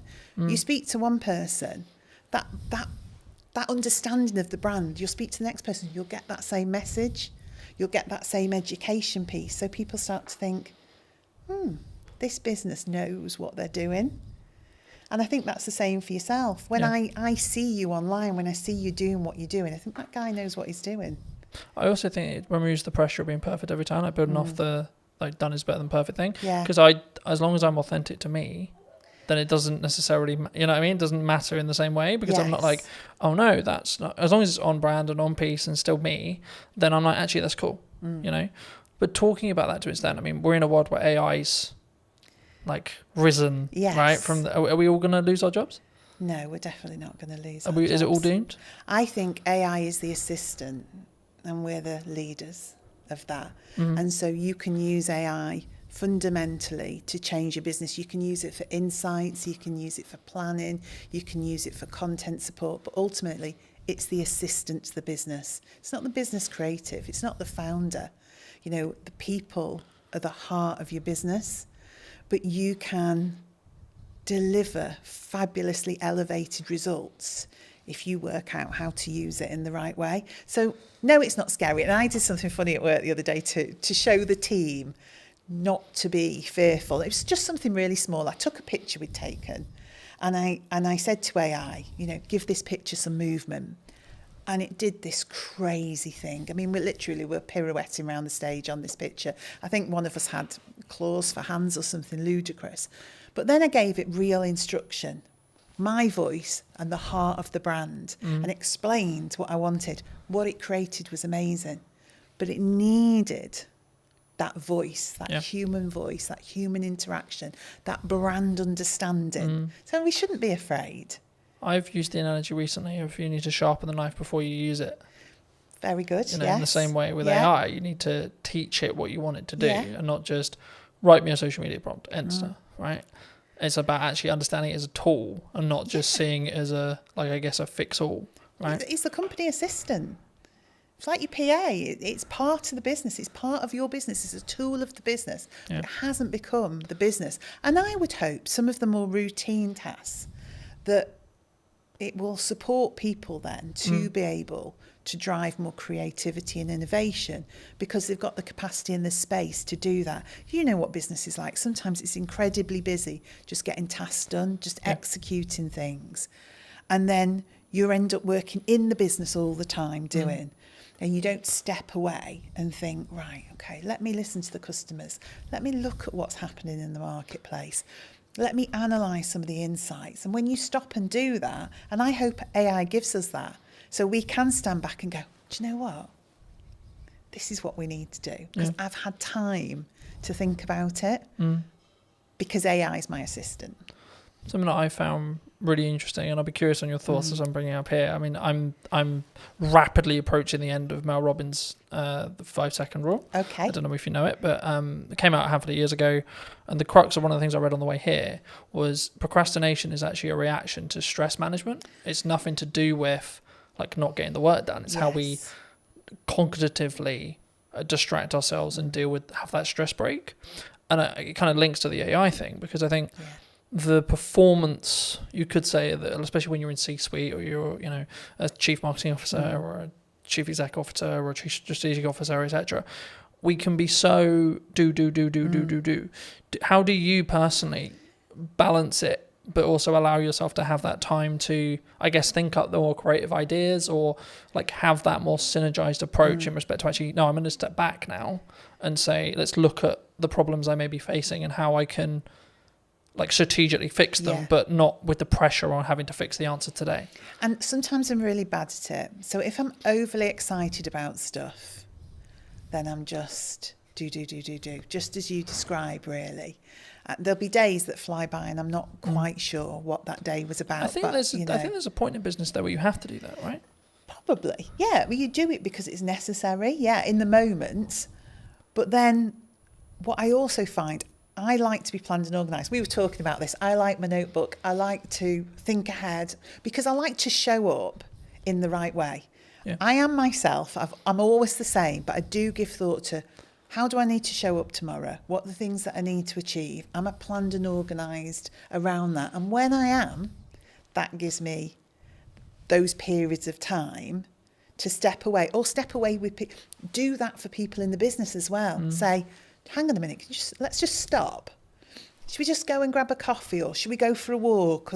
Because we probably just need to think this through a little bit. Is that an environment thing, do you think, as well? Like you need to physically remove yourself from the office, the home, to get a change of scenery? For me it is. And I probably use that with other people. Now, whether that's everyone's reality, I don't know. But I am one of those, when I got home and walked the dogs at the end of the day, that's where things would come together. So all the strands from the day that all seemed very sort of disparate and all over the place would come together, and I'd think, right, that's what we need to do. But we talked about this in work the other day, actually, creating space, going for walks, having hours of the day where people put down their keyboards, they put down and we do something different. And whether you want to call that a team exercise or just chilling out and having a coffee, but forcing people in a way to have space. Because your natural reaction is you're being paid to do a job. You see yourself as, I must be productive. I need to be able to demonstrate the things that I've done. But that's not the case. What you need to be able to demonstrate is an understanding of what the most important and priority things that we should be doing. Not that you've done 100 things, that you picked the 10 most important things and did those. And do those well. And do them well, yeah. But don't do, like we said before, don't do them so well you don't actually deliver on anything. But, yeah, do them well. I think you need to personally ask yourself, I mean, I'm looking at it as I say, like, I can focus on 3 main things, right? And that's why I'm really leaning into across 3 months, 3 things. Yes. Right? And it's like, right, the podcast, client delivery, and the event. Yeah. That's it. You've got nothing else. You can't add anything else. And it's not that I don't have other ideas. I do. Yes. But it's actually, if I'm going to get what I want from this and I'm going to make this 1% improvements, I have to focus on those 3 things. So how do you, because to me it's capturing the ideas, isn't it? And that, I think, is the strategically important bit. I think you can, and I believe part of my role is to help people focus on the key things, because I think you are in control of your role and your business, and we've got 26 people there. And one of my jobs is to help them prioritise what we need to be looking at and when. But capturing the creativity, not allowing ideas to disappear because we're busy, always making space to go back to things, to reconsider them. And even if in 6 months' time it still isn't right, to reconsider them again. Because what do they say? There isn't any bad ideas. No, it's just about timing. Yeah. And, you know, I mean, the simple answer of like, how do I do it? I have a set of like what I call my command notes or like top end notes. Okay. Whenever I have an idea, I put it down. Don't care how I'm going to use it, don't know where I'm going to use it, etc.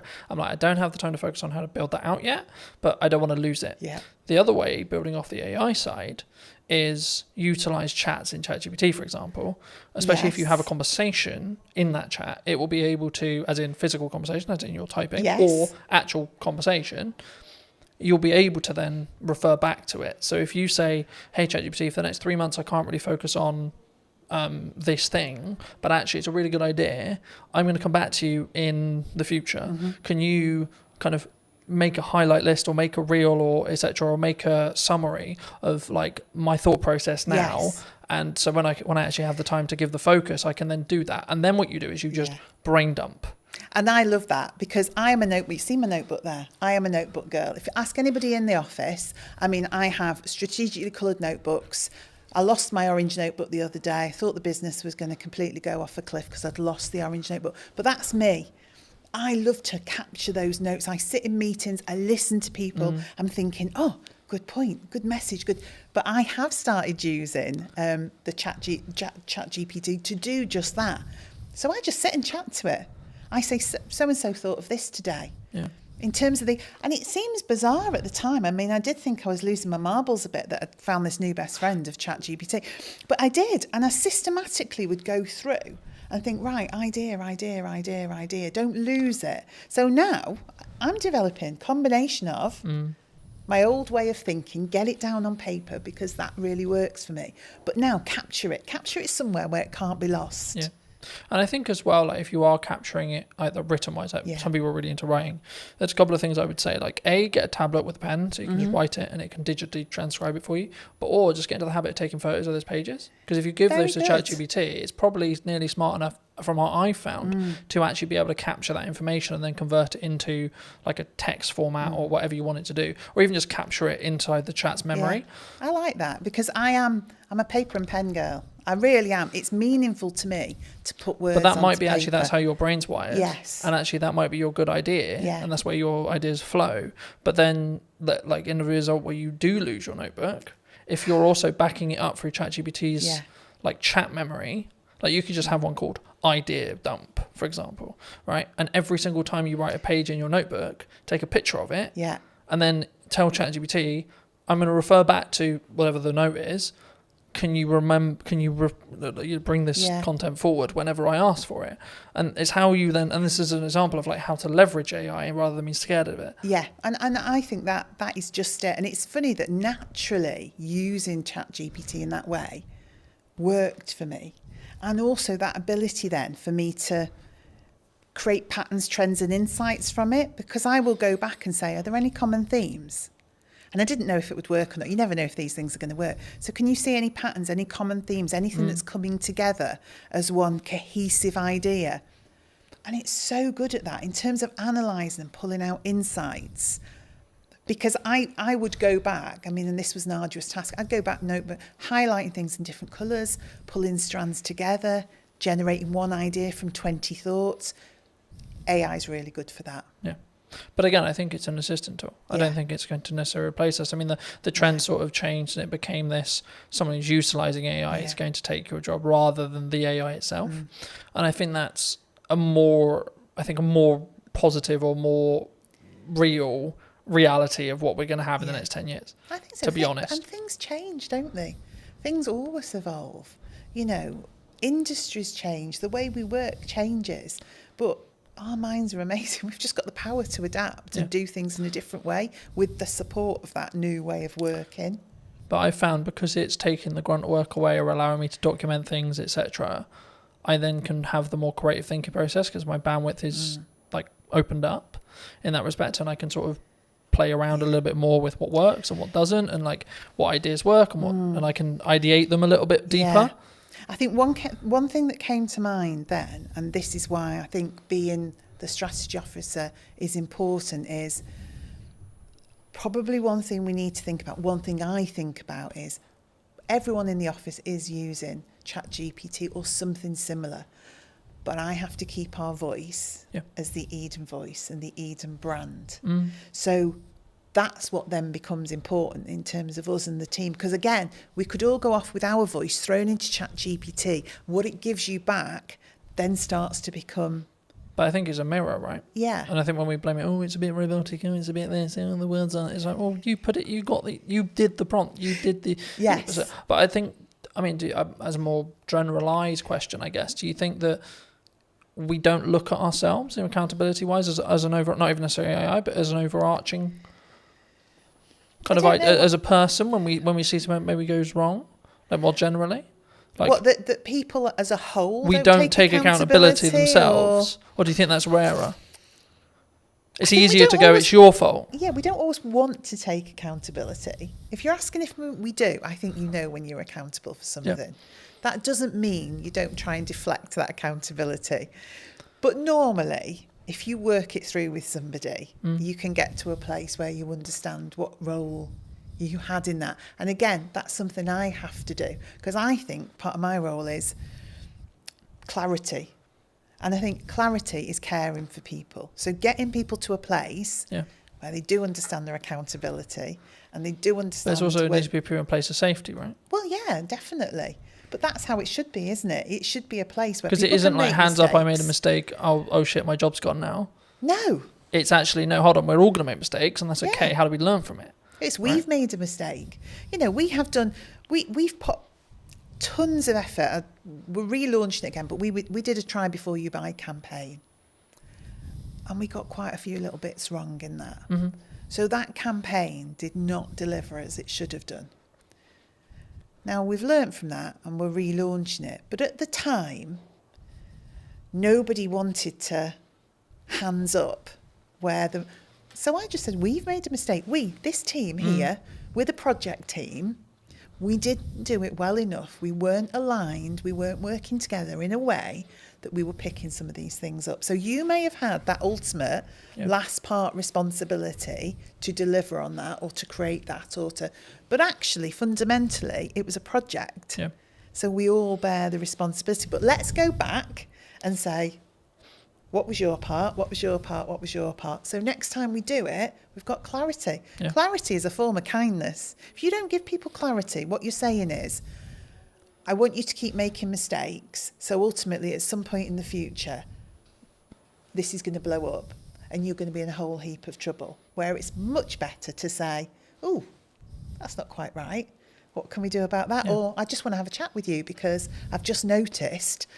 That's much better a way of having accountability than waiting for something to crash and then saying, you did that. Yeah. Do you look at it as, in your role, because obviously you work with a larger team. Mm-hmm. So I'd be really curious, do you look at it and go like, do you come at it from a perspective of like, are you okay? Like when you work with someone one-to-one, like if they are making mistakes, because it's like you good? Like what's going on? If it's out of character. Yeah, I don't necessarily say I always would do the you good, because different people respond in different ways.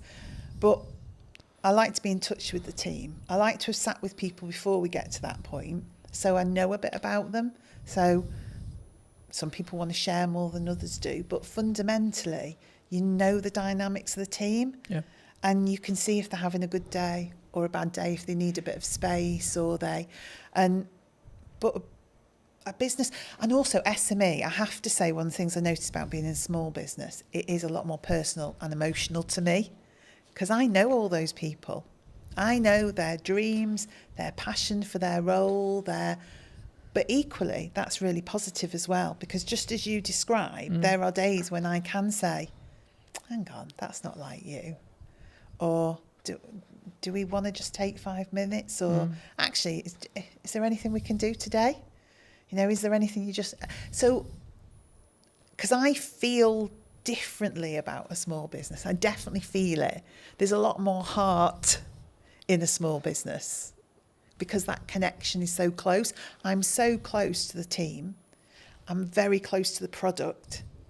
I'm much directly closer to the customers. Yeah. So those decisions you're making, those things you're doing are much more personal. So I would say it's made me more thoughtful. I use my own voice more. I use my own judgment more, and I deal with things in different ways at different times, rather than a blanket approach because I just need to get things done. Yeah.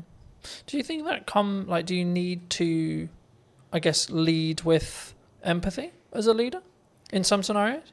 Definitely. I mean, I would say for me, what has always been important to me in the roles I've had, outside of the things you need for life, like your money and all the rest of it, absolutely, is building a strong team and a strong set of people and individuals. So, yeah, you've got to have empathy for that. You've got to have some kindness for that. You've also got to be you want to drive people. So motivationally, you do want to stretch and challenge people. So it's equal hands of empathy, kindness and support, but drive and challenge and creating a buzz in people where they can see a future and they can start to really push themselves forward. So I think it's in equal measure, really. Yeah. I think sometimes we don't necessarily look at the empathized way of looking at it. I mean, I think we'll wrap up soon, but do you think people are purely just, you're here to do a job? Like, could that be the approach? Like, it can be very, like, I'll use the term like maybe domineering or led or like very pushy in that respect. Like, you're here to do a job, get the job done. It definitely could be, couldn't it? And I think we all have to admit there are times where you just want somebody to get something done. 100%. And actually, is it more of an ebb and flow? Yeah, in some scenarios, you need to lead with candor and you need to lead with empathy. And in other scenarios, you're like, come on. Yeah, because you're also thinking sometimes the mentality of just get it done is because you know what the impact of that is going to be for other people and other things if that isn't done. Yeah. So it is empathetic, but in a different way, because you can see the end result of that not happening. So say we get something wrong. We've got someone who's relying on our food, getting to them on a certain day for their pet, who's always at their food, has a health condition, and logistically we get something wrong. My view is I have to help that person. So in that moment, you just need to get that done. Because we really need to care for that customer, that pet. We have to do the right thing for them.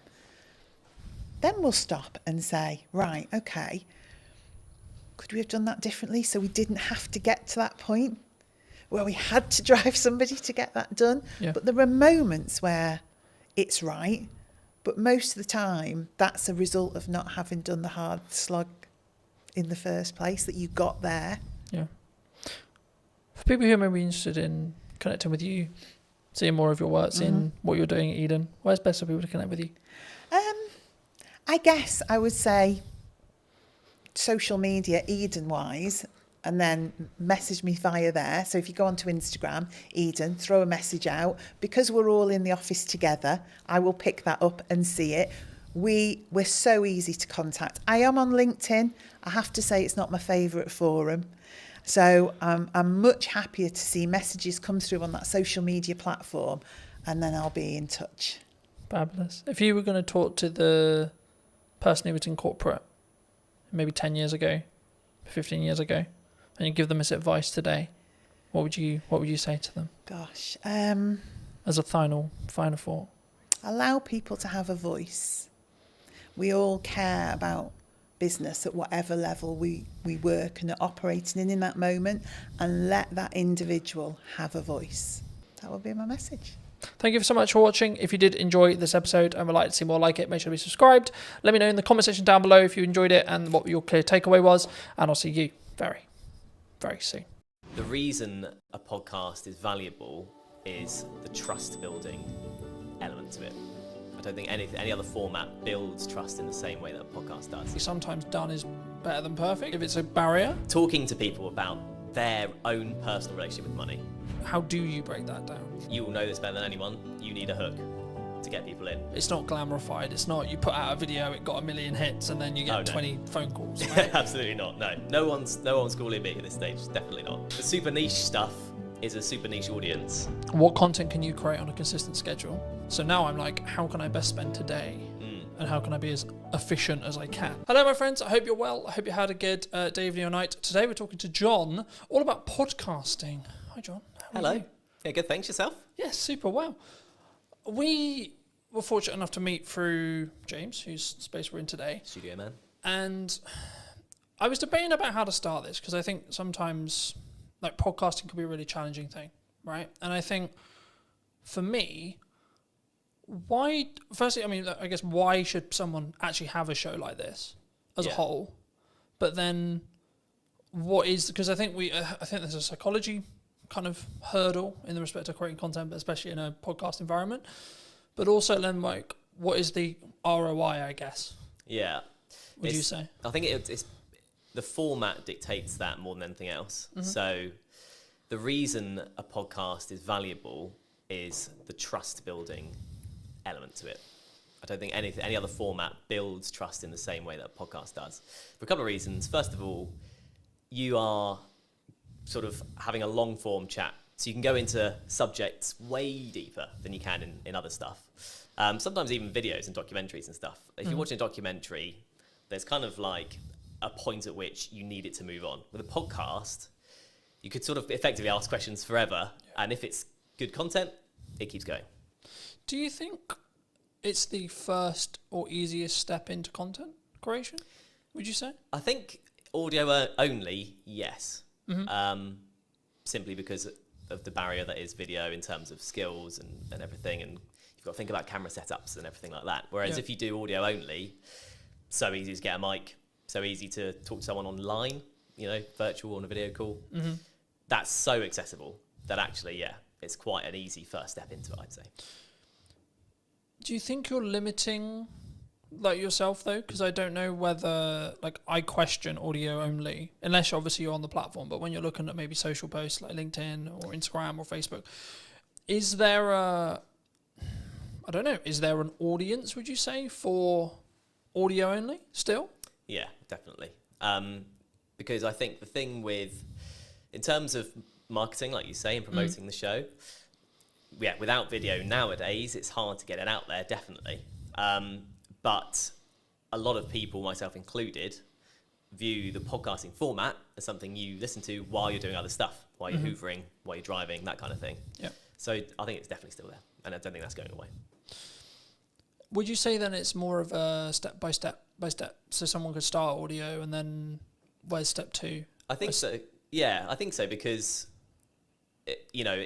for depending on who you are, if you're a business, it's a bit different. If you're an individual, you kind of learn the time required to sort of get to each step. So once you start on the audio step and you're like, actually, it's taking me too much time, it's not worth it for whatever reason, it's not for you. If you then introduce video purely for clips, so you film the whole thing but only use clips, then you can see what time the promo takes, and then when you should go to a full video you can see how long that takes. So I think that's why you'd do it potentially in that step if you're coming at it from a completely new perspective, if that makes sense.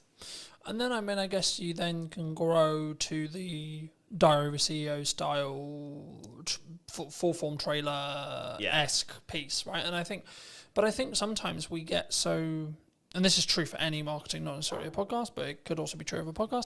I think we get so hemmed in I need it to be Diary of a CEO quality instantly, right? Yeah. And I think that we struggle with the idea of, I'm going to take one step, make a 1% improvement, next step, 1% improvement, one step, so on, right?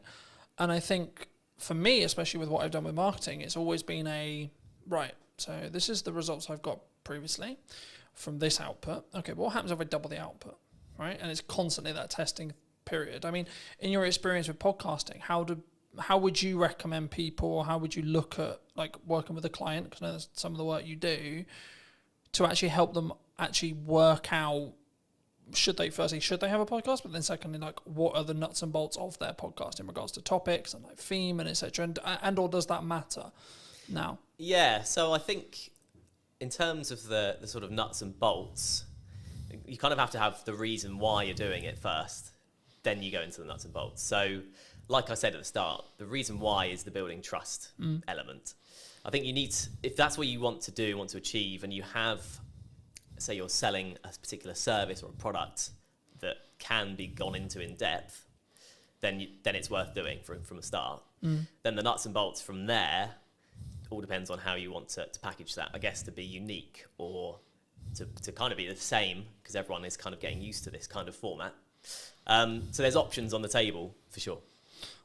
I think there's obviously that psychology thing that we've talked about a little bit as well, but I think for me, I didn't overthink it. I was like, I enjoy talking about business, I enjoy talking about content creation, I enjoy talking about marketing. And yeah, I've evolved it, and yeah, it's sort of changed, and depending on like the guest, will kind of tailor the conversation slightly. But I also don't overthink the conversation, because I trust in myself as an interviewer to ask, I guess, poignant questions, or like what naturally comes to my mind.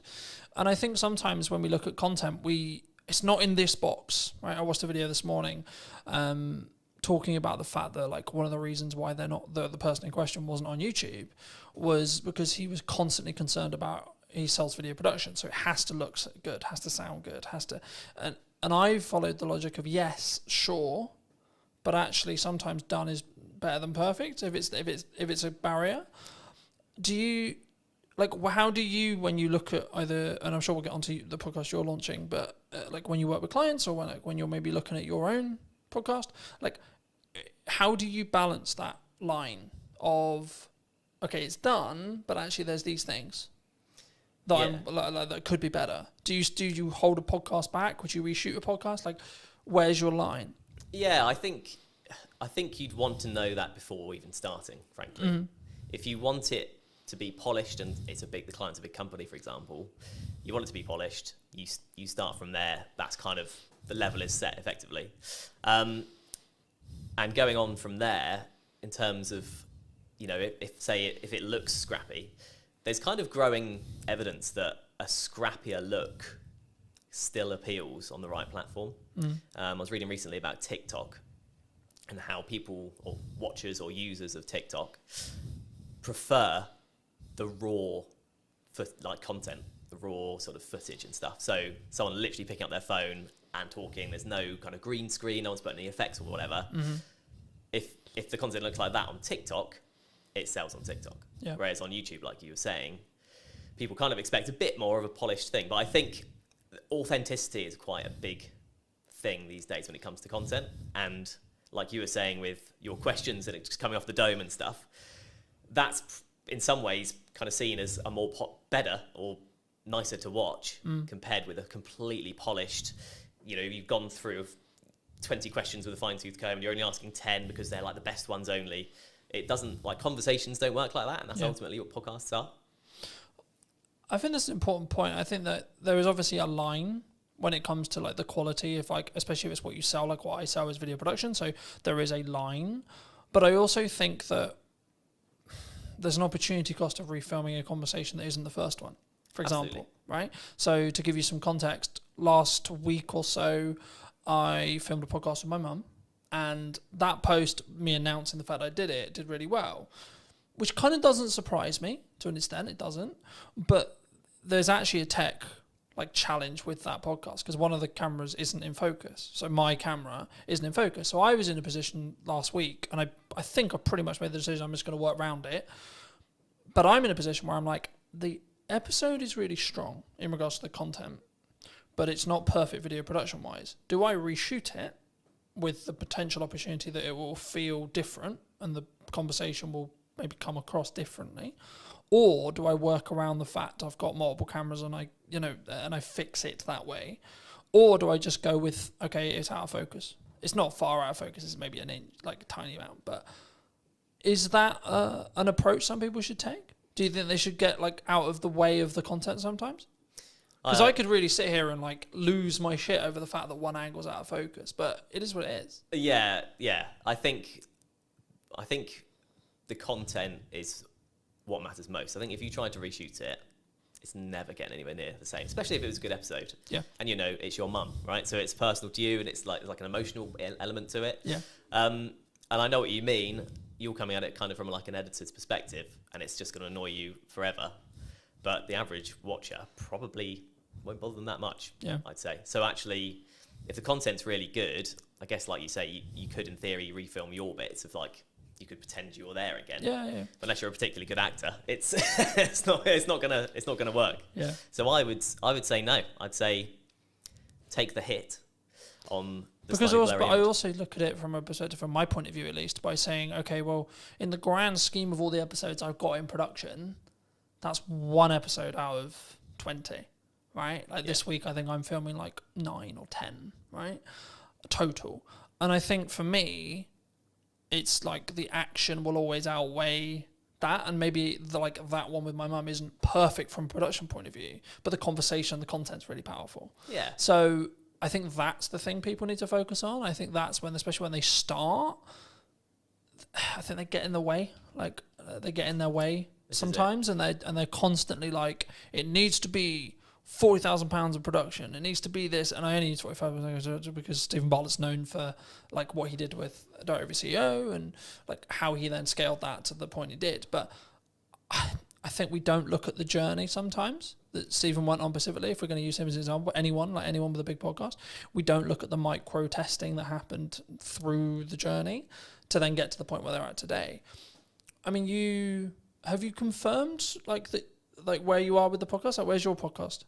So yeah, yet to officially launch, but all the stuff's going on in the background basically at this point. I've got first bunch of guests booked, got the studio booked, and in terms of the background work, in terms of questions and what I'm thinking of masking and how I want it to look, that's all sort of down in my head. Yeah. So it's I've got to start it now. I've got the dates booked in, so it's just a case of starting when it starts. Happy days. That's super exciting. I mean, for people who may be interested, I mean, how did you come up with the idea? What is the idea? Like, what are you going to be talking about? Like, where's that? And I think it's really important to also highlight, and something I try to do is like collaborate with other people rather than, because some maybe will be watching this and go, but Colin, that could be like, technically you're a competitor in some ways, right? Yeah. But I'm like, no, actually, because I think we can both work together to actually create a better show as a whole, right? And lean into each other's skills where it makes sense. But I mean, just to reiterate the question, I mean, where, what, and how is your podcast going to be about? Yeah, so it's called How Do You Money? And that's the idea. That's the sort of opening question somewhat. So it doesn't actually make grammatical sense, obviously. But I think most people can get from that. It's talking to people about their own personal relationship with money. Strictly not an advice show, because I'm not an expert with money. And it's purely human interest. So we're talking to people about their money habits, things like how often do they check their banking app. Mm-hmm. When you ask people these questions in day-to-day conversation, it's amazing how different the answers are. You know, how people in relationships deal with money between them. Everyone does it differently. And so like the crux is that twofold. First of all, in the UK, we're just not taught what to do with money in school, college, university, whatever. Do you think we should? Yes, That absolutely. should be in school? Absolutely, yeah, because it's a fundamental life skill. As you know, we had a short conversation about money at the start. Yeah, and, absolutely. So yeah, I think it definitely should be. But at the moment it's not, right? And so I think as a result, two things happen. Number one, everyone makes up their own way. Second of all, people are too scared to talk about it because there's no official like guidelines. Do you think from the start? Do you think that's an insecurity? Do you think like if I say that I nearly lost the business in 2024 or previously, that you're going to judge me? Do you think it comes from that? Absolutely, yeah. Do you think that I'm going to think that you think I'm a failure? I think that's a big part of it, definitely. And then let's flip it. Do you? Absolutely not. No.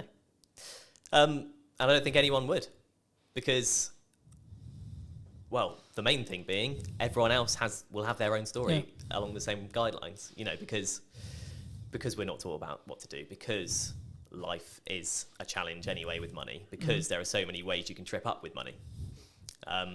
So it's very much the sort of you know, low budget psychoanalysis of money, and it's kind of an accumulative thing. So no, it's not about the one episode or one particular episode or what one person says. My idea about it is looking back at the first 10 episodes and seeing all the different answers. I've got a killer question that I ask at the start of this podcast that everyone will definitely have a different answer. It's a one-word question. Okay. One-word answer. And I hope that kind of sets the tone for how the rest of it is going to be. Yeah. I mean, looking at your planning stage then for your show, I'm curious because obviously I plan mine in the way I do it. How have you looked to plan it?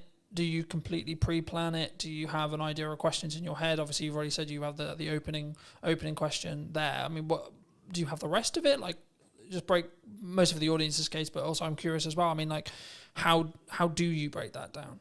Like, how have you broken that down? So I have kind of set it into 3 or 4 kind of different sets of questions that relate to specific things. So like I'll have 4 main topics, let's say, and then questions that come underneath that. One of my sections is clickbait questions. Okay, fair enough. Just being really honest about it. But are you doing that for the clip that you're going to extract from the show? So partly to do with that, yeah, okay. Absolutely. You will know this better than anyone. You need a hook to get people in. Yeah. That's just the reality. Yeah, 100%.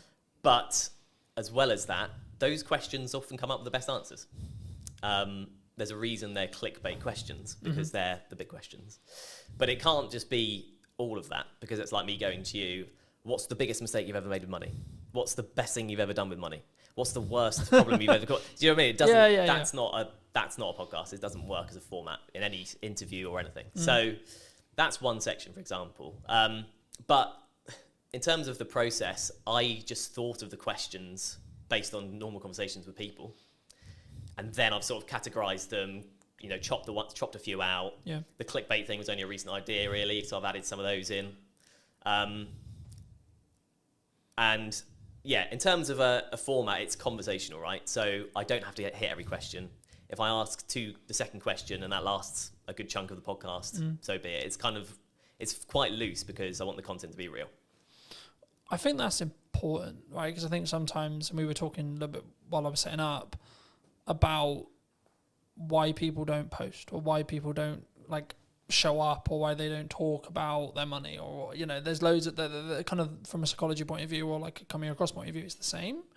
And I think that for me, I've been very fortunate that I've always sort of taught publicly or built in public. And it was interesting because about a month or 2 ago, I think, I personally, so I don't know when the trend started, but the trend of building in public really started taking momentum. I mean, have you, because I know we in our one-to-one, we talked about the fact that you were 6 months ish, like into freelance. I mean, how was your journey from like, okay, I'm going to do this thing, I'm going to go freelance? I mean, was it forced on you?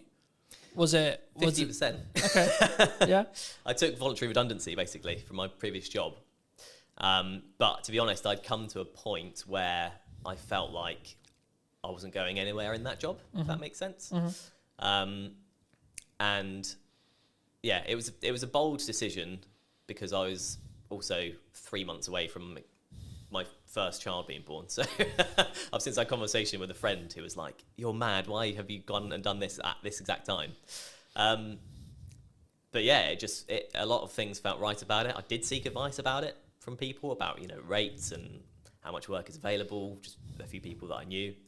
And it just seemed like the way to go, and it has been the way to go up until this point. So it's a bit like that freelance, and you want to know as a business owner, you're just sort of going, okay, I've got through this month, go to the next one. I was definitely like that at the start. Right, I've been very fortunate. I've talked quite openly about the fact that 2024 was quite rough, but I blame myself on why it was quite rough. Yeah, because I wasn't showing up as it's in the correct marketing to actually get the output I wanted, but also in volume, I don't think. Yeah. I think if now I look in hindsight about what I was doing and like what went wrong, quote unquote, and I could sit in the respect of maybe a victimized mentality of saying, well, the economy was hard and there was this issue and then etc. But like as we were discussing before, I think you're an example of this at 6 months in, but I'm maybe an example of this year. You have to have a strong business model. Something that I've tweaked in the business model now is a more recurring revenue model. So we'll work with people on a monthly returning like payment plan. Nice. Or like, and it's not like that's not the only thing I do, but I still do project work. But like for me, it was always a matter of, from looking at a business point of view, of how do I squish those troughs, right, and also squish those peaks in proxy to an extent. But it's basically having a flat line. I know categorically I'm going to have X amount coming in, and then how do I design a business that allows me to do that? But then also, what marketing does that business need to then show to other clients that I know what I'm talking about?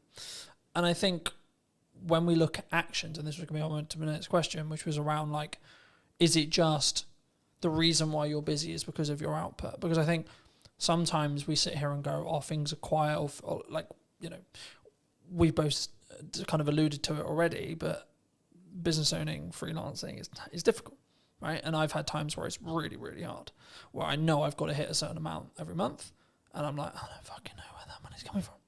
But how do you look at it when you were looking at either going full time or like now in respect to like keeping your pipeline full? If you don't, because I'm in a quite privileged position where I've got that residual revenue, so actually I don't need to worry too much at the moment as it sits right now, because I've got that residual revenue. Of course, I'm still pushing, I'm still looking for projects, etc. But I don't need to worry in the same way as if I didn't have that income. Yeah.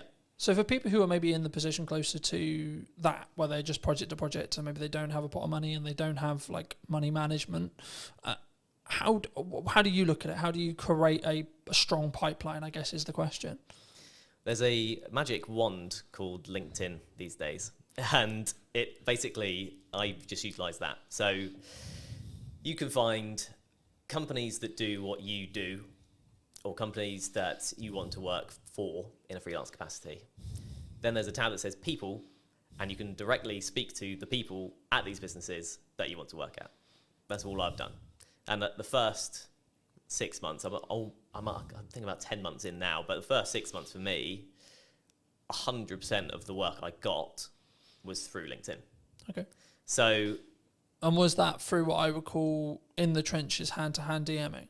Right. Yeah, absolutely. There's a strategy I call it, is like cold DMing, cold outreach, cold warming. It's not glamorified. It's not you put out a video, it got 1 million hits, and then you get 20 phone calls. Right? Absolutely not. No one's calling me at this stage. Definitely not. But yeah, it kind of just through messaging people. Sometimes people I knew, and that led to work. Often most of the time, people I didn't know, and that led to work. And it's you often hear in sort of success stories, it's like a lucky break or a sort of lucky thing.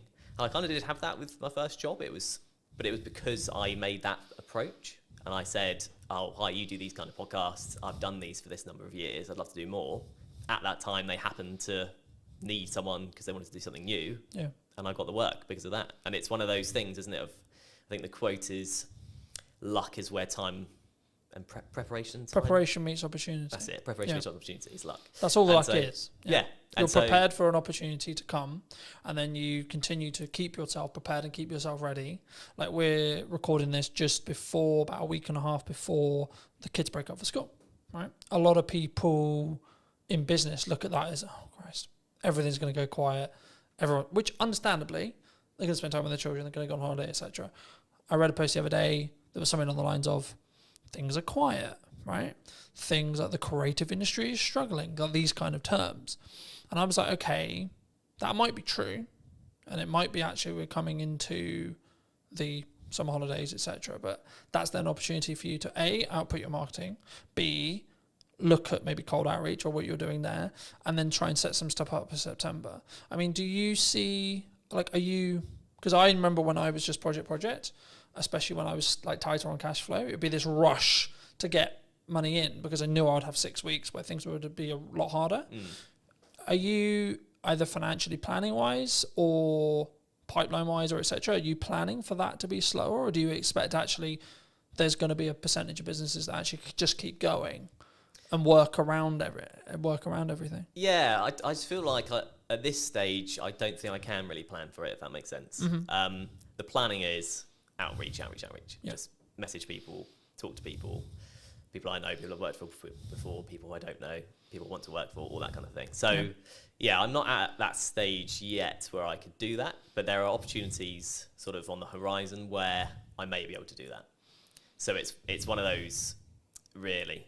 I don't know exactly how that planning would look like for me right now, if that makes sense. Yeah, no, absolutely. I mean, I think, and this is kind of like a bolt-on question to marketing or networking and how you tackle those things. For a long time, people have always looked at maybe traditional marketers as, I'm going to go to an event, I'm going to network in the room, and I'm trying to get work from that room. What I've always understood is it's networking through that room, right? But nowadays, because of time and because of what I do less of the in the room having a conversation stuff, but I'm still leveraging either the network that I have and then their connections that they're making potentially, or you as an example, or I'm actually just trying to utilize the network I already have to then lean into either creating more content or creating opportunities to have conversations in one-to-ones with very targeted people. And I think sometimes, especially at the beginning, and I look at it as phases in business, right? So I'll use you as an example. The phase you're in freelancing as a whole is you've got to do a lot of hand-to-hand, you've got to do a lot of time investment, you've got to do a lot of network events, you've got to, like, I think the term would be like kiss a lot of frogs before you get your prince or princess, right? And I think for me, it's then about like maybe looking at scaling. You may not have thought about this yet, but like how would you then look at, say, you're 3 years down the line, 4 years down the line, and actually you've got, like, not that you don't have a reputation now, but you've got more of an established reputation. How would you then like say to a person or a client or a friend that maybe was looking to scale? Because the issue is when you're trading time like that, it's not as scalable, right? You can scale the unscalable by just working really hard and working smart, sure. But would you look to do content? Like how would you look at it from your perspective, and or what are you planning to do? In terms of content, how do you mean in terms of content? In respect to like, would you continue to network and would you continue to lean into your own podcast and see that, because I expect what will end up happening, of course we don't know, it hasn't launched yet, but I expect what will end up happening is you'll get inquiries solely because you have a podcast, right? That's kind of, yeah, and that's part of the strategy, frankly. Yeah.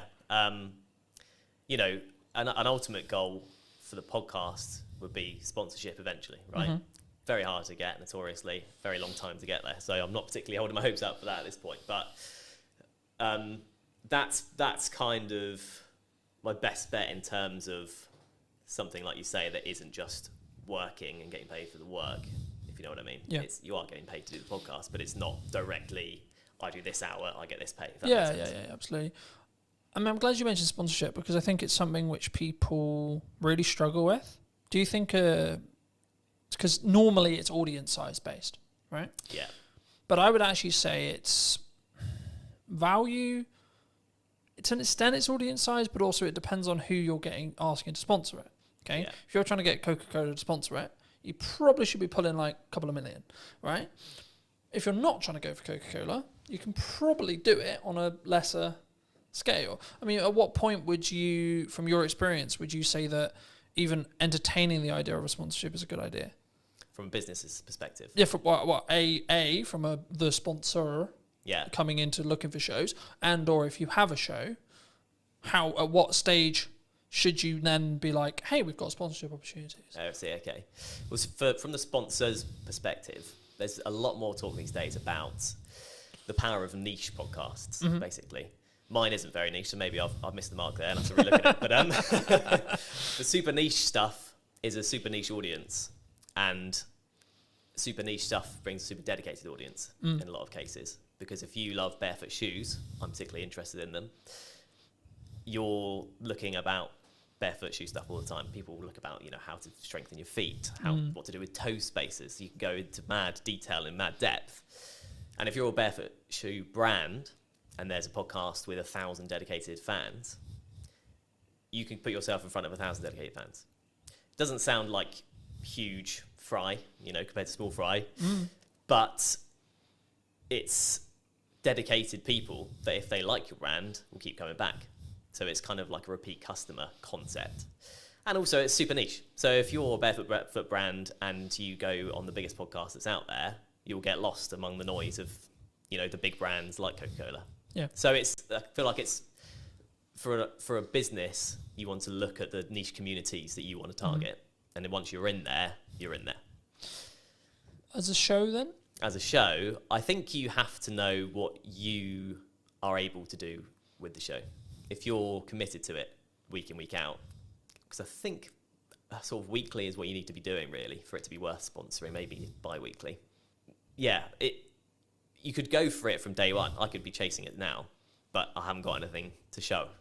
I can't say, here's the podcast. I can say, here's the idea. Yeah. I think if you have something that it looks good and sounds good and the content is good and a community are reacting to it or people are reacting to it or you're getting a good amount of, if there's a value proposition in there, you're ready to sort of offer it up as long as you're committed to keep it going. Because then otherwise there isn't a sponsorable thing, right? Yeah. Do you think, I'm glad you mentioned like rhythm as what I call rhythm of shows. Do you think that you kind of alluded to it, maybe weekly or bi-weekly, like, because I know there's some people who may be listening who are like, I can only do once a month. Yeah. Right? Would you say that would stop them doing a show, or do they need to organise filming in such a way or producing in such a way where when they launch, they've actually got enough to do weekly, for example? Yeah, I think it kind of probably depends on the content, what the podcast is about. There's a lot of complicated algorithm stuff with YouTube and stuff. You definitely know more than me about that. But that kind of dictates that you need things to be weekly or you get lost. That's what I've sort of read. I think the buzzword we could use here would be you have to be consistent, right? You have to commit to what you're saying. For me, I do weekly because it can work. And how I do that behind the curtain-esque is I just film a shit ton. Yeah. So then I've constantly got content, right? So for me, I've kind of got content buckets. Like, so I'll have stuff that's just me involved. For that, I'm about 6 weeks ahead of schedule in respect to like what I'm editing, in respect to what I'm filming. And then from a podcast point of view, as I alluded to earlier, I'm filming 7 episodes this week. But 7 episodes won't go live this week. No, right? Of course not. In the first week, when I relaunched the show, 7 episodes, like close to 7 episodes did go live, but that was a deliberate marketing plan that was, we're going to push the podcast really hard.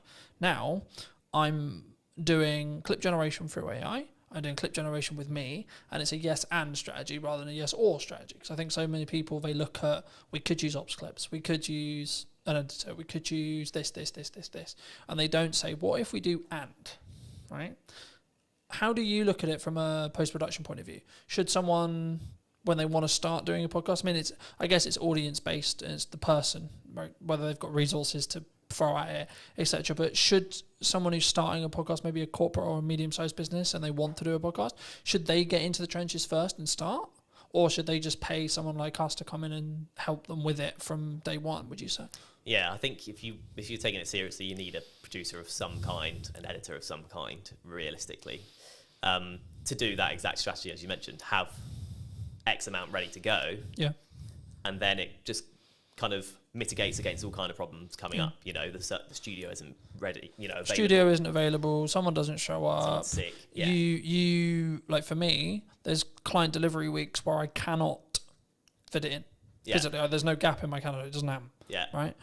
But then I also have the week after, the 2 weeks after, where I'm like, this is podcast filming week. Yeah. Then I'll have a month where like I don't have that, but because I've got a load of bank, and that's why I constantly try and bank as much content as I can when I can film it, that I can then be in a position where actually it's fine, right? So if I do fortunately get really busy with work, which is a nice problem to have, I guess, right? Which is actually the reality I'm now in, because I have an abundance of content, an abundance of, I guess in some ways it's a mindset thing around like, I don't need the work.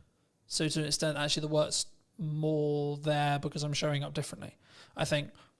But I think for me, like, especially as I'm doing a clip strategy as well as the YouTube, like the YouTube is a focus, sure.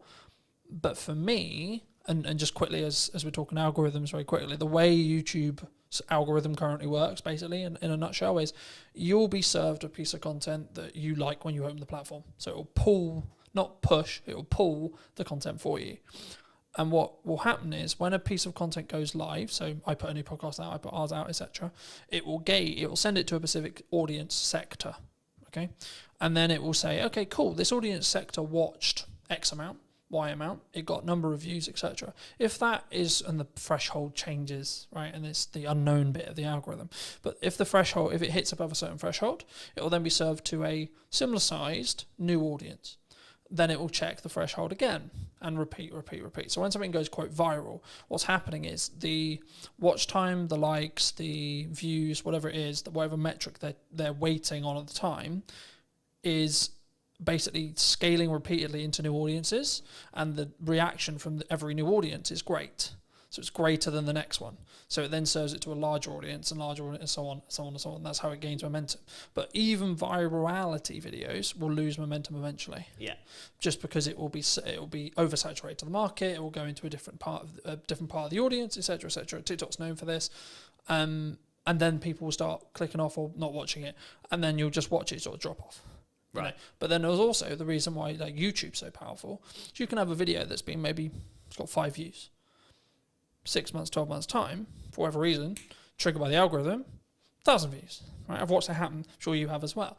And I think for me, it's not necessarily about looking at what the algorithm is rewarding or isn't rewarding. It's more about what content can you create on a consistent schedule that you're passionate about, that you can speak from, that puts you in a position to put your best foot forward. When you look at working with people, are you quite picky and choosy?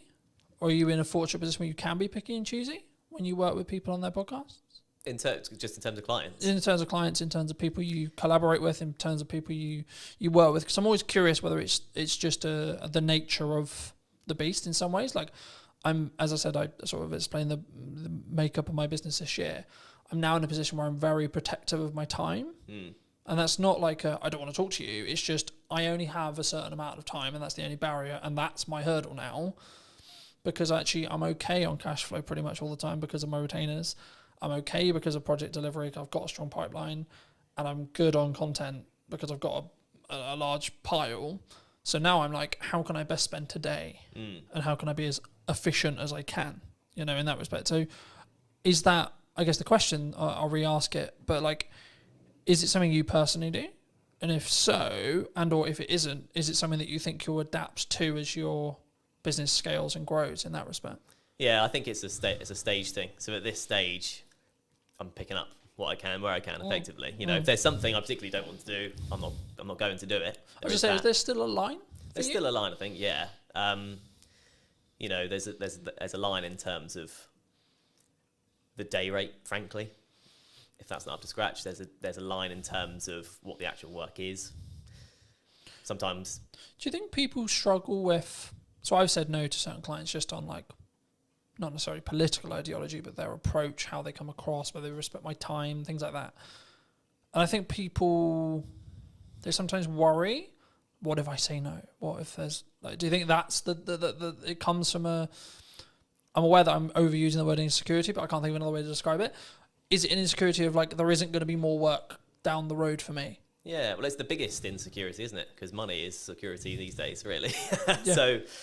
Yeah, absolutely, it is. I think in terms of people saying yes to literally everything. Yeah, I think you're picky and choosy when you can be, probably. Frankly, you know, if you go, oh, the last couple of months are fine, I could do nothing for the next 2 months and be fine. Then you are very picky and choosy. Yeah. When you've had a barren 2 months, you're more likely to be like, I'll just take it.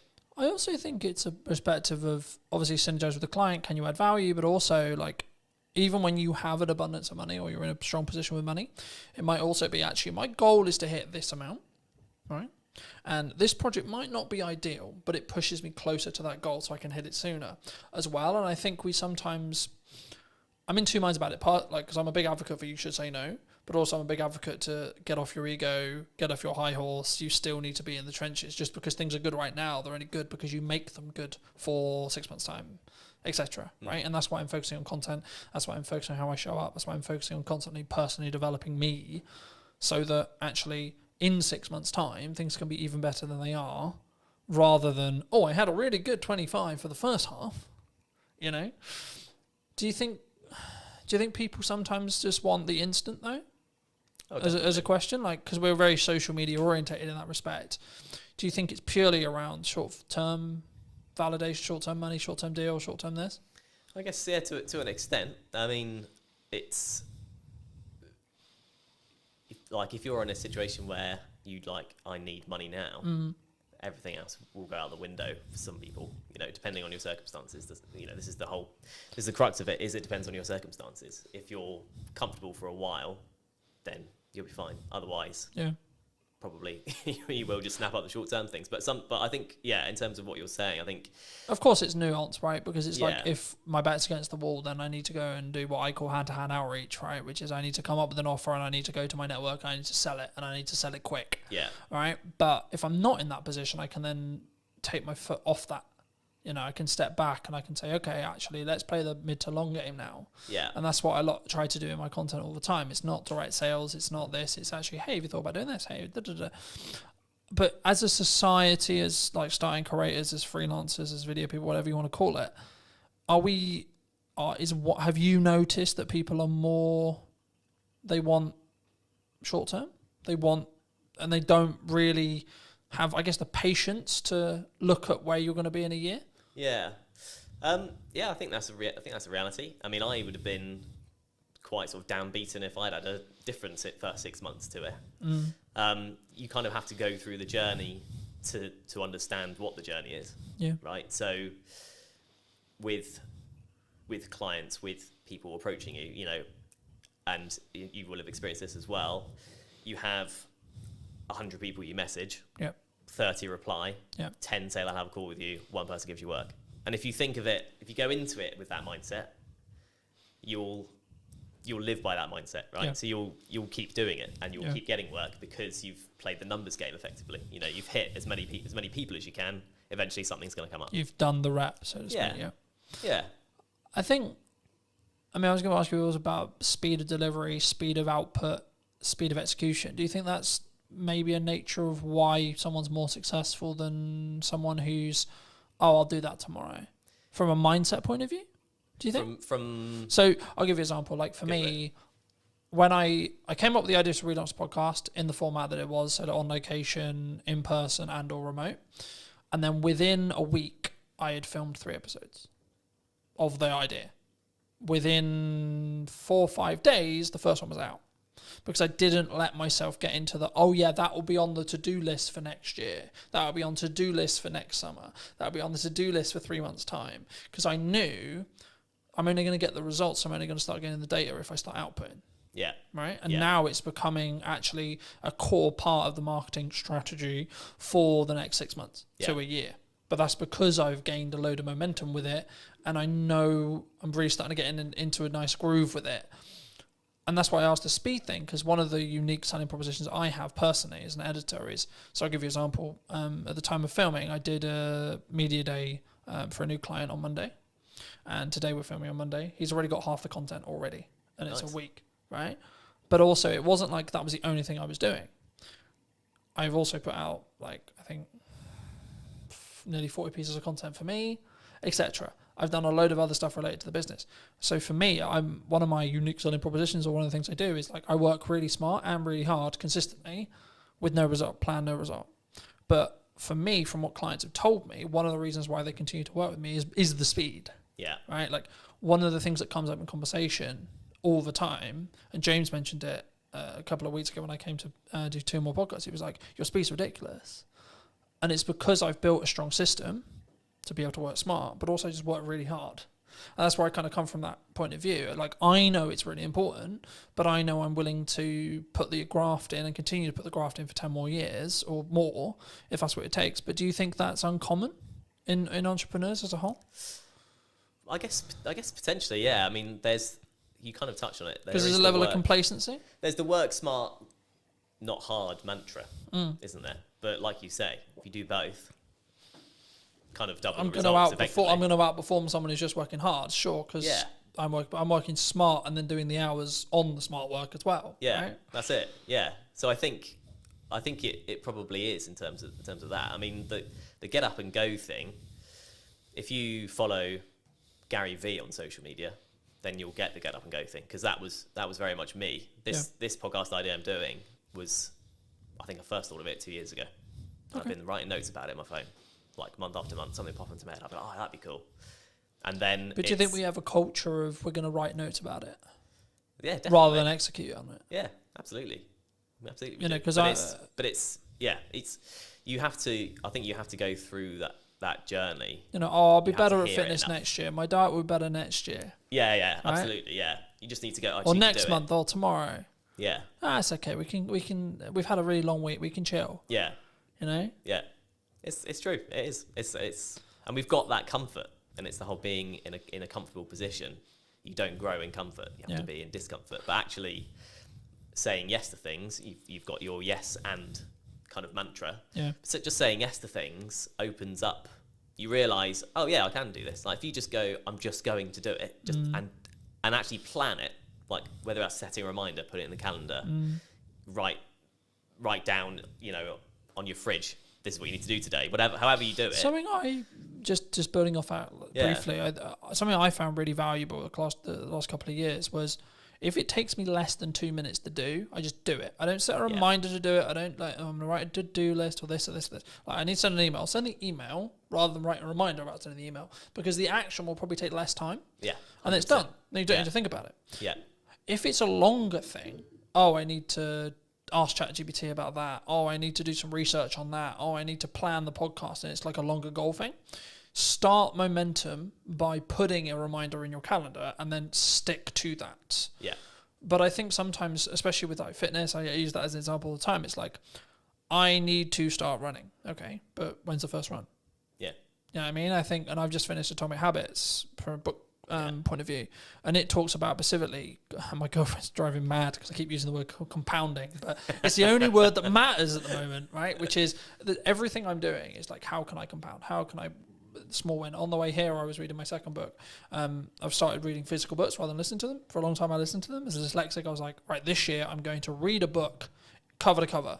No excuses, going to do it. So I was like, right, let's get a book that I actually really want to read that I haven't read, that I know is actually quite good because it's got good reviews, and has been talked about in this whole improvement space for ages. So I was like, cool, let's start with Atomic Habits, see where I go.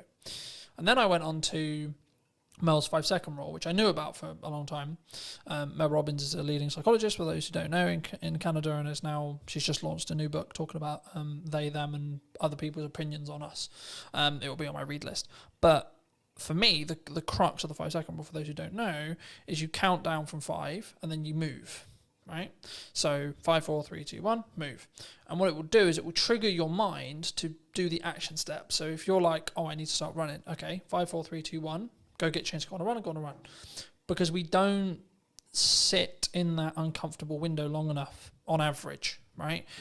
I'm really embarrassed because I'm not good enough at health and I can only last 2 minutes of running. Okay. But then the next day do 2 minutes and 10. Next day do 2 minutes and 30, etc. And I think once we start building the compounding, right, is when the snowball effect will continue to roll. I mean, do you think that, is that what you've used to get to this point, do you think? To a point, yeah. I mean, the Atomic Habits, my favourite quote from that is, every choice you make is a vote for the person you want to be. Yeah. And once you tie it to your identity in that way, there is a bit of a mental switch, and you start doing even the smallest things, right? You know, like the eating healthy or whatever. You make the healthier choice on a menu, all that kind of thing. You justify it to yourself in a way that's personal, and in a way that you can then live by effectively. So that's definitely helped. And you know, there's a lot of things in that book. That book's brilliant. You know.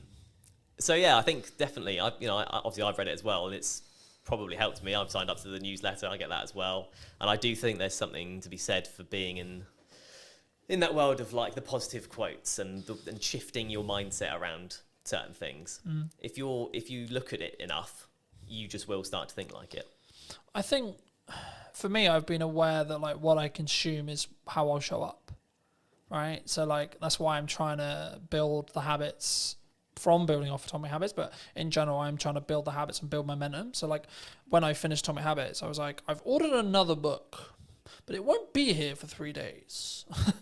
So I'm like, I need another one, because if I stop, then I won't do it. Then I broke the habit. And in the book, in Atomic Habits, they talk about streaking.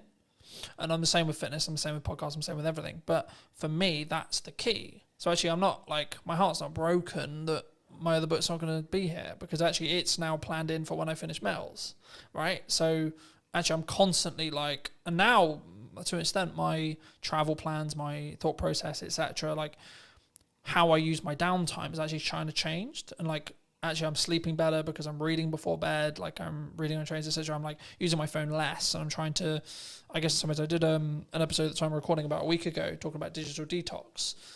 And I for me, I've been notoriously known for like, because we work in media, so we're constantly on our phones and we're constantly, etc. And it's a tool, but I hadn't given myself that.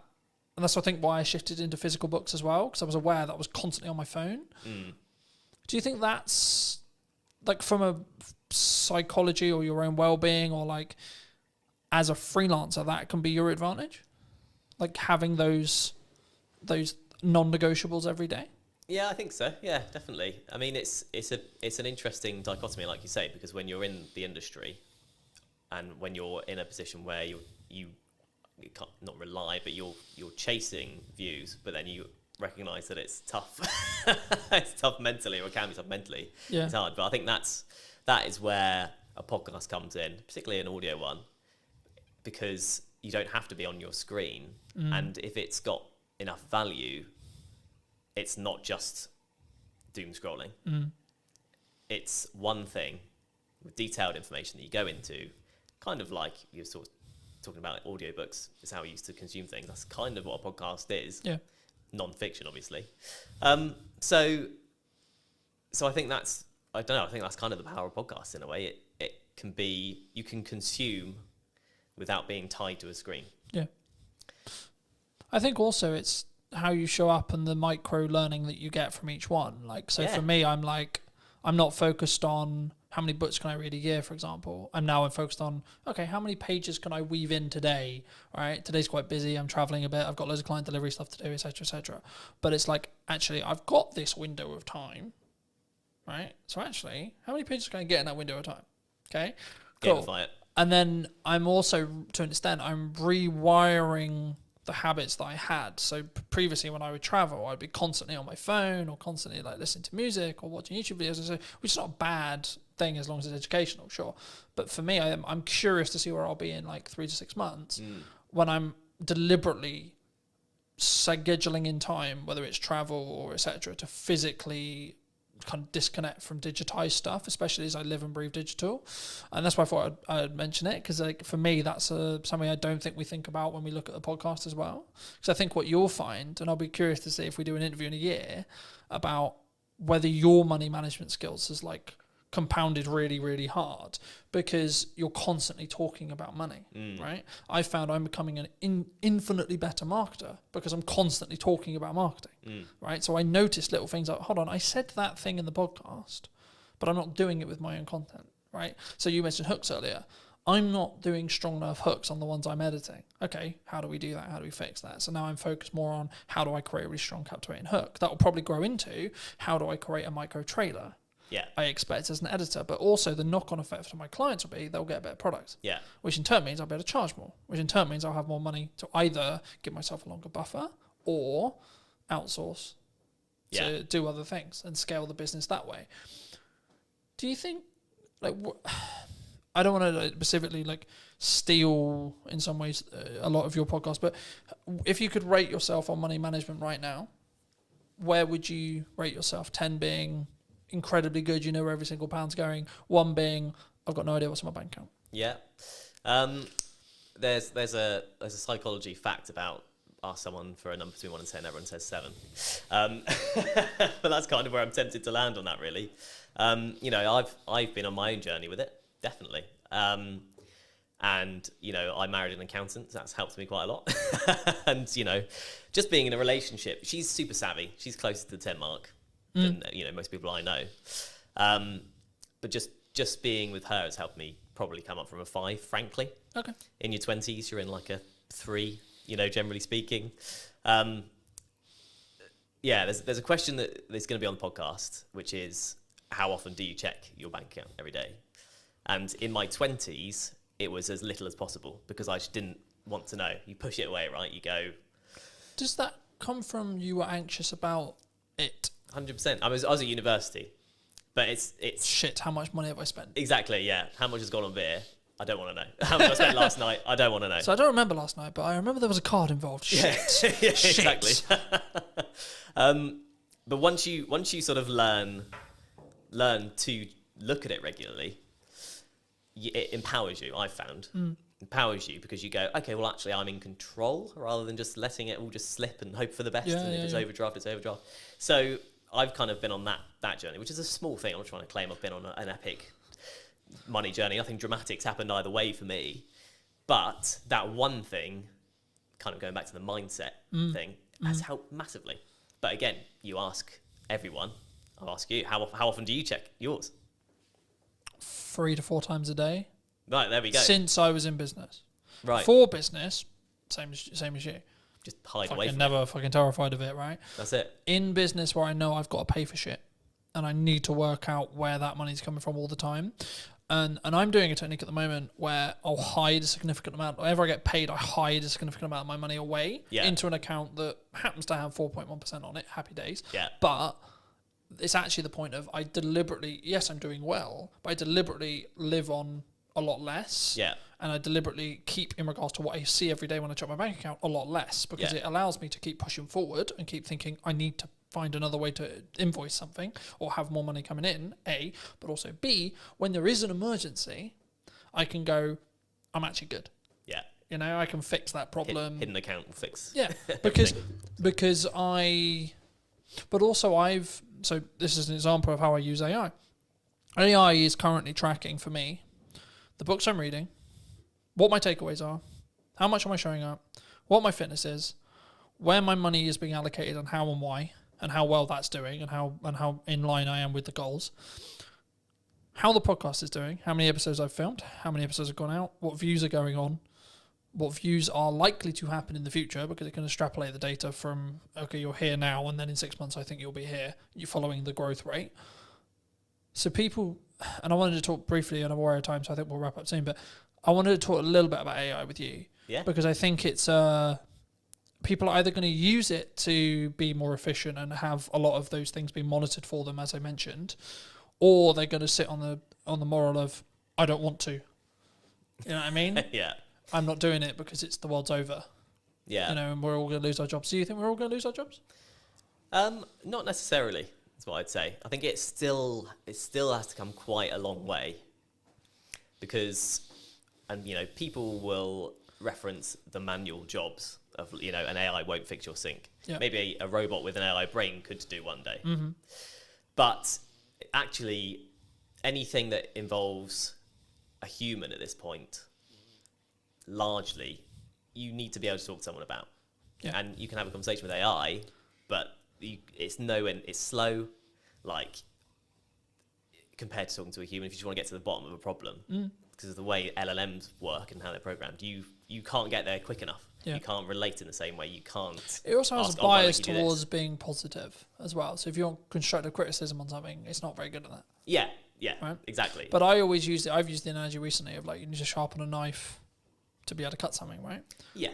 So you need to sharpen the AI, tell it what you want. And that's what I mean. When it comes to data analytics, which is everything I basically just discussed of how I use it, it's actually really good. Yeah, absolutely. Because all I'm getting it to do is do the thinking for me. Yeah. But I'm also aware that I may lose my cognitive ability. That's also why I shifted to reading physical books. Yeah. Because it keeps my cognitive ability high. Yeah. Right? So actually I've got the best of both worlds now. Because I'm building more time because I'm being more efficient to then utilize my brain more in tasks which are more challenging, you could say, to then be able to utilize AI better, and the snowball effect goes that way. Yeah. You know?